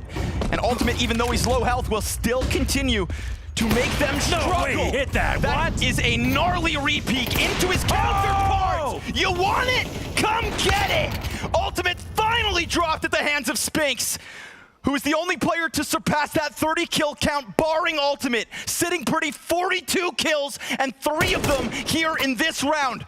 This critical moment to get that 18th. And as they cross that open road, they look for their plant, the recovery in full effect. Twist pushes out, and MOUZ still with other ideas. Oh my, they are fighting an absolute titan at the moment. I can't believe Ultimate can have that much impact from Ticket in that spot. He swung into Apex. That is a guaranteed headshot angle that you hold versus Oppers, whatever, because they have to hit you in the head, and it's a wall bang to the dome on Torzi with another kill, and still MOUZ survive it. Both finishing frags from Xerxin. 17-17, 18 to go on to another overtime, 19 to win it. That's the power of the one round they win in the last half. Denying a full sweep, Ultimate active this time. We've seen him peek into underpass before, but Torchi's sitting there waiting for him. That's the golden idea, right? They've never punished him for doing it. It's a 5v4 to MOUZ. Bomb scooped back up by Jimmy. They're gonna stay shoulder to shoulder here. It is the nature of this team. They're trying to punish underpass here with this boost. They might see someone walking back into it. Torchi not scoped. Oh, shot gets missed. It's gonna be a what could have been moment, and Spinks is able to capitalize. They were not ready for that player, boosted up already. Crouched into that spray control, beautiful. We said no full sweeps in overtime yet, but MOUZ could be on the brink of one. Convert this 5v3, take a big sigh of relief, and swing for the fences to finish. Xerxin catches Twist up inside of Connector, And Shuhei will be left running the other direction. This is MOUZ's round to play with 40 seconds, all options open, total control of the map. This is suddenly the moment in the game where it actually feels like MOUZ now have, after so much time, figured out the answers to their problems. Their approach on mid was way better. They punish Ultimate, who's been having it too easy going into underpass opping. And now with 20 seconds, okay, Shuhei dies. Nafly's alone. They know he's a B player. It's a Hail Mary and he'll go down. One more, says Torzy, to win this game. He promised us in that pregame that he would bring the heat, the passion, the fire to the squad. He said, yeah, you heard me yesterday, but I've got so much more to give. And they don't do it off the back of luck. They actually learn from their mistakes, and they just play better CS inside of middle. Xerxin was dying every round. Torzy was not getting mid kills. Ultimate was getting everything. Nertz was taking out his Xerxin. All that changes inside of one round. And a final timeout here.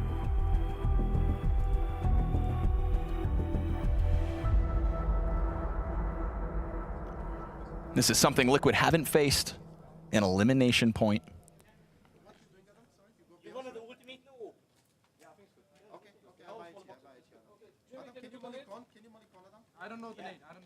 MOUZ have stepped onto the brink of elimination more than once in this final map of play. A lead that they had once secured with an 8-1 score at the start of Mirage. And it's back in their hands.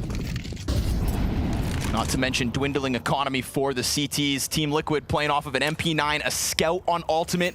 And when Ultimate has been such a ferocious force inside of this A defense, there's no denying that's a limitation.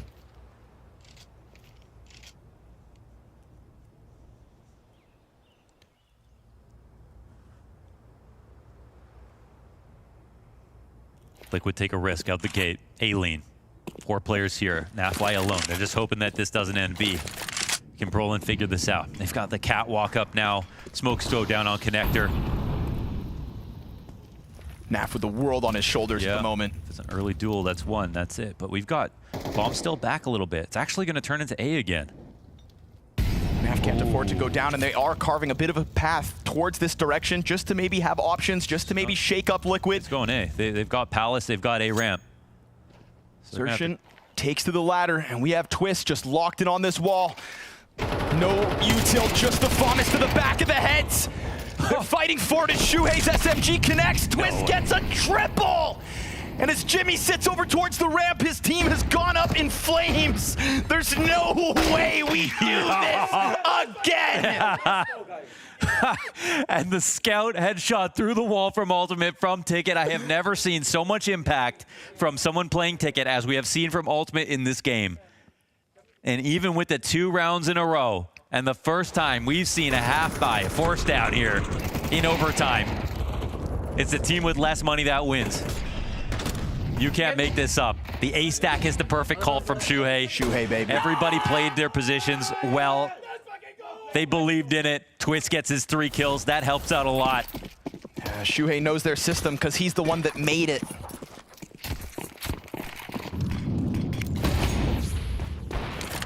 He wrote MOUZ's code. Ooh. They may have fine-tuned it. They may have tweaked it. They may have taken it to a trophy lift in Cluj. But in that final round, he's got your number. We go again. I think they're going to have to do something squirrely now. They lost a player top mid. MOUZ are counting on very calm mid-round situations where they had 5 up, where they were doing better. They get the first kill. There's no underpass play now. Ultimate's changed up. He's over on Cat.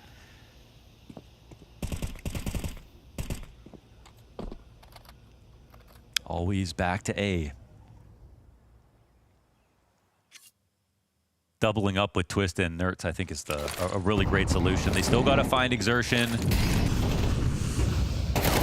White swing, straight into him. Shuhei gets smashed. Xerxin's positioning, catching them off. He has had his hands full on the attack, but not this round. Finally put down by Naf, 99 damage as he just presses his luck out through that jungle. What a resurgence in this one out of MOUZ. There's just got to be no way. Ultimate has already seen himself on a scout in one of these halves. So We get to OT number 3. MOUZ win the opening round. They do it 4v5 as well. Beautiful slow burn. Been a very good conversion of 5v4 situations in this game. That seemed like the most important kill so far. The fact that Exertion is getting into it is also imperative. Like him and Jimmy are the 2 guys here that on Dust 2 have had some very standout, or Mirage, excuse me, some very standout performances. Lacking today.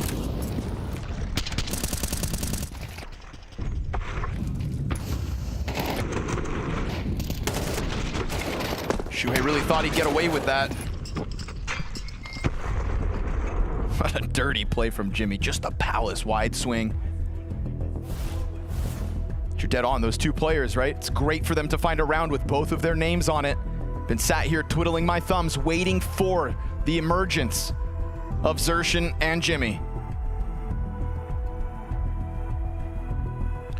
It's a hard job for Xertion. Everyone knows you're going to try to get boosted into window or get up into connector every round of your damn life.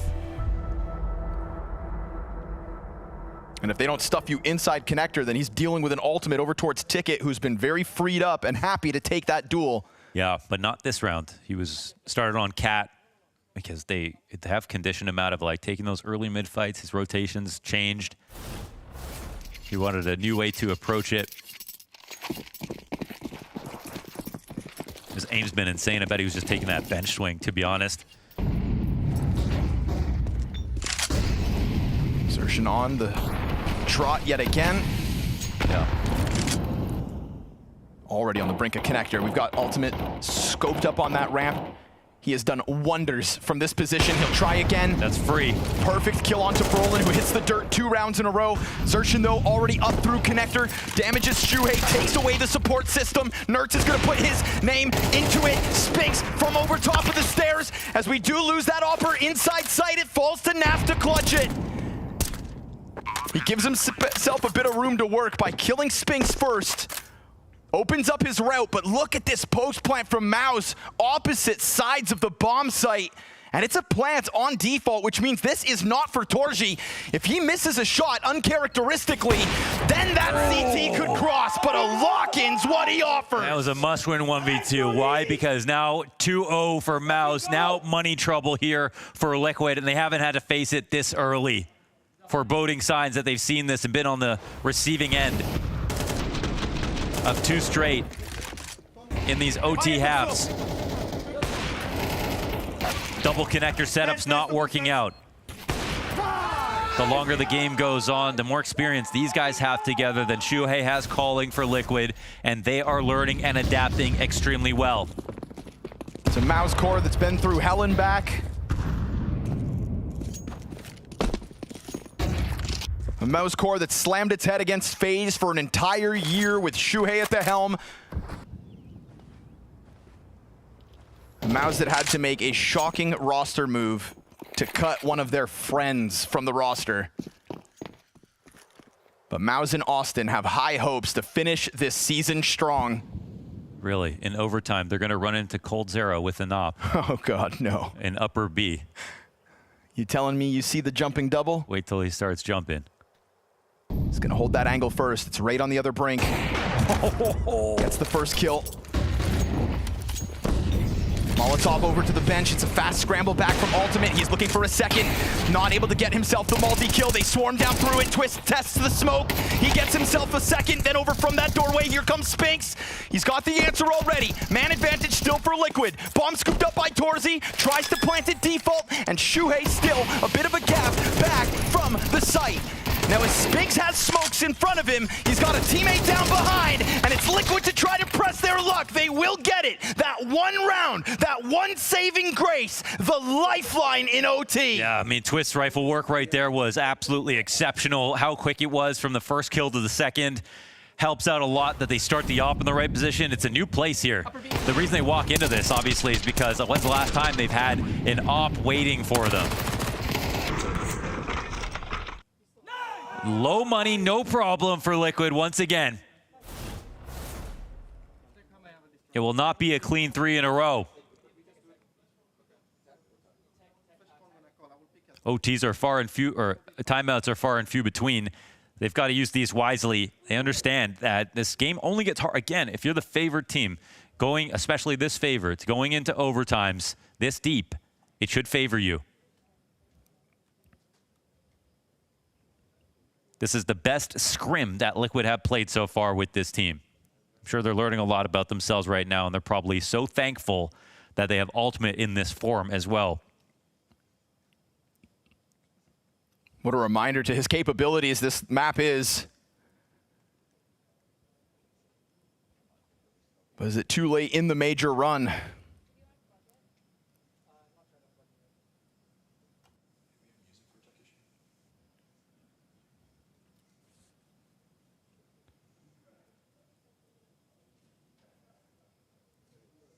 Tension's thick here in Austin.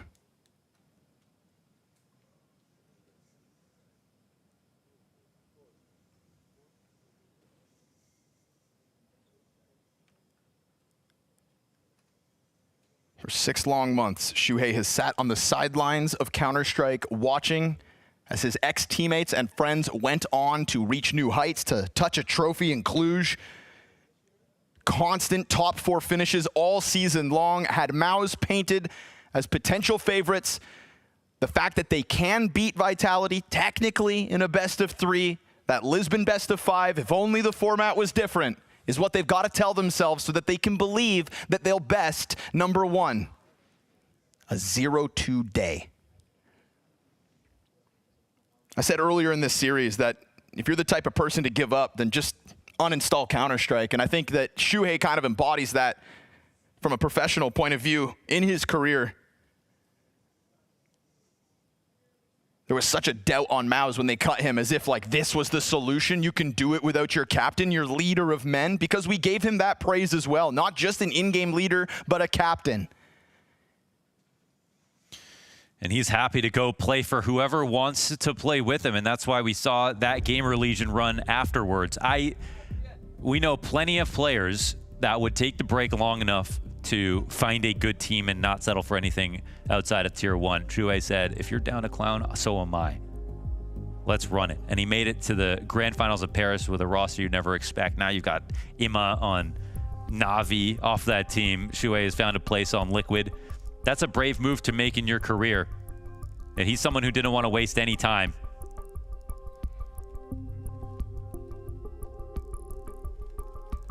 And to be honest, for MOUZ, it's also a huge risk. Optics of cutting your IGL, who's been with you, who's been on the team, been off the team, survived without you as well. To have Brolin call, who is one of the least expected players to try to do that. I mean, from what we knew from the outside, it really made no sense for Brolin to take over the mantle. Until we saw his old gamers clip where he said, I want to IGL. Damn, he's got receipts. I mean... 1. Yeah.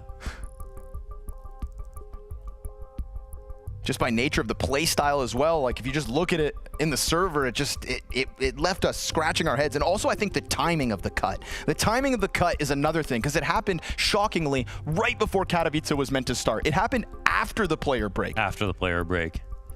3 weeks into January. You know, we thought the dust had settled and it wasn't the craziest of off seasons, and then shocking news.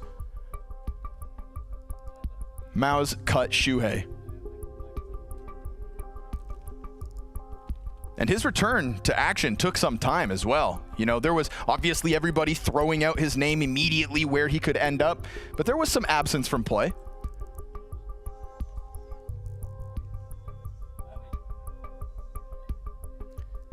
But this is what Liquid needed.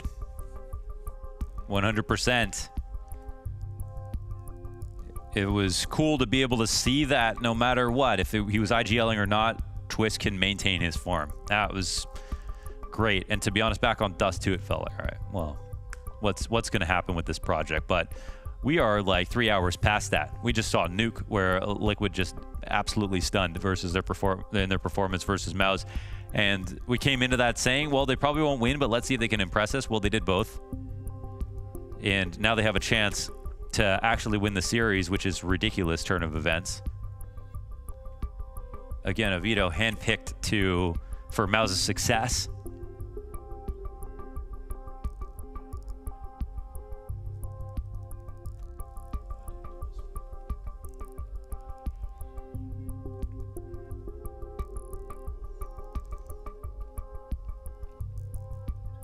I hope no one has to pee.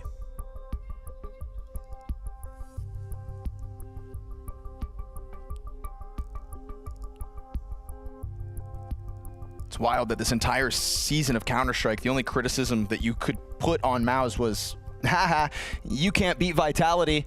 Yeah. But nobody else could. It's this historic 30-match win streak. But that one went back and forth. Yeah. You know? This is a MOUZ that knew they could beat everybody barring the world's #1. So all good. Step into the major. Stage 3 start, fine. Talking about a Shanghai semi-finalist for the record. And the only playoffs they have missed since then was the start of the season when, again, turmoil with Shuhei's departure caused a bit of panic. No Vitality in Cluj-Napoca led them to a trophy lift. And the confidence they got from that. Top 4 ever since. 3 second places in the process.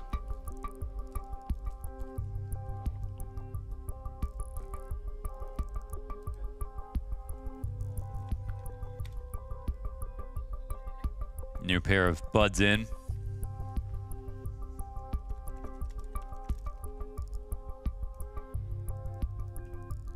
A little break here in OT number 3. What are we on? What day is it? How many rounds to win? Where are we? Austin, Texas.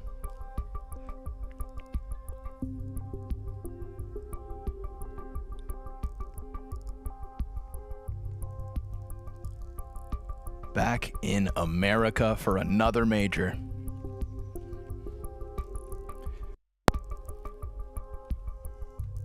Well, looks like someone does have to pee. You know, that Cloud9 spirit's out there in the air. Cloud9 in Boston, the 0-2 best-of-1 start. Before the miracle that inspired a generation of North American Counter-Strike players. I remember where I was when it happened. I think everybody should. I was on my knees in front of my computer desk, tears in my eyes, as Skadoodle TMI interviewed by Smix. I'm not crying, you're crying. We were all crying, Ska.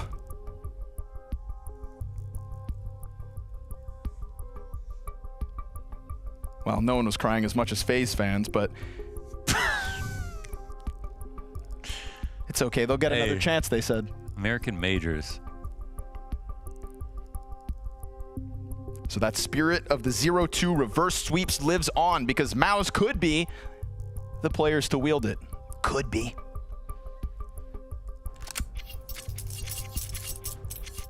Again, the certainty that they can beat every other team in a best of 3 except for Vitality. But Vitality lost to Legacy. So what does that mean? That means... Well, they haven't played Legacy, have they? That's fair. Talk to you then. So Legacy are now 1 and 2 as well, right? You raise a valid point.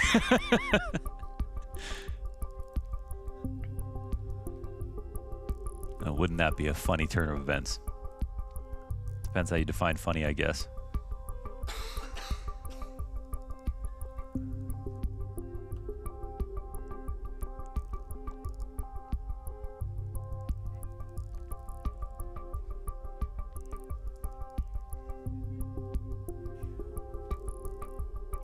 It's like Twist doing some final checks.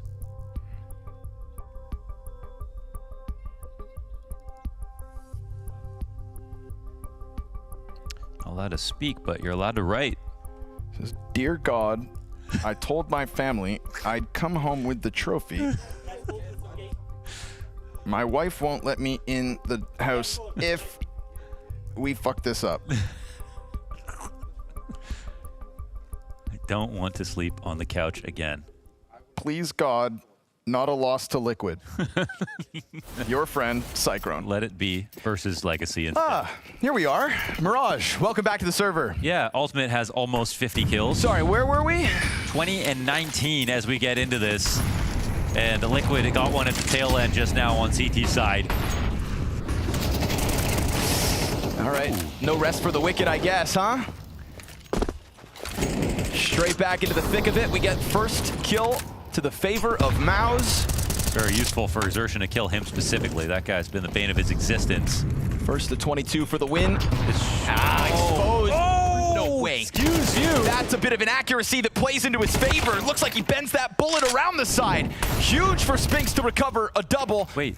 And Brolin, head down, but Shuhei slipped the net. Even though his teammate dies with bomb towards connector, at least he gets the free kill back, and he's gonna know damn well that Spinks was over towards that jungle. I mean, getting this bomb back, though, is gonna be its own issue. Off coming in, Torzy gets that kill, and it's great here for MOUZ. It's great, especially with that initial kill from Xertion, swinging it out of connector early. And Torzy wants to end this game here and now, 21-19, after an absolute saga of a match. Instantaneous aggression. And before this last overtime, I couldn't see why they would end it, because Liquid, it felt like in general, were just so consistently good at countering their game plan. But now that MOUZ have made adaptations and they're getting better at the 5v4s and understand what Liquid are doing to win mid, it feels like they deserve it. This last overtime timeout is going to get used for MOUZ.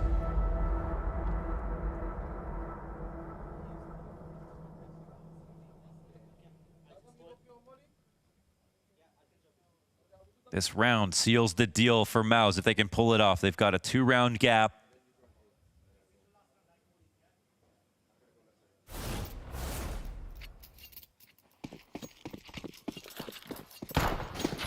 We've seen Liquid survive one match point. Now they're going to have to do it back-to-back. And the op rings out immediately. Xertion still playing around with connector. Bolstered by Torzy, floating his op outside ladder.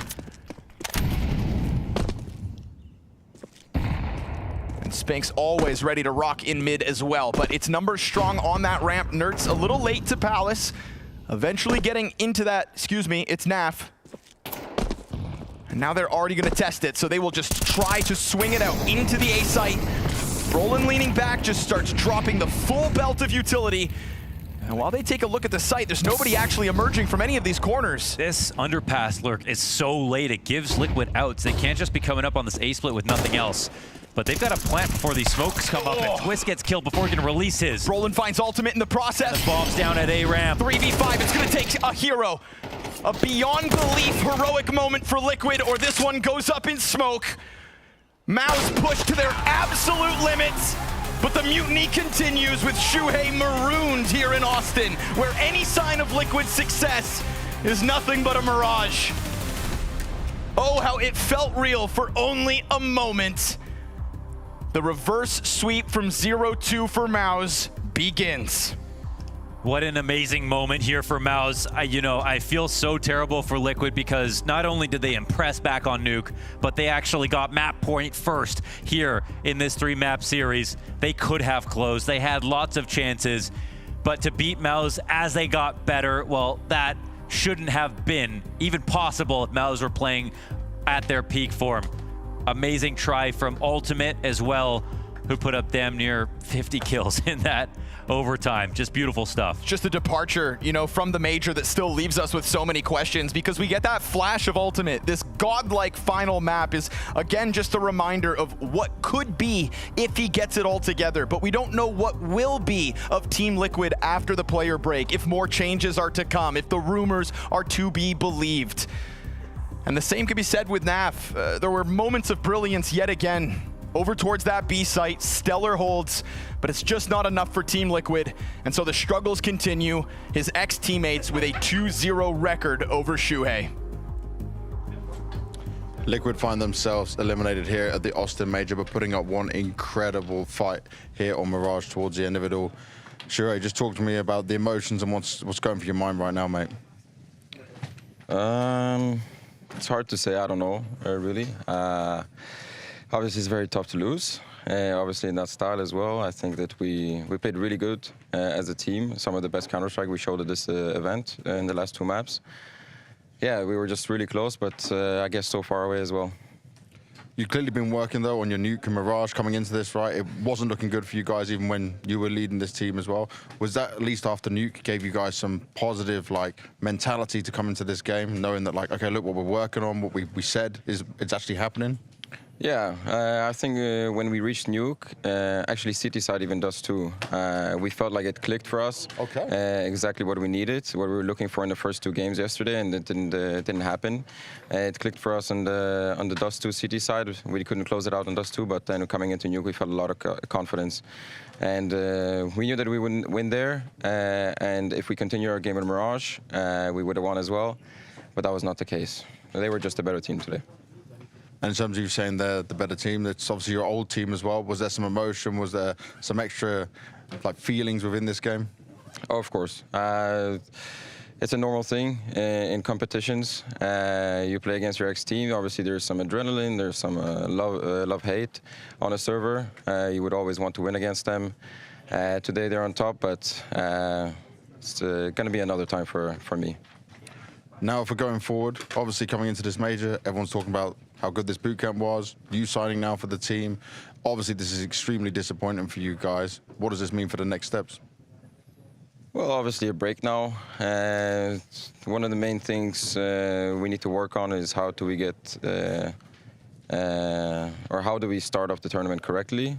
Because I feel like if we started off the tournament correctly here, which we had a chance to do so, I think the results would have looked a lot different. So that's something we're going to look at. I think we have the potential to do so.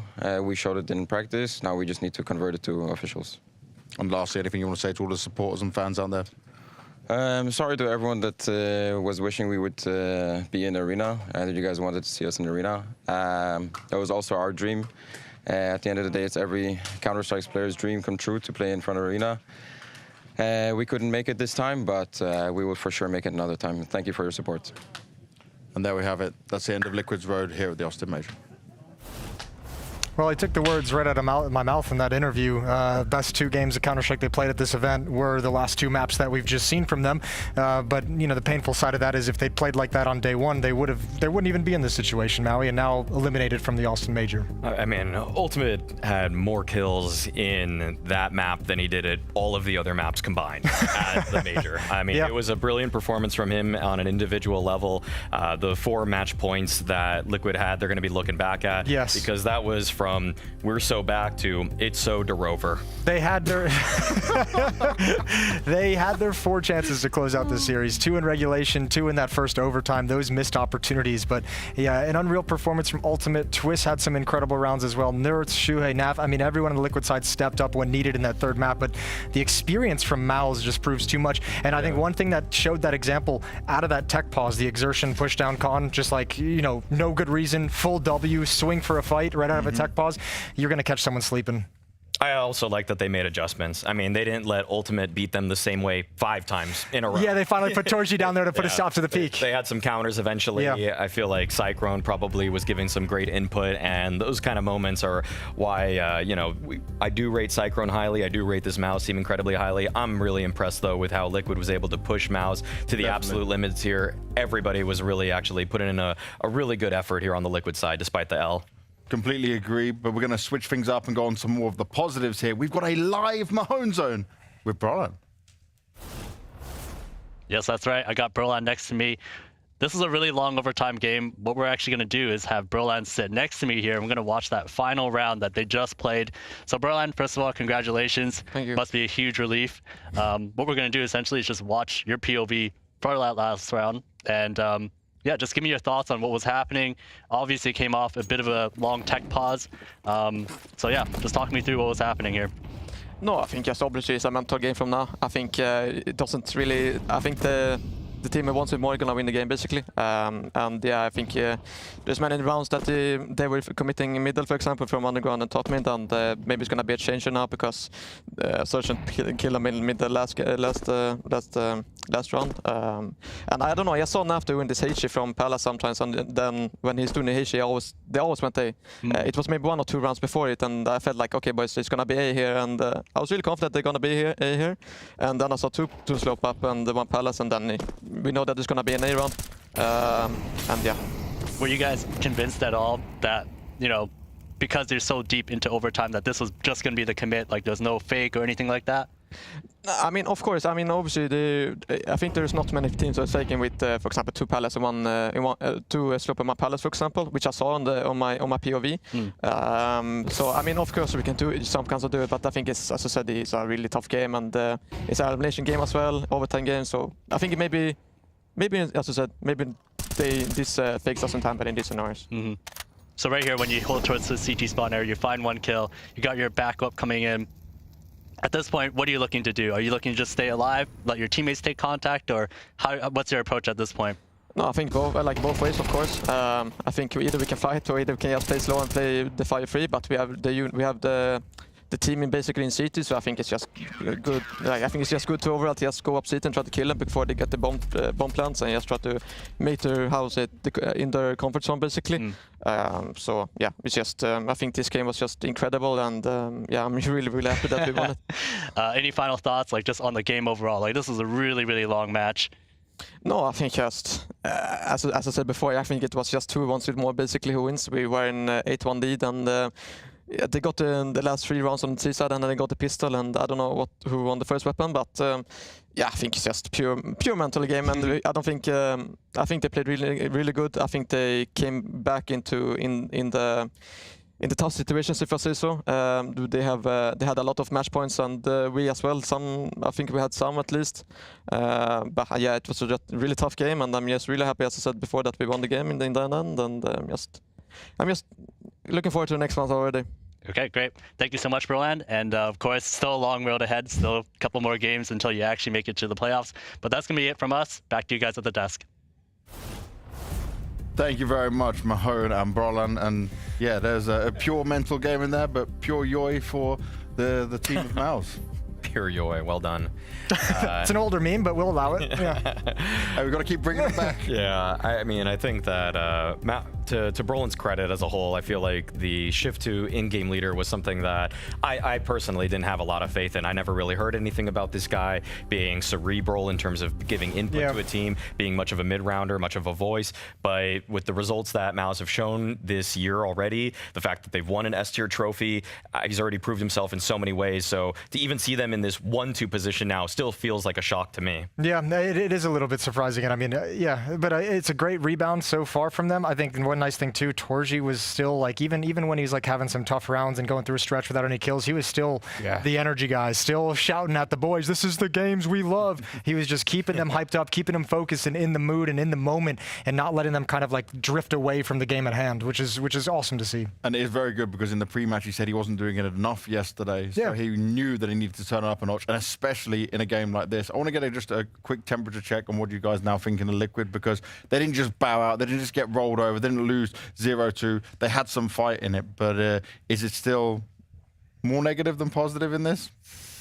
Listen, I was going to come into this post-game segment after like a 2-0 that I thought was coming from MOUZ, and I'm feeling very angry. So like this is kind of taking some of that anger away. But I mean, let's be real. It's still not anywhere close to the point. Like you still have to think, if you're on Team Liquid, like you still have to sit Naf down and have a really tough heart-to-heart with him and figure out what's going on in that realm. You still have to figure out if Ultimate is the opera that you want for the future, because this is a wonderful map to take an example from. But if you focus on this, you might lose sight of some of the struggles he's had. So you have to assess if he's a player that you want to be sticking with for a number of years. You've got Shuhei in control of the team. Do you want to keep DeMar behind you as an analyst? Do you want to bring in a coach? There's plenty of decisions that Liquid have to make, and that's why I'm at least kind of happy, and my anger gets tempered a little bit that they win Nuke and they have a competitive map on Mirage, because now you get to see what you're working with. Now you get to see the things that you worked on in the boot camp actually come to fruition, and you can properly assess where you want to go from here. But they have some hard decisions that they're going to have to make, and a lot of it is also going to depend on what other players might be available when this major, when the dust settles after the major, because that's always an influence as well.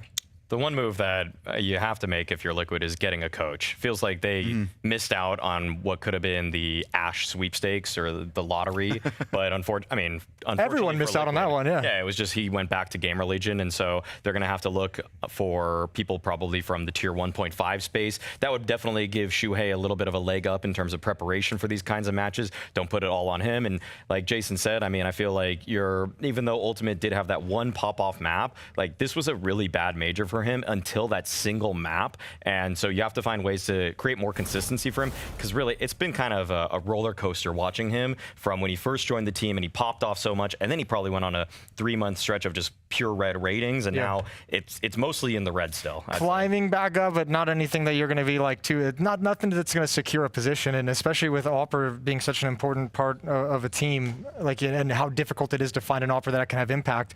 I mean, you got Brokey out there not on a team right now. You got Degster out there not on a team. So there are options if you want to go find a high impact Opera. So that's part of the decision that Team Liquid's going to have to make in tandem with their new long-term IGL that they've just brought in.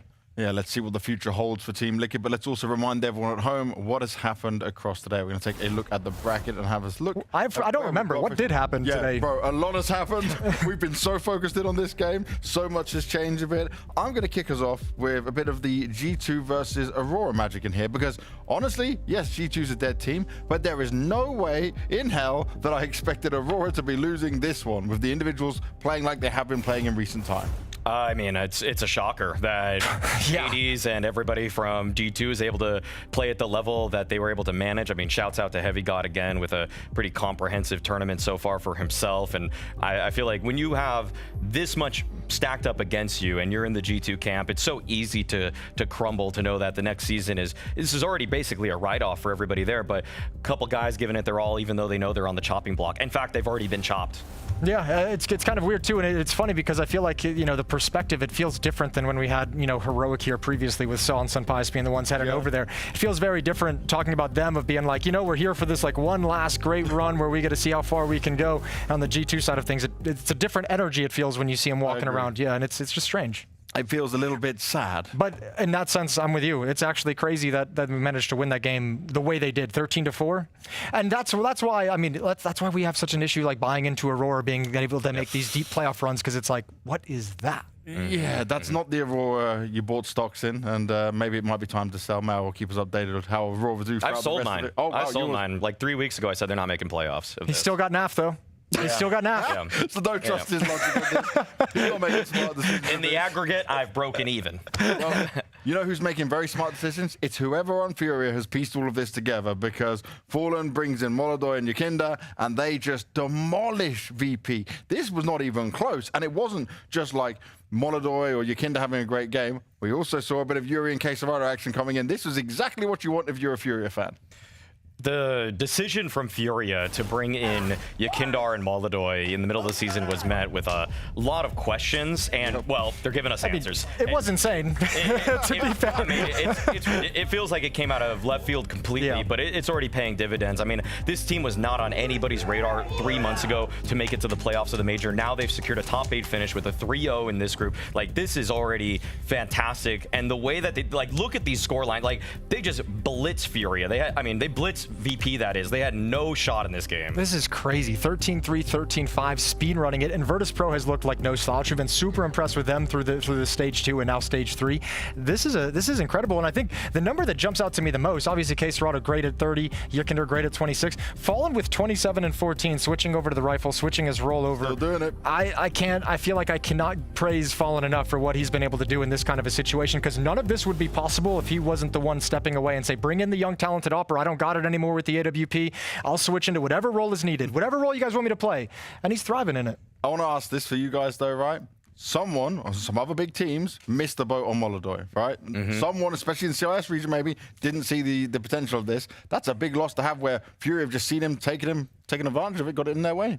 I feel like a lot of teams now are gonna probably just start plucking these tier 2 oppers up. If you're putting up like a 1.3 rating in CCTs, that might just be good enough at this point. Who knows? Like, because CS2, the shift from CS:GO, most oppers in CS:GO that were decent are kind of floundering now. Yeah, like, and most ones that were great were now like kind of good. Yeah, and yet there's a couple people, this newer generation of guys who are actually putting their name on the map immediately because they really have honed their skills. They're playing the 8 Face-It games every evening, just maining the op, and now they definitely have a leg up here. And finding ways to find this talent before they have a large buyout attached to them is going to be a huge key moving into the future. So, I mean, we're starting to see like coaches be so important, obviously, between, you know, Zonic, between Blade, between Ash.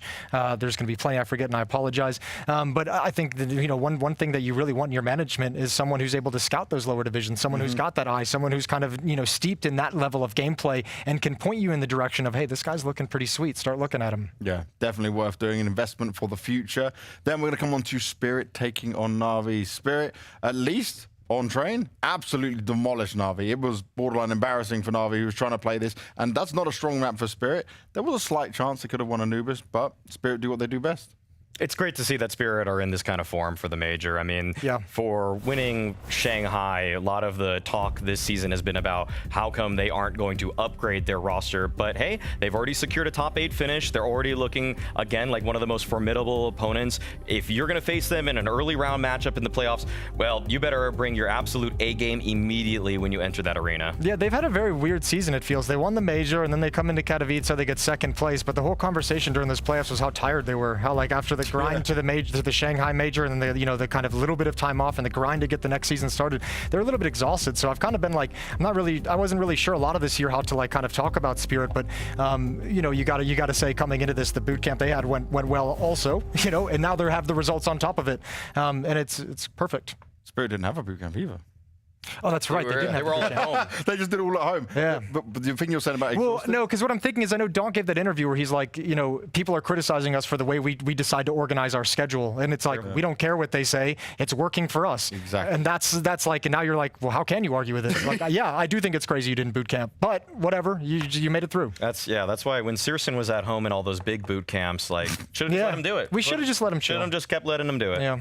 And Donk also is the only one on Spirit who's not exhausted ever, just wants to play more tournaments, more games. Well, he's a young man, James. He might have just sub into games with other teams at some point and just turn up at it all. But let's take a look at the matches we've got coming tomorrow. We'll work our magic here and let's see what Spicy got. I had no idea what was going to come. So we've got 3D Max Payne. 3D Max Payne, Legacy Lin Vision. I think FaZe Mongols is really interesting in a 2-1 game as well. That could be dicey. One of those teams is not one you want to meet in a 2-2 game. Aurora MOUZ. Come on, like that's 2 teams that a lot of people thought were going to go to the playoffs for sure. Absolutely. One of them's gone, but we knew this was going to be the case after day 1. We knew someone was going to get punished for it, and it's going to be one of those 2 teams. MOUZ survived today. Can they do it again? VP Vitality, I feel like that's going to be an interesting one to test. It's like a barometer for Virtus Pro. Where are you at exactly? I would still lean heavily towards Vitality taking that, but VP's looked so good that I'm kind of like, where are you? Yeah, but VP just took an absolute beating to Fury. Can they match up to Vitality? And this is what we've been saying all through, ever since Virtus Pro showed up at the major, was like, it looks great, but they haven't really been tested yet. They haven't had that loss. They've had some close games. They haven't lost and had to bounce back from it. So yeah, a good barometer of where you're at as a team inside the server and a good barometer of where you're at as a team outside the server as well. Well, we're done for the day, boys. We've got our games. We know what's going to be happening. Yes, the end is here, but don't worry. There'll be plenty more Counter-Strike action coming your way here from the Blast TV Austin Major that you won't want to miss starting tomorrow. All the excitement, all the heartbreak, it's all here in Austin.